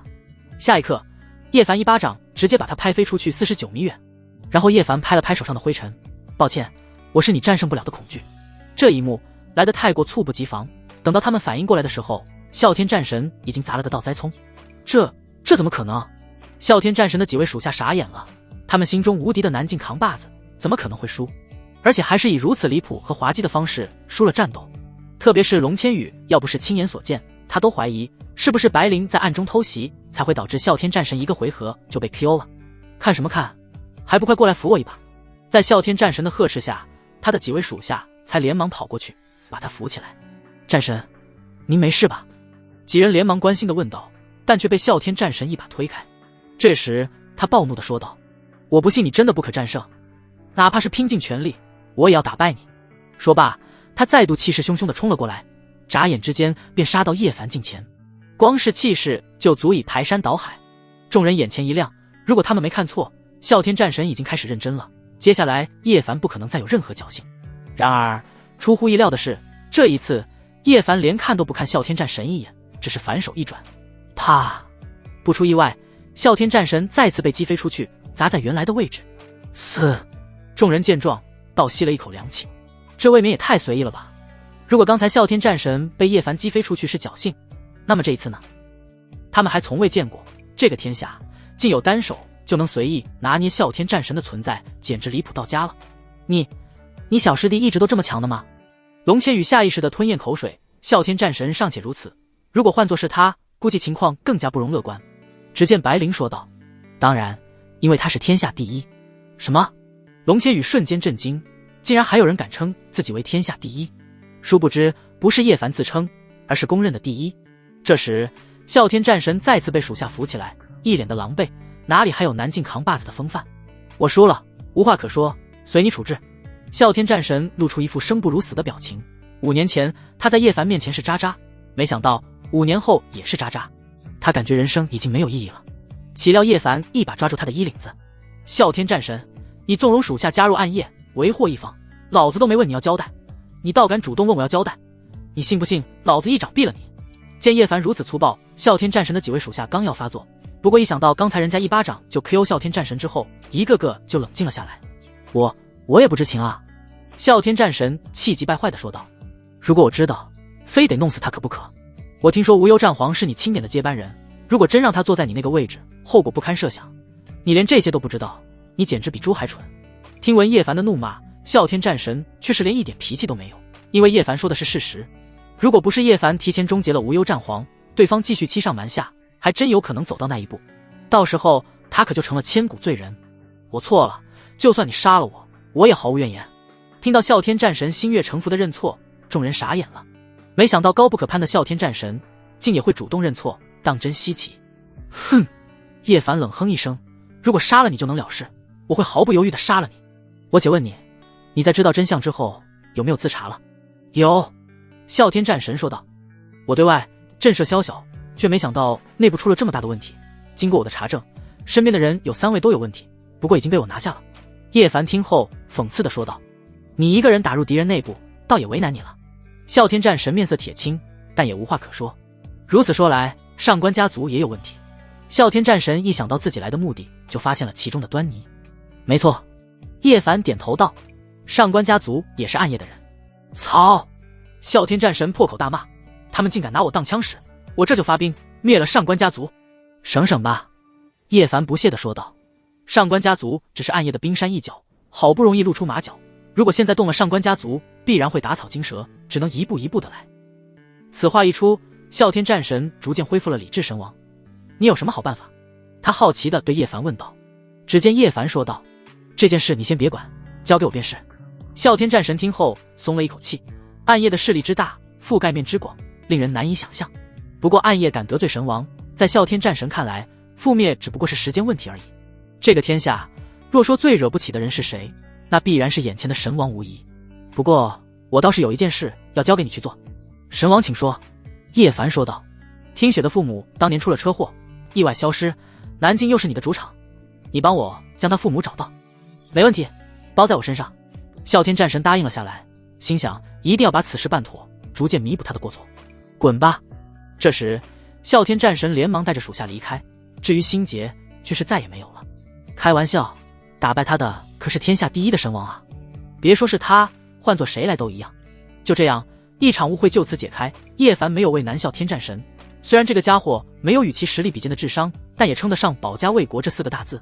这时龙千羽也从震惊之中回过神来，他亲自见证了啸天战神从不服到彻底在叶凡面前服软的经历，简直太过匪夷所思。看来叶凡并非是依靠白灵，而是他本身就强的离谱，甚至比白灵来历还大。不过很快他就想到了挑战书的事情，便要立马跑回叶凡的房间把挑战书撕了。他虽然是第一女战神，但人家可是天下第一啊，他可不想成为第2个被叶凡扇飞出去的啸天战神。他要把挑战书撕了，当作没有这回事。却不料就在这时，春花连忙从楼上下来。叶少，我刚才在打扫房间的时候，看到有人给你下了这封挑战书，谁他妈不知死活。叶凡那叫一个生气，竟然把挑战书都下到了他的房间里，简直不可原谅。他发誓要让对方好看。众女也觉得挑战之人太过分了，他们倒要看看是谁有这个胆子。这时他骂骂咧咧地打开了挑战书，上面赫然是龙千羽写了1000多字的挑战宣言。不好！龙千羽眼前一黑，差点没晕死过去，终究还是晚了一步。我当时谁要挑战我？原来是你啊！叶凡饶有深意地看向龙千羽，怪不得连挑战书都送到他的床上了，原来这个挑战来自内部。反正他已经收拾了一个啸天战神，不介意再多收拾一个龙千羽。龙千羽没底气地后退了几步，因为他知道他不是叶凡的对手，但挑战书已经下了，所谓开弓没有回头箭，事到如今只能把挑战进行到底。于是他硬气地说道：就是我要挑战你，怎么的？不敢接受挑战吗？既然你这么勇，那我接下挑战便是。此话一出，龙千羽瞬间错愕在了原地，他也没想到叶凡会答应的这么爽快。叶凡就算推辞一句，他就顺势下坡，只可惜并没有。白灵见状，他认为不能让2人一战，若是小师弟再把龙千羽霍霍了，估计那几个老家伙会找小师弟拼命。所以在这个时候，他主动站了出来。龙千羽，你和我小师弟不是一个档次的强者，还没有资格挑战我小师弟。你和我之间不是还没有分出胜负吗？这场挑战就让我代替我小师弟接下了。此话一出，龙千羽在心中那叫一个感动，总算有人替他解围了。这个时候一定要顺着台阶下，见识到了啸天战神的狼狈，他可不想真和叶凡对刚。为此他只好装作为难的说道：也罢，反正你和你小师弟也是一家人，那就由你来代劳吧。叶凡差点没笑出声，不过他也没有点破的意思，毕竟他最喜欢看的就是五师姐和龙千羽打架。于是叶凡说道：五师姐，龙战神，你们之间光打架多没意思，我觉得应该有点彩头。此话一出，众女无语，这个家伙真的是打赌打上瘾了，什么事情都能拿来赌。也对，确实应该有点彩头。龙千羽说道：这样吧，如果我输给你这个平胸女，那就让我妹妹再待1年，如何？龙晴听后差点没一头栽倒在地，他这是躺着也中枪了。本来就输了1年，如果老姐再次输了，那他的余生就没有自由了。他本想说他不同意，但当看到龙千羽那威胁的眼神之后，他就乖乖屈服了。龙千羽满意的点点头，反正龙晴也不跟他回去，就当是废物利用了。赌这么大，你确定？白灵也没想到龙千羽一上来就把自己的妹妹赌出去了。这时龙千羽嘲讽道：怎么，你不敢赌吗？我把丑话放在前头，你必须要和我下相同的赌注，否则你就是玩不起。你以为我怕你这个疯批女人不成？白灵愤怒之下直接拍板说道：如果我输了，那我就让我小师弟陪你3晚。此话一出，林听雪等人瞬间傻眼了。开什么玩笑，叶凡可是他的未婚夫，输了就要陪别的女人3个晚上，他怎么可能会同意？于是他生气地说道：白小姐，你不觉得你过分了吗？拿我未婚夫去赌，亏你想得出来。就是，反正我不同意。陈青雨也在一旁发表自己的意见，他都还没尝到甜头，叶凡不能先被别的女人脏了。然而白灵却不慌不忙地说道：小师弟和我是一家人，用他当赌注只不过是走个形式而已，放心，我不会输的。那我也不同意，谁能保证自己一定会赢？万一你输了呢，我岂不是亏大了？林听雪坚持自己的意见，而陈青雨也和他站在统一战线。刚才被吓得躲在角落处的白浅则是松了一口气，他还以为姐姐要拿他做赌注，原来是拿叶凡啊，那就没什么可担心的了。为此，他提议道：“姐，林总，我觉得你们应该先问问叶凡答不答应。”废话，这么流氓的赌注，他怎么可能会答应？聆听雪刚说完，陈青雨也附和道：“就是，叶凡哥哥不是这样的人。”这时，所有的目光都转移到了叶凡的身上。只见叶凡一脸为难地说道：“虽然这个赌注的确有些过分，但在这个时候，我应当站在武师姐这边，因为我相信武师姐你是不会输的。”那是必然。白灵满意的点点头，开玩笑，他都还没尝鲜呢，怎么会白白便宜别人？他一定不会输。然而，叶凡却在心中默默祈祷：“武师姐，你可不能赢了，一定要输了这场决战。你不输，我看不起你。”赌注已经决定了，两女便来到院子之中，四目相对。下一刻，他们出手了，没有丝毫的废话，而是全神贯注投入到战斗之中。这一次，他们的打架不再像之前那般流氓，而是真正展开了属于战神强者的战斗。卧槽！你们来真的！叶凡傻眼了，本以为能一饱眼福，但结果却令他大失所望。不过两大战神接近天花板之间的决战也是同样精彩，两女犹如天女散花一般，战斗招式极具观赏性，但他们都为6品战神的强者，想要决出胜负几乎不可能。因为叶凡一开始就断定两女旗鼓相当，天赋也差不多，除非是拼死，否则只能以平局收场。但对于这个结果，他是一点也不开心，所以在这个时候，他准备暗中出手，让这一战分出结果。在众人猝不及防的目光之中，叶凡摘下一片树叶，瞄准了白灵。武师姐，别怪师弟我不仗义，而是你的赌注太大，师弟我只能恭敬不如从命了。一想到自己要赔3万，叶凡就笑得合不拢嘴。索性他也懒得再拖延了，直接将树叶弹向白灵，力道掌握得非常精准，既能让武师姐失败，还不伤到武师姐。不好，有偷袭！白灵神色一变，敏锐的感知让他察觉到了有暗器朝着他飞来，想要躲避却是为时已晚。下一刻，树叶准确无误地击中目标，不过击中的不是白灵，而是龙千羽。这……叶凡傻眼了，他的手法没问题，只是他没想到在关键时刻，龙千羽竟会为白灵挡下偷袭。他的计划功亏一篑。如果可以，他只想劝说龙千羽真的不用这么仗义好吗？谁？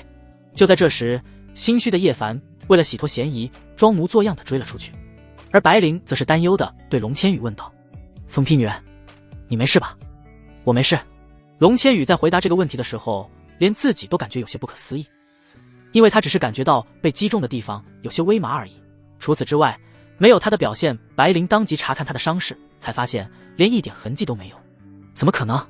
两女都愣住了，刚才偷袭之人手段非常高超，哪怕是两女也在暗器靠近的瞬间才察觉。眼看这是必死无疑的局面，但却屁事没有，这就令人有些匪夷所思了。到底是谁偷袭的？龙千羽愤愤不平地说道，对方行事未免也太不讲武德了。但白灵则是嘴角一撇，别人不知道是谁偷袭的，但他已经猜到对方的身份了。试问在光天化日之下干出如此卑鄙且不伤人命的事，除却他的小师弟叶凡之外，怕是没人能做到了。就算有人能做到，也不可能在他们两大高手毫无察觉的情况下完成。哼！白灵在心中冷哼一声，小师弟，你太让我失望了，送上门的你不要，还惦记着赔3万的事情。不过他倒也没有把这件事抖出来，只是对龙千羽说道，下次可不许犯傻了，疯女人。平兄女，在我没有击败你之前，我不允许你死。龙千羽毫不在乎地说道。虽然两女嘴上是一套，但足以看得出来他们的关系很要好。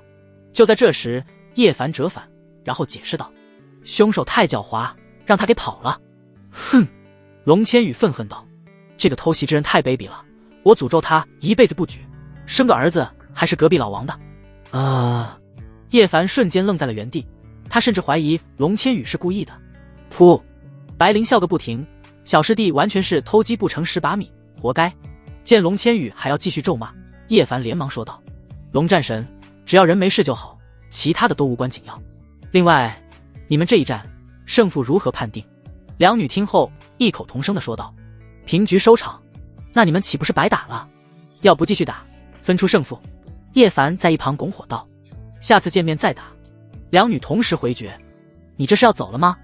叶凡好奇地看向龙千羽，只见龙千羽说道，我这次出来太久了，漠北那边需要我坐镇，也该回去了。姐，我舍不得你。龙晴露出一副不舍的表情，但龙千羽却没好气地说道，你现在是巴不得我走，就别在那里演戏了，我晚上就动身。哦，龙琴脸色有些不好看，因为他真的希望龙千羽快点走人。这个姐姐每天都在他身边喋喋不休，太烦人了。啸天战神刚回到基地，他的属下就匆匆来报：战神，上官正来了，他在客厅等您。哼！啸天战神冷哼一声，他岂能不知道对方来的目的是什么？多半就是来向他要古玉的。这一次被上官正坑的差点连小命都丢了，他岂会善罢甘休？为此，他说道：知道了，我这就过去。随后，啸天战神来到了会客厅，只见一位俊俏儒雅的男子正在茶桌品茶，他就是上官家族的少主上官正。当看到啸天战神进来之后，他连忙起身迎了上去。战神，你此番前去江城可有收获？上官正现在最关心的是古玉有没有到手，但啸天战神却丝毫不给他好脸色，冷声道：有没有收获和你有什么关系？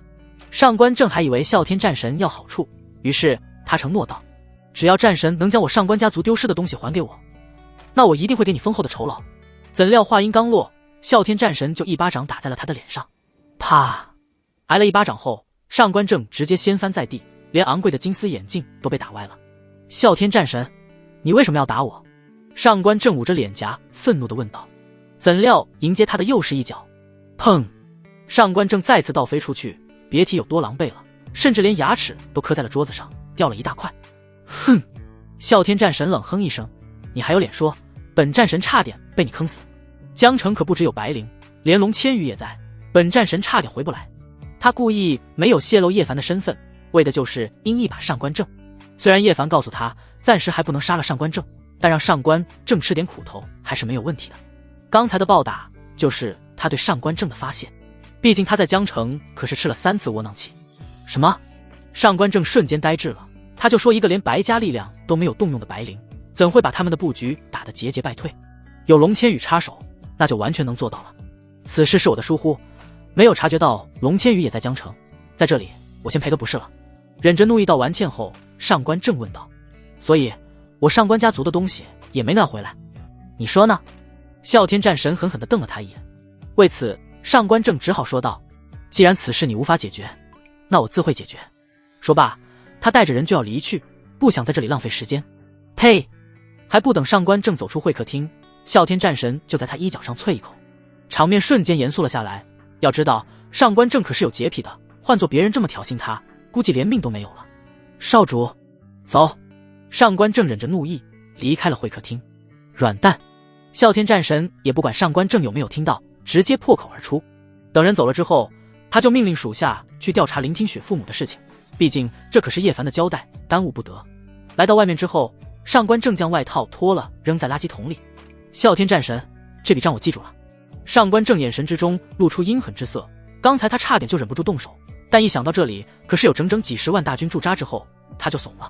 这时他的属下问道：少主，现在该怎么办？只见上官正冷声说道：去江城，这件事由我亲自解决。是。然后一群人马不停蹄地赶往江城。入夜，龙千羽开着车离开别墅，行驶在幽静的道路上。此番来江城也算是小有收获，不仅大漠苍狼死了，还见识到了叶凡这样一位隐藏的高手。如今大漠苍狼已死，等他赶到大漠之后，他准备把漠北战狼一锅端了。只要大漠的隐患彻底平定下来，他就可以回归了。却不料就在这时，一股不妙的预感涌上龙千羽的心头。他二话没说，直接一掌击飞车顶，然后一跃而起。下一刻，车辆自动行驶到前方30米远的地方，突然爆炸。龙千羽瞬间震惊，如果他还在车里的话，后果不堪设想。突然，黑暗之中一道黑影杀了出来。砰！两人对了一掌之后，没有分出胜负，各自倒退出去好几步才稳住身形。漠北战狼和对方交战多次的龙千羽，第一时间就认出了对方的身份。漠北战狼见状也没有隐瞒，而是对龙千羽冷笑道：龙千羽，今夜就是你的死期。他的弟弟大漠苍狼已经折损在了江城，所以在他看来，杀死他弟弟的人就是眼前的龙千羽。只见龙千羽冷声道：漠北战狼，你也坐不住跑来江城，正好省得我再去大漠找你，今晚就把你一网打尽，是吗？漠北战狼不屑地说道。今夜之后，第一女战神将彻底成为历史，都出来吧。话音刚落，黑暗之中便有数道人影窜出，围在龙千羽周围。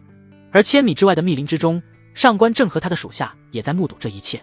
本来他是不想杀龙千羽的，因为龙千羽牵扯太大了，杀了对方只会给他带来无尽的麻烦。但漠北战狼强烈要求，他也只能答应。只要杀了龙千羽，剩下一个白灵便不足为虑了。而他不知道的是，江城最猛的不是两女，而是叶凡。漠北战狼，你想凭借这些垃圾就想将我击败？你也太看得起他们了。见龙千羽一脸不屑，漠北战狼玩味一笑，放心，试试不就知道了。下一刻，他果断出击，杀向龙千羽。但剩下的人却并未出手，而是戴上防毒面具，然后开始向两人交战之地撒出一包包药粉。正在全神贯注对战漠北战狼的龙千羽，还没有意识到事情的严重性。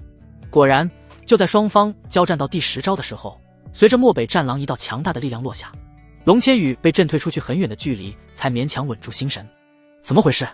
龙千羽一脸疑惑，他和漠北战狼交手也不是1次2次了，对方的品级虽然和他一样，但实力却不如他，就算再加上一个大漠苍狼，也是被他压着打的。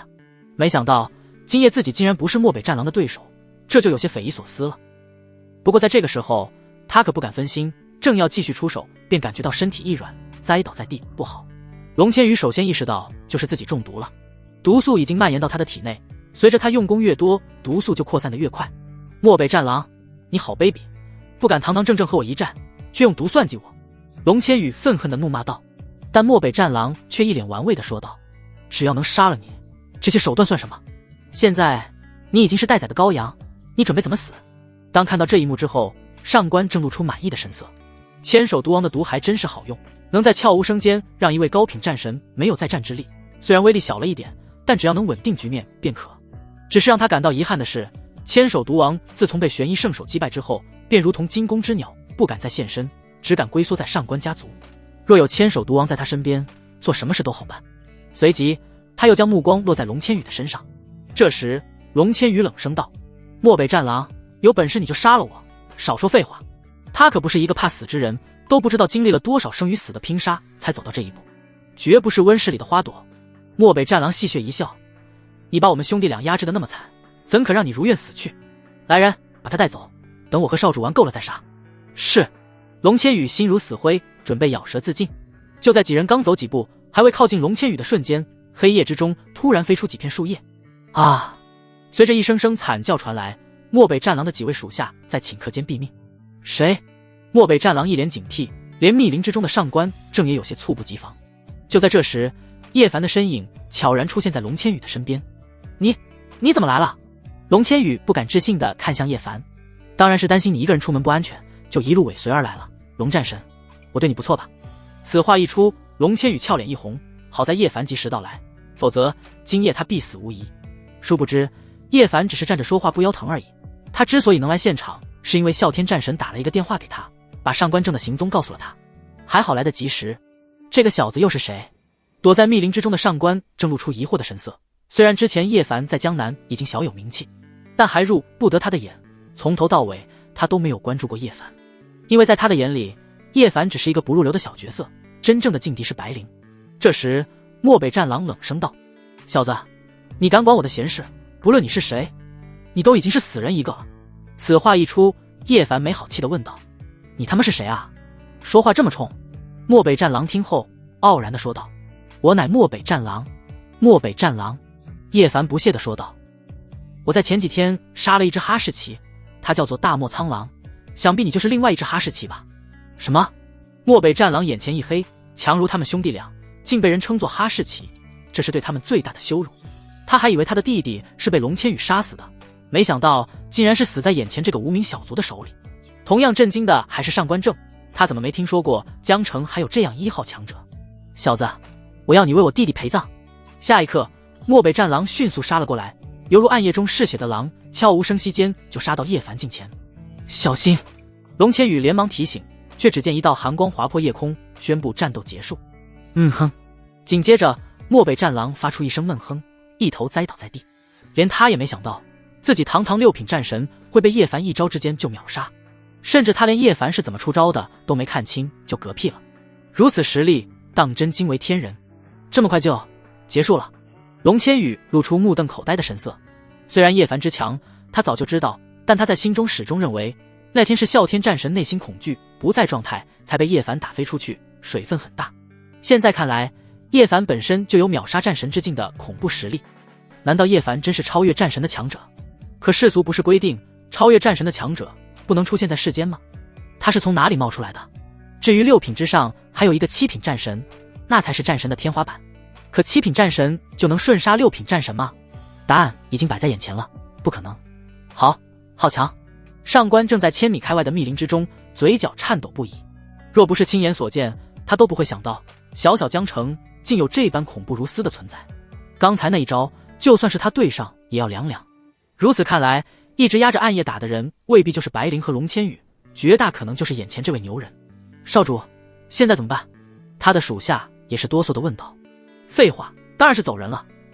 难道你认为就凭你我能杀他？上官正没好气地说道。他怎么会有这么蠢的属下？这时他准备看叶凡一眼，把叶凡的样子牢牢记在心中。接下来一定要搞清楚叶凡的身份和来历，才能出手了，否则就是送的。却不料仅仅只是这一眼就出事了。他在看叶凡的同时，叶凡也在看他，仅仅只是四目相对。啊！上官正就感受到眼珠上传来一种前所未有的灼烧感和刺痛感。原来这只老鼠躲在暗中。叶凡冷笑一声，弹出一颗石子，飞向上官正所在的方向。不好！上官正神色一变，连他也没想到自己都躲在千米开外的黑暗中了，还是被叶凡在瞬间发现。在情急之下，他抓住属下挡在他的面前。咻！石子瞬间穿透他属下的身体，死的不能再死。他本以为自己逃过一劫之际，却不料这石子蕴含无穷的力量，穿透力更是惊人，直接镶嵌在他身上。嘶！上官正腾的倒吸一口凉气，他从未想过隔着千米之远也能击杀战神。他不顾疼痛，快速逃离。很快，叶凡追了上去，来到一片化粪池集散地。这里臭气熏天，哪怕是叶凡也差点吐了。因为臭气的影响，所以他失去了上官正的踪迹。算你命大！说罢，叶凡这才忍着恶心退了回去。他离开之后不久，上官正才从化粪池中露头。若不是他迅速潜入化粪池中躲起来，恐怕下场比起漠北战狼也好不到哪里去。此刻上官正浑身都是大粪。小子，不管你是谁，本少都要把你碎尸万段。上官正一脸扭曲，初到江城就出师不利，他也算是倒大霉了。这时叶凡把龙千羽带到别墅之中。疯批女人，你怎么了？姐！白灵和龙晴等人连忙围上去，担忧地看着龙千羽。只见龙千羽失落地说道：我遇到埋伏了，若不是有叶凡，我恐怕……剩下的话他没有说完，一想到这个可能，他就感到毛骨悚然。你没事就好。这时龙晴说道：姐，你的脸色有些不好看。龙千羽这才想起来自己中毒了，于是他连忙虚弱地把自己的情况说了出来。没事，有我小师弟在，你定能安然无恙。他的医术当是罕有。其实我医术也冠绝无双。叶凡一脸得意地说道，虽然有吹嘘的成分，但除却他大师姐外，谁能与他争锋？那就麻烦你了。龙千羽脸色羞红，自从叶凡救了他的性命之后，他在见叶凡的时候已经没有了昔日的自信。这时叶凡上前查看一番，然后眉头紧皱。叶凡，我姐到底怎么了？龙晴预感不妙，因为他从未见过叶凡这副凝重的表情。叶凡严肃地说道，现在只有2个结果。第一个结果，你可以准备后事了。啊，这可把现场众女吓了一大跳。那第2个结果呢？龙千羽一脸黯然，难道他真就这样殒命不成？可他一点也不甘心。只见叶凡一本正经地说道，第2个结果就是你我双修，把毒转移到我的体内，方能化解危机。此话一出，众女呆滞在了原地，竟然还有这样的操作，他们算是长见识了。这时白浅好奇地问道，都转移到你的体内，你扛得住吗？只见叶凡义正言辞地说道，可能会折磨得我生不如死，但我是医者，我没有选择，我不能眼睁睁地看着一个病人就这样死在我的面前。此话一出，叶凡在众女的眼中瞬间变得高大上了。这就叫舍己为人，品德高尚。这怎么能行呢？龙千羽恨不得把头埋在被子里，内心更是小鹿乱撞，因为他根本就没有心理准备啊。这时叶凡又说道，龙战神，别怪我没提醒你，这毒素快要蔓延到你的5脏6腑了，如果不尽快做出决定，到时候就算华佗在世也无力回天了。此话一出，可把龙千羽几人吓个半死。要不你还是按照我小师弟的办法做吧。白灵在一旁提醒道，虽然这样做他就是去了尝鲜的机会，但2手货也勉强能接受，主要是没有别的办法了。你会对我负责吗？龙千羽弱弱地问道，哪里还有女战神的风范？只见叶凡摇头道，龙战神说笑了，医者父母心，我是为了救你，不能他儿女情长。没错，他并不打算负责，因为他想白骗。眼看龙千羽一脸失望，摇摆不定，叶凡准备再下一剂猛药，却不料一道声音率先传来：“他是在缠你身子，你要是信他，才有鬼了。”来者不是别人，正是好久不见的独孤伊人。什么？此刻众女纷纷看向他，露出疑惑的神色。只见他自信地走了过来：“你所中的毒虽然有些棘手，但也远远达不到要付出身体的地步。若我出手，不出1个小时就能把你体内的毒解掉。”真的吗？龙千羽露出激动之色，众女也在心中松了一口气。当然是真的，独孤伊人打着包票说道。叶凡此刻一脸的不乐意，对方是来存心拆台的吧？于是他凑到近前问道：“你怎么来了？”当然是来治病救人的。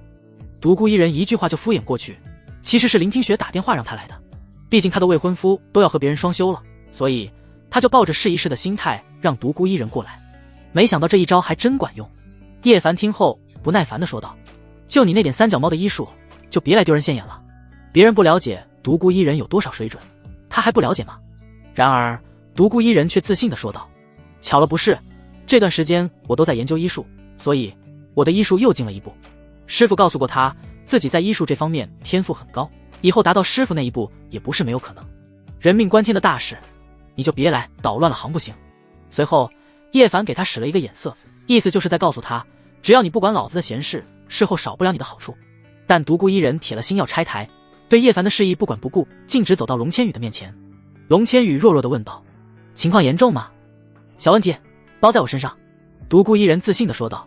这时龙千羽问道：“你治好我的病，需要什么报酬？”“不要报酬，就是单纯的看某人不爽。”说罢，独孤伊人狠狠瞪了一眼叶凡，上次这个家伙戏耍了他，这一次必须找回场子。那就多谢了。龙千羽感激道。叶凡知道大势已去，但还想再争取一下位子，他说道：“龙战神，你的情况很危险，你真的愿意让他冒险吗？倒不如考虑我的办法，反正你不吃亏还能快乐不是吗？”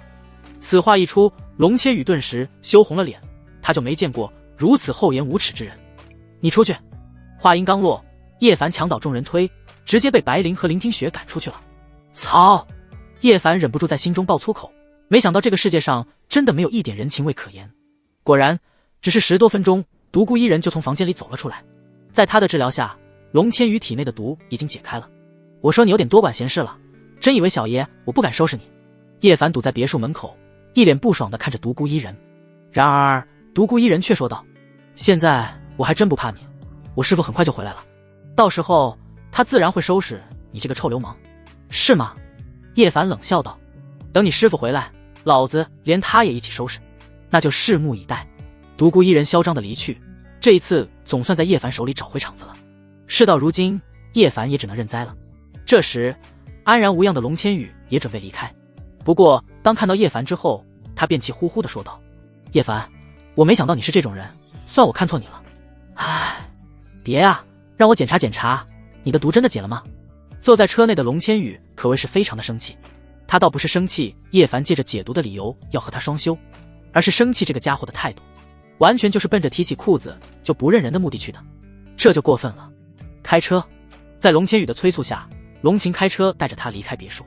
这时白灵凑了上来：“小师弟，你看我现在的病情需要双休吗？”白灵只感觉自己的病情已经要发作了，当然这都不是重要的，重要的是希望叶凡也能用这个借口帮他治病。特别是在这个时候，叶凡感受到了白灵那魅惑众生的动作，他差点就想说需要了，不过最终理智还是战胜了冲动，万一被师娘知道，几条命都不够赔的。于是他尴尬地说道：“吴师姐，你的病情需要施针，双休没用，你先去准备几天，等到病情彻底发作之后，我再帮你治疗。”“哼！”白灵不悦道，“没胆就没胆，哪来这么多借口？都不知道你为什么这么怕那个老女人。”“不听不听，王八念经。”此刻叶凡就装作一副什么都听到的样子，让白灵愤恨地跺脚离去。等到叶凡把他的病治好后，就是他出手的时候。眼看天色已晚，叶凡来到2楼，准备进房间睡觉。白忙活了一晚上，什么好处都没捞到，这让叶凡很生气，自己这一天天的竟做些亏本的买卖。刚好这时秋月下楼准备白灵闭关的事情，碰巧和叶凡擦肩而过，这熟悉的气息，叶凡在心中顿时一震，因为这幽香和那天晚上的香味简直一模一样，叶少好。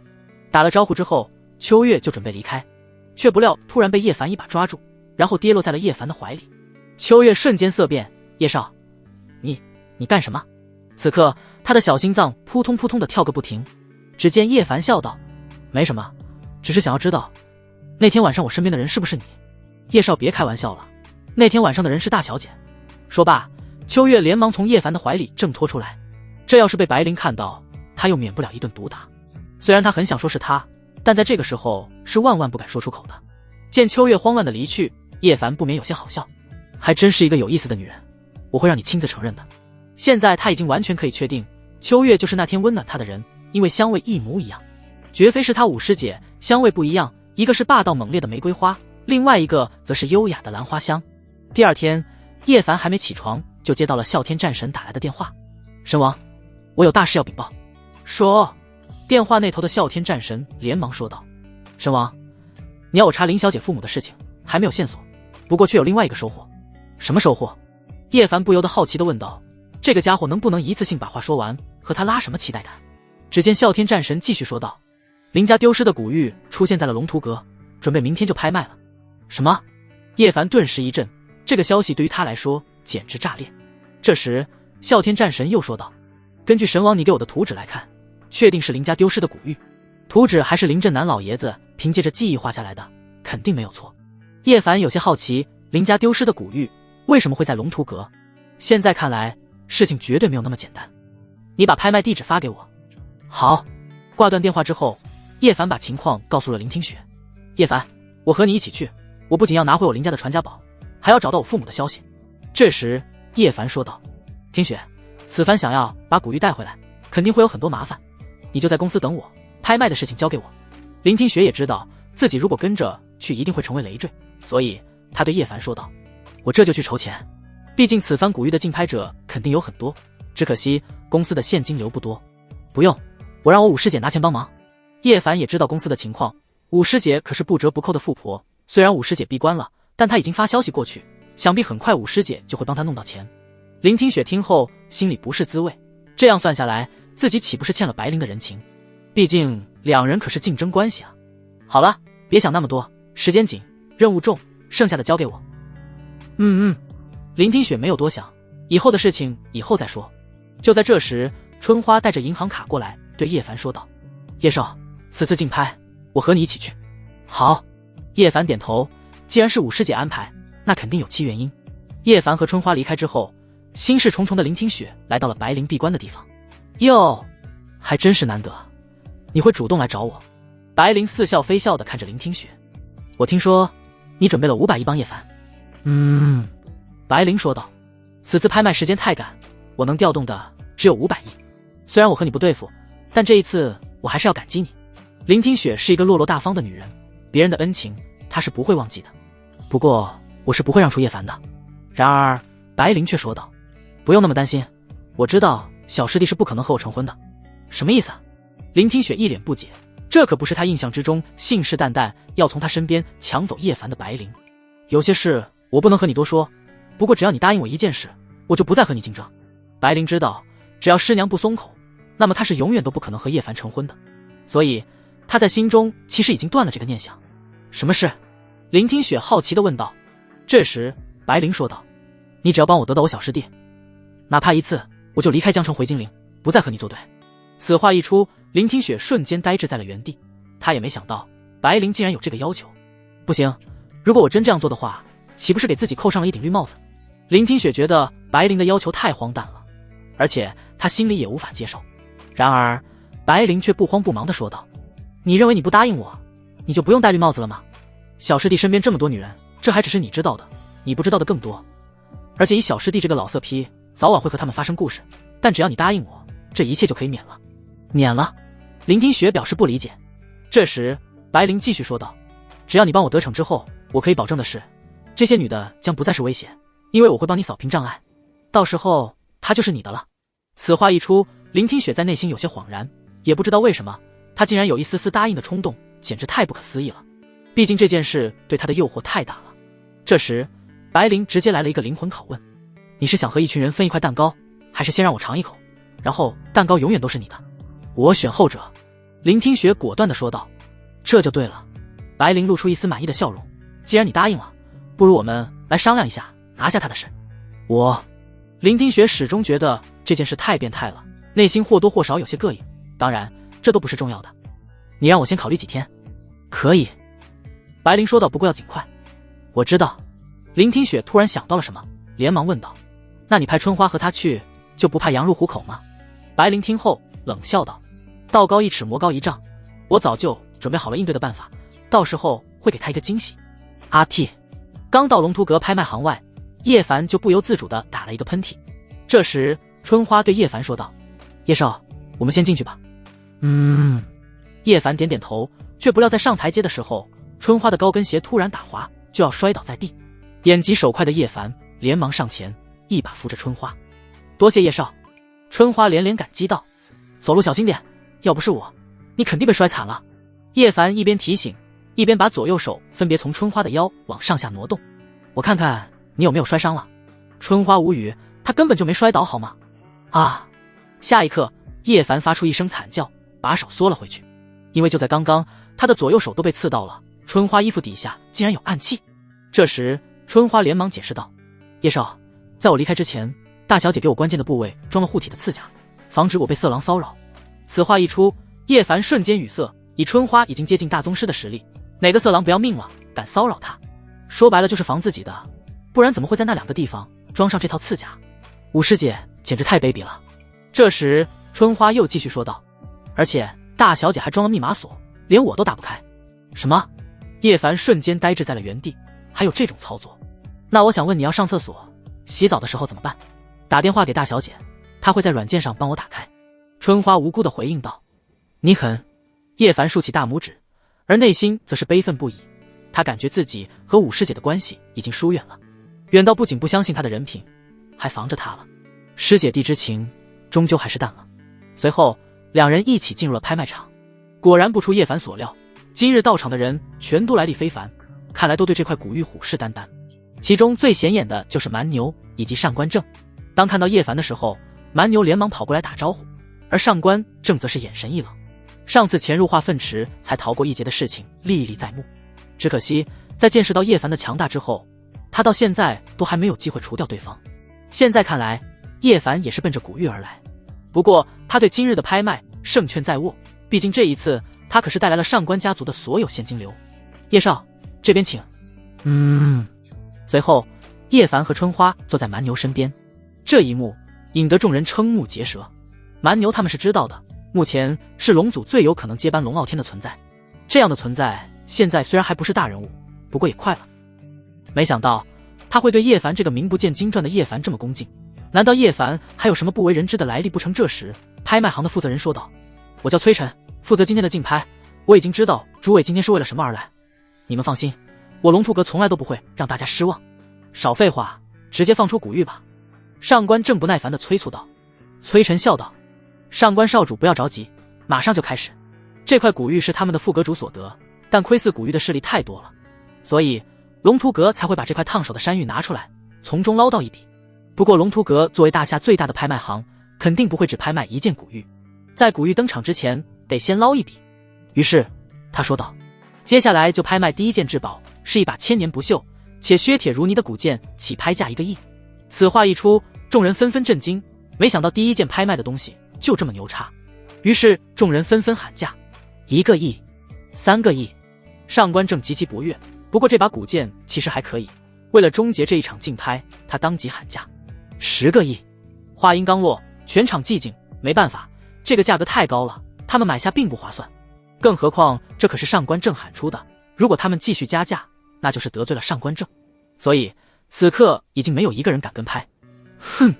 上官正冷哼一声，果然现场还是没有一个不开眼的家伙敢触碰他的眉头。只要今天将古玉弄到手，就是叶凡的死期。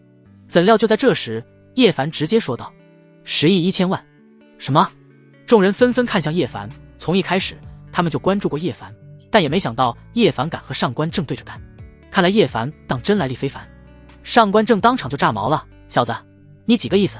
还不等叶凡回应，就只见蛮牛呵斥道：上官正，拍卖行的规矩就是价高者得，你就别在这里喋喋不休，有本事你出价比叶少高啊！你！上官正红着眼，对崔晨说道：“崔管事，我怀疑他们在故意捣乱，请把他们赶出去。”他已经知道叶凡是在故意针对他，只是双方都没在明面上撕破脸而已。崔晨无奈摊手道：“上官少主，他的出价符合规矩。”就是。叶凡不屑地回应道：“出不起价就给小爷闭嘴。”很好。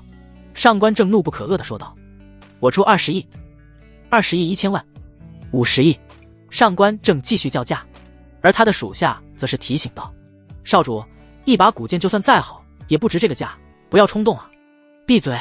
上官正岂会不知道自己现在非常冲动，但他就是想要在叶凡面前争一口气而已。叶凡不好过，就是他最大的开心。然而叶凡却继续叫价：“50亿1000万。”你！上官正咬牙切齿道：“小子，你想和我作对，那我就跟你刚到底。100亿！”瞬间，全场众人惊呆了，这100亿差不多是那把古剑10倍的价格了。谁也没想到，今天的竞拍会出这么大的意外。不过他们可以想象的是，叶凡和上官正作对是不会有好下场的。他们就不信叶凡的来历再大，还能大得过上官正不成？就在上官正以为叶凡会继续叫价，然后他就一把叶凡的时候，却不料叶凡直接说道：“既然你这么喜欢这把古剑，那我就让你给你了。”你！上官正眼前一黑，好悬没晕死过去。他本想当一次老六，没想到叶凡比他更老六，这一次终究还是上当了。内心不崩溃都是不可能的。蛮牛和春花则是忍不住好笑，他们就说叶凡绝不是这么冲动的人，将节奏拿捏到位，成功的坑了一把上官正。而众人则是神色一变，因为他们还没有见过上官正如此吃瘪过，这个仇结的有点大了。崔晨高兴地宣布道：“恭喜古剑归上官少主所得。接下来第2件至宝就是一只天然无瑕的翡翠手镯，起拍价1000万。”在崔晨看来，这第1件至宝就赚得盆满钵满，这第2件至宝肯定更赚。但众人却没有跟拍，这只翡翠手镯虽然好看，不过终究是中看不中用而已，他们要了也没用。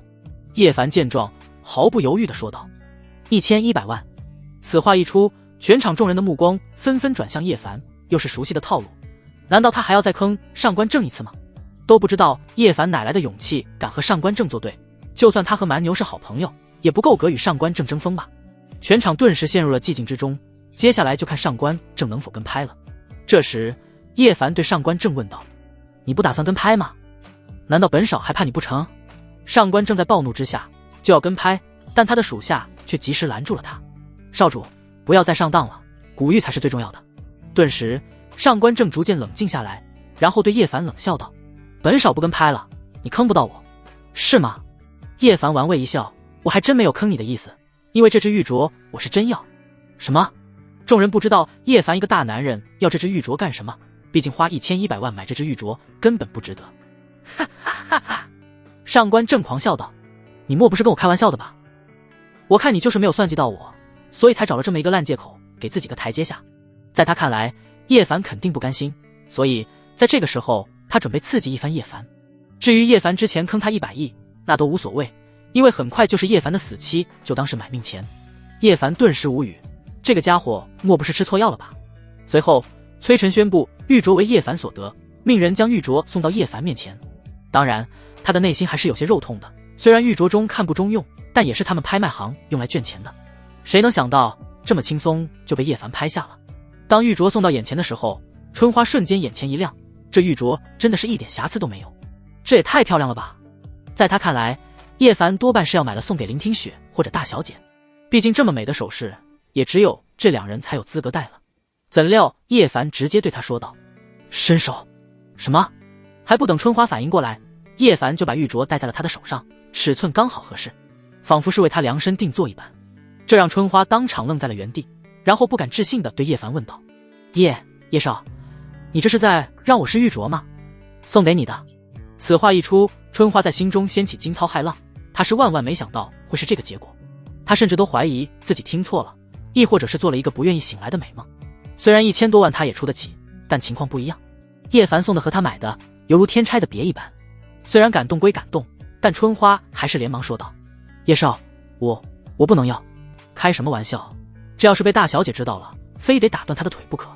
没事，破玩意不值钱。”在叶凡的再次推让之下，春花才小心翼翼地摸着手腕上的玉镯，因为这是她这辈子收到最贵的礼物。而叶凡则是满意的点点头，这就叫投资。他可是大名鼎鼎的风流纨绔，总不能在一棵树上吊死。他要的是整片森林，区区1000万，花得值。再说又不是他的钱，而是武师姐的钱。也不知道武师姐发现了这件事，会不会掐死他？拿着白灵的钱买礼物泡白灵的人，这波骚操作也只有叶凡敢这么玩了。众人见状顿时无语，原来叶凡刚才花1000多万，真不是给上官正下套，而是为了泡妹子，真他妈舍得。而上官正则是内心一沉，叶凡难受他就开心，但如今叶凡一点也不难受，所以就轮到他不开心了。小子，等你落到本少的手中，是要让你生不如死。上官正在心中咬牙切齿，到时候要把叶凡扔到化粪池中泡他的3天3夜方才解恨。这时崔晨说道：诸位，重头戏来了，接下来要拍卖的就是这块古玉。说罢，他将盒子里的古玉展示在众人面前，所有人的目光都吸引了过去。叶凡仔细一看，确定是林家丢失的古玉无疑。崔晨宣布到起拍价100亿，上不封顶。此话一出，众人瞬间倒吸了一口凉气，因为这个价格已经把大多数人都拒之门外了。200亿，我要了。上官正喊完价之后，便冷冷地扫视了众人一眼，意思很明显，10香点就别跟本少争。却不料话音刚落，就被打脸了。只见蛮牛说道：300亿，你龙祖真要与我上官家族为敌不成？上官正愤怒地骂道，其中的威胁不言而喻。却不料蛮牛直接说道：是又如何，不是又如何？难道这拍卖行还是你上官家族开的不成？很好。连续丢了面子的上官正咬牙切齿地说道：400亿。他就不相信蛮牛能出得起这么高的价。要是这一幕竞拍现场被外人看到，肯定会震惊不已，因为这群家伙把真钱玩得比地府的冥币还大。这个价格令蛮牛也望而止步，因为龙祖调集了全部的资金，甚至还向长老会筹了一笔，也只凑齐了300亿。见蛮牛都放弃了，上官正露出满意的冷笑。论财力，上官家族就不怕过谁。却不料还不等他得意多久，叶凡就说道：500亿。什么？众人再次被叶凡的举动所震惊，他是真头铁，看着架势是要和上官正硬刚到底。上官正气急败坏道：小子，你的底细我多少还是了解一些的，500亿你拿不起。他在来之前就派人调查了叶凡的背景，只是盘活了一个林家而已。小小林家怎么可能拿得出500亿？就算是加上林家的盟友陈家，也拿不出这么多。崔晨也说道：若拍下古玉，必须一次性付清。然而春花却不慌不忙地拿出一张银行卡，这里有500亿，你可以自己查。说罢，他就把银行卡甩到了崔晨面前。崔晨连忙叫人去查，确定有500亿之后，他才抱歉地说道：叶先生，不好意思，我们只是按照规矩办事。叶凡没有理会他，而是想要看看上官正接下来会怎么出招。上官正那叫一个愤怒，看来白家出手帮忙了。不过他早就料到这一幕，倒也不担心。600亿，上官正继续喊价，他已经让上面的人失望了，这一次无论如何都要将古玉拿下。这时他对叶凡不屑地嘲讽道：小子，跟我比财力，你还差得远，接下来看你拿什么跟我争。还不等叶凡回应，就只见蛮牛大方地说道：那还真是太巧了，如果加上我这300亿，上官少主又如何应对？众人倒吸一口凉气，他们没想到蛮牛会直接把300亿用来帮助叶凡。不过加上蛮牛这300亿，叶凡这边就800亿了，这个价格已经到顶了。毕竟在大夏乃至全球，能一次性拿出800亿的，真的没有多少人，不超过2位数。果然，在这些财大气粗的大佬面前，他们就是来陪跑的。上官正气的一口鲜血差点喷涌而出，不过刚到嘴边就被他咽回去了。这时叶凡不屑地说道：上官正，还要继续叫价吗？当然要继续。上官正愤恨地说道：今天我就算是拼尽全部的钱财，也要和你斗到底。本来他已经做足准备，很快就能弄死叶凡。就算古玉被叶凡得手，到时候也是他的，但他不敢赌，万一出了什么意外，古玉丢失，那他的罪过可就大了。毕竟这块古玉是核心之中的核心，上面已经发话了，不论付出多大的代价，都要先把古玉弄到手。为此，他愤怒地呵斥道：我出1000亿。听到此话之后，全场众人无不动容。1000亿啊，就算是上官家族拿出来，也要伤筋动骨了，最少10年内都无法恢复鼎盛。他们知道古玉非常重要，但却没想到古玉会重要到上官正不惜一切代价的地步。这时上官正冷冷地看向叶晨：小子，你拿什么跟我斗？要比财力，我上官家族甩你几10条街。此话一出，崔晨也是激动地问道：叶少，你还要继续出价吗？不然这块古玉可就是上官少主的了。然而上官正却冷笑道：不用问他了，就算他的钱加上龙祖的钱，也只有800亿，拿什么跟我斗？说这话的时候，上官正都开始飘了，总算扳回一局了。接下来他倒要看看叶凡是如何吃瘪，然后愤然离场的崩溃场面。却不料叶凡依旧淡定自若，令全场众人都愣住了。难道叶凡还有大招不成？甚至春花和蛮牛都露出为难之色，毕竟上官正的竞拍价已经达到了超出他们认知的地步。这时叶凡说道：不得不说，你上官家族很有钱，我的确没有那么多资金，知道就好。上官正狂笑道：跟我斗，你还差得远，是吗？叶凡打了一个响指，然后便有一人现身。众人纷纷疑惑地看向来人。当看到威廉走来之后，全场再次震惊。他们当然知道威廉的身份，在之前不过是江南地区的行长而已，但最近威廉却摇身一变，成为费根银行在大中华地区的总负责人，可谓是一步登天。在座的或许之前可以不把威廉当回事，但现在可不行，毕竟他们之中有很多人都还欠了费根银行的钱。威廉先生，众人纷纷上前打招呼，但威廉都没有理会他们，毕竟他此行的目的可是叶凡。叶先生好。威廉来到叶凡面前，躬身行礼，恨不得把自己的身体贴到地上，才能显示自己的尊敬。什么？这一幕把可众人吓一大跳。叶凡到底是何方神圣，能让龙族的蛮牛和威廉都对他如此恭敬？可想而知，他的来历是有多么的可怕。特别是上官正，在威廉成为总负责人的时候，他曾去拜访过威廉，但却被对方拒之门外。没想到现在威廉竟然会来到这里，而且还对叶凡如此态度。一股不妙的预感瞬间涌上他的心头。叶凡点点头，对威廉说道：你来的正是时候，多谢叶少抬爱。威廉激动不已，要知道他能有今天的位置，可全是叶凡的功劳，而且只要他继续跪舔叶凡，那么距离总部的位置也不会太远了。这时叶凡对崔晨说道：我虽然没有1000亿，不过他有，竞拍的事情就交给他。什么？众人眼神之中露出无以复加的惊骇之色。本以为威廉只是对叶凡恭敬而已，但从现在来看，好像不止恭敬那么简单。果不其然，只见上官正说道：我已经叫价1000亿，如果你想要竞拍，就必须超过1000亿才行。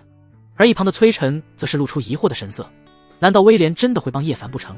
区1000亿也好意思在我面前嚣张？威廉直接大手一挥，今日的竞拍，只要是叶少想要的东西，不管是谁出多少钱，我都在这个基础上加100亿。什么？全场顿时哗然。威廉这语出惊人的一幕，着实把他们吓到了。要知道，这句话的含金量堪称恐怖如斯，只要有他这句话，哪怕是上官正都得跪下。上官家族的确有钱，但比起费根银行来说，用9牛1毛来形容都不为过。别说是上官家族了，哪怕是他们全场所有人加起来，包括龙图阁，在财力上都不够人家一只手摁死。这就是费根银行的恐怖财力，全球4大财团之一。你，上官正好悬眉晕死过去。对于他来说，这句话完全就是噩耗啊。为此他说道：威廉先生，你费根银行有钱是有目共睹的，不过今天竞拍的人是他，而不是你，你的行为已经不符合竞拍的规矩了，是吗？威廉不满地看向崔晨。崔晨尴尬地说道：只要是你能帮叶少立马支付的话，倒也符合规矩。那就好办了。威廉说道：我费根银行的钱，叶少可以随时调遣，他要多少我们就能拿出多少，如果谁想碰一碰，我随时欢迎。此话一出，众人已经震撼到麻木了，因为仅仅只是今天一天，叶凡给他们带来的冲击，绝对是他们这辈子印象最深的时刻。他们已经知道威廉的意思了，通俗点来说，费根银行就是叶凡的私人小金库。有了这么强大的财团当金库，谁敢在财力上和叶凡比肩，那完全就是自取其辱。只是他们不知道，叶凡到底有何能量，能让费根银行跪舔到这种地步，简直难以想象。这样的大佬为何寂寂无名？上官正听后更是差点一屁股瘫软在位置上。难道自己又要败在叶凡的手中吗？不，他不甘心武斗不过叶凡，文若再输了，那他这辈子都将活在心理阴影之中。于是在这个时候，他连忙让属下发短信给崔晨，这是提前和崔晨打了招呼的，说到时候如果他有事，可以直接发短信提醒崔晨。崔晨收了上官正500万的好处，所以也就答应了下来。本来上官正认为根本没有必要走到这一步的，但却没想到，因为叶凡那层不出穷的手段打得他节节败退，所以只能走出这最后一步了。我宣布古玉氏。就在崔晨即将宣布的时候，他的手机突然响了。清楚是谁发给他的崔晨连忙对两人抱歉地说道：总部来消息，麻烦你们等一下。哼，磨磨唧唧。威廉一脸的不悦，这个龙图阁最近是有点飘了。而叶凡则是冷笑一声，看来今天想要得到古玉，怕是没有那么简单。果不其然，当看到短信之后，崔晨做出了一个疯狂的决定。诸位，实在不好意思，我接到了上面的命令，古玉暂且留拍。至于叶先生这边，我会付出1个亿的现金作为精神赔偿。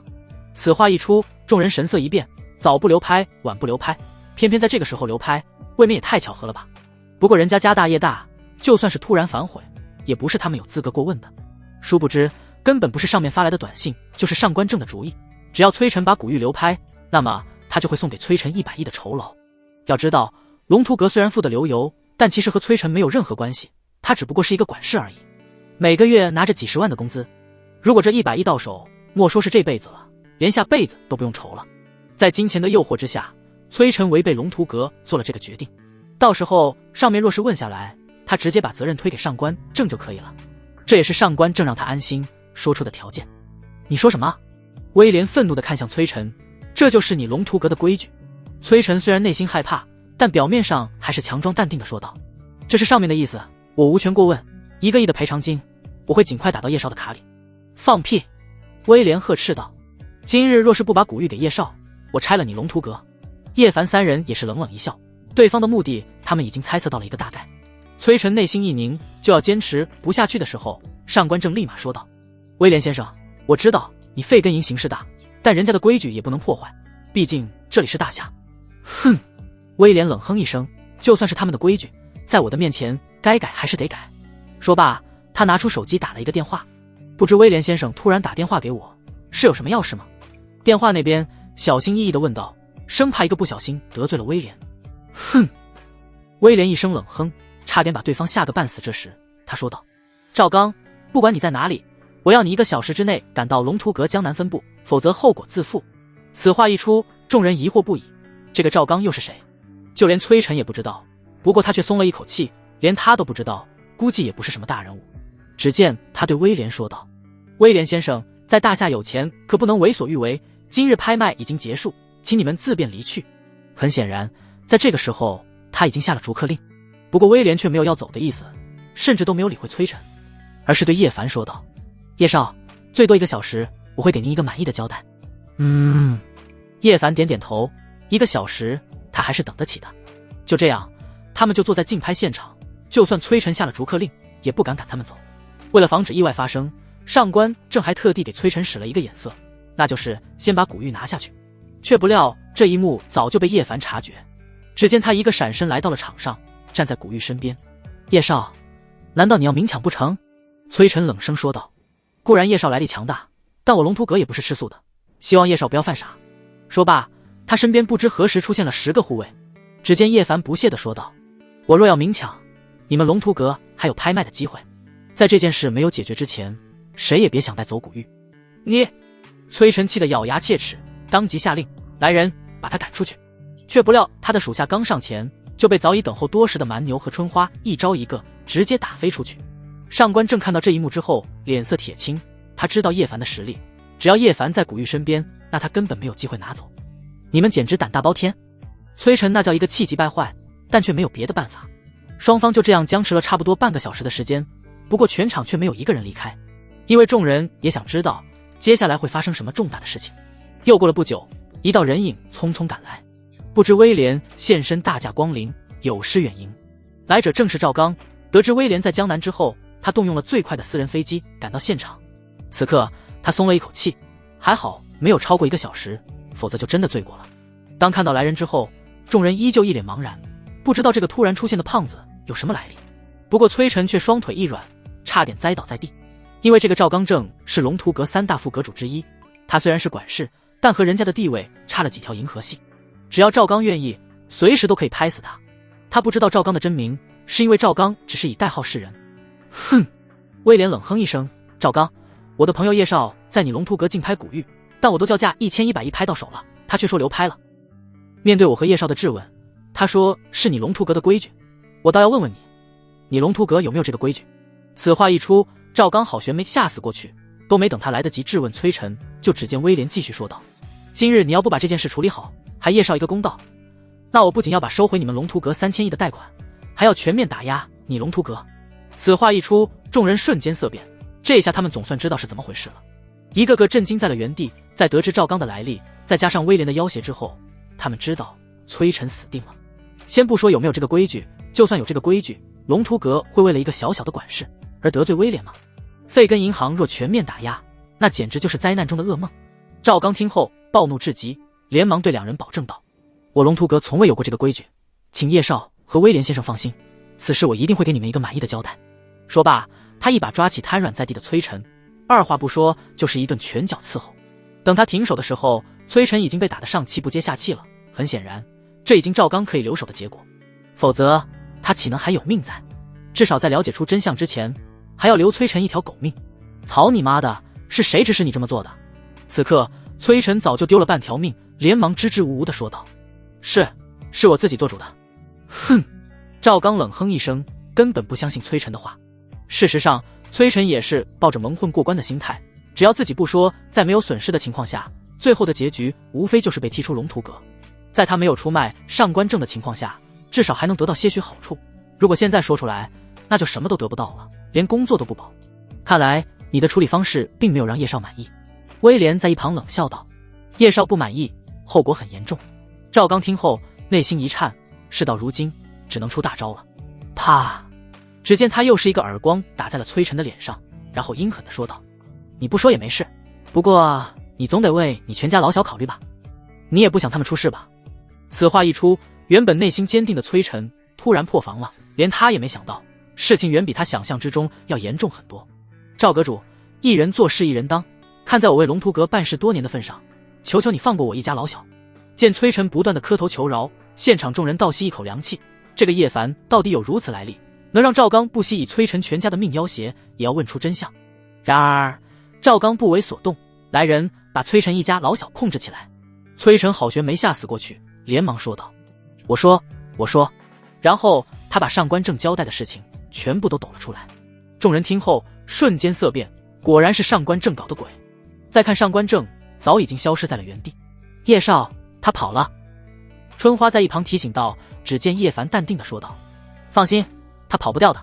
得知真相后，赵刚直接破口大骂：你这个混蛋，我龙图阁的名誉都被你毁掉了，你罪该万死。来人，把他拖下去喂狗。此话一出，崔晨彻底崩溃。很显然，接下来他的结局已经注定了。今天之后，他将彻底从世上消失。他非常后悔，得罪谁不好，为什么要得罪叶凡？叶少，求求你开恩，放我一条生路，我再也不敢了。然而叶凡却不为所动，都这个时候了，还想求他，简直异想天开。赵刚动手解决，倒也省得他再动手。拖下去。赵刚命人被崔晨拖下去之后，便连忙来到两人面前。叶少，威廉先生，这个处理方式你们可满意？见叶凡一语不发，威廉就知道是什么意思了。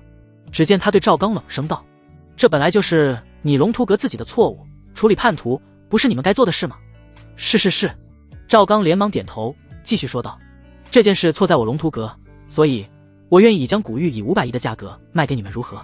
众人一听顿时大惊，没想到赵刚会做出这么大的让步，一转眼就直接砍了600亿。接下来双方应该会达成共赢的结局了吧？怎料叶凡还是摇摇头。威廉当即一把抓在了赵刚的衣领上：再给你一次机会，若再不让叶少满意，别怪老子不客气。众人再次倒吸了一口凉气。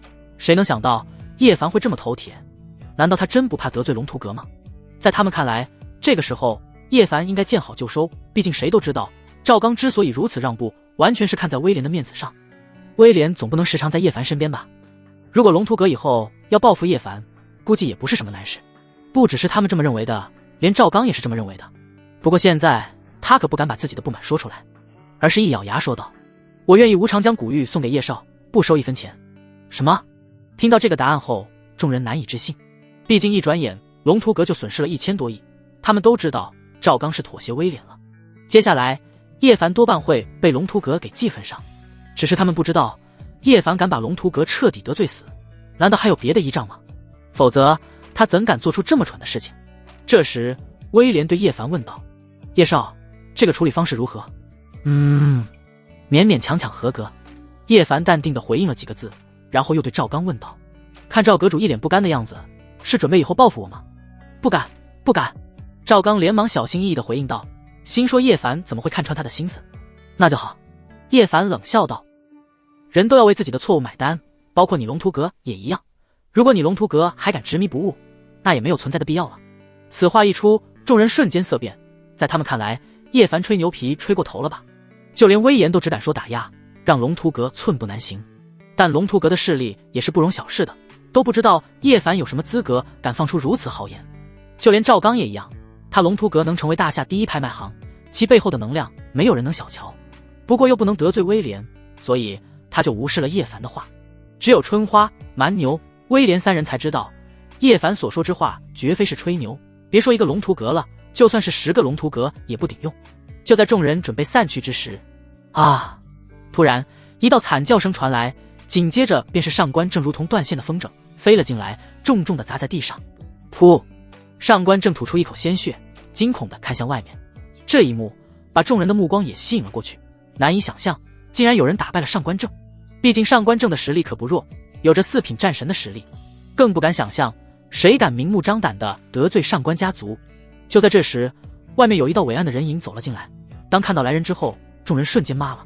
来者不是别人，正是啸天战神。啸天战神本就是和叶凡一起来的，但叶凡没有让他参与竞拍，因为传出去对他的影响不好，所以他就蹲守在外面等着，没想到竟然还有收获。这时他大步来到叶凡面前，恭敬地说道，叶少，上官正已经被我拦截，请你处置。此话一出，众人倒吸了一口凉气。本以为蛮牛和威廉对叶凡如此恭敬就够离谱的了，没想到连啸天战神也同样如此，这就恐怖了。如果说之前他们还认为叶凡是吹牛的，那现在呢？原来不是叶凡仗势欺人，而是他们和叶凡根本就不是一个维度的存在。特别是赵刚，内心早已瑟瑟发抖。他龙图阁就算再牛逼，也不可能牛得过啸天战神。强如啸天战神都对叶凡恭恭敬敬，人家说灭龙图阁真不是开玩笑的，简直轻而易举。现在他很庆幸自己刚才始终都没有触怒叶凡的眉头，否则龙图阁将会迎来灭顶之灾。干得不错。叶凡对啸天战神点点头，看上官正差点被揍成瘫痪的样子，就知道啸天战神多多少少带了点私人恩怨。这时叶凡对上官正露出一丝玩味，上官正，你我的恩怨该做个了结了吧？上官正听后一脸惊恐，连忙对叶凡说道，叶凡，我可是上官家族的少主，若我死了，你也别想好过，是吗？啸天战神冷笑道，你区上官家族在叶少眼里弹指可灭，可笑你竟然还敢威胁叶少，当真是不知死活。他之所以称呼叶凡为叶少，就是不想暴露叶凡的身份。当然就算说出神王的称号，在场众人也绝对不知道，毕竟这些人的地位和叶凡差了10万8千里，不用跟他说那么多，直接杀了就是。说罢，叶凡不耐烦地走向上官正。众人内心骇然不已，没想到叶凡真敢杀上官正，如此看来叶凡的地位绝对在上官家族之上。可在大夏，敢不把上官家族看在眼里的人真没有几个了。就在上官正绝望之际，突然一道力量隔空袭来，找死！啸天战神和威廉同时反应了过来，然后一起出手抵挡这道恐怖如斯的力量。轰！一声巨响之后，两人被震得齐齐后退。谁敢在我龙图阁闹事？赵刚话音刚落，又被一道无形的力量击飞出去。好强！众人倒吸了一口凉气，来者不见其人，就能击退啸天战神、威廉和赵刚这3位赫赫有名的顶尖强者，其实力难以想象。春花和蛮牛则是一脸警惕，内心的惊骇无以复加。只见叶凡对他们说道，不用那么紧张，只不过是来了一只老鼠而已，没什么大不了的。什么？众人骇然失色，叶凡这话未免也太狂妄了吧。就在这时，来人现身，是一位年过花甲、头发花白的老者。上官正见状，当即松了一口气。在竞拍之前，家族就告诉过他会请出大长老过来帮他摆平一切，好在大长老及时赶到，否则他的小命可就不保了。大长老，救我！随着上官正的呼救，众人再次震惊，没想到今天在这小小的拍卖行竟然会有这么多大人物降临。来者竟然是上官家族的大长老上官惊鸿。上官惊鸿不仅实力强大，辈分还很高，据说就连现在的上官家主也是他教育出来的。而他则是早就踏入了7品战神之列，然后闭关几10年，从未踏出过上官家族。他在闭关之前就曾放出过一句豪言壮语，因为世间再也没有与我匹敌的对手，所以我只能选择闭关。如今他再次现身，无论是任何对手，对于他来说都是碾压的。因为比他强的就只有战神之上的存在了。但战神之上的强者不能踏入世俗，再说叶凡这么年轻，也不可能踏入那个传说之中的层次。这也难怪为什么连人都没见到，他就能同时击败3大强者了。可以确定的是，就算叶凡地位再高，实力再强，也不可能强得过眼前这位上官惊鸿。随着他的出现，上官正觉得翻盘的时刻来了。这时上官惊鸿说道：乖孙子，有我在，所有欺负你的人都要下地狱。多谢大长老为我主持公道。上官正一脸激动，被叶凡压制了这么久，总算能反制了。只见他对叶凡嘲讽道：叶凡，纵然你实力强大又何妨，有大长老在，他一只手就可以碾压你。少说大话，不是什么阿猫阿狗都能和叶少比肩。说话者正是春花，虽然他心里压力也很大，但在这个时候他绝对不能让任何人在言语上欺辱叶凡。此话一出，上官惊鸿发出一声叹息，看来是老夫闭关太久，已经没有人记得老夫的恐怖了。不过也无妨，当所有人都忘记老夫的传奇之后，老夫将再度以杀戮续写传奇，而你们只不过是我的垫脚石而已。众人听后头皮发麻，更有胆小的人直接被吓晕过去。若是常人说出这2句话，他们肯定会嗤之以鼻，但这可是一位7品战神说出的话。别说是他们，就连赵刚也是冷汗齐流。他现在所担心的是，上官惊鸿会不会把怒火迁怒到龙图阁身上。跪下！随着上官惊鸿一声怒喝，全场除却叶凡等人没有受到影响之外，其余之人全部跪在了地上，瑟瑟发抖。叶少，啸天战神刚要说什么，就被叶凡制止了。只见叶凡笑道：他那么爱装，就让他先装一会儿吧。果不其然，上官惊鸿对叶凡怒喝道：小子，你为何不跪？叶凡淡定的回应：因为我还没有像一条老狗下跪的习惯。在场众人听后难以置信的看向叶凡，敢骂一个7品战神是老狗，难道他活腻了吗？你！上官惊鸿气急败坏的说道：遇我不跪者，真命已失，往生路上有你名。大长老，杀他的时候留他一口气，我要亲自折磨他。上官正也放了狠话。好。上官惊鸿答应之后，便对叶凡说道：小子，遇到我算你倒霉，送你入往生。下一刻，在所有人瞩目之下，他果断出招，杀向叶凡。仅仅只是身上所散发出来的气息，就让人不寒而栗。这就是7品战神的强大之处吗？简直太可怕了！和7品战神对战，和天斗没有什么两样。如果上天要他们挑战7品战神，那他们宁可挑战上天。接下来，叶凡必死无疑，没有任何悬念。很快，他这一招就杀到叶凡近前，一拳轰击在了叶凡身上。没想到，他这拳头在距离叶凡不到5公分的时候，却是再也无法寸进分毫。什么？众人简直不敢相信自己的双眼。如果他们没看错，叶凡从始至终都没有出手。之前他们还以为叶凡是被吓到了，根本不敢出手。现在看来，恐怕是另有乾坤。果不其然，随着叶凡虎躯一震，一道无形的力量从他身上散发出去。不好！还未从震惊之中反应过来的上官惊鸿直接被震飞出去。噗！稳住身形之后，上官惊鸿狼狈地吐出一口鲜血。不可能，为什么连7品战神都不是他的对手？天哪！我到底看到了什么？在场众人头晕目眩，纷纷折服。这时，赵刚哆嗦地对威廉问道：威廉先生，叶少到底有什么来历？哼！威廉冷哼一声，不该问的别问，叶少的身份不是你能知道的。是。赵刚连忙点头，但掩饰不住的震撼却早已在脸上展现得淋漓尽致。大长老，你……上官正傻眼了，如果大长老不是对手，那他就真没有底牌了。不必多说，上官惊鸿将视线转移到了叶凡的身上。你是战神之上。此话一出，全场无不惊骇，难以想象叶凡如此年轻就是战神之上的存在，这根本就是天方夜谭好吗？哪怕打娘胎里修炼，也不可能有如此成就。而叶凡则是不屑道：老狗，或许等你死了就知道答案。上官惊鸿忍不住内心颤抖，但在此刻他却强压住内心的恐惧，准备再次出手。毕竟对于他来说，这一战他不许失败，只能获胜。倘若失败了，他的名声可就彻底不保了。当然，他也不认为叶凡能击败他。或许叶凡来自某个大家族，只是刚好有一道保命的手段而已。如今轮到他主宰战场了。小子，你会为你的狂妄付出代价的，给我死！下一刻，上官惊鸿施展他目前所能施展的最强力量，妄图一招秒杀叶凡。却不料，还未等他靠近，叶凡身上就散发出一道无形的压力，叠加到他的身上。哼！上官惊鸿发出一声闷哼，身子止步不前，想要迈出一步都成了奢望。众人无不惊骇，叶凡都不用出手，就把上官惊鸿压制得死死的。这样的高手怎么会来到世俗？上官惊鸿，不是我打击你，你若是能上前一步，我就当场认输，任由你发落。什么才叫嚣张？这就叫嚣张。但现在众人却选择闭口不言，因为叶凡的实力远在他的嚣张之上，甚至人家都已经说得很谦虚了。上官惊鸿暴怒道：“这可是你说的！”说罢，他支撑起摇摇晃晃的身躯，可都还没停住，整个人又被压制得佝偻在地。对于一位7品战神来说，这就是最大的侮辱，因为全程连战斗的资格都没有就被 KO 了。事实上，叶凡本来想给他过2招的机会，但这个老家伙实在太能装了，所以他决定不给机会。大长老上官正肝胆欲裂，连家族第2高手都成了这副逼样。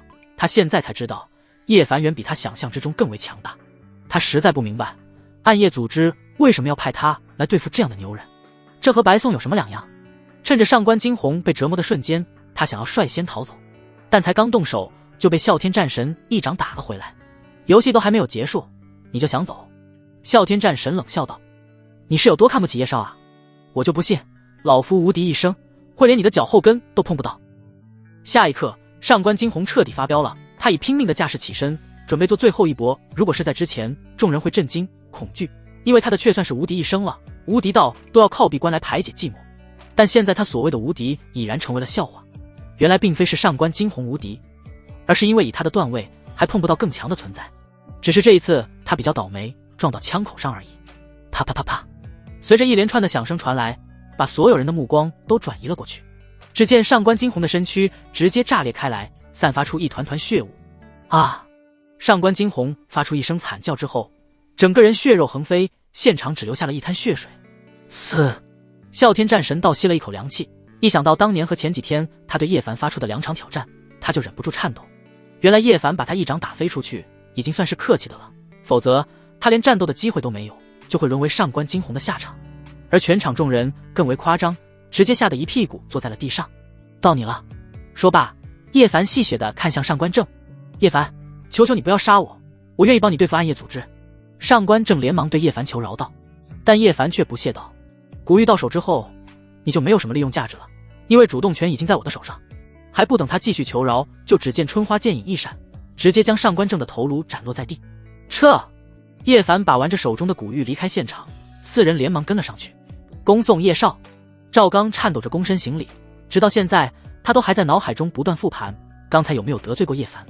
他宁可得罪上帝，都不能得罪这位大佬。而众人则是长长松了一口气，总算是解脱了。却不料叶凡又突然去而复返，众人的心在这一瞬间提到了嗓子眼。不知叶少还有何要事？赵刚连说话的声音都在发颤。这时叶凡淡定地说道：“不用那么紧张，只是有一件事要找你求证而已。”此话一出，众人才放下心来，然后连忙离场。在这里多待一刻都是煎熬。我问你，这块古玉是你龙图阁从什么地方弄来的？听闻此话，赵刚连忙说道：“这块古玉是我龙图阁另外一位副阁主弄来的。据说当时有一位黑衣人影突然闯上门，把古玉送给他，让我龙图阁拍卖，且一定要放在江南拍卖。”此话一出，叶凡眉头一皱，一切看似偶然，实则都是算计好的。他总感觉在他和暗夜组织之外，还有一只幕后推手推动这一切。知道对方是什么人吗？面对叶凡的追问，赵刚继续回应：“根据那位副阁主交代，对方虽然不以真面目示人，但却能判定对方是一位女子，而且还是一位只看眼睛就很美的女子。”叶凡听后点点头，下次他出现的时候记得通知我。是。赵刚连忙点头答应。到底是谁在无形之中帮我？叶凡可以确定的是，对方这一场计划应该是在帮他，不然直接拿去暗夜肯定会得到更多的好处。另外，对方为什么拐一道弯把古玉送到他的手中，直接给他不就行了吗？现在的局势他是一点也看不透了，不过主动权在他，什么都好办。唯一的遗憾就是没打听出林听雪父母的线索，或许那位送古玉的女子知道，只能慢慢追查了。啸天战神，古玉已经到我的手上，接下来的江南怕是不会平静，你一定要维护好表面的秩序。叶少放心，我一定会竭尽所能。啸天战神保证道。虽然他想说，如果叶凡有什么要帮忙的地方，可以随时召唤他，但人家好像也不需要他帮忙啊。临别之际，他对威廉说道：“你的表现很不错，有机会我会向你们总部推荐一下你。”威廉一听，顿时大喜，连忙对叶凡说道：“能为叶少办事，是我的荣幸。”然后他就安排私人飞机送叶凡和春花回江城。回到江城之后，叶凡将古玉的事情说了一遍，然后就回到房间研究古玉了。而白灵则是单独把春花叫到自己的房间追问：“春花，我小师弟没有对你做什么吧？”春花听后连忙恭敬回应：“大小姐放心，叶少没有对我做什么，这就好。”白灵在帮春花解开刺甲的时候，无意中看到了春花戴在手上的玉镯。“我记得你去之前没有这只玉镯。”此话一出，春花瞬间大惊失色，她本想隐瞒，但又不敢欺骗白灵，只好解释：“这只玉镯是叶少送我的。”瞬间，白灵在心中不是滋味，正要发难，就只见春花继续说道：“大小姐，我当时无法推辞，现在我就取下来给您。”但她的动作很快就被白灵拦下了：“他送你的你就带着吧，我可没小气到这种地步。”“是吗？”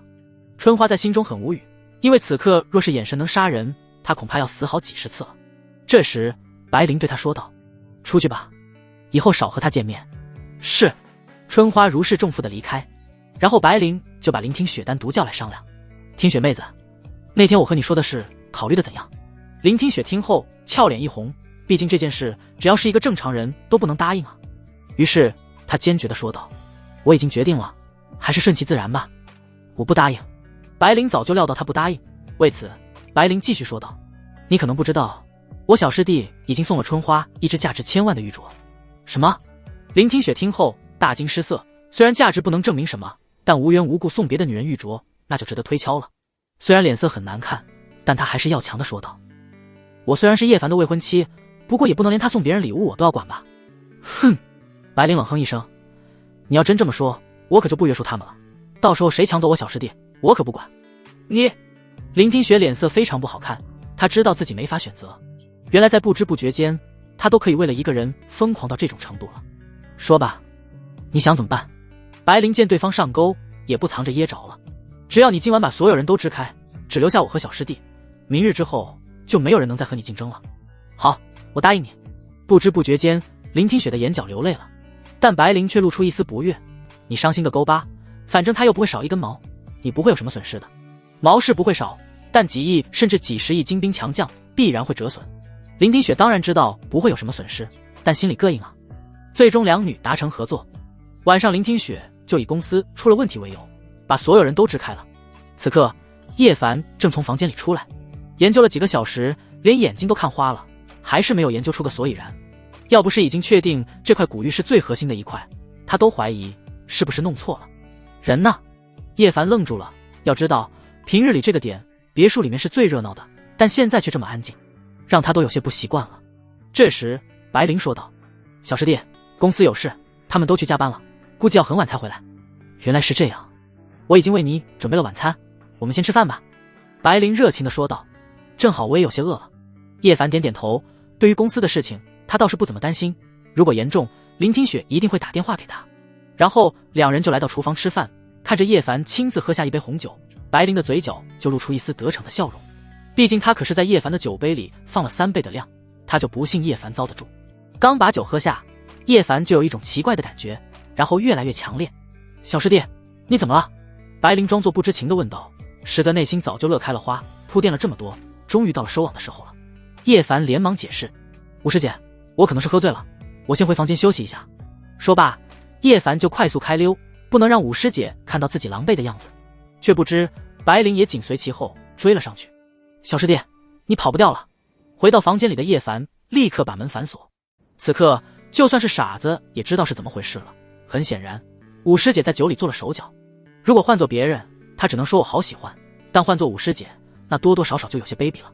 若真发生什么事，估计师娘绝不轻饶他。一想到临行前师娘警告他，如果敢招惹几位师姐，他就把自己这玩意剁碎了喂狗，叶凡就忍不住打了一个寒战。这时白灵已经来到了门外，只见他魅惑地说道：“小师弟，你到底怎么了？快开门让我看看。”“没什么。”叶凡在房间里连说话都不利索了。“哦，我就在外面，有事你叫我。”白灵丝毫不慌，准备来个守株待兔。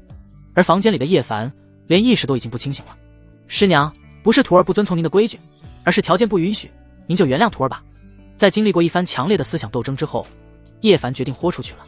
于是他打开门走了出去，但接下来他就傻眼了，因为客厅里的白灵已经消失不见，桌上只有一颗清凉丹。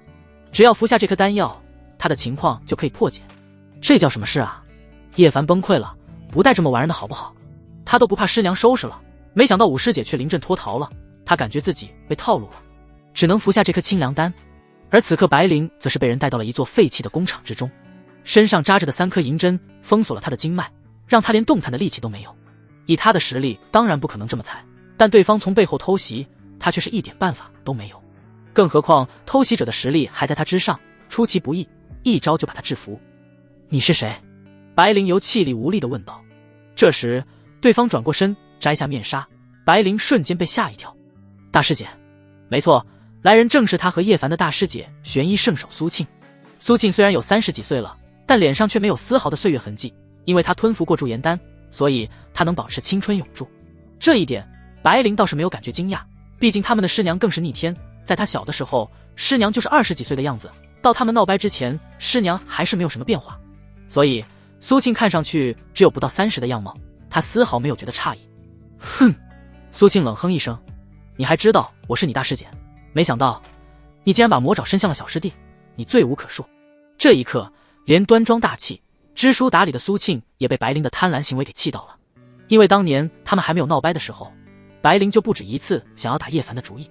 白灵这个7位师姐妹之中最骚的称号可不是空穴来风，今天但凡她晚来一点，小师弟都要遭了白灵的毒手。小师弟是我们看着长大的，我就算缠他也没有错，至少我光明正大，不像你表面上一本正经，实际上内心想了不止一次了吧。苏庆听后差点连肺都气炸了，当即暴怒道：你给我闭嘴，难道不是吗？白灵冷笑道：大家都是俗人，谁也不比谁清高。见对方不知悔改，苏庆怒了：你信不信我把这件事告诉师娘？此话一出，嚣张的白灵瞬间淡定了，一点也不敢闹腾。毕竟不仅叶凡怕师娘，他也怕。虽然闹掰了，但师娘想弄死他不要太简单。大师姐，我也是一时糊涂，求求你不要告诉师娘，我保证下次做的隐秘点，不会让别人知道。见苏庆狠狠瞪了他一眼，白灵立马改口：我保证下次不会再犯了。哼！苏庆冷哼一声，然后说道：这次就这么算了，倘若还有下次，不用师娘动手，我都亲手毙了你。白灵虽然嘴上服软，但心里却是10000个不服，明明大家的目的都一样，为什么要拿我开刀？这时白灵转移话题：大师姐，你不是去了国外吗？怎么突然回来了？当然是回来救你这条命了，然后再见见小师弟。苏庆把他的目的说了出来，事实上这一次他还有另外一桩恩怨要解决。白灵听后脸上露出无以复加的感动之色：大师姐，谢谢你，都闹掰了还惦记我的病情。苏庆脸上也是表现得一言难尽，1年前我们都太冲动了，现在大家都冷静下来，其实也挺后悔的。你没有把真相告诉小师弟吧？没有，白灵保证道。大师姐放心，我的嘴可严实呢。这就好，苏庆说道。你先回去吧，记住不要再冲动了。大师姐，你不和我一起回去？白灵眼里满是疑惑，大师姐和小师弟的感情最好了，毕竟小师弟可是大师姐一手带大的，难道大师姐不想见小师弟？只见苏庆说道：我回去准备一下，明天再过来见小师弟。哦，白灵很无语，都不知道大师姐要准备些什么，干脆利落点不好吗？等他回去之后，已经恢复清醒的叶凡无语地问道：吴师姐，你刚才去哪里了？我被大师姐带走了。白灵慌不择路地回答道。此话一出，叶凡瞬间泪奔，这一次大师姐或多或少有些多管闲事了。有大师姐出手，也难怪五师姐会中招。虽然大师姐专修医术，但偶尔也会修炼武道，如果她没记错，大师姐应该早已经踏入7品战神的行列了。要知道，这还是大师姐为了强身健体偶尔修炼一下的缘故，要是专修武道，都不知道会强到什么离谱的程度。虽然大师姐破坏了她可以找借口敷衍师娘的好事，但她再却很激动，大师姐回来了，怎么不和我见面？她说明天来见你。都1年多没见到大师姐了，叶凡非常想念大师姐，刚才的不快也被她抛在脑后。那我也去准备准备。随后叶凡就下楼回到自己的房间里，挑选明天穿的衣服。切，见我的时候也没见你这么准备。白灵那叫一个生气，好不容易到嘴边的鸭子又飞了，只要大师姐在江城1天，她就没有得逞的机会。就在这时，林听雪带着众女回来了。本来和白灵约定的是明天才回来，但她却是越想越不对劲，心里难过之下就提前回来了。看到坐在沙发上一脸泄气的白灵之后，她便问道：白姐，你和叶凡有没有那个了？看得出来现在她的脸上一点也不好看。没有。什么？林听雪一脸震惊，因为白灵好像不是那种于心不忍的人，叶凡落在他手中肯定会往死里霍霍。于是白灵只好把苏庆到来的事情告诉了他。林听雪听后内心瞬间松了一口气，说实话他后悔了，要不然他也不会提前回来，连他也没想到自己为什么会答应白灵这么无理的要求。在公司的每一刻他都像丢了魂一般，如今叶凡完好无损，他决定不再做这样的傻事了。自己的男人绝不拱手让给别的女人，要是别的女人得到，算他本事厉害，自己无话可说。不过他倒想见一见叶凡的大师姐，看看这位到底是什么样的大人物，连白灵都被治得服服帖帖。总之在他看来，身边劲敌虽然多，但他最顾虑的还是叶凡那7位神秘的师姐。那你我的赌约就这样作废如何？林听雪提出了自己的异议。可以。白灵点头，大师姐回来了，他就算是想要阻止别的女人靠近叶凡也做不到。至于拿下叶凡，他是不会放弃的，但这种事情不能精心谋划，否则必败无疑。什么时候来个出其不意才是上上之选。第二天，叶凡正在别墅等待大师姐苏庆，但等来的却不是大师姐，而是独孤伊人。小胖妞，你怎么来了？棒！独孤伊人低头一看，才明白叶凡说的是什么意思，于是他挺了挺胸，没好气地说道：当然是来找你的，今天没空陪你，改天吧。叶凡拒绝道，虽然他不知道独孤伊人为什么来找他，但在他看来绝对不是什么好事。怎料独孤伊人直接霸气地说道：叶凡，之前你不仅说我医术不行，还贪图我的身子，现在我来找回场子了。之前他就想狠狠收拾一顿叶凡出气，但奈何自己实力和医术都被叶凡碾压，完全不切实际。更何况还有他爷爷一直站在叶凡这边，所以他也只能暗暗生气。但现在完全不用担心了，今天就是收拾叶凡的最好机会。这时叶凡没好气地说道：你别瞎说啊，小心我告你诽谤，真不是我看不起你，你想找回场子还差得远。哼！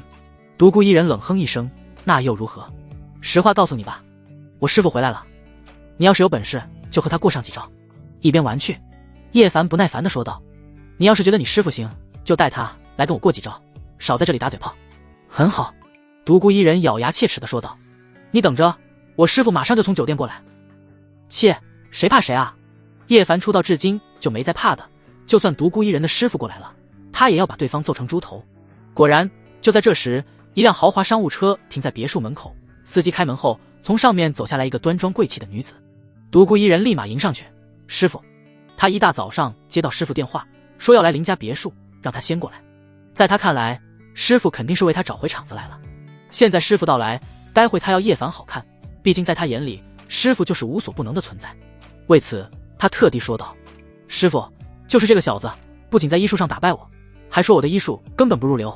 然而当对方看到叶凡之后，便笑道：他说的不错，你的医术在他面前的确不入流。什么？独孤伊人瞬间愣在了原地，因为剧本根本不是这么写的。按照节奏发展，在他说完这些话之后，师父肯定会亲自出手帮他收拾叶凡，找回场子。没想到师父的态度竟然来了一个180度的大转弯。就在他愣神之际，叶凡悄然迎了上去：大师姐。小师弟。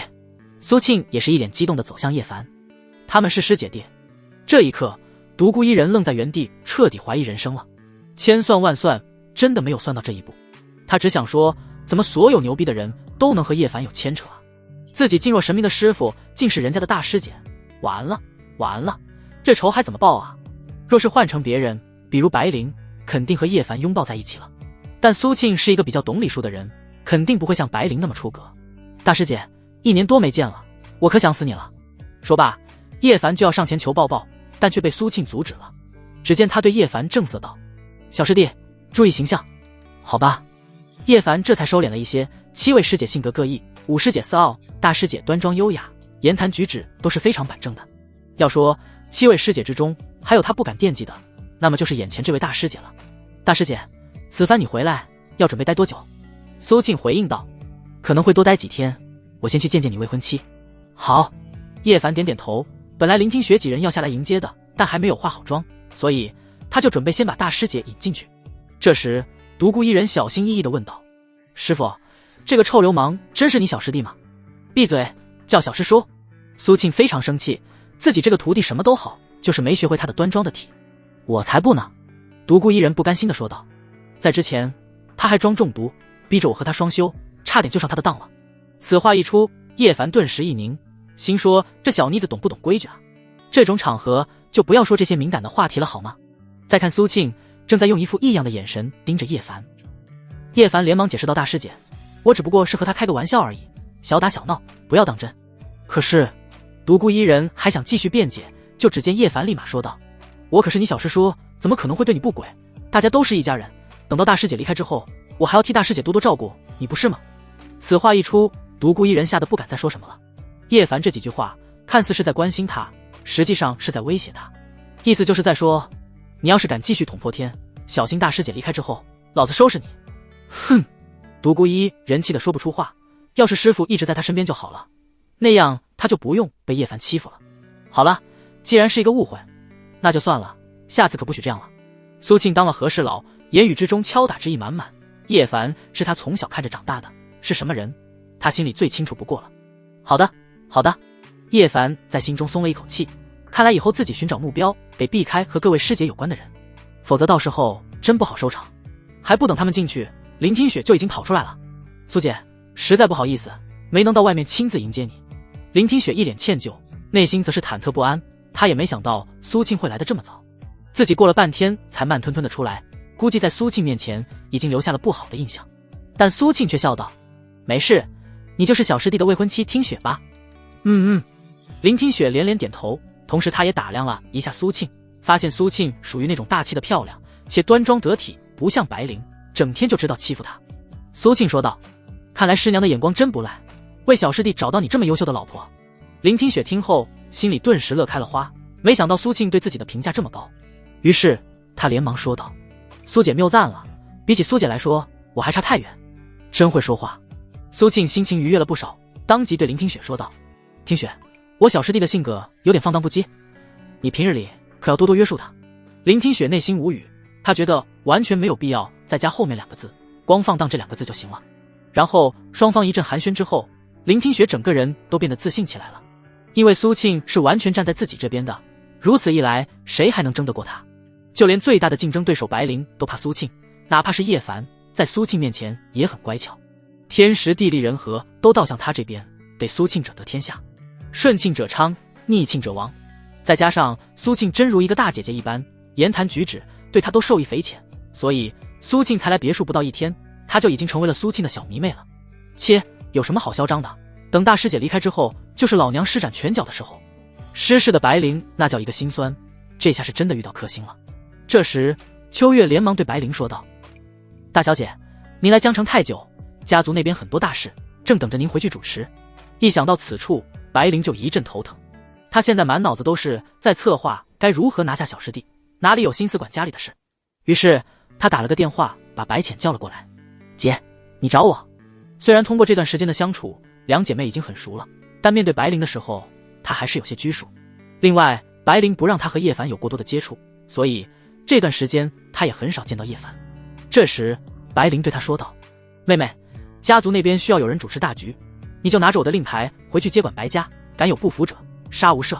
啊！白浅震惊地看向白灵，要知道，以前这个权利是他做梦都不敢想的，没想到现在这个权利竟然落在他的身上，就算只是暂时的，那也是不可思议。这时白灵说道：你就当是先熟悉环境了，以后这个位置就是你的了。此话一出，白浅在内心彻底惊呆了。姐，我恐怕无法胜任。白浅连忙拒绝，但白灵却说道：不试试怎么知道呢？就这么定了。那你呢？白浅不敢相信白灵会放弃家主之位。只见白灵曼妙地说道：我当然是留在江城了。对于白灵来说，拿下小师弟才是最重要的，至于权力什么的，太容易得到了，并且早已经厌倦了权力的斗争。如果有一天得到小师弟，那人生也就没有什么遗憾了。这时白灵又对春花和秋月说道：你们也跟他一起回去辅佐他。大小姐，我们想留在您的身边。从来都不会拒绝白灵的两女，在这一刻竟然弱弱地说出了自己的想法。哼！白灵冷哼一声，我看你们不是想留在我身边，而是在惦记我的小师弟吧。不敢。两女吓得立马跪在地上，我们这就和二小姐回去。就这样，三女走后，白灵轻松多了，毕竟家族那边的事她就不用操心了。怎料就在这时，她突然感觉眼前一黑，然后直接晕了过去。等到她醒来的时候，自己已经睡在床上。你醒了。说话者正是苏庆。大师姐，我这是怎么了？白灵惊恐地问道。只见苏庆说道：“你的病已经开始发作了，是该到了彻底根治的时候了。”这时，一旁的叶凡说道：“大师姐，救治武师姐需要消耗大量的内力，我的内力浑厚，还是让我来吧。”那可不行。苏庆一脸正色地说道：“治疗的时候，他不能穿任何衣物，救治的时间会很长，男女有别，就让我来吧。”此话一出，白灵一脸黯然，因为大师姐又让他失去了一次勾搭叶凡的机会。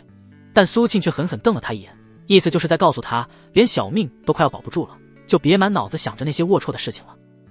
这时，苏庆又对叶凡说道：“小师弟，到时候你就在外面护法，白灵的病情很多人都知道，防备那些人居心叵测的人偷袭。”好。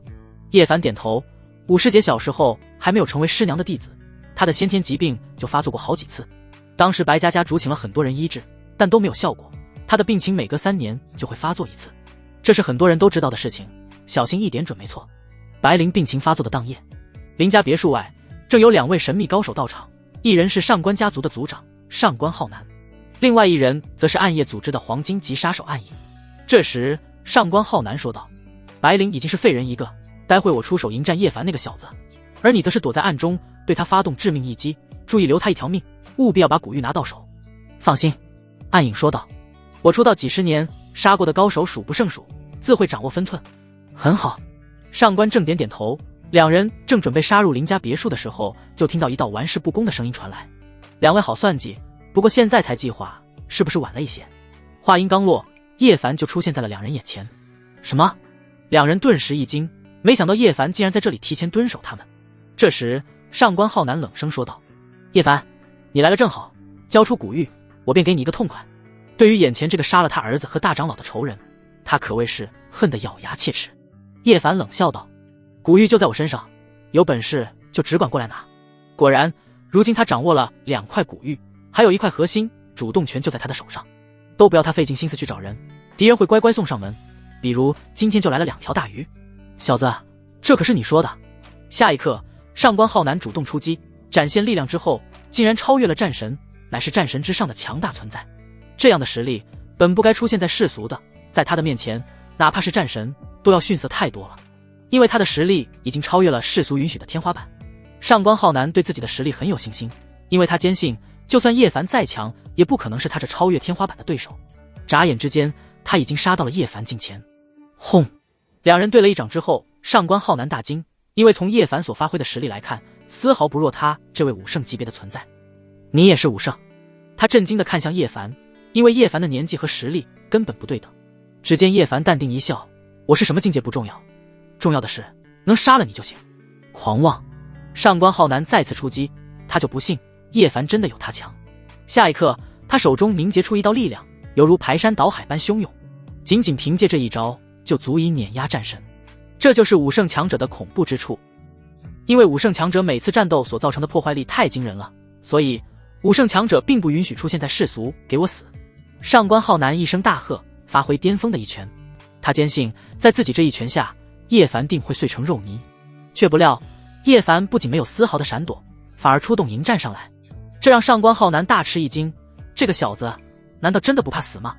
但很快他就愣在了当场，因为他这盖世的一拳竟被叶凡牢牢接住，同时还化去了他所有的力量。怎么可能？他不敢置信地看向叶凡，眼前这一幕给他所造成的震撼真的太大了。只见叶凡不屑道：“看来你的实力也就一般般，太让我失望了。”话音刚落，叶凡反手一推，就把他推出去好远。好强！上官浩南露出惊恐的神色，他没想到小小的江城竟然隐藏了这么强的高手，连他都不是对手。叶凡的实力比他想象之中更强。就在叶凡准备继续出手的时候，突然背后传来一道杀气，没错，正是暗影出手了。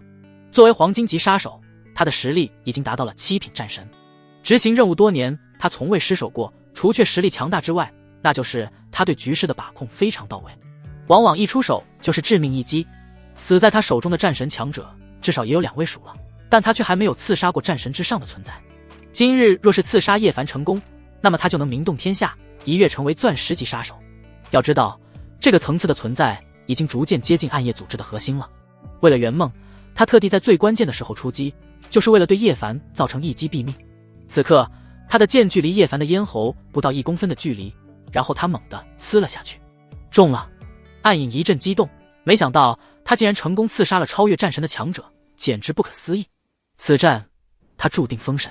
就在他还沉浸在喜悦中时，就听到背后叶凡的声音传来：“杀我，值得你这么高兴吗？”什么？暗影定睛一看，才发现刚才他所刺中的只不过是叶凡留在原地的虚影而已。好快的速度！暗影倒吸了一口凉气，如此速度惊为天人。就在他准备转身反杀叶凡的时候，却不料叶凡一把抓住他的身体，然后将他举到半空中。上官家主住我！暗影大惊失色，堂堂7品战神，在叶凡手里竟连一点反抗都没有，他差点被吓尿了。然而还不等上官浩南出手帮忙，就只见叶凡冷笑道：“刺杀我是你这辈子最错误的决定。”唰，一道声响过后，啊！暗影发出一声惨叫，因为他的身躯直接被叶凡硬生生的扯断为2截。堂堂黄金级杀手，论恐怖程度还在7品战神之上，一个照面就被草翻了。死！趁着叶凡分身之际，上官浩南继续出手。砰！两人对了一拳之后，上官浩南再度倒退出去，给他的感觉就是叶凡始终比他强一点，但这一点就足以掌控整个战局。看着艰难惨死的暗影之后，上官浩南倒吸一口凉气。这时叶凡正在玩味地看向他，这个结局你可满意？哼！上官浩南冷哼一声，小子，不可否认，你真的很强，是我见过的最强年轻武者，不过现在的你可没有什么话语权。什么意思啊？叶凡疑惑地看向他，只见他冷声道：“你以为今夜就只有我们2人前来吗？你错了，我往往都会习惯多准备一些底牌。就在你刚刚和我战斗的时候，千手毒王已经出动了，现在主动权在我，而不在你，是吗？”叶凡点燃一支烟，那就拭目以待。上官浩南脸色一沉，为什么叶凡一点都不担心？此刻千手毒王已经潜入到了别墅之中，自从当年被打败之后，他就躲在了上官家族之中。此次上官浩南邀请他一起来江城对付叶凡和白灵，千手毒王答应了，毕竟别人的面子他可以不给，但却不能拒绝上官浩南。此次他只有一个任务，那就是潜入别墅，将病情发作的白灵乃至其他女人都控制。万一上官浩南那边搞不定叶凡，就用这些女人要挟叶凡。在他看来，完全是多此一举。上官浩南可是超越战神的存在，怎么可能搞不定一个无名小子？更何况还有暗影这位黄金级杀手，怎么都能吃定叶凡。刚来到2楼，他就看到白灵坐在客厅沙发上，然后用一副意味深长的笑容看着他。你的病情没有发作？当然没有。白灵冷笑一声，他们早就预料上官家族定然不会善罢甘休，多半会选择在今夜动手，所以苏庆就提前给他吞服了一颗灵丹，能让他的病情延后3天，等待猎物上钩。千手毒王神色一变，意识到这可能是一个陷阱，吓得他立马转身就逃。却不料就在这时，突然飞出3根银针，扎在了他的身上。啊！千手毒王发出一声惨叫，然后再也动弹不得。圣手玄衣！千手毒王被吓了一大跳，因为眼前的苏庆正是大名鼎鼎的圣手玄衣。当年他在世俗先给别人下毒，逼迫受害者付出极大的代价才肯解毒，最后被苏庆发现并且击败了他，他付出惨重的代价才逃脱，自此不敢再入世。没想到这才刚出山，就又碰到了他的克星苏庆，别提有多倒霉了。哼！苏庆冷哼一声，知道就好，当年让你逃过一劫，这一次你没有那个机会了。不！毒王连忙求饶道：“求求你大人，有大量放我一命，我一定会躲得远远的，有生之年不再招惹你。”如果让他知道苏庆就在别墅，那么就算给他10万个胆子，他也不敢来了。然而苏庆却说道：“这些话你还是留到地狱去说吧。”外面叶凡毫不在意地抽着烟，而上官浩南却是绷不住了：“小子，你一点也不担心那些女人的安全吗？”“没什么可担心的。”叶凡将烟头丢在了地上，用脚踩灭，然后说道：“既然你这么期待结果，那我就陪你看完结果再送你上路。”话音刚落，砰！就在这时，一个麻袋扔在了2人中间。上官浩南连忙打开一看，顿时倒吸了一口凉气，里面装的不是千手毒王又是谁？还有高手？上官浩南神色一变，本以为是稳赢的局面，没想到却接二连三的发生意外。好了，你已经看到结果了，接下来你可以安心上路了。说罢，叶凡就要不耐烦的出手。哈哈哈哈！上官浩南突然发出了一连串的狂笑，然后果断吞服了一把狂化丹药。以他这个实力，吞服1颗已经不起作用了，所以他就吞服了一把。吞服之后，整个人的实力发生了翻天覆地的变化。叶凡一脸震惊，他所震惊的不是上官浩南的实力变强，而是狂化药丸的效果。狂化药丸来自暗夜组织，只是他不知道暗夜组织为什么能研究出这么变态的东西。看来暗夜组织的底蕴远比他想象之中那么强大，连上官浩南这样超越战神的强者都甘心沦为暗夜组织的走狗。暗夜组织的势力覆盖范围真的太广了。都说暗夜渗透全球，现在看来还真不是夸大。小子，刚才我无法胜你，现在我又变强了一步，我要活生生的撕碎你。在狂化药丸的影响下，上官浩南早已神志不清，犹如一头洪荒猛兽一般杀向叶凡。叶凡不耐烦地摇摇头，看来是你对我的实力有什么误解。也好，那我就让你清醒清醒。话音刚落，叶凡猛然冲撞上去，两大超越战神的强者拉开正式决战。吼！当狂化药丸发挥最大效果之后，上官浩南准备一举拿下叶凡，但很快他就被一路高歌猛进的叶凡连番重创。在短短不到1秒钟的时间，叶凡拳脚并用，连续出动了数招，全部都打在了他的要害之上。上官浩南犹如断线的风筝，倒飞出去，砸在巨石之上，连巨石都碎裂了。稳住身形后，纵然有狂化药丸的加持，上官浩南也是吃痛的半跪在地上。噗！一口鲜血喷涌而出，上官浩南逐渐恢复清醒，然后用惊骇的眼神看向叶凡。你到底有什么来历？他真的被叶凡吓到了，任凭他手段尽出，还是被叶凡轻易压制。而他莫说是重创叶凡了，人家甚至连一点伤都没有受。这样的局面，不绝望都是不可能的。只见叶凡疑惑道：你还没有资格知道我的来历，我倒想问问你，以你上官家族的地位和实力，为什么还要投靠暗夜？听闻此话，上官浩南露出一丝冷笑，因为这个天要变了，加入暗夜才是最明智的选择。你敢和暗夜为敌，注定了你的失败。接下来暗夜会用尽一切手段，将你碎尸万段，没有人可以挡住暗夜的路，包括你也不例外。我看你是魔怔了。说罢，叶凡就要彻底结束上官浩南，因为他从这个家伙口中似乎也问不出什么有用的价值了。却不料，就在这个时候，两道强大的气息正在靠近，实力达到了恐怖的战神之上。就在叶凡以为对方是不是上官浩南的人时，便只听一道充满肃杀的声音传来：世俗不允许超越战神的强者存在，你们两人公然挑衅世俗规则，该当何罪？当两人现身之后，上官浩南顿时一惊，因为来人正是长老会的赏善罚恶两人。长老会是维持世俗秩序的存在，由4大长老掌控，龙琴的爷爷正是其中之一，麾下还有13太保，专门清理那些越界的强者，数十年来无人敢越界。赏善罚恶就是13太保之中的2大太保。而叶凡则是一头雾水，因为他从未听说过战神之上不能踏入世俗这个规矩，来世俗之前师娘也没有告诉他。上官浩南连忙解释，是他先越界杀了我诸多上官家族的人，我迫不得已才入室报仇，请2位大人明察。然而两人却不听他解释，直接用玄铁手铐将他铐起来。这些理由你还是去长老会说吧，我们只负责拿人。随即他们不由分说又要捉拿叶凡，我看谁敢。就在这时，白灵和苏庆一起现身，挡在叶凡的身前。圣手玄一，白小姐，难道你们要公然和长老会为敌不成？面对罚恶的威胁，两女刚要怒骂，就被叶凡拦了下来。2位师姐不用担心，我和他们走就是。可是两女刚开口，就只见叶凡率先说道：没事的，这个天下没有人能伤到我，正好我也要去长老会问问关于暗夜组织的事情。虽然与暗夜组织交手很长时间了，也杀了不少暗夜组织的人，但他对暗夜组织还没了解多少。也好，两女虽然生气，但叶凡有自己的打算后，他们也没有多说什么。随后两人按照规矩用玄铁手铐将叶凡铐住带走。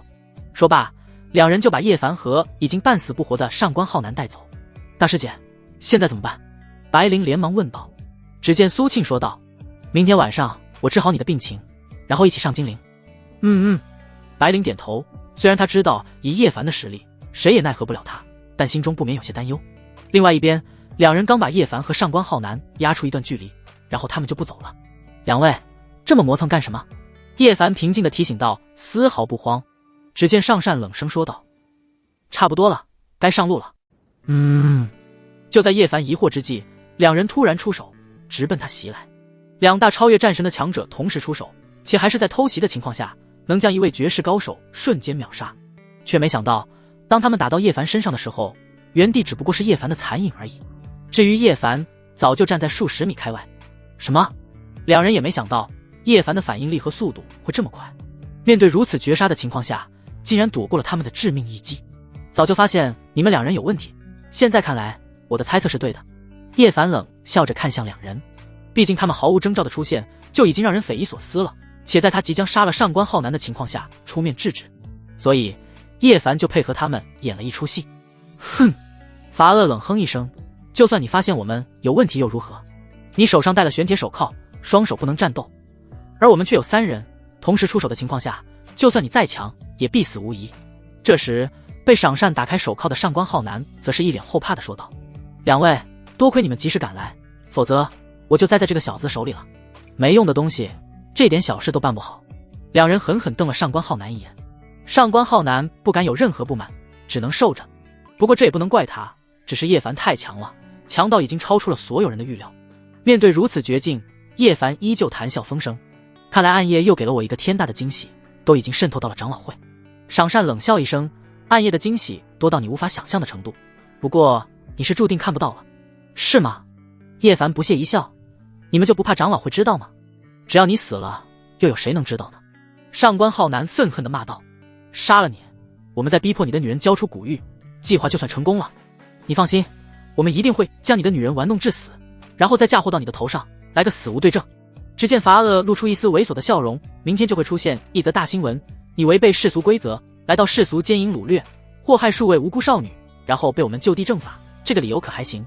此刻3人哪里还有高手风范，完全就是卑鄙无耻的禽兽。叶凡听后淡定的点点头，这个理由还不错，但前提是你们能杀得死我。你们确定真的吃定我了？哈哈哈哈！3人发出一连串的狂笑，双手无法出战的你，难道还能翻天不成？然而就在他们话音刚落之际，叶凡却露出一丝冷笑。是这样的吗？只见他双手稍微用力，束缚他的玄铁手铐在瞬间爆碎开来。砰！什么？3人大惊失色，要知道这可是千年玄铁打造的手铐，专门用来扣押战神之上的强者，一旦被铐上，除了用钥匙打开就只能斩断双手了。没想到却被叶凡轻易震碎，都不知道叶凡的力量是何等的惊人。真是抱歉让你们失望了，要怪就只能怪你们的玄铁手铐太脆弱了。说罢，叶凡漫不经心地走向3人。哼！伐恶冷哼一声，就算你挣脱了玄铁手铐又如何？我们3人对战你1人，你依旧没有一点胜算。3人强压制住心中的惊恐，做出战斗的姿态。叶凡听后无奈摇摇头，看来终究是你们对我的实力有所误解。也罢，今天就让你们见识一下我真正的实力。上！3人对视一眼，然后齐齐杀向叶凡，武圣之威蔓延整个江城。叶凡活动了筋骨之后，便以迅雷不及掩耳之势来到3人近前，展开惊天一战。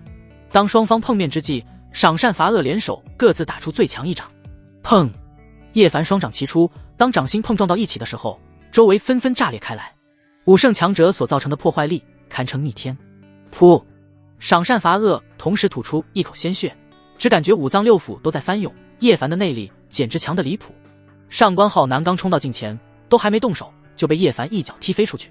3人看向叶凡，露出惊骇之色。谁能想到3大武圣联手，竟被叶凡在一个照面之间干翻，这根本不符合常理。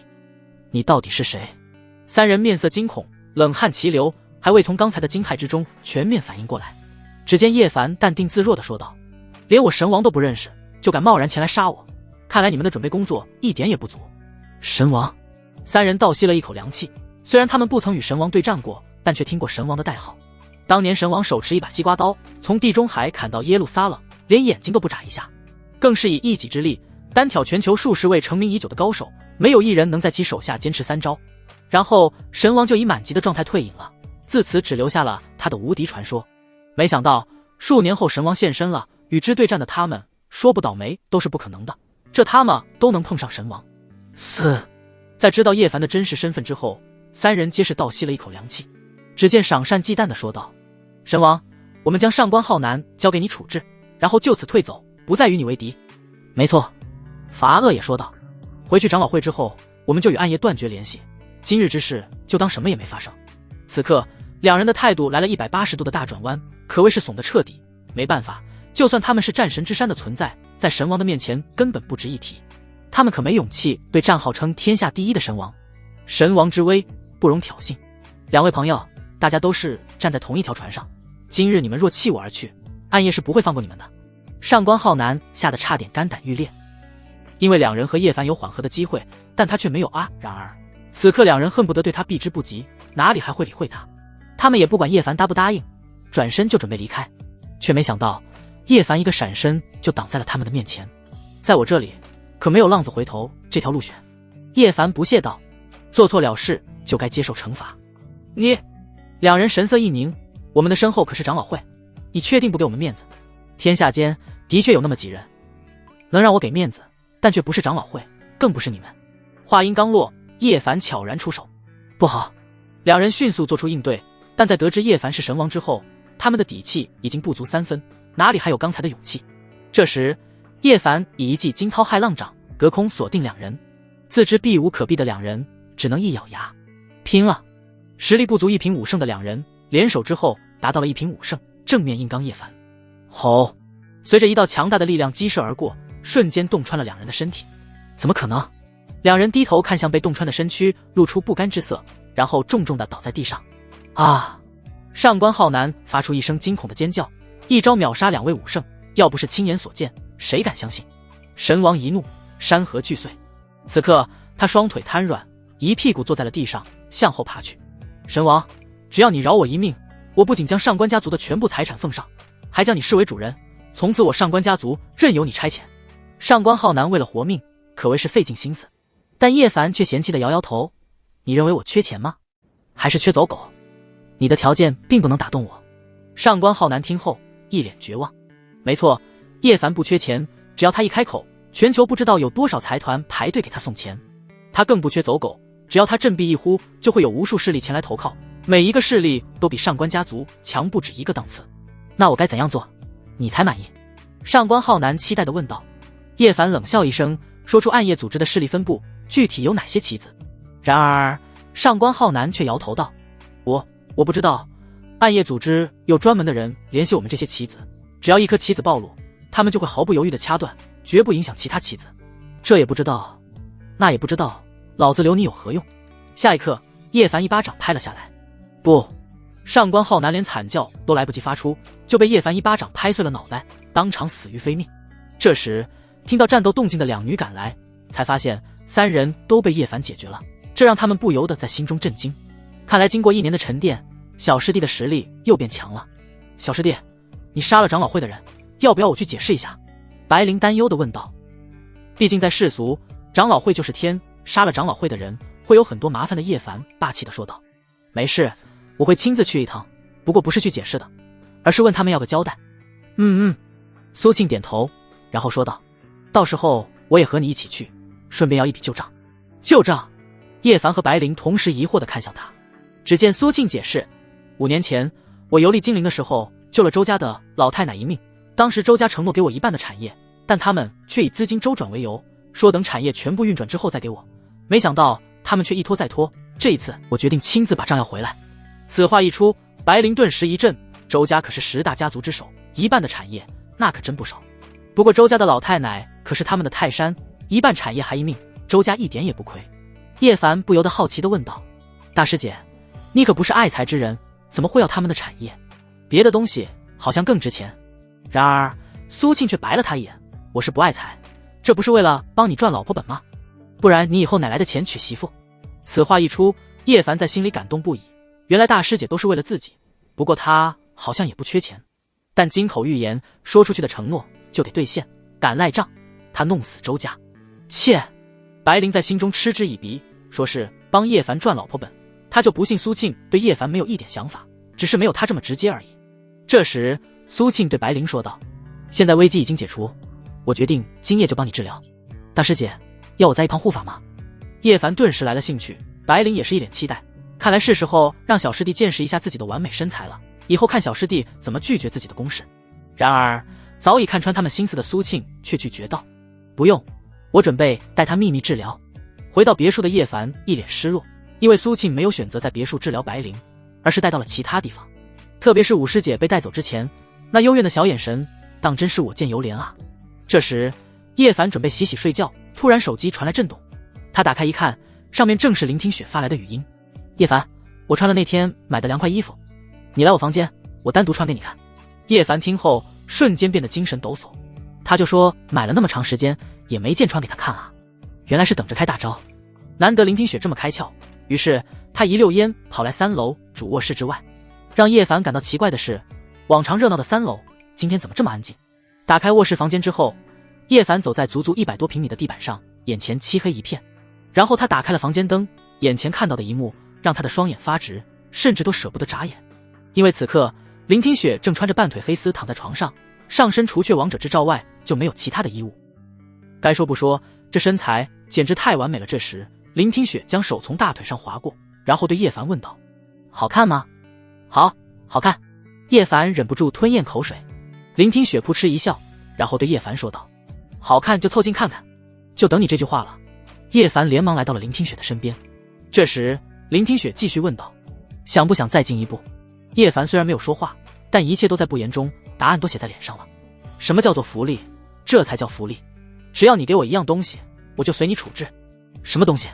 叶凡不由得好奇地问道。只见林听雪突然猝不及防地说道：你的命！下一刻他伸进被子里的右手突然挥舞出来。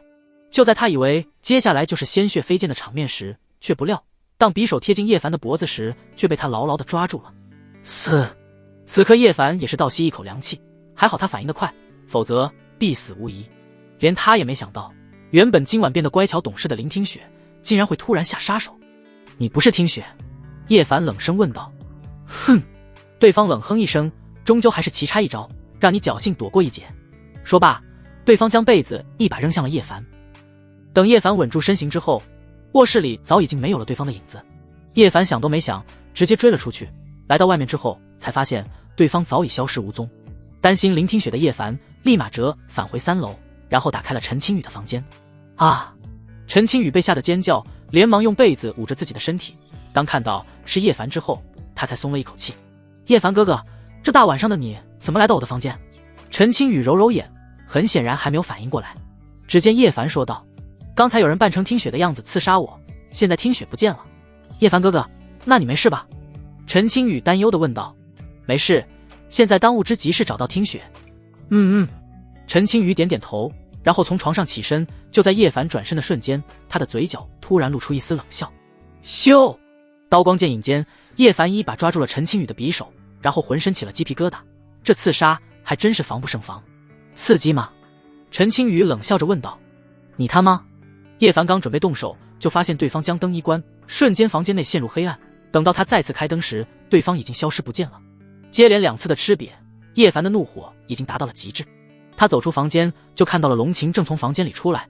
只见他迷迷糊糊地问道：叶凡，发生什么事了？叶凡那叫一个气急败坏，装接着装。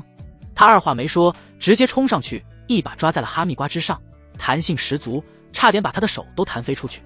臭流氓，你要干什么？龙晴瞬间大惊失色，刚要反抗，就被叶凡一把按倒在沙发上，极其不雅观。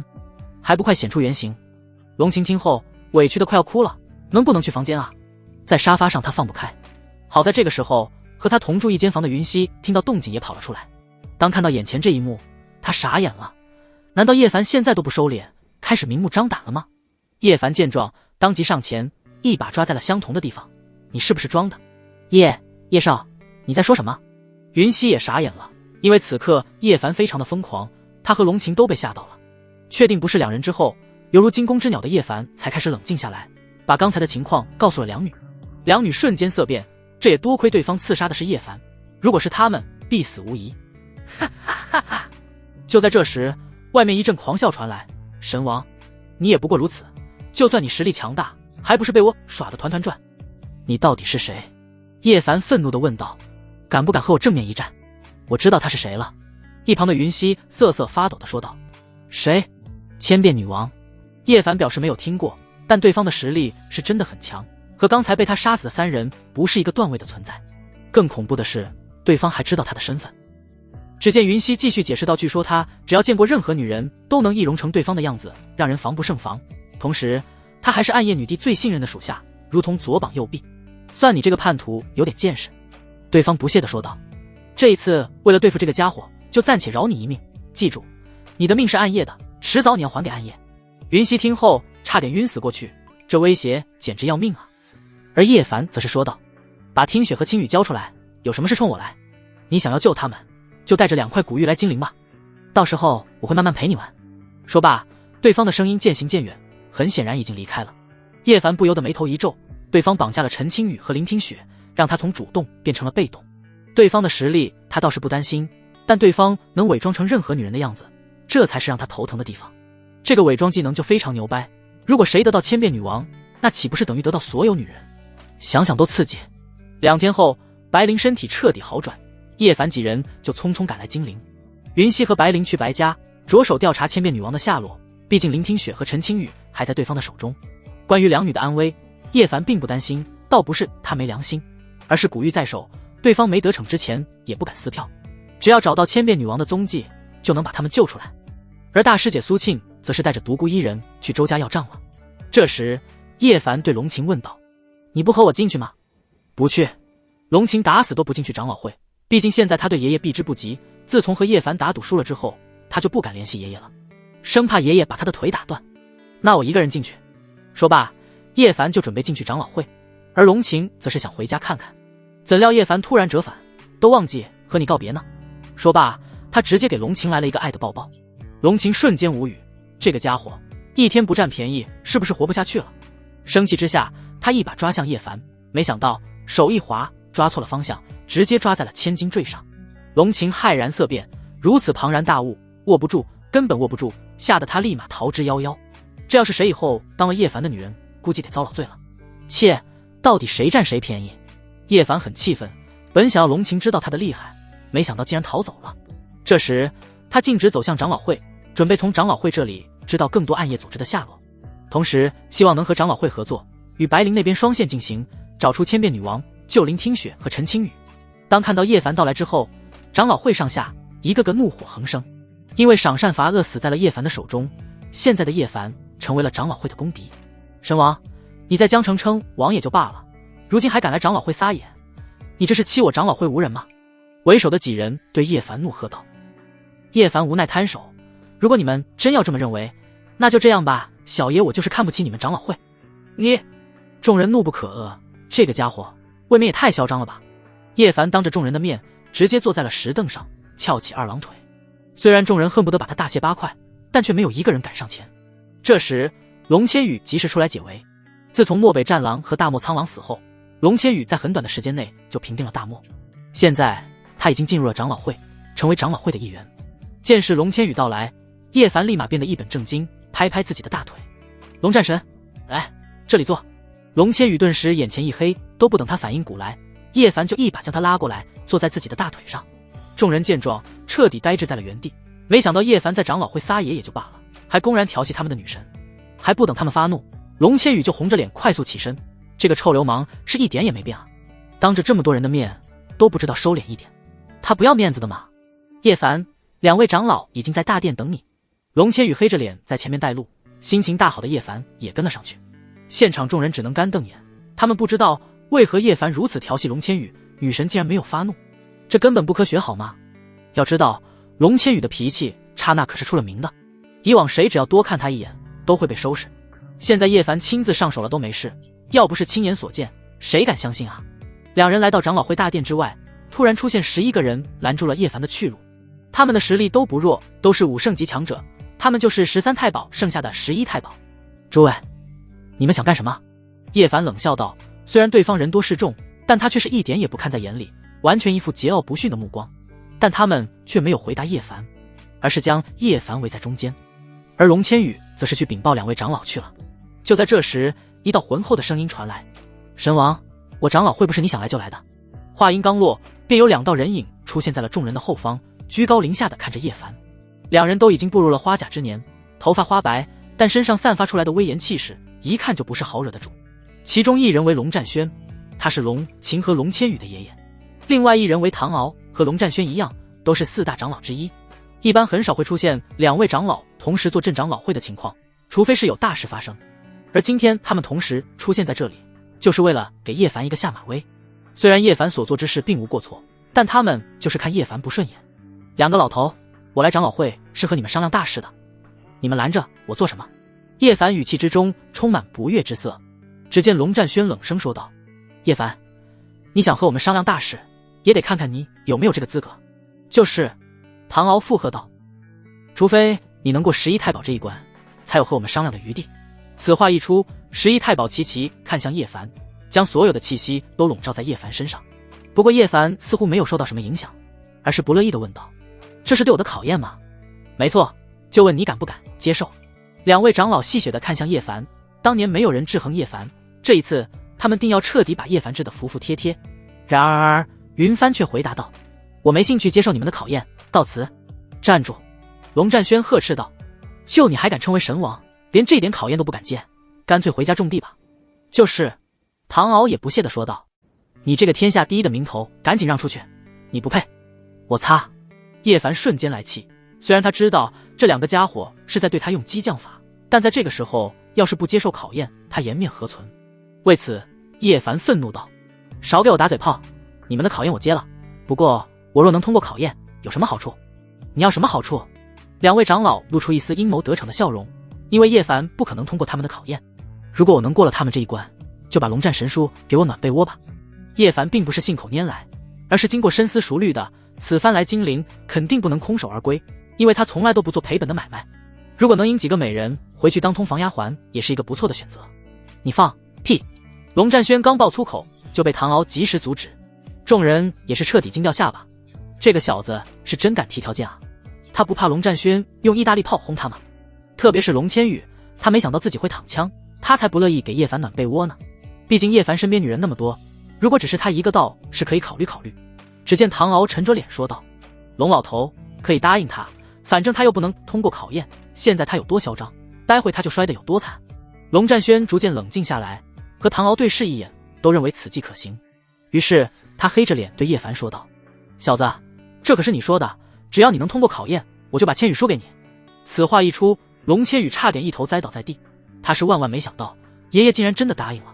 为此他连忙提醒：爷爷，您不能答应他，龙琴已经输给他了，我要是还输给他，那还不被天下人笑死？少跟我提那个不孝孙女。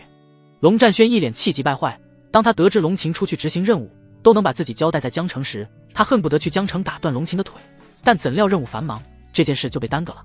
这时龙战轩说道：乖孙女，爷爷不会坑你，待会有他好果子吃。可是不等龙千羽开口，就只见龙战轩眯着眼对叶凡说道：如果你不能通过考验，你就必须还我孙女龙琴自由。 OK。 叶凡很爽快的点头，答应唐敖，对11太保说道：发挥你们的实力，让神王见识一下我们长老会的强大。是。11太保当场出列，一个个用不屑的眼神看向叶凡。纵然神王再强又如何？难道一个人还能打他们11个不成？他真以为他是叶问啊？上！下一刻，在全场瞩目的眼神之下，11太保迅速奔着叶凡杀来。要知道，在世俗，战神就是最强，而他们则是超越战神的武圣。放眼整个天下，也只有在长老会才能见到这么多武圣了，在外面100年难得一见。11位武圣同时出手，其破坏力当真难以想象，这个阵容就算用来屠神都不为过。叶凡必败无疑，都不知道他怎么敢答应的。眨眼间，叶凡便冲入人群之中，与11位武圣展开正面对战。砰！其中一位武圣和叶凡对了一拳之后，狼狈倒飞出去，剩下的10人则是全方位出手，准备碾压叶凡。却不料叶凡的速度极快，连续避过了他们3次杀招，有点实力，但是不多。唐敖和龙战轩满脸得意，他们现在很期待叶凡待会被揍成猪头的名场面。入了长老会，就算是天下第一的神王也得趴下。布阵，11位武圣在无法拿下叶凡的情况下，准备用阵法和叶凡打消耗。你们不行！话音刚落，叶凡化作一尊战斗狂人，犹如猛虎冲入羊群一般，杀向众人之中。来不及布阵的众人瞬间被吓了一大跳，快拦住他！然而却是晚了一步，叶凡所过之处，就算是武圣挡不住，不是被他撞飞出去，就是被他打倒在地。短短不过数秒钟的时间，战斗便已经落幕。众多观战者见状，纷纷倒吸了一口凉气。没想到11位武圣同时出手的情况下，也被叶凡轻易击败，他们的内心都差点疯狂了。要知道，这可是货真价实的武圣强者啊，绝对不是大白菜。之前很多人对神王天下第一的评价嗤之以鼻，现在却是纷纷闭口不言，因为叶凡当得起天下第一这个称呼。看着倒在地上哀嚎的11位武圣，龙战轩和唐敖一口气差点没回上来。刚才还在讨论叶凡还能坚持几招的他们，现在却被狠狠打脸。他们精心策划打压叶凡的11位武圣，就这样败了。当然，败的可不是长老会的面子，还有龙千羽也要输给叶凡了。完了，龙千羽脸色羞红，接下来他也不如妹妹的后尘了。这时，叶凡嚣张地说道：“无敌真寂寞，两个老头，我这是输了还是赢了？”此话一出，两人恨不得掐死叶凡，这不是明知故问吗？赢了，两人咬牙切齿地说道。他们最看不得叶凡这嘚瑟的样子，简直太丑陋了。本想着把叶凡制服，没想到11位武圣太不争气了。殊不知，不是11位武圣不争气，而是叶凡太强了，那你孙女可就归我了。叶凡径直走过去，一把拦住龙千羽的腰。龙千羽脸都黑了，吓得连连后退。今日之事要是传出去，龙家还有什么脸面屹立精灵？估计会被人笑掉大牙。老东西，都是你出的馊主意！龙战轩愤恨地对唐敖骂道。一想到孙女被人搂在怀里，他的心就拔凉拔凉的。但说出去的话犹如泼出去的水，他又不能反悔。本来他是不答应的，都怪唐敖这个老东西在一旁教唆，他一时糊涂就答应了。唐敖自知理亏，连忙劝说：“龙老头，他可是天下第一的神王，你孙女跟着他不吃亏？瞧瞧你说的这是人话吗？”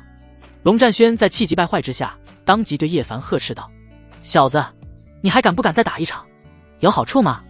叶凡饶有兴致地问道：“没好处他就不打。”龙战轩气愤地说道：“当然有好处，你要是赢了，他的孙女你也可以带走。”龙老头，你他妈！唐敖那叫一个震怒，他知道龙战轩是要把他也拉下水，还不等他拒绝，就只见叶凡立马说道：“行，我答应了。白捡的好事，他怎么可能不答应？看来今天的收获不止龙千羽，还有另一个美人，这一趟真的值了。”龙千羽刚要提醒叶凡不要答应，却还是晚了一步，旋即他露出一丝冷笑。如果能让这个臭流氓吃瘪，他还是很乐意的。这时，叶凡迫不及待地问道：“请问第二场该怎么打？”哼！龙战轩冷哼一声：“很简单，你和我们其中一个人打，只要打赢了，他的孙女你带走。”此话一出，叶凡顿时乐开了花，他还以为有什么难度呢，这和白给有什么两样？看来他的桃花运来了，可以，没有问题。叶凡在答应的时候都不带一丝犹豫的。那请问你们两人谁出战？听闻此话，龙战轩冷声说道：“老夫这2天身体不舒服，状态也不佳，就让老东西出战。”众人听后瞬间亚麻呆住了，能把任总说得如此富丽堂皇，恐怕也只有龙战轩了。龙千羽更是直接把头转过去，以前怎么不知道爷爷这么不要脸，简直丢死个人。哼！唐敖狠狠瞪了龙战轩一眼，然后说道：“当然是老夫出手了，小子，你就死了这条心吧，我是不会把我宝贝孙女轩轩输给你的。”此话一出，叶凡顿时一喜，连名字都这么好听，想必这个轩轩肯定也差不到哪里去。抛开实力不谈，肯定是和龙千羽一个级别的美人。说罢，两人就来到长老会的广场上。神王，出手吧，让老夫领教一下你天下第一的实力。话音刚落，唐敖就不讲武德的出手，2品武圣的实力被他展现得淋漓尽致。全场众人震惊的说不出话。要知道，武圣突破可没有战神那么简单，每破1品都需要花费极大的代价，都不一定能成功。比如刚才被叶凡击败的11太保，他们整体实力都只是在1品徘徊而已。就算他们天赋异禀，到了唐敖这个年纪，也不一定能突破2品武圣。所以唐敖的2品武圣对上寻常武圣，那就是彻彻底底的碾压。破！随着唐敖一声大喝，这贯彻天地的一拳直奔叶凡砸了下来。让众人吃惊的一幕再现，如果他们没看错，叶凡完全没有避让的意思。这未免也太疯狂了吧！就算叶凡是天下第一的神王，也不能这么嚣张吧？敢对2品武圣的攻击视若无睹，叶凡必败无疑。怎料就在唐敖杀到近前之际，叶凡突然出手和唐敖对拼了一掌。唐敖连连倒退出去，而叶凡则是站在原地不动。嘶！众人再度倒吸一口凉气，这强的未免也太离谱了吧？他到底有多强？龙千羽在惊骇的同时，用幽怨的眼神看了一眼龙战轩，他怀疑爷爷完全有把他白送给叶凡的嫌疑。再来！稳住身形的唐敖再度出击，以自身为武器，直奔叶凡冲撞而来。2品武圣的冲撞，哪怕是一栋高楼都能撞碎，但叶凡还是选择不避让，这让众人的心再起波澜。轰！当唐敖撞在叶凡身上的瞬间，并未出现叶凡支离破碎的画面，相反，唐敖则是如同断线的风筝被弹飞出去。哎呦！随着唐敖发出一声吃痛的惨叫，众人彻底麻木了。这神王未免也太强了吧，就算是开挂都不能这么开的。而叶凡则是淡定地对狼狈起身的唐敖问道：“还要继续打吗？”此刻唐敖头晕目眩，心里那叫一个气啊！他算是知道了自己绝非叶凡之敌，但他都一把年纪了，要是认输岂不丢脸？所以他选择继续一战，不为别的，也要为自家孙女。废话，继续打！唐敖愤恨地骂道，同时一口老血飙了出来。众人知道他已经大势已去，还好不是老夫和他一战，否则丢脸的就是我了。龙战轩在心中松了一口气，差点晚节不保。叶凡都想劝唐敖别打了，认输吧，毕竟一把老骨头，要是碰瓷他，那可就不妙了。然而就在这时，一道狂野响亮的声音传来：“爷爷，不要再打了，就算您输了，轩轩也不怪你。”与此同时，还伴随着大地频频震动传来。叶凡好奇地看了场外一眼，瞬间呆滞在了原地，因为此刻正有一位身高1.5米、体重200斤的胖妞跑过来，每走一步，地板都要抖一抖。唐敖坚定地说道：“轩轩，你不要担心，爷爷不会输了战斗的。”说罢，他再次杀向叶凡。砰！下一刻，叶凡犹如断线的风筝倒飞出去，重重地砸到场外。什么？众人瞬间目瞪口呆，不可一世的神王，竟然输了好强的内力！我输了。说罢，叶凡装作一副痛苦不堪的样子，看上去很讨打。而唐敖则是一脸懵逼，毕竟他这第3招比起前2招差太远了，叶凡怎么说输就输呢？还不等他一问，就只见轩轩激动地说道：“爷爷，您太棒了！长老威武，力挫神王，扬我国威！”众人也纷纷激动地喝彩。但唐敖却是老脸一疼，他赢个毛啊！只不过是叶凡故意放水而已。不过自己没输了孙女，就可喜可贺。好了，小子，你有资格和我们谈话。龙战轩没好气地说道。这还差不多。叶凡跟没事人一样，从地上爬起来，和2位长老商谈。而众人则是被2位长老下了封口令，今日之事谁也不许说出去。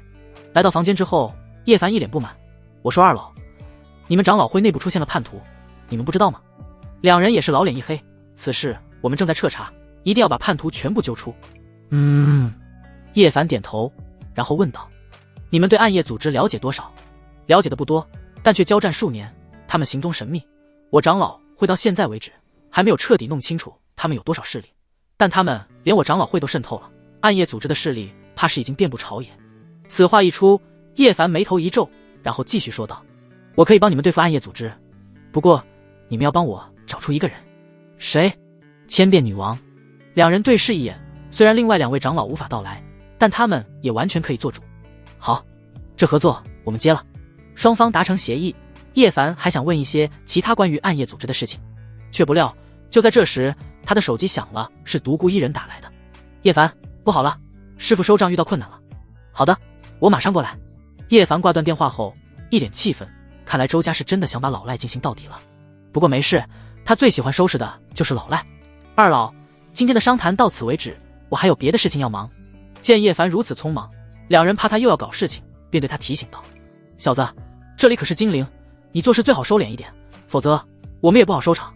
另外，你的实力已远超世俗定义的标准，你能不能继续留在世俗，我们还要请示天地。”叶凡听后只是随意的回了一句：“我的脾气决定于别人给不给面子。”你！2人气得嘴唇发抖，这个家伙当真太嚣张了，只能说长老会的打压彻底失败。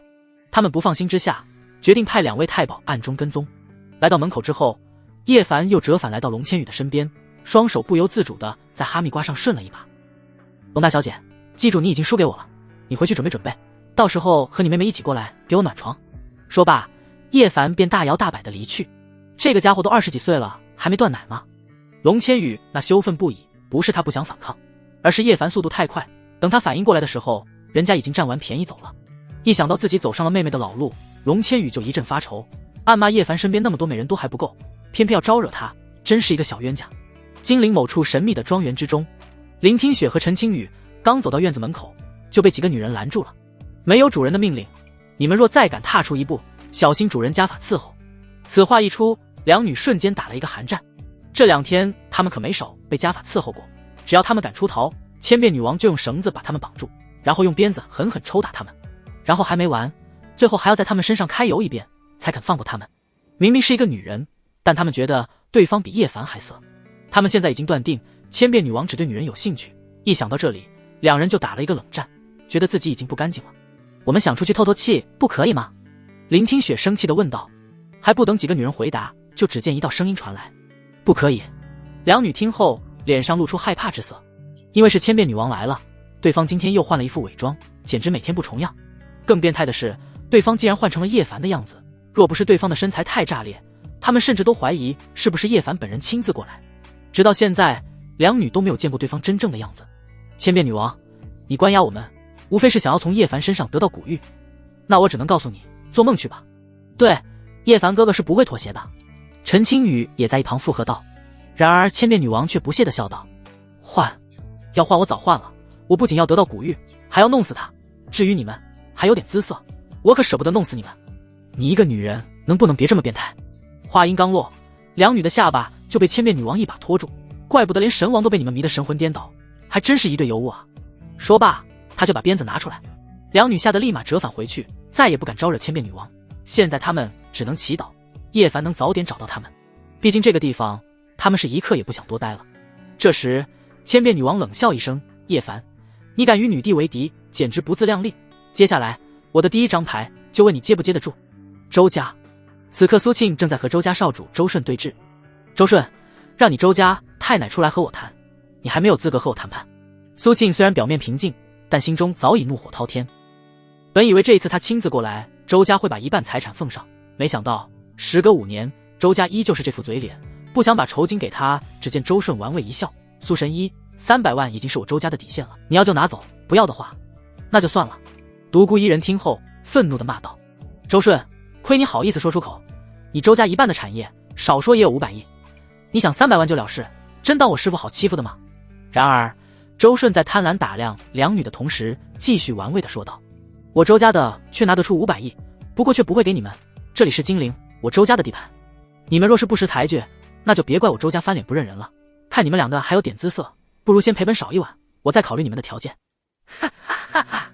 周家众人发出一连串的狂笑，以周家的权势和地位，就算是圣手玄一，他们也不看在眼里。放肆！就在这时，苏庆突然弹出一根银针，飞向周顺。不好！周顺刚伸手抵挡，但还是低估了银针的穿透力。只见银针急速穿过他的手掌，扎在了他的眼球之上。啊！周顺发出一声惨叫，捂着右眼，暴怒地嘶吼道：“来人，给我把这2个贱人拿下！”是。周家众多护卫立马冲了上来，但苏庆可不是好惹的。只见他挥手间，数十枚银针弹飞出去，刚冲上来的人就成片倒下。就在苏庆还要继续出手之际，一道苍老的声音传来：“苏神医，你在我周家大开杀戒，这是不把我这个老婆子看在眼里吗？”话音刚落，苏庆眼神一凝，因为说话者正是周家太奶木叶叉。果然，就在这时，木叶叉在2名保姆的搀扶下来到现场。苏庆脸上没有丝毫的惧色，而是冷声说道：“穆婆婆，当年你病危，周家大厦将倾，若不是我耗费极大的代价救你，你周家岂能有今天？当初你周家承诺付出1半的产业，一拖再拖，今天你是不是该给我一个交代？”面对苏庆的质问，木叶叉冷笑道：“当年是老身命不该绝，靠着顽强的毅力度过劫难，和你有什么关系？”此话一出，苏庆和独孤一人一脸愤怒，果然这就是周家的嘴脸，从老到小都是一路货色。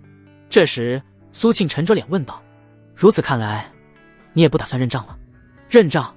木叶叉脸上挤出一道褶子，笑得异常阴森恐怖。有谁见到你就老身了？你们见到吗？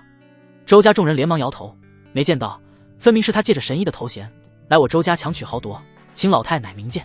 苏庆没有理会这些一丘之貉，而是对木叶叉说道：“木叶叉，自我出道以来，不知救治了多少人，从来没有人敢在我面前赖账。今天你若不交出酬金，后果自负。”此话一出，众人能感受到苏庆的怒火即将爆发，一个个心里没底。木叶叉见状，将手杖重重地敲在地上，连地板瓷砖都碎裂了。没有人敢在我周家放肆，念在你是初犯，现在跪下来磕3个响头，我便让你滚出我周家，否则今天你别想踏出这里一步。木叶叉话音刚落，就只见周顺捂着右眼上前，狠辣地说道：“奶奶，不能让这2个贱人离开，他打瞎我的一只眼睛，我要把他和他的徒弟狠狠玩弄致死才肯泄愤。”“好好，乖孙的要求我当然会满足。”木叶叉心疼地说道：“他打瞎你一只眼睛，我就把他的双腿打断。”说罢，他便下令：“来人，封锁周家。”是。众人连忙分散到外围，把周家围得水泄不通。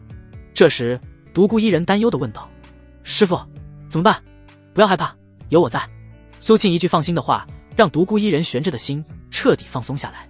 随后，苏庆走上前：“木叶叉，你当真要和我一战？你说呢？”下一刻，木叶叉当即杀了上来。当他展现一品武圣的实力后，周家众人纷纷喝彩。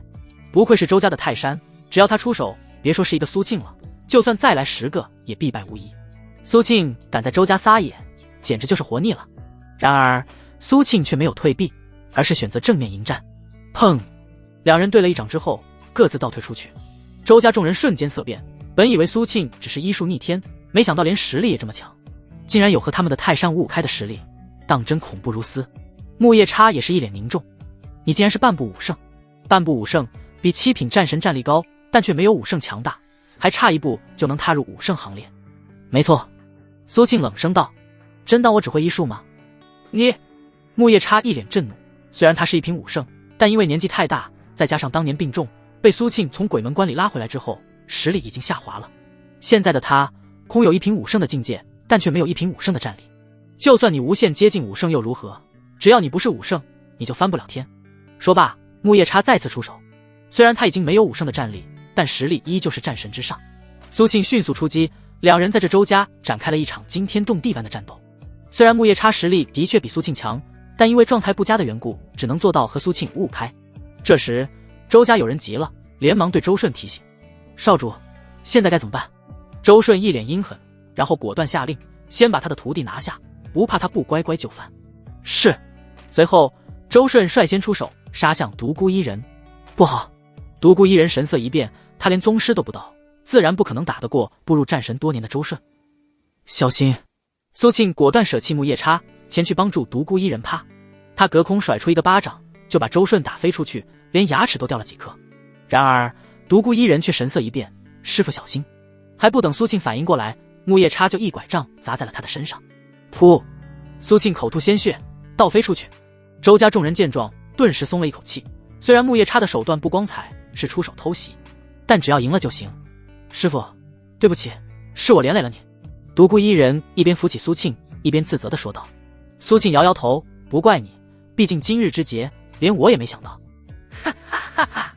木叶叉狂笑道：“苏庆，现在的你已经没有战力了，还不束手就擒？”哼！苏庆虚弱地说道：“我就算是死，也不会投降。”是吗？木叶叉阴险地笑道：“这可是你说的。”然后他又转身对周顺溺爱地说道：“乖孙，到你出手了，他们已经沦为猎物，你想对他们怎样都可以。”真的吗？奶奶！周顺两眼放光，连忙擦去嘴角的鲜血，都顾不上疼痛了。当然是真的，我还会骗我的孙子不成？木叶叉又给了他肯定的话语之后，周顺才放下心来，毕竟他今天已经挨了2次揍了，真的不想来第3次了。眼见周顺猥琐地走了上来，独孤一人脸色巨变，迅速挡在了苏庆的面前。今天你们若敢欺负我们师徒，我小师叔定会灭你周家满门。哈哈哈哈！周顺狂笑道：“连你师傅都折损在此，你小师叔若是敢来，本少定要把他大卸8块。”说罢，他便毫无顾忌地走了上来。是吗？就在这时，一道冷漠的声音传来，吓得周家大惊失色。谁？周家众人连忙看向大门的方向。砰！随着一声巨响传来，周家那超过10米高的铁门当场炸碎，然后他们就看到一道伟岸的人影快速袭来。拦住他！木叶叉一声令下，周家数十位高手冲了上去，但在叶凡霸道的冲撞之下，这数十人刚碰到他就纷纷爆碎开来，化为一滩滩血泥。找死！周顺见叶凡已经杀到自己面前，便一拳打了出去，却不料叶凡一脚就把他踢翻在地，然后狠狠地踩在了他的头上。嘶！周家众人倒吸了一口凉气，从叶凡打爆周家大门到冲杀几十位周家高手，最后再将周顺脑袋踩在脚底下，用了不过10秒的时间，简直太快了。这时叶凡对苏庆说道：“抱歉，大师姐，我来晚了。小师弟，你怎么来了？”见叶凡到来，苏庆感受到了满满的安全感。师傅，看你和周家谈崩了，我就打了一个电话给叶凡。哦不，小师叔，原来是这样。苏庆彻底的松了一口气，果然不是他的爱徒，脑子挺灵光的。如果不是叶凡及时到来，今天怕是不好收场。虽然他还有拼命的底牌，但底牌用完，他也必死无疑。大师姐，你没事吧？叶凡关心地问道，内心早已怒火滔天。这个天下除了他师娘以外，没有人可以打他的大师姐，包括他也不例外。周家敢把大师姐打成这样，他一定要灭了周家满门。小师弟，我还坚持得住，你安心对敌。好。这时，叶凡脚下的周顺连忙求救：“奶奶，救我！我扛不住了。”此话一出，护孙心切的木叶叉对叶凡怒喝道：“小子，放了我孙子，否则老身要把你们3人挫骨扬灰！”放了少主。周家众人也跟着叫嚣道，但因为周顺还在叶凡踩着，他们也不敢乱来。只见叶凡冷笑道：“那我就如你们所愿，放了他。”哼，算你识相。木叶叉冷哼一声，想必叶凡也知道他的实力强大，准备认怂了。但他可不会放过叶凡，只要周顺脱困，就是叶凡的死期。却不料叶凡突然一脚踩了下去，砰！周顺的脑袋在叶凡这一脚之下直接爆碎开来，连一块完整的血肉都没有。小子，你……木叶叉接受不了这个现实，双眼一黑，差点晕了过去。周家众人也是肝胆欲裂，太嚣张了，在周家明目张胆地杀了他们的少主，真当周家无人吗？这时叶凡一脚将没有头的周顺尸体踢飞出去，砸在人群之中，又是死伤一大片。乖孙！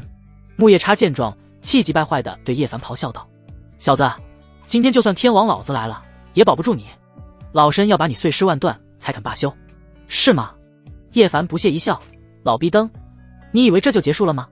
你错了，这只不过是才开始而已。”下一刻，他不等木叶叉动手，就主动杀了过去。“你敢！”木叶叉在暴怒之下，手持拐杖挥舞而去。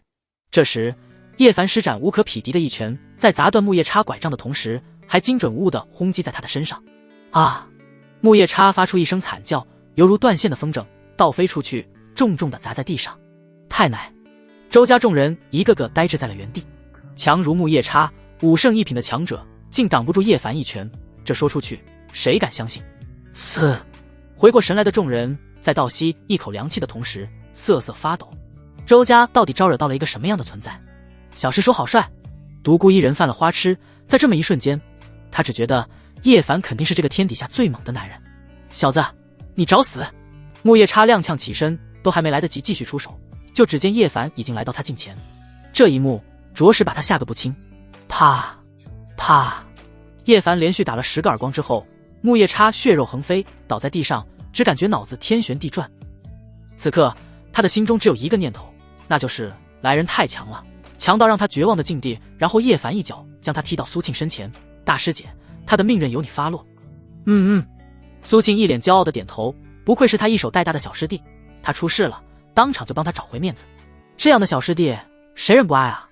周家众人见木叶叉都被拿下了，哪里还敢停留，纷纷撒丫子就逃。却不料叶凡直接说道：“谁敢逃走，这就是下场。”说罢，叶凡隔空一拳打了出去，跑在最前面的几人当场炸开一团血雾，然后惊恐地倒在地上，彻底毙命。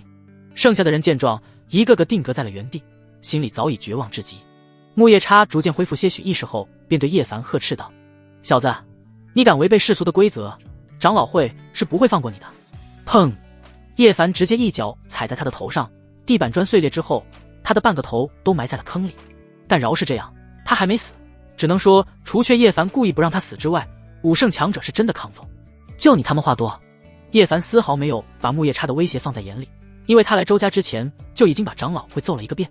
这时苏庆对木叶叉冷声说道：“这就是不遵守诺言的下场，木叶叉，是你自找的。小师弟，动手！”叶凡点头，就要结束木叶叉的性命。不要！木叶叉早已经被吓丢了半条命，他没想到这师姐弟2人是说动手就动手，一点也不避讳。就在这千钧一发之际，一道声音突然传来：“神王且慢！”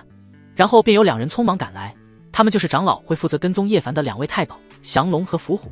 木叶叉见状，内心立马燃起了希望，只要长老会的人来了，周家就有救了。纵然周家有错在先，但叶凡却以超越战神的身份灭周家，就违背了规则。长老会素来杀伐果断，此次叶凡在劫难逃。当然不只是他，连周家众人也是这么认为的。就算你单个实力再牛逼又如何，你还能牛得过整个长老会不成？2位太保及时到来，众人仿佛抓到了救命稻草，于是一个个连连跪在地上，颠倒黑白的哀嚎：“此贼实力已经超越战神，违背规则，在我周家大开杀戒，还望2位太保将他绳之以法，还我周家一个公道。”看2位太保一脸愤怒，他们就知道叶凡的末日到了。只是让他们疑惑的是，2位太保为何一副鼻青脸肿的样子？苏庆和独孤一人则是一脸凝重，毕竟长老会的威名他们是知道的，今日之局该如何破解？这时，叶凡对降龙伏虎问道：“两位，你们想为周家做主吗？”两人听后连忙异口同声的回应：“不敢。”什么？众人彻底呆若木鸡，都在怀疑是不是自己听错了。既然不敢，那你们为什么要阻止我？真当小爷没脾气吗？说罢，叶凡一脚踏在地上，然后出现一道裂缝，直奔两人蔓延而去。虽只是震慑，但两人还是当场吓了一大跳。面对叶凡的质问，降龙和伏虎一脸为难，他们也不想来啊，但这是两大长老的命令，他们也不敢违抗。为此，降龙太保只好硬着头皮说道：“神王，此地是金陵，如果周家突然灭亡，长老会也不好向天下交代，您能不能换种方式？”对，周家惹了您是他们活该，但能用其他方式处理会更好。此话一出，众人瞬间色变。长老会虽然很少活跃在世俗，除非是有任务才会踏足世俗，但哪一次踏足世俗不是以雷霆手段镇压对手？像两人这么怂的态度更是前所未有。周家众人这才知道，他们这一次踢到了铁板上。叶凡哪里会答应两人的建议？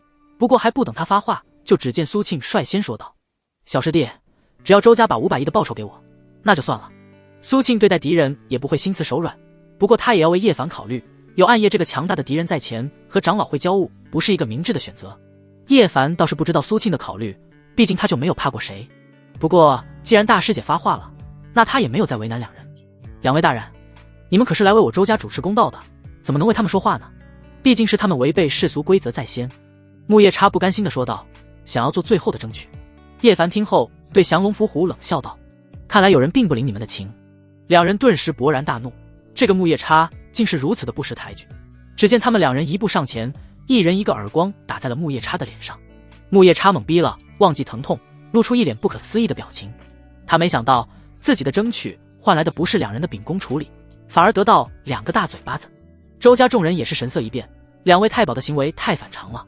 只见伏虎太保对木叶叉呵斥道：“少他妈废话，你要是不给钱，那我们可就不管这件事了。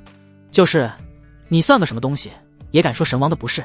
降龙太保也是露出鄙夷的神色，这个老东西难道就没有一点眼力见吗？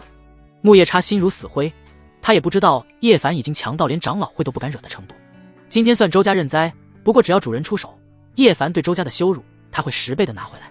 唉，木叶叉叹了一口气，来人，去筹集500亿资金给他们。是。慢着！叶凡一声呵斥，把全场众人吓了一大跳，特别是降龙伏虎，连手心都出汗了，生怕叶凡突然反悔。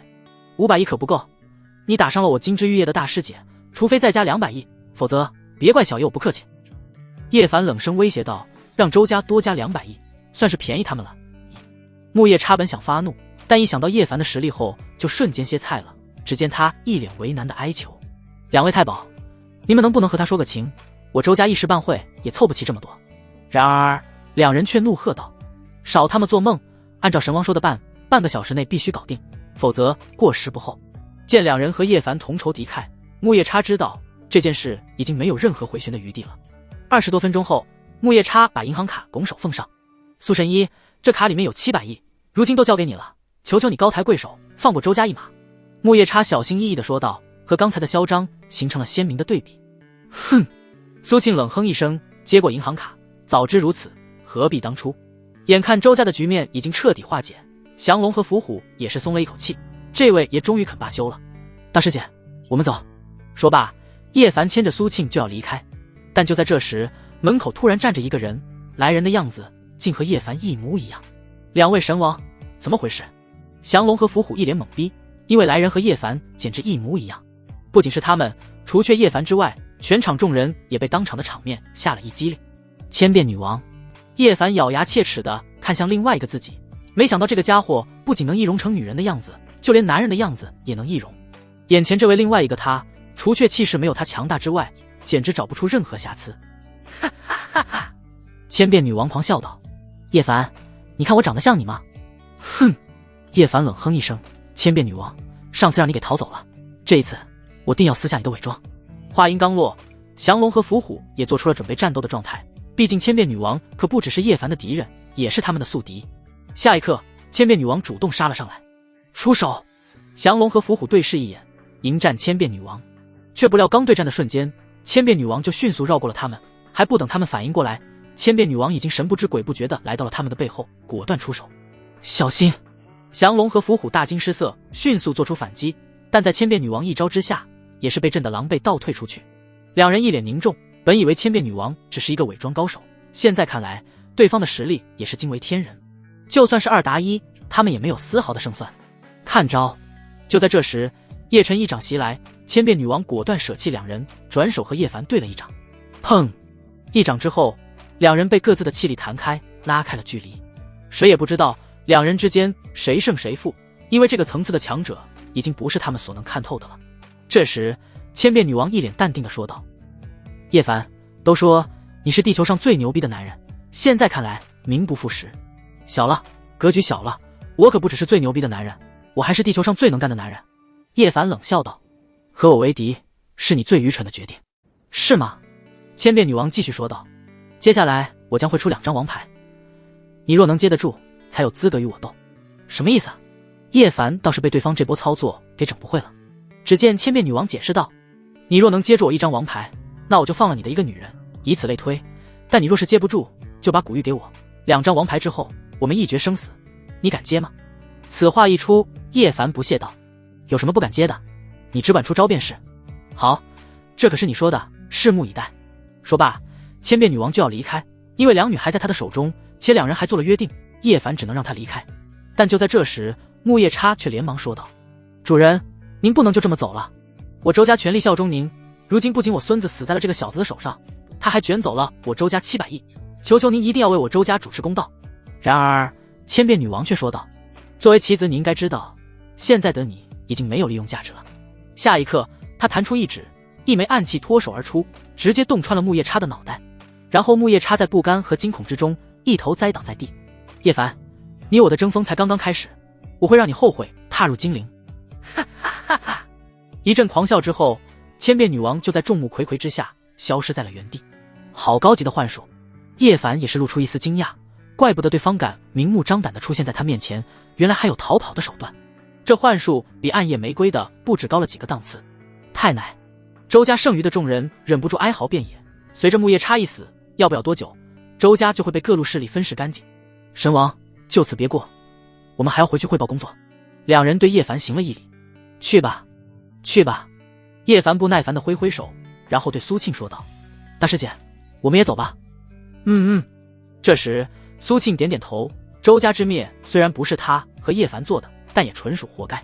却不知此刻远处幽暗的角落，正有一人盯着两人离开的方向，眼神之中露出暴怒之色。此人正是利用幻术消失的千变女王。噗！千变女王绷不住吐出一口鲜血，冷声道：“好你个神王，果然有2下子，倒是我小看你了。”叶凡那一掌已经让他受了很严重的内伤，刚才只不过是在苦苦支撑而已。两人回到白灵的豪宅之后，白灵立马上前问道：“大师姐，你要到账了吗？”“要到了，总共700亿，我先帮小师弟保管，留着给你他以后娶媳妇用。”白灵嘴角一撇，暗骂苏庆太会算计，在他看来，说是给叶凡娶媳妇用，但大师姐却自己先存起来，说白了，以后要是小师弟娶了她，那这700亿就进他自己的腰包了。不过表面上白灵却不敢说出来。这时叶凡连忙说道：“大师姐，我先帮你查看伤口。”“大师姐受伤了？”白灵见状也是一脸担忧。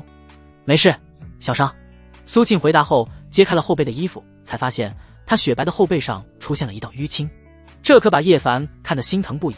为此他借机说道：“大师姐，我帮你揉揉，可能好得更快一些。”“这不合适吧？”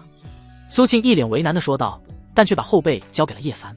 “哼，坐坐。”白灵在心中腹诽道。然后叶凡就开始上手了，小心翼翼地按摩苏庆的伤口边缘。哼。苏庆发出阵阵闷哼，洁白的牙齿紧咬红唇。前面也按一下。听到命令之后，叶凡很是懂事的照做。白灵刚要提醒男女授受不亲，但却被苏庆瞪了一眼，然后气呼呼地来到楼下，正好撞见了白浅。“姐姐，你怎么了？”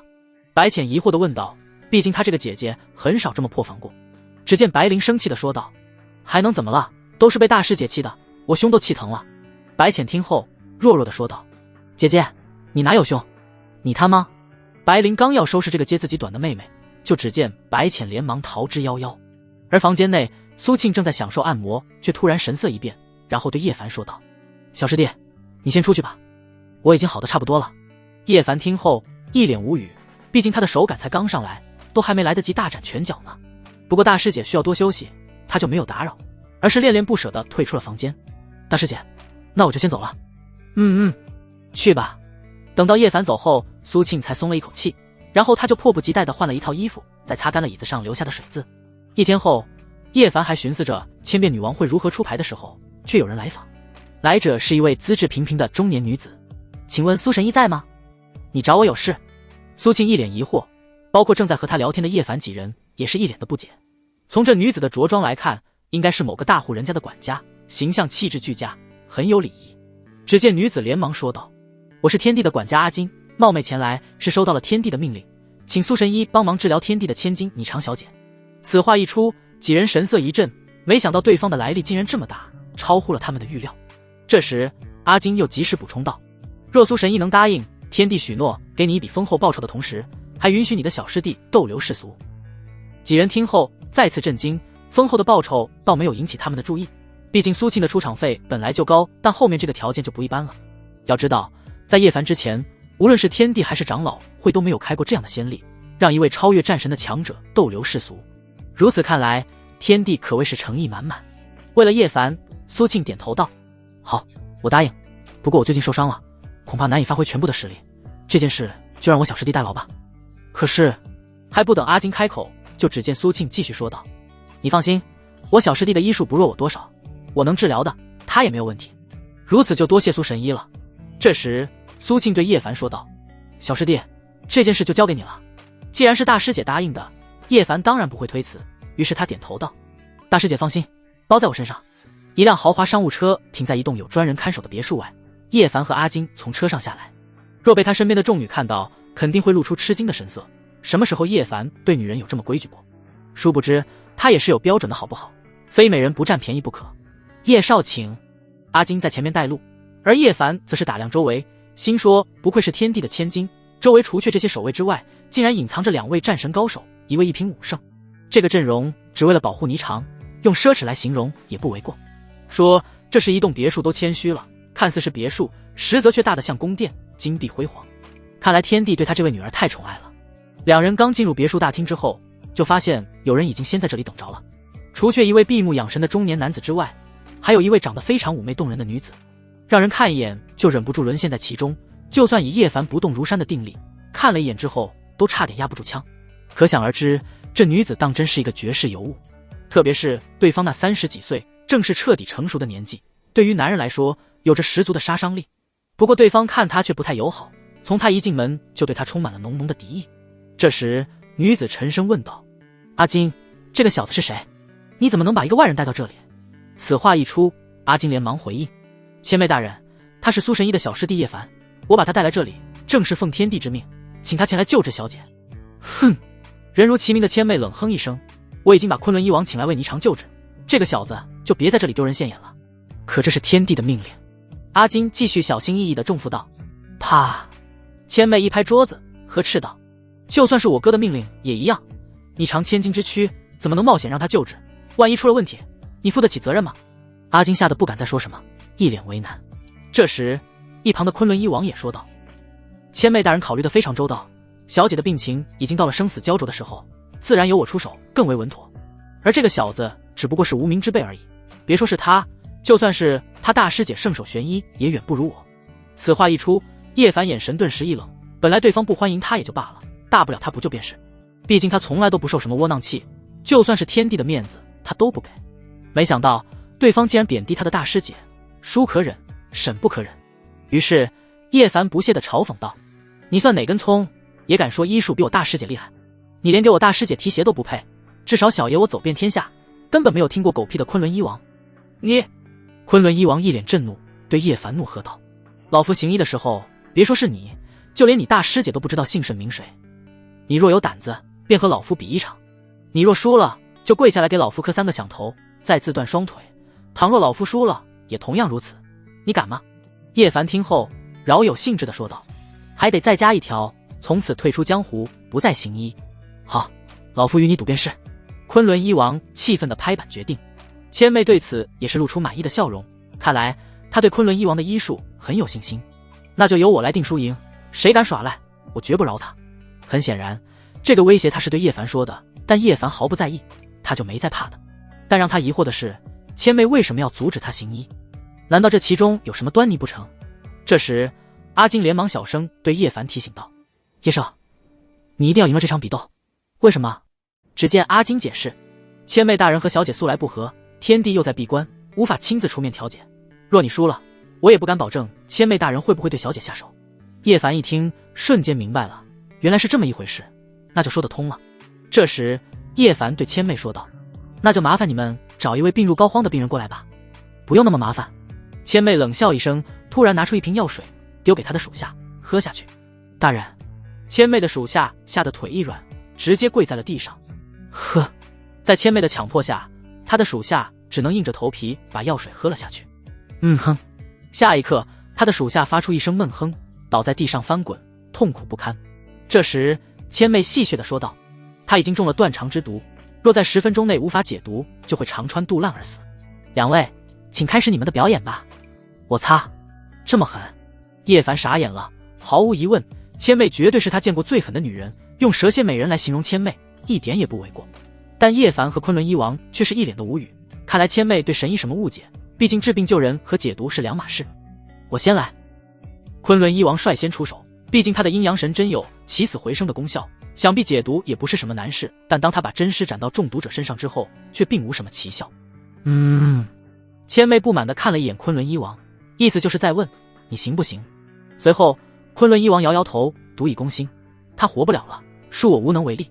话音刚落，就只见叶凡不屑地说道：“就你这半吊子的医术，当然不行，滚开，让我来。”“哼，就凭你！”昆仑医王冷哼一声，他不信叶凡能把中毒者救活。就在这时，叶凡开始施展医术，用了天命第4针，把中毒者进入心脏的毒排出来，然后中毒者挣扎了几下，就逐渐恢复了。怎么可能？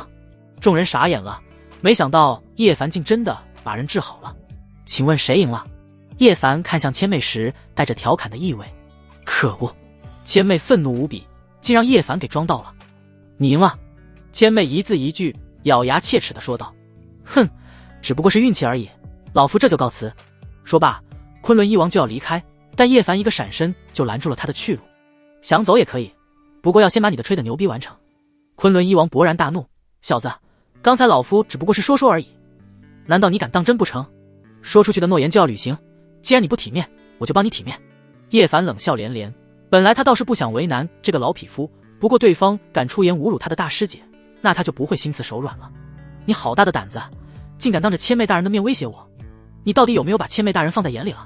说罢，昆仑医王便对千妹请求道：“千妹大人，请你出手，惩治这个目中无人的小子。”好了，千妹不耐烦地说道：“小子，你已经赢了，见好就收吧。”昆仑医王德高望重，难道你真要打断他双腿不成？他本以为以自己的地位和权势，一番敲打之后，叶凡定会就此罢休，岂料叶凡直接说道：“如果我真要打断他双腿呢？”你！千妹顿时暴怒，在金陵还真没有人敢不给他面子，没想到这个小子竟然出生牛犊不怕虎，和他对着干，简直就是在找死。为此，他当即放了狠话：“昆仑医王，你先下去吧，我倒要看看今天有哪个不开眼的家伙敢为难你。”是。说罢，昆仑医王就狠狠瞪了叶凡一眼，然后嚣张地转身离去。反正仇是结下了，来日他定要让叶凡和苏庆付出惨重的代价。怎料他刚踏出一步，就只见叶凡眼疾手快，一把抽出阿金的佩刀斩了出去。啊！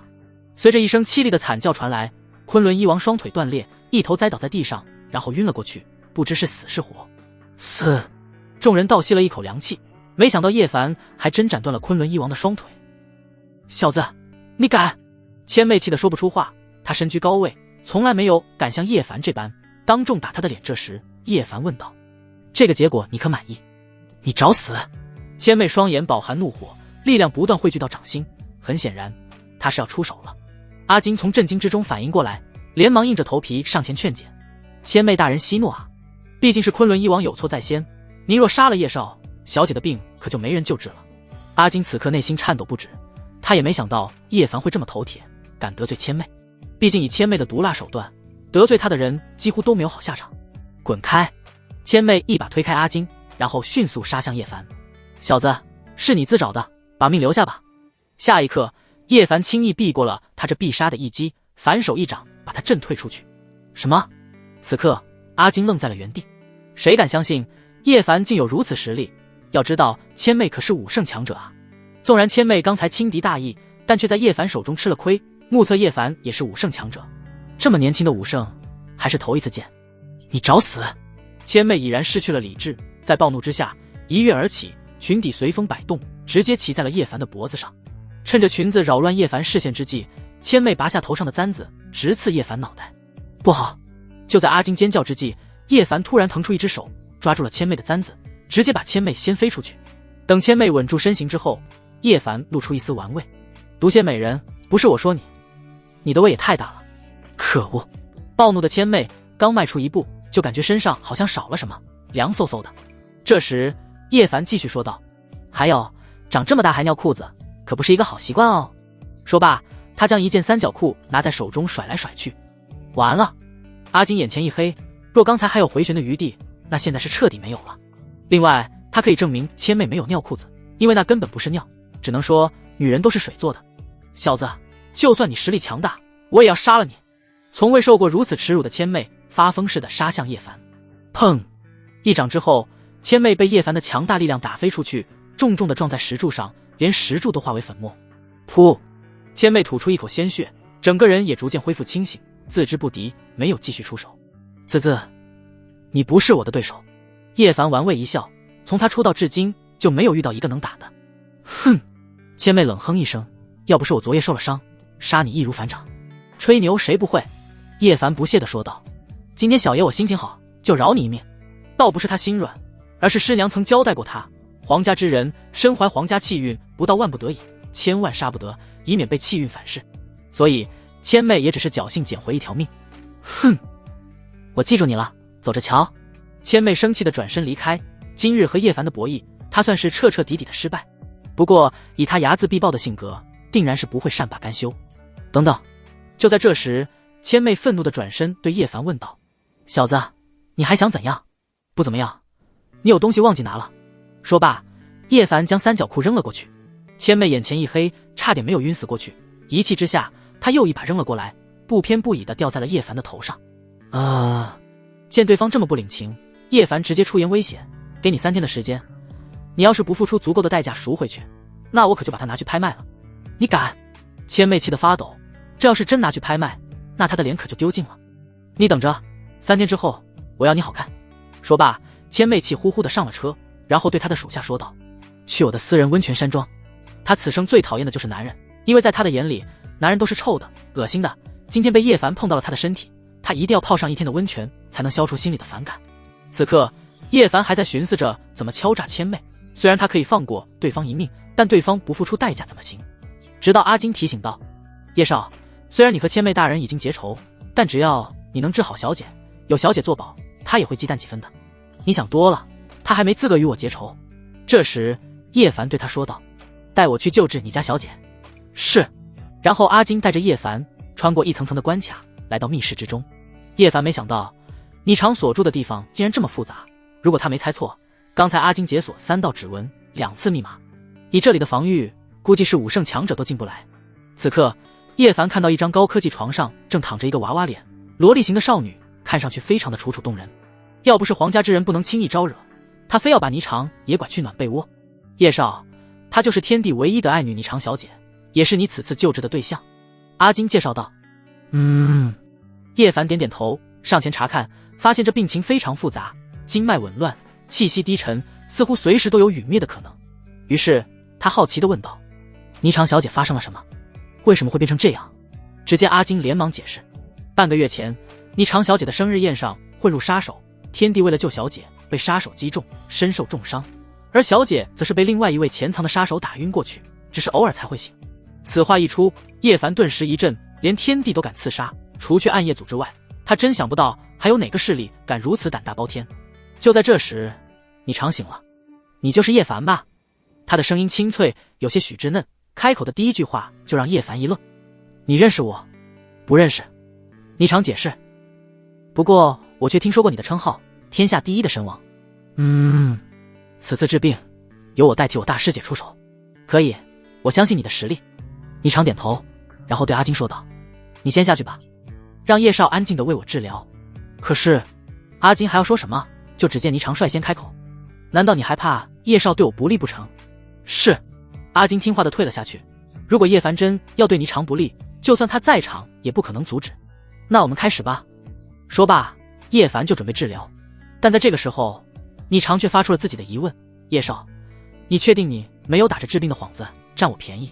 叶凡听后一脸正色道：“你放心，我是一个正直的男人，怎么可能会做这样的事？那你脱我衣服干嘛？”霓裳警惕地捂着自己的衣服，总感觉眼前的叶凡不像是一个好人啊。但叶凡却说道：“我需要精准地掌握你错位的经脉，你若不相信我的人品，我现在就走。”哦，那好吧。霓裳脸色羞红，简直羞死个人。等欣赏。哦不，确定错位的经脉后，叶凡点点头，我开始治疗了。下一刻，他就开始上手帮霓裳治疗，以内力灌输，将错位的经脉复位。霓裳全程都紧绷着心弦，因为他的全身上下就没有叶凡双手没有达到过的地方。刚才他不确定，现在他完全可以肯定，叶凡这是一边治病一边占便宜，还真他妈的两不误。随着霓裳一声闷哼，叶凡结束治疗，然后对霓裳问道：“现在感觉怎样了？”“我感觉身体已经不难受了。”霓裳如实回答。他在心中非常震惊，没想到叶凡消耗了这么多内力之后，竟然脸不红气不喘。果然不愧是天下第一，就这份实力当真罕有。既然好了，那我就走了。说罢，叶凡准备离开，反正人也治好了，便宜也占了，是该功成身退的时候了。站住！就在他转身之际，却被霓裳叫住。“你还有事？”叶凡诧异地问道。就在这时，霓裳突然起身，强势地凑到叶凡近前：“你刚才占了我便宜，现在我要把便宜占回来才甘心。”霓裳一脸不甘地说道。“什么？”叶凡头一次听说这种要求，于是他问道：“那请问你想怎么占回来？你也脱了，让我看看你的身材。”霓裳叫嚣道。叶凡听后一脸警惕地问道：“你该不会是对我有什么企图吧？”“你放心，我也就看看而已。”叶凡顿时乐了，这样的要求他还是头一次见，那他就满足一下霓裳的好奇心。当他敞开衣服那一刻，霓裳瞬间呆滞在了原地。果然不愧是天下第一的神王，这身材要是放到夜总会去，估计不知多少富婆轮番争抢，可能连档期都排不过来。那些当红的小鲜肉连给叶凡提鞋都不配，当他忍不住要伸手去触摸的瞬间，却只见叶凡快速地穿好衣服。开什么玩笑，男人在外面要时刻保护好自己，千万不能让那些女流氓占了便宜。我现在可以确定，你对我没有非分之想，何以见得？霓裳不解地问道。只见叶凡说道：“我之前试过99个女人，她们都把持不住，只有你一个人通过了我的考验。”霓裳顿时满头黑线，也不知道叶凡说的是真是假。这时他正色道：“好了，我们扯平了。”叶凡露出一抹饶有深意的笑容。霓裳绝对是他入世以来见过唯一一个非常有进攻性的女人。虽然武师姐也很主动，但她却属于那种有贼心没贼胆的女人，两者之间区别很大。这时霓裳又对叶凡说道：“你治好了我，可得小心我姑姑千妹，她肯定不会放过你的。我和她已经交过手了。”听闻此话，霓裳一脸震惊。她是一个不正常的女人，讨厌男人，喜欢女人，且经常喜欢伪装成别人的样子。反正你多注意一点就是了。叶凡带着深深的疑惑离开。霓裳这是在提醒自己吗？送走叶凡之后，阿金就来到了一处幽静的宅院。天帝，叶凡出手救治小姐，现在小姐已经转危为安了。阿金恭敬地对眼前这个中年男子汇报道。男子气势非常可怕，哪怕是阿金都不敢抬头看一眼，他就是天帝。天帝听后点头道：“如此我就放心了，把救治的监控画面给我，我倒要看看这个小子到底用了什么手段，把我女儿治好。”是。说罢，阿金将平板小心翼翼地递上去，然后天帝满怀期待地打开平板。当看到不堪入目的救治场面时，天帝瞬间脸色一沉，连手中的平板都被他捏碎了，然后暴怒地骂道：“小子，你连我女儿的便宜都敢占，简直吃了雄心豹子胆！等我出关，一定要剁了你的手！”叶凡刚回到家，就有一个陌生的号码打来，然后他象征性地点开：“神王，我的第一张王牌已经出了，赌约开始。”说罢，对方果断地挂断电话。千变女王。叶凡眼神一冷，他不知道对方的王牌是从他治病救人开始，还是现在才开始，但对方的声音和上次却完全不一样，由此可以判定对方不仅能易容成别人的样子，连声音都能变。这时白灵在一旁说道：“这个女人隐藏得太深了，连我的情报网都查不到任何线索。”但苏庆却有不同的看法。这个女人能在金陵这个卧虎藏龙之地一手搅动风云，想必有很高的地位，不妨从这方面去查。此话一出，倒是提醒了叶凡和白灵，两人在追查千变女王的时候又有了新的思路。然而就在这时，秋月连忙跑了进来，不好了，云溪被人劫走了。什么？三人神色一变，怎么回事？只见秋月说道，我和云溪追查千变女王的线索时，突然出现两位神秘的高手，打伤了我们，然后云溪就被劫走了，对方留下这封战书。说罢，他将战书递给叶凡。叶凡打开一看，对方的意思很简单，想要救人就让他去秋名山一趟。小师弟，我这就召集人马和你一起去。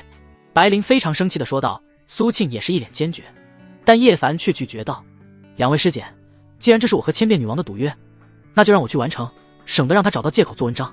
两女听后认为言之有理，便没有再说什么。随后叶凡就打了一辆出租车，单刀赴会。秋名山上，此刻10多辆跑车停在一间房子外面，最次的都价值过1000万，其中最豪华的是一辆价值3亿的限量版兰博基尼。而房间内正有一群人对为首之人马首是瞻，他正用阴沉的笑容盯着重伤被控制的云溪，他就是金陵第一少赵日天。本来他和叶凡没有什么仇恨，但就在1个小时前，一个神秘人把叶凡救治霓裳的事情发到了他的手机上，虽然没有视频，但却说了详细细节。赵日天气的差点当场晕了过去，要知道霓裳可是他一直在追求的女神啊，可想而知他是有多么的愤怒。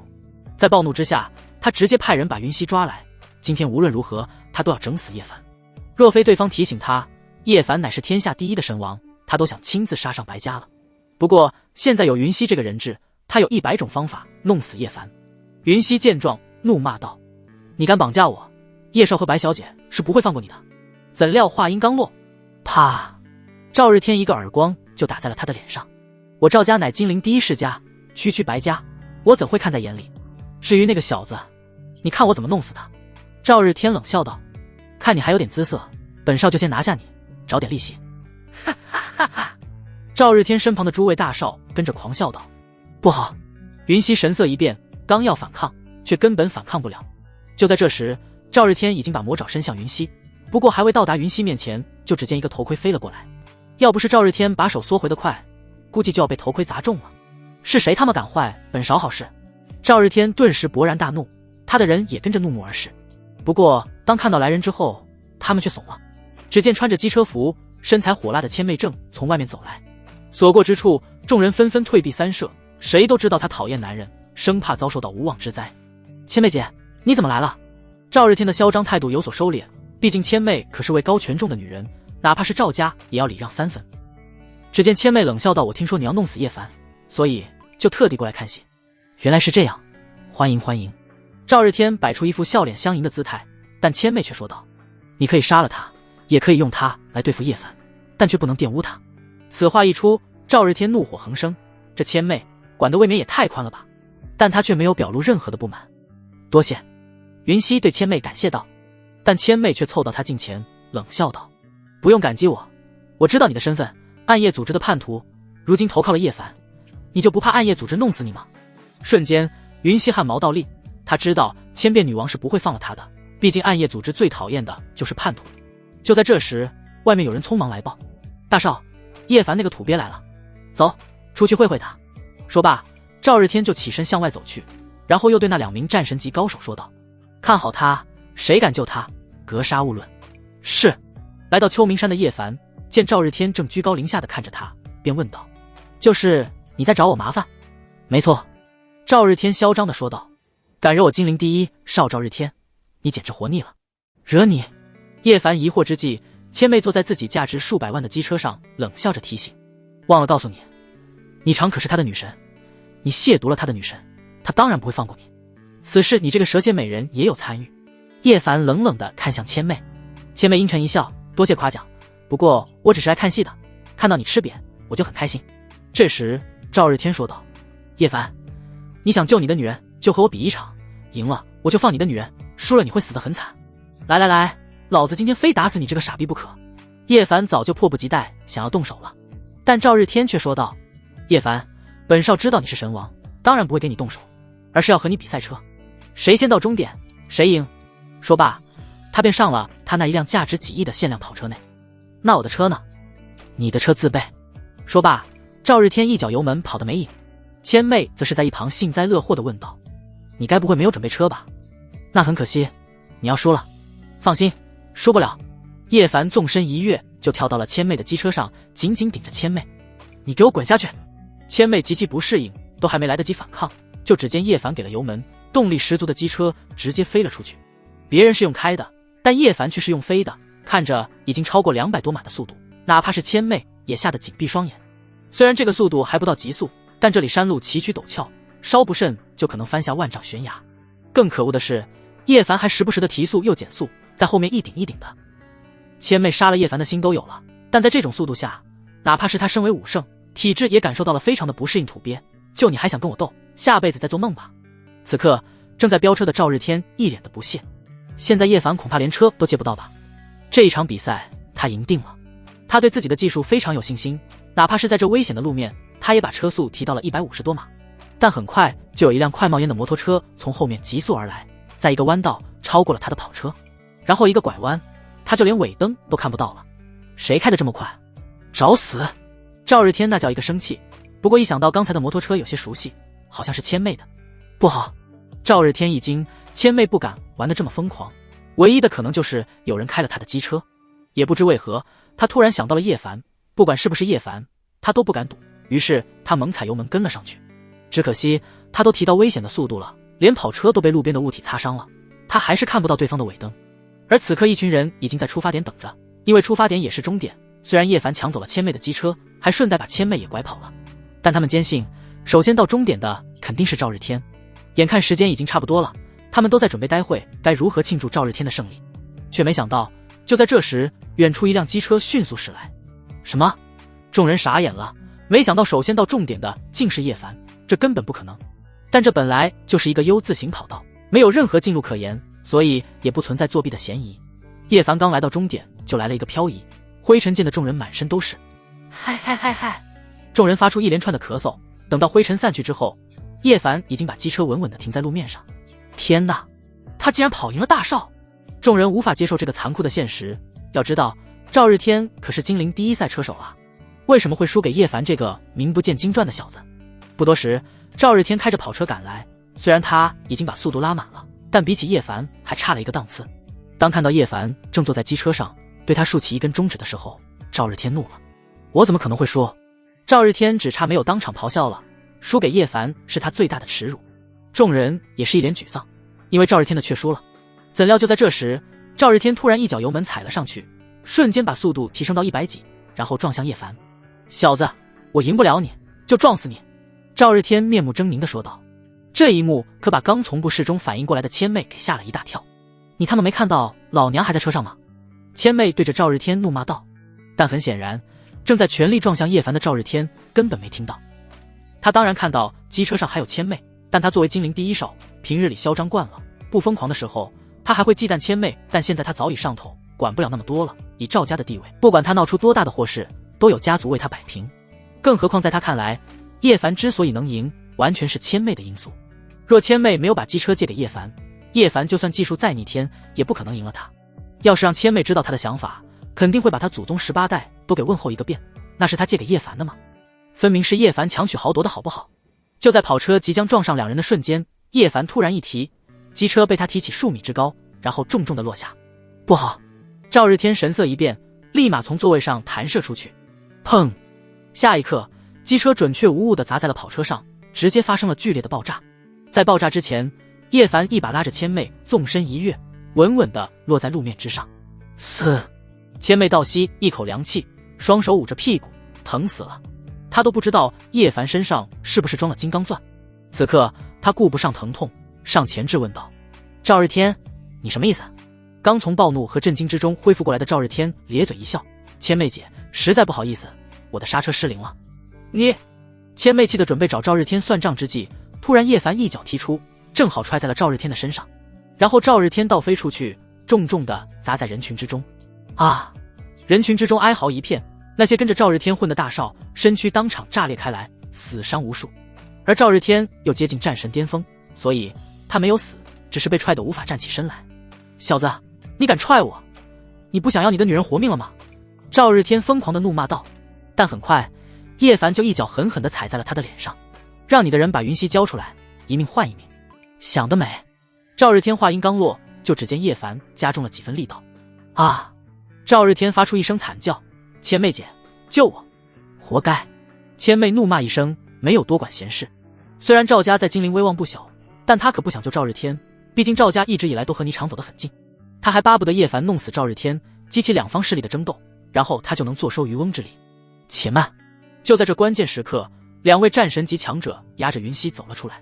只见他们对叶凡说道：“你放了大少，我们放了你的女人。”然而，即便是到了现在，赵日天还不知死活地说道：“别放，我就不信他真敢杀了我。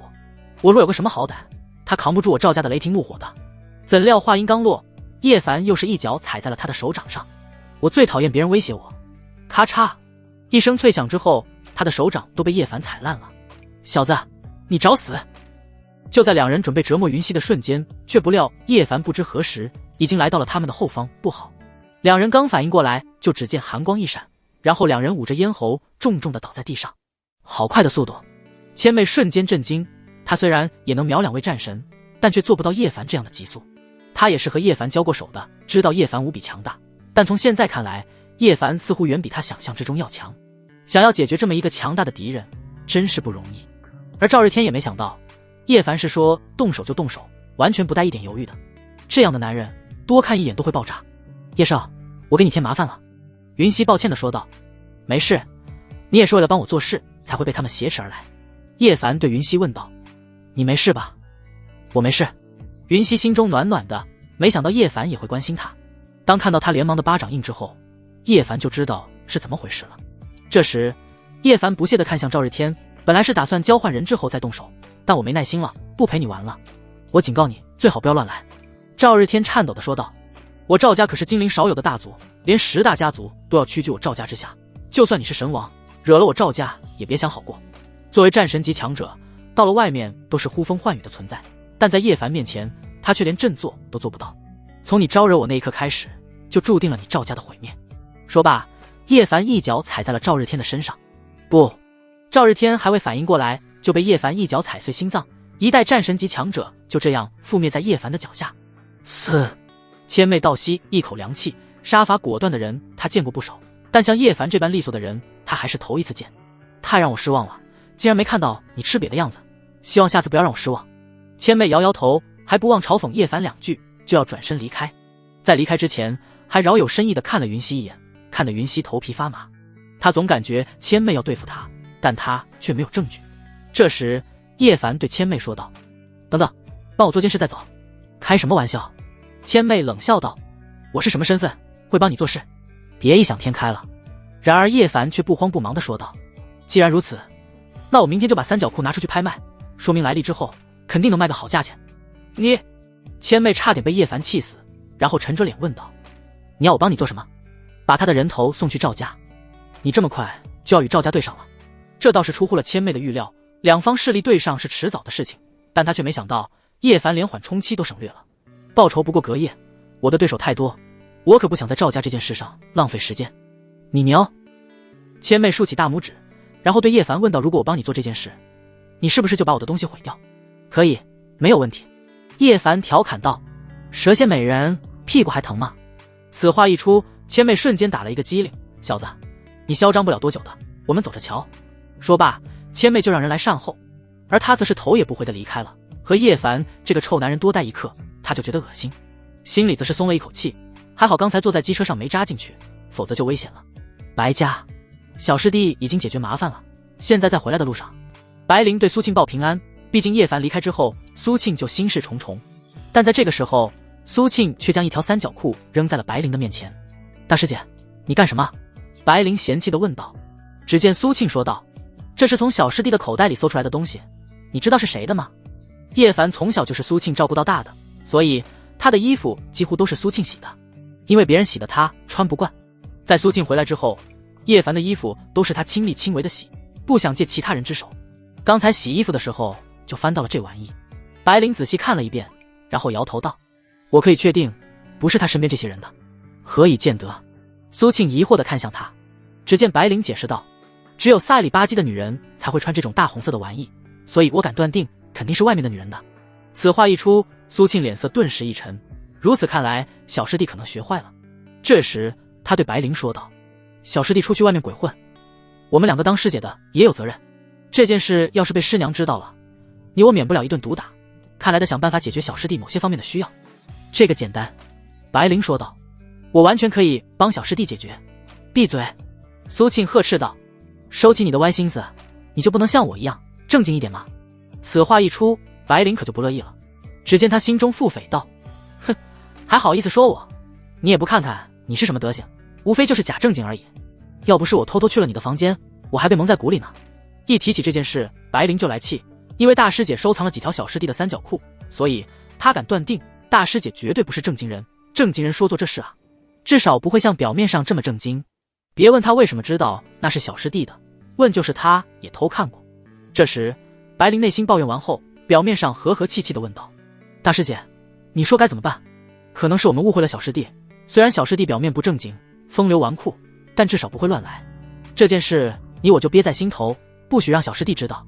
哦，白灵很无语，他觉得大师姐太麻烦了，有现成的不让用，为什么要绞尽脑汁去想一些无用的办法，最后还不是什么都想不到。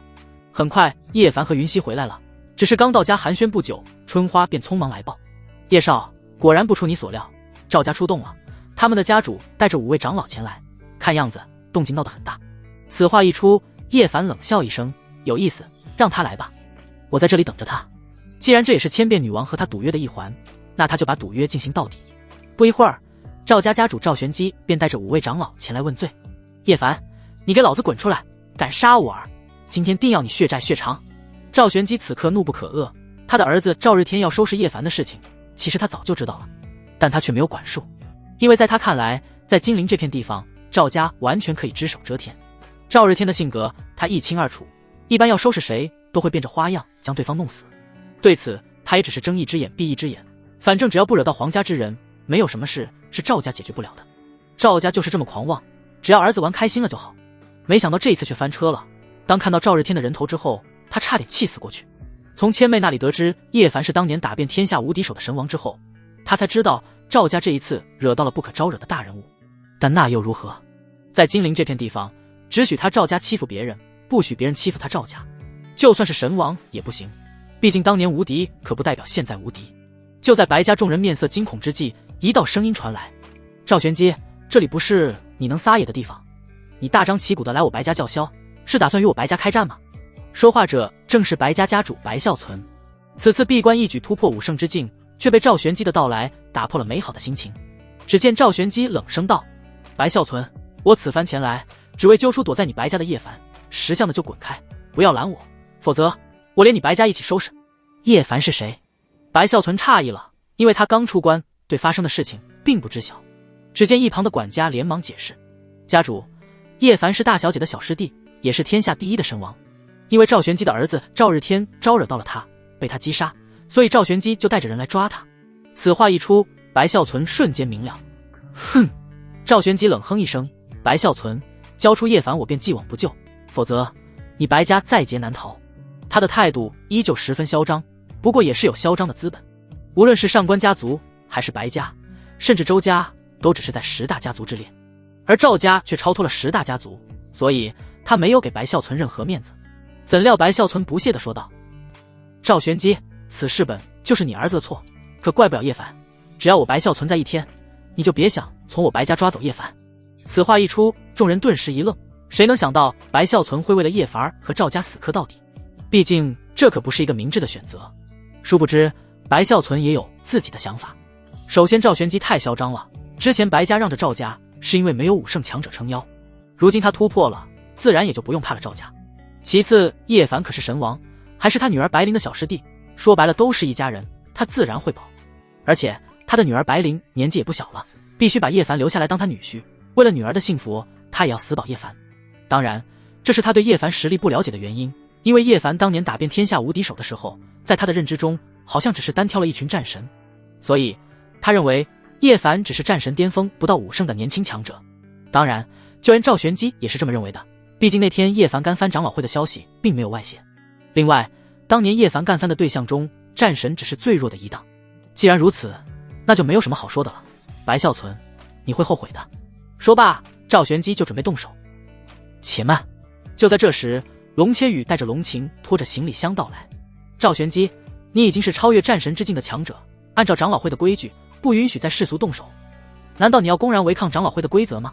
此话一出，赵玄机眼神一冷，我儿子都死了，我为什么还要遵守规矩？哼！龙晴冷哼一声，你儿子作恶多端，那是他咎由自取，怨不得别人。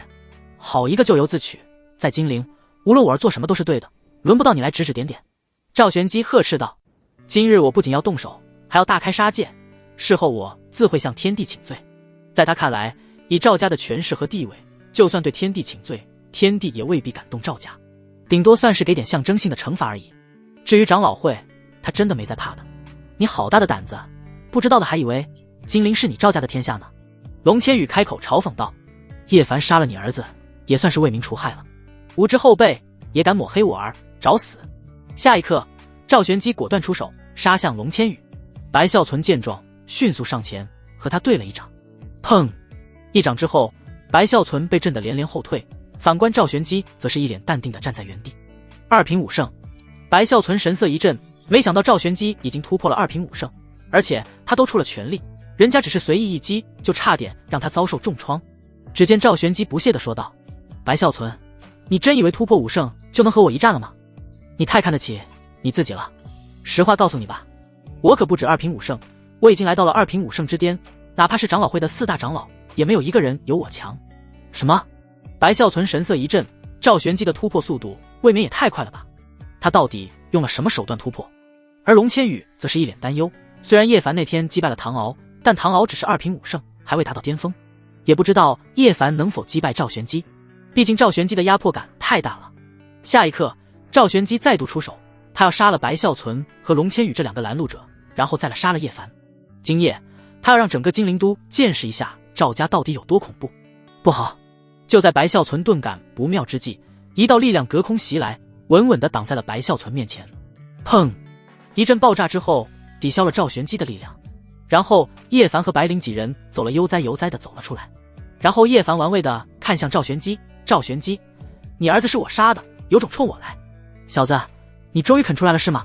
赵玄机冷声道，以我赵家在金陵的实力，莫说你只是神王，就算你是天王老子，在我赵家面前也得乖乖跪下。哦，是吗？叶凡冷笑道，所以你准备怎么对付我？你去我灵堂面前磕108个响头，然后自裁谢罪，否则不仅你要死，和你有关之人都要一并为我而陪葬。赵玄机阴狠地说道，赵家做事就是这么霸道，放你娘的彩虹屁！你儿子算什么东西，也配让我女婿陪葬？暴躁的白孝存，哪怕是已经领教了赵玄机的实力，也忍不住破口大骂。什么？叶凡愣住了，他什么时候成了白孝存的女婿？虽然对方的确很有岳父命，但就算给他100个胆子，他也不敢娶五师姐啊，毕竟上面还有师娘压着呢。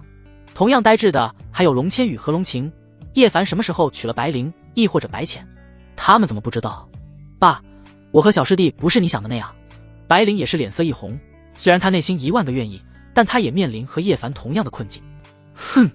苏庆瞪了一眼白灵，意思就是在说，你在想屁吃，无所谓，早晚的事情。白孝存一脸得意，刚才的担忧现在全部一扫而空。够了！赵玄机怒喝道，我今天是来为我报仇的，可不想听你们的家事。叶凡，再给你一次机会，若不照做，我今天诛灭在场所有的人。然而叶凡却不屑地回应，赵玄机，这个机会还是留给你自己吧，我不需要。找死！赵玄机暴怒之下，当即对5位长老下令，动手！今夜我要金陵血流成河，祭奠我死去的儿子。是。说罢，5位战神级长老一起出手，杀向叶凡。白孝存和龙千羽刚要出手，就被叶凡拦住了。对付几条老狗而已，何必如此大费周章？你们站在原地看戏就行。见叶凡如此自信的样子，白孝存连忙问道：好女婿，你搞得定吗？伯父，你放心好了，一切尽在掌握。见叶凡骂他们是老狗，5位长老彻底被激怒，各自施展自己最巅峰的力量，同时出招。虽然叶凡是神王，但他们坚信只要他们5人一起出手，瞬杀叶凡不在话下。死！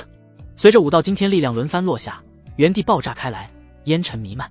若不是白孝存在关键时刻挡住了余威，恐怕整个白家都要被炸飞。就在众人担心之际，赵玄机却不屑道：“结束了，区区神王也敢不自量力地对付我赵家，粉身碎骨算是便宜你了。”五位长老的脸上也露出自信之色，毕竟这一击之下，除却武圣之外，没有人能扛住。然而烟尘散去之后，叶凡却完好无损地站在原地，甚至连脚下的地板都没有碎裂。什么？五位战神级长老和赵玄机彻底惊呆在了原地，终究是他们低估了叶凡。还不等他们反应过来，就直接叶凡隔空一掌轰出。轰！眨眼之间，原本还站在原地的五位战神级长老就纷纷爆碎开来，连尸体都不剩。嘶！白孝存倒吸一口凉气，本以为神王只是名气很大，没想到人家的实力更强。更让他尴尬的是，除却他之外，几女都很淡定，仿佛早已见怪不怪。合着就他一个人被叶凡的实力蒙在鼓里啊！如此乘龙快婿，他可不想放跑了。武圣，你竟然是武圣！赵玄机肺都气炸了，他就说自家儿子赵日天本就是战神，还跟着2名战神级属下，怎么可能会被叶凡搞死？原来叶凡已经超越了世俗规定的极限。老东西，现在才知道是不是太晚了一些？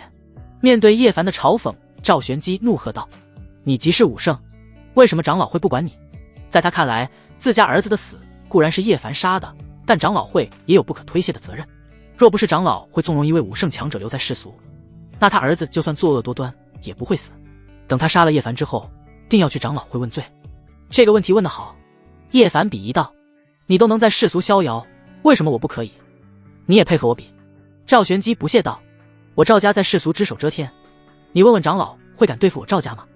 长老会不管对付你赵家，那就让我来。”叶凡霸气地回应道：“赵玄机，轮到你了，很快我就会送你下地狱，和你儿子赵日天团聚。”此话一出，远处暗中很多观战者纷纷震惊。要知道，多少年了，没有人敢挑衅赵家，就是天帝江天明也要礼让赵家3分。就算赵家作恶多端，受到的也只不过是无关紧要的惩罚而已。没想到如今却出了一个头铁的人，扬言要灭了赵家。但不管结局如何，叶凡也是1号牛逼人物。那些曾被赵家迫害的观战者更是心中热血翻涌，一个个在心中祈祷神明能保佑叶凡，就算不敌赵家，也不能被赵家祸害。毕竟在这个年头，像叶凡这般心怀正义的人已经不多了。就连龙千羽也在一旁提醒道：“叶凡，赵玄机的实力已经步入了2品武圣巅峰，你有把握对付吗？”“对啊，若是没把握，大可与他拖延，我会请长老会过来支援。”白孝存也是担忧地提醒道：“好不容易选中了一个武圣女婿，他可不想叶凡有事。”只见叶凡不屑地说道：“2品武圣巅峰，在我眼里和猪狗没有什么两样。小子，你……”赵玄机眼前一黑，差点没有气死过去。他作为1人之下万人之上的大人物，竟被叶凡贬低成猪狗。在气急败坏之下，他便怒喝道：“来人，在！”紧接着，赵家跟随而来的上百护卫齐齐躬身行礼。只见赵玄机说道：“你们守在外面，今夜胆敢有任何人靠近此地，杀无赦。”是。很快，上百护卫同时散开，退到1000米之外，一个个冷视众多观战者，把这些观战者吓了一大跳。他们知道赵玄机要动真格的了，他之所以封锁现场，就是为了阻止任何人来求情。赵玄机冷声道：“小子，莫说我不给你机会，若你能接住我惊雷3锤，我便饶你不死。”此话一出，众人暗骂赵玄机无耻，既然要杀叶凡，何必拐弯抹角？都知道他自创的惊雷3锤是有多么的恐怖，据说他曾一锤砸死一位前来赵家报仇的武圣，从而名动天下。莫说是叶凡，就算长老会的4大长老，单对单的情况下也不可能接得住。叶凡听后冷笑一声：“没问题，你砸我3锤，我打你3拳，到最后只有站着的才是真男人。”什么？众人再次愣住，本以为叶凡会拒绝这么无理的要求，没想到他这么果断就答应了。叶凡的勇猛让他们很敬佩，但这可不是明智之举，怕是都来不及施展3拳就得玩完。原本白孝存还在担忧，但看到自家女儿和他身旁的苏庆都不担忧，那他也不担忧了，退到一旁当个吃瓜群众。很好，这可是你说的。赵玄机当场大喝道：“取我锤来！”话音刚落，就只见赵家4名护卫艰难地从皮卡车上取下来一对重金打造的紫金锤。从他们吃力的表情来看，不难猜出这一对紫金锤怕是不下500斤。没用的东西，给我滚开！说罢，赵玄机一把将4人扇飞出去，然后他双手紧握紫金锤，轻易就抬了起来。众人惊呼，他的力量还真是惊为天人。下一刻，赵玄机游刃有余的手持双锤一跃而起，好强！哪怕是1000米之外的众人也被一股无形的飓风刮得差点倒退出去。天塌！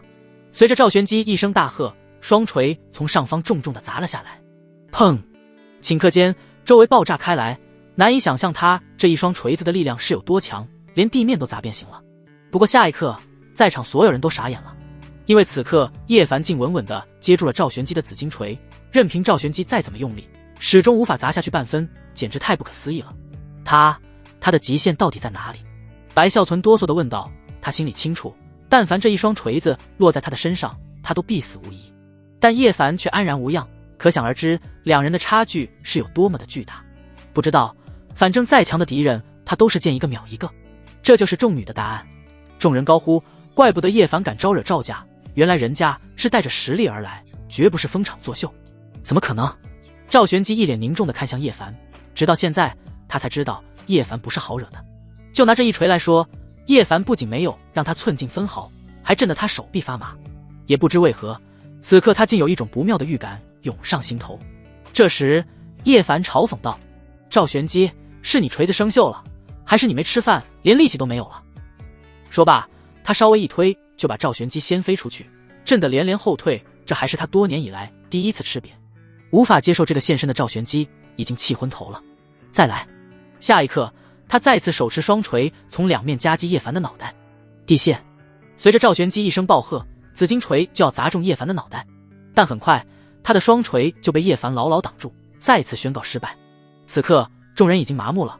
如果说第一锤叶凡是靠运气，那么这第二锤呢？完全是实力在支撑，他的实力简直深不可测。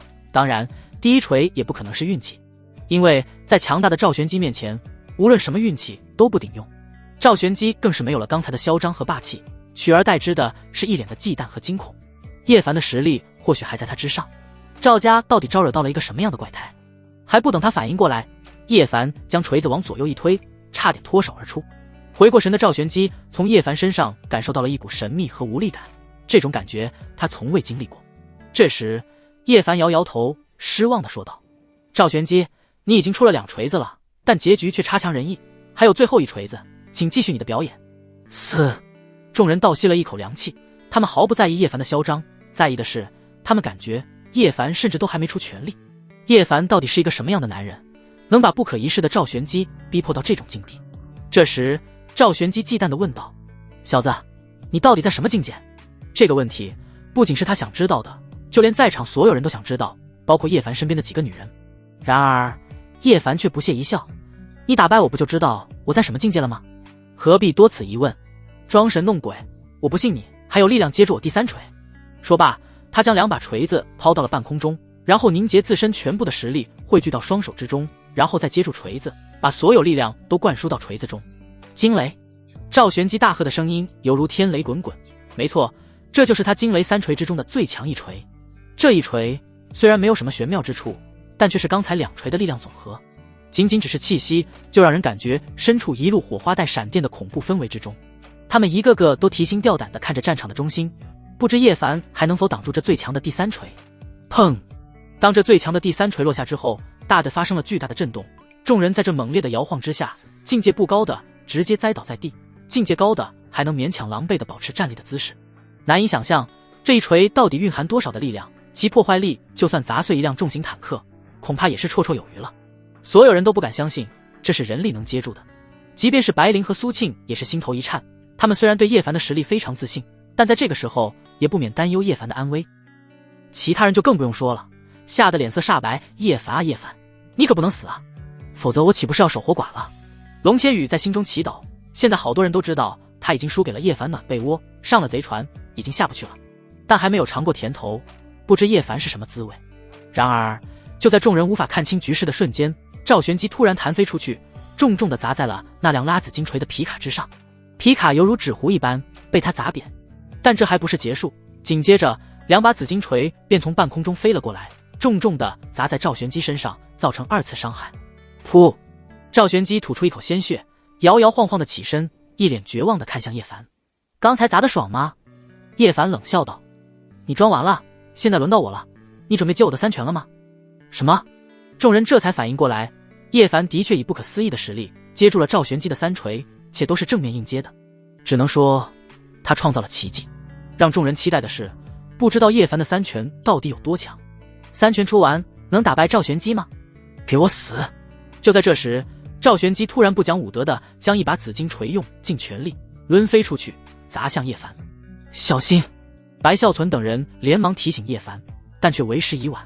不过就在下一刻，他们就知道这个提醒完全多余了，因为这迅猛飞来的紫金锤竟被叶凡牢牢地抓在手中，哪怕是这恐怖的冲击力，也没有让他后退半步。老子最讨厌的就是耍诈的人，赵玄机，你惹怒我了！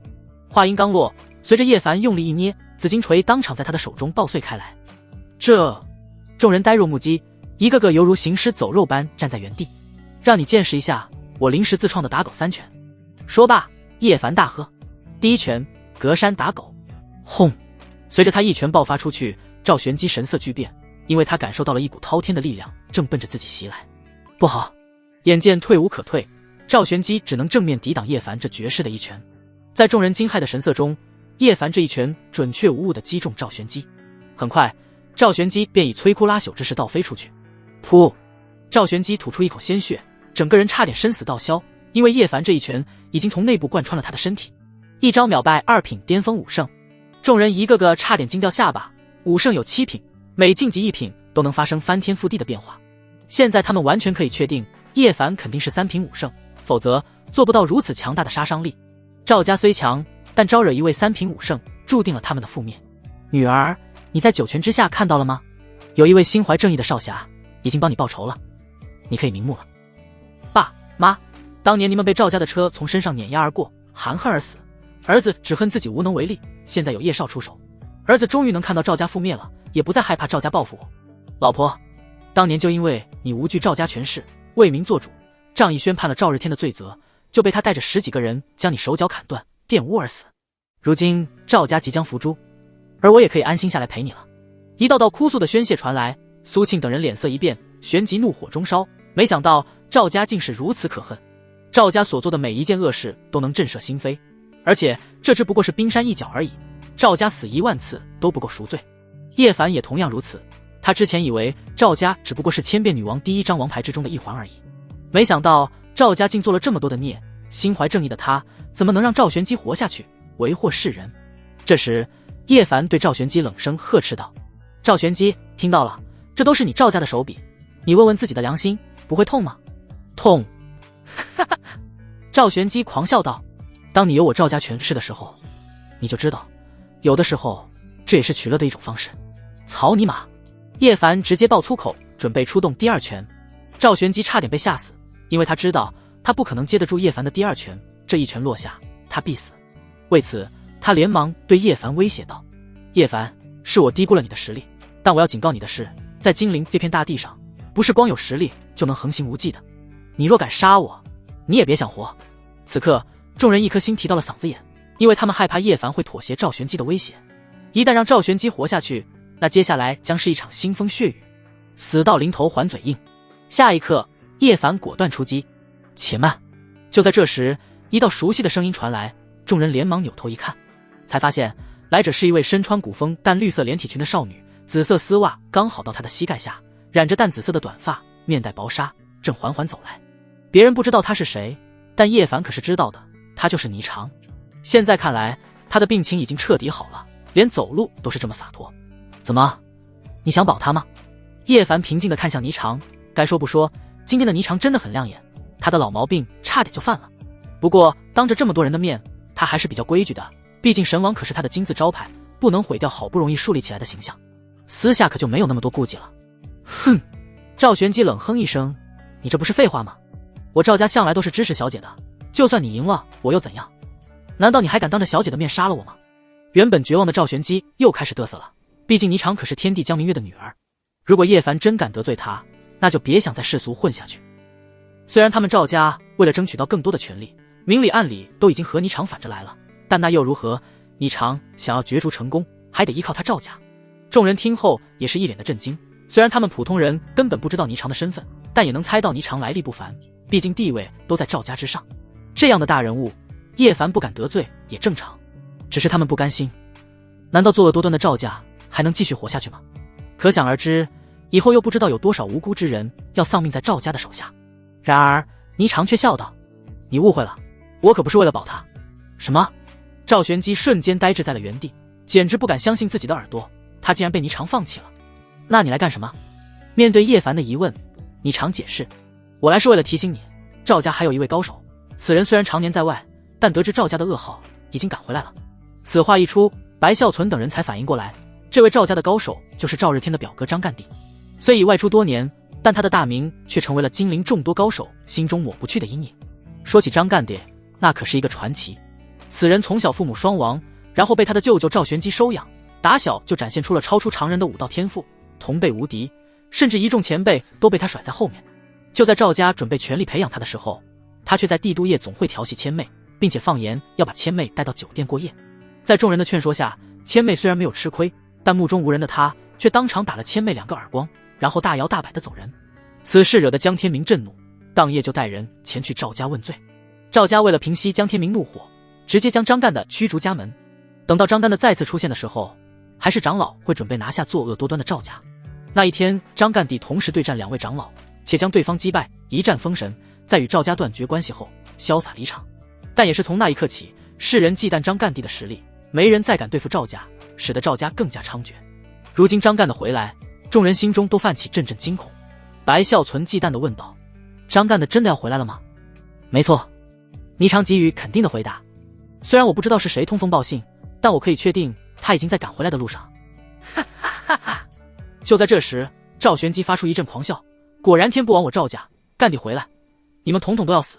就算你们跪着求我都没用。”他本以为张干地不会再管赵家了，现在有张干的撑腰，他还怕个毛啊！就你他们话多！说罢，叶凡一脚踢出，砰！还在狂笑之中的赵玄机被踢出99米远，直接将白家门前的霓虹灯喷泉砸碎。噗！赵玄机一口鲜血飙出。只见叶凡不屑地说道：“管他日天干地，老子要杀你，谁也保不住，是吗？”就在这时，空中一道震怒的声音传来，犹如天雷滚滚，然后街上便刮起阵阵飓风。众人连忙抬头看去，才发现上空不知何时已经出现了一架直升机。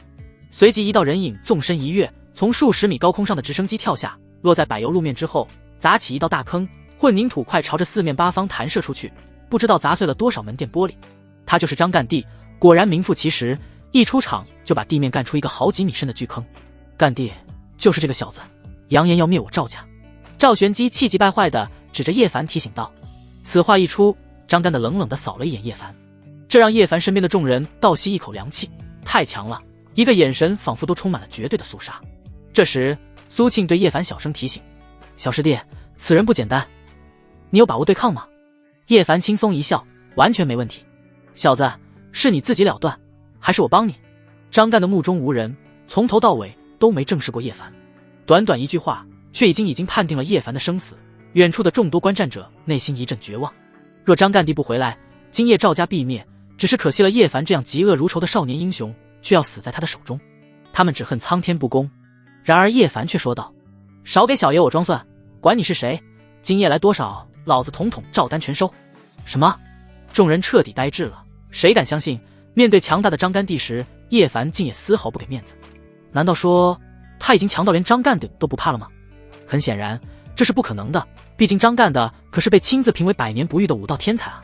见叶凡丝毫不畏惧他，张干的怒了，然后直接掏出打火机，点燃一根香烟，猛吸了一口。在这根华子燃灭之前，我会亲手送你下地狱。赵玄机听后嚣张地叫嚣道：“就连长老会的2位长老齐出的情况下，都坚持不住一根烟的时间，更何况是你这个废物叶凡，你还不束手就擒？束手就擒的是你！”就在这时，远处传来一声怒喝，然后警报响起。众人见状纷纷散开来，只见数十辆军用吉普车迅速驶来，直接冲破了赵家护卫的防线，来到近前。等到车辆停稳之后，旋即从车上下来上百位手持冲锋枪的特种兵，纷纷对着赵家护卫。赵家众多护卫心惊不已，一个个退到一旁，不敢阻拦，生怕一不小心就挨了一梭子子弹。然后叶凡就看到2位老熟人正迅速赶来，他们就是长老会目前在职的2位长老龙占轩和唐敖。张干地，你曾当着天地的面和我长老会签下协议，此生不再踏入金陵一步，你难道要公然违约吗？面对龙占轩的怒喝，张干的不屑一笑：“我就算违约又如何？难道你们敢对我出手吗？”你！唐敖气得说不出话，哪怕是叶凡在有外人的情况下，也会给他们面子，毕竟这是人情世故。没想到这个张干的竟是如此嚣张，连最后一点面子都不给他们。这时，张干的又狂妄地说道：“今天我是要杀了此子，谁也别想拦我。没错，谁敢阻止，便是与我赵家为敌。”赵玄机也是踉踉跄跄地来到张干地身旁，与之同仇敌忾。唐敖怒喝道：“今日你们若敢动手，我长老会定要与之血战到底。”双方剑拔弩张，但观战的众人却发出一声叹息：赵家果然根深蒂固，今夜奢望灭了赵家是不可能的了。他们现在只能祈祷叶凡这个小英雄能从此次劫难中活下来。我来说一句。这时叶凡走上前说道：“这是我和张干的乃至赵家的私人恩怨，你们长老会不用插手。”可是没有可是，叶凡霸气地说道：“都挪开些，腾出点位置。”龙战轩和唐敖对视一眼，最终还是决定按照叶凡所说的做。或许叶凡真能硬刚张干地，毕竟两人都是两个时代的无敌者，他们的战斗肯定精彩纷呈。很好，看来你还有点担当。张干的冷笑着看向叶凡：“我的承诺不变，这根华子燃没之前，你若还能站着，算我输。”说罢，他看向燃烧到一半的华子：“少装逼，装逼遭雷劈。”叶凡嘲讽道：“刚才你舅舅连我一拳都接不住，就差点嗝屁了，剩下的2拳由你来接。”张干地听后满脸怒火：“小子，莫说只是2拳，就算10拳、100拳，你也不能奈何我半分。为了让你死个明白，就由你先出招。”他的声音震耳欲聋，令全场众人头皮发麻。白孝存更是惊魂未定地问道：“龙叔、唐叔，你们2位实力强大，对此战可有什么见解？”“不确定，不过叶凡先手就占据了主动权。”两人摇头，无法做出判定，毕竟无论是叶凡还是张干地，都曾把他们按在地上摩擦过，这可如何是好啊？白孝存一脸绝望，他可不想自家好女婿就这么没了。这时白灵在一旁嫌弃地说道：“老爹，你就放心吧，小师弟是无敌的。”众女在心中坚定，叶凡必胜。就在这时，叶凡摇摇头，真是太没趣了，好好的一场决战，竟被你搞成了回合制游戏。也罢，既然你这么着急求虐，那我就满足你的变态要求。下一刻，叶凡抬起右手，一拳打出。打狗拳法第2式，痛打落水狗。哼，不自量力。张干的不屑一笑，任由叶凡这一拳打来。毕竟在他看来，叶凡这一拳普普通通，莫说打败他了，怕是给他挠痒痒都做不到。就在全场瞩目之际，叶凡这一拳已经打在了张干的身上。砰！一声爆炸响起，原本霸气自信的张干地当场震飞出去，砸向路边那停放整齐的一排军用吉普车，轰轰轰轰！张干的连人带车被甩了出去。什么？全场众人在此刻惊掉下巴。如果不是亲眼所见，谁敢相信叶凡这平平无奇的一拳竟有如此毁天灭地的破坏力？这哪里是拳头，就算导弹也没有这个威力吧。很难想象谁能在这一拳之下活着。干地！一脸得瑟的赵玄机立马变了脸色，连忙招呼属下去废墟之中寻找张干地。毕竟这一拳都把张干的给干没影了，这他妈是人力能做到的？白孝存当场傻眼了，两位长老也同样如此，眼神之中充满惊骇的神色。看来那天叶凡在长老会真的很留情面了，否则就算他们一起上也扛不住这一拳。众女也是尖叫连连，因为此刻的叶凡绝对是天底下最帅的男人，唯有霓裳一脸复杂，算是他们之中唯一的另类。叶少霸气，叶少威武。此刻远处观战的众人纷纷打开手机灯，照亮夜空，庆祝叶凡的胜利。不管今夜之后会发生什么，他们都义无反顾地支持叶凡，毕竟这是他们唯一能为叶凡做的事了。谢谢捧场，谢谢支持。叶凡挥手回应众人的喝彩。天哪，叶少太帅了，我要嫁给他。叶少是我的，我要跟他生猴子。此刻人群之中的好多位少女只是被叶凡仅仅看了一眼，就仿佛触电般的感觉，人都麻了。但旁边立马有人打击道：也不看看叶少身旁都是什么绝世美人，就你们这样的货色，不是我打击你们，就算被轮都轮不到你们。更何况叶少这么霸气的男人就该玩男人，连我都比你们更有机会。姐妹们，打他！然后出言打击那位就被一群少女围殴痛扁。就在全场喧嚣之际，滚开！一声怒喝传来，然后张干的从废墟之中狼狈起身，一把推开正在搜寻他的赵家众人。此刻张干的又惊又怒，怒的是从来没有一个人让他这样吃瘪过，向来干天干地，连路过的狗都要挨2巴掌的他，根本无法接受这个打脸的场面。惊的是叶凡这一拳差点要了他的老命，要不是他穿了天蚕丝软甲，卸掉叶凡这一拳70%的力量，他必死无疑。饶是如此，他也被打成了重伤，天蚕丝软甲更是被干废了。就在众人一脸惊恐之际，唯独叶凡淡定地嘲讽道：“怪不得你还活着，原来是套了一件乌龟壳。”哼！张干地冷哼一声：“小子，你惹怒我了，现在就让你见识一下我真正的实力，我将是你连做鬼都无法直视的梦魇。”说罢，他将自己巅峰的力量展现出来，仅仅只是气息就压得众人喘不过气来。然而叶凡只是打了一个响指，就破解了威压3品5胜，不错不错。听到叶凡的评价之后，众人倒吸一口凉气。要知道2品5胜就是长老会长老级别的强者了，这3品5胜更是人间少有。怪不得张干的能成为众多武者心中的噩梦，原来他的实力早已登峰造极，想要击败这样的强者简直难如登天。知道就好。你绝望了吗？张干的骄傲地问道。绝望个毛啊！叶凡鄙夷道，老子打3品5胜就像打狗一样，毫无挑战可言。你找死！在叶凡的连续打击之下，张干的顿时暴怒，以巅峰的状态杀了过来。来得好！叶凡不仅没有闪躲，反而主动迎战上去。在众目睽睽之下，两人遭遇到一起。砰！一掌之后，原本以为叶凡要被他打爆的张干地犹如断线的风筝倒飞出去。什么？众人傻眼了。如果说刚才是运气，那么现在叶凡绝对有碾压张干地的实力。毕竟这可是两人的巅峰对决啊，并未出现精彩纷呈的战斗场面，而是叶凡全程碾压张干地。所谓的无敌，只不过是一个笑话而已。不，张干的肝胆欲裂，不敢相信这个事实。然而他的梦魇只不过是才刚开始而已，都不等他落地，就只见叶凡一个闪身绕到了他的背后。好快的速度！龙千羽刚好目睹这个精彩的细节，但叶凡的速度快到连他都看不清，让他都不由得在心中怀疑叶凡在床上的速度会不会也这么快。就在这时，叶凡打出第3拳。第3拳，痛扁口嗨死狗！砰！他这一拳直接将张干的打出数十米高，然后撞在盘旋空中的直升机上。啪！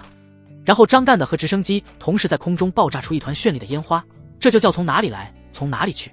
全场众人愣是呆滞了整整1分钟的时间，才陆续回过神来，一个个如释重负的大口喘气。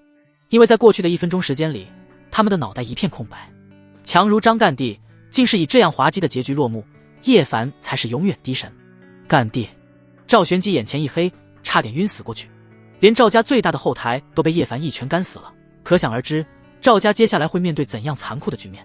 气急败坏之下，他对叶凡怒喝道：“小子，你毁了我赵家，我跟你拼了！”说罢，他便不要命地冲了上来，只不过还未冲到叶凡面前，就被叶凡弹出一块碎玻璃，洞穿了他的脑袋。然后赵玄机在不甘之中倒在地上，一命呜呼。家主，赵家一群护卫顿时乱成一锅粥，给我拿下！随着龙战轩一声令下，数十名特种兵齐出，将一群失去主心骨的赵家护卫拿下。观战的众人拍手称快。这时唐敖站出来收拾残局：“诸位市民，都散去吧。赵家主力已被叶少歼灭，我唐敖代表长老会向你们保证，今日之后世上再无赵家这个祸害。多谢叶少，多谢长老会。”众人连连道谢之后才纷纷散去。这时唐敖对龙战轩说道：“龙老头，这里交给你了，我这就带队去剿灭赵家残余势力。”去吧。龙战轩点点头。不过紧接着唐敖就尴尬了，因为他们来时驾驶的军用吉普车已经在刚才那一战中毁掉了，总不能让他的一群特种兵扫小黄车去吧，那多不像话。于是他当场下令向后看齐，齐步跑。这时霓裳也向叶凡等人告辞离去。龙战轩对叶凡说道：“叶少今夜一战封神，势必会成为众矢之的，还是小心为妙。”“没事，我遭得住。”叶凡霸气地回应道。“还有一件事，我们在来之前查到有人在丽都别墅群给张干的通风报信。丽都别墅群的主人是谁？”叶凡一脸好奇。这是他和千变女王的对决，给张干地通风报信的人籍有可能就是千变女王或者他的人，毕竟对方不止一次想要整死自己。千妹，龙战轩一脸严肃地说道：“我们没有查到千变女王的真实身份，但千妹的确有这个嫌疑。不过她的身份比较特殊，没有实锤的证据，我们也不敢确定。”“我知道了。”叶凡点点头，然后转身回去。他要理清一下思路，毕竟之前霓裳也曾提醒过他千妹有问题，再加上那天在治病现场千妹说自己受了伤，还有从地位和权力分析，千妹的确符合这个身份，种种矛头都指向了千妹。然后龙战轩又对龙千羽和龙晴说道：“两位孙女从今天起，你们就留在白家为叶少暖床吧，有空回龙家看看就行。说罢，他正欲转身离去，但却被察觉到不对劲的白孝存拦住了。龙老头，你什么意思？众人一阵白眼，这个白孝存还真是虚伪，刚才还一口一个龙叔的叫，这才一转眼就称呼人家为龙老头了。我输给了叶凡，所以就按照他的要求，把2位乖孙女送来给他暖床了。龙占轩不假思索地说道。爷爷，两女一阵抱怨，这件事已经够丢脸的了，就不能避讳着点说吗？什么？白孝存傻眼了，他是万万没想到龙占轩竟然这么卑鄙，一出手就是2张王炸，他的女儿还拿什么竞争？见龙占轩嚣张的离去，两女也在白家住下，白孝存哪里肯甘心，照这样发展下去，他的乘龙快婿迟早要成为这2姐妹的玩物。于是他一气之下把白灵叫来。乖女儿，你有把握从竞争中脱颖而出，嫁给叶凡吗？此话一出，白灵无语地说道。老爸，您就别想了，师娘不允许我嫁给小师弟。哼！白孝存冷哼一声，但从他的眼神之中不难看出，他也怕白灵那位神秘且强大的师娘为此。他说道，你师娘不允许你嫁，那还不简单，让你妹妹嫁给他，然后你也效仿龙家那2丫头一样，买1送1。什么？白灵傻眼了，简直不敢相信，这是正直的老爸能说出的话。还不等他反驳，就只见白孝存立马改口，不，买1送1并不能碾压那2丫头，只能持平，没有任何优势可言。所以我决定把春花秋月也一并打包送给他，我就不相信2王带2炸还会输给他们。白灵满头黑线，心说老爸这是魔怔了吧，哪有这么竞争的？于是他只好说道，老爸，叶凡有未婚妻的，那就是林听雪，不过现在被千变女王抓了。随着他一通解释下，白孝存才知道其中的原因。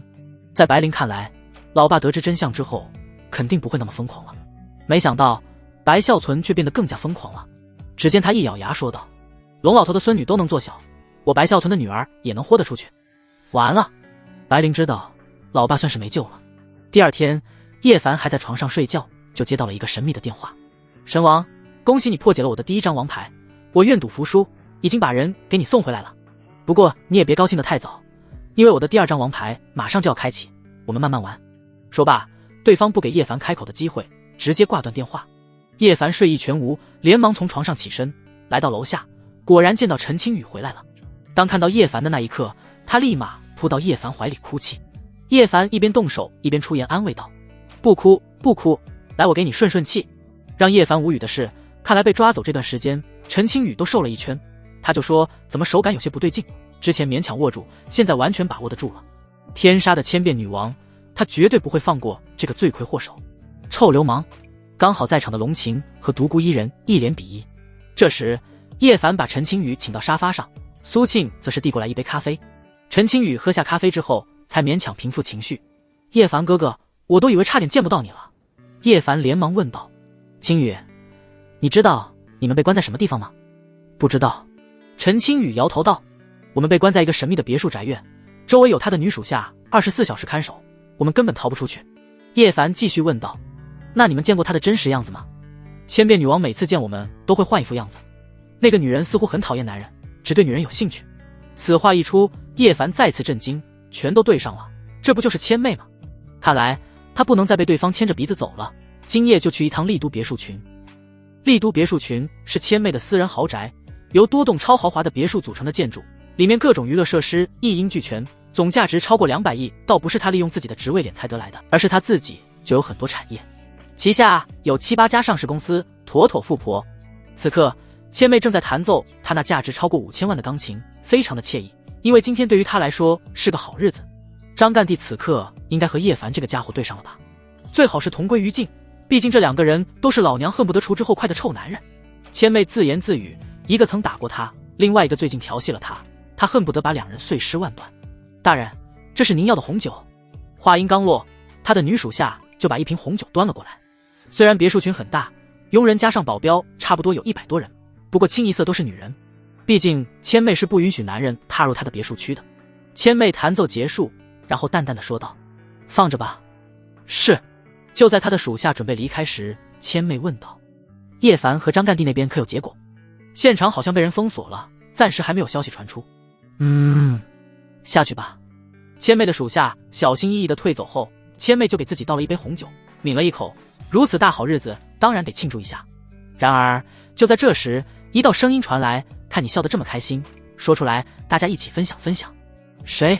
千妹顿时警惕，等她反应过来之后，才发现叶凡不知何时出现在了桌子旁坐下，身边还站着一个云溪。你怎么来了？千妹眼神之中满是不可置信之色。你不是和赵家对拼吗？怎么会有时间来这里？只见叶凡端起红酒杯，一饮而尽。区赵家也配和我对拼？你还真看得起他们？昨晚那群废物就被我解决了。此话一出，千妹倒吸一口凉气。昨晚她刚好在闭关，所以就错过了观看。没想到叶凡竟连赵家都一锅端了，他的实力未免也太恐怖了吧！更让他生气的是，叶凡粗鄙把他价值数十万的红酒一口闷也就罢了，竟然还是用他喝过的杯子。这时他怒喝道：“这里是我的私人住宅，不欢迎你们，现在就给我滚出去！来人，送客！”但外面却没有一个人进来。千妹预感不妙，只见叶凡隔空给了千妹一个飞吻，令千妹瞬间头皮发麻。你的属下已经被我打晕了，接下来只要你乖乖回答我2个问题，我就走人。别搞笑了，你是什么身份，也有资格让我回答问题？你也不撒泡尿照照你自己？千妹出口打击道。叶凡听后也没有生气，就要当场放水照照自己。混蛋，你到底想问什么？千妹真的被叶凡气到了，她也没想到叶凡是这么不要脸的家伙。只见叶凡玩味一笑，第一个问题，你把我老板聆听雪关在哪里了？此话一出，千妹只觉得叶凡是来找茬的，于是她冷声道：你老板关在哪里？和我有什么关系？请你不要胡搅蛮缠。他的回答果然在叶凡的预料之中，然后叶凡继续倒了一杯红酒，一饮而尽。第二个问题，你是不是千变女王？不是。千妹果断回答道。你找错人了，我就是我自己，不屑伪装别人。你的回答让我很失望。叶凡摇头道，如果你今夜无法做到让我满意，那就别怪我不客气了。说罢，他一把将手中的酒瓶捏碎，可谓是非常的暴力。但千妹可没被他吓到，只见千妹愤恨地说道：你若再敢撒野，小心没你的好果子吃。就算我不是你的对手，我哥也不会放过你。那就是没得谈了。说罢，叶凡果断出手，杀向千妹。你找死！千妹在暴怒之下迅速反击过去，经过昨晚的闭关，她的伤势已经彻底恢复，她就不信叶凡真的不可战胜。却不料刚交手的瞬间，她就被叶凡一招制服，还不等她反抗，叶凡就施展一指点在了她的身上。千妹顿感无力，直接一屁股坐在了昂贵的真皮沙发上。为什么我和她的差距会这么大？千妹满脸不可置信，要知道她也是一品巅峰武圣好吗？这才一个回合就被叶凡KO了，还怎么玩？看着笑得非常淫荡的叶凡，千妹内心无比惊恐，就连说话都不利索了。你想对我做什么？只见叶凡笑道：不做什么，只要你交出我的马子，那我们的恩怨就此一笔勾销如何？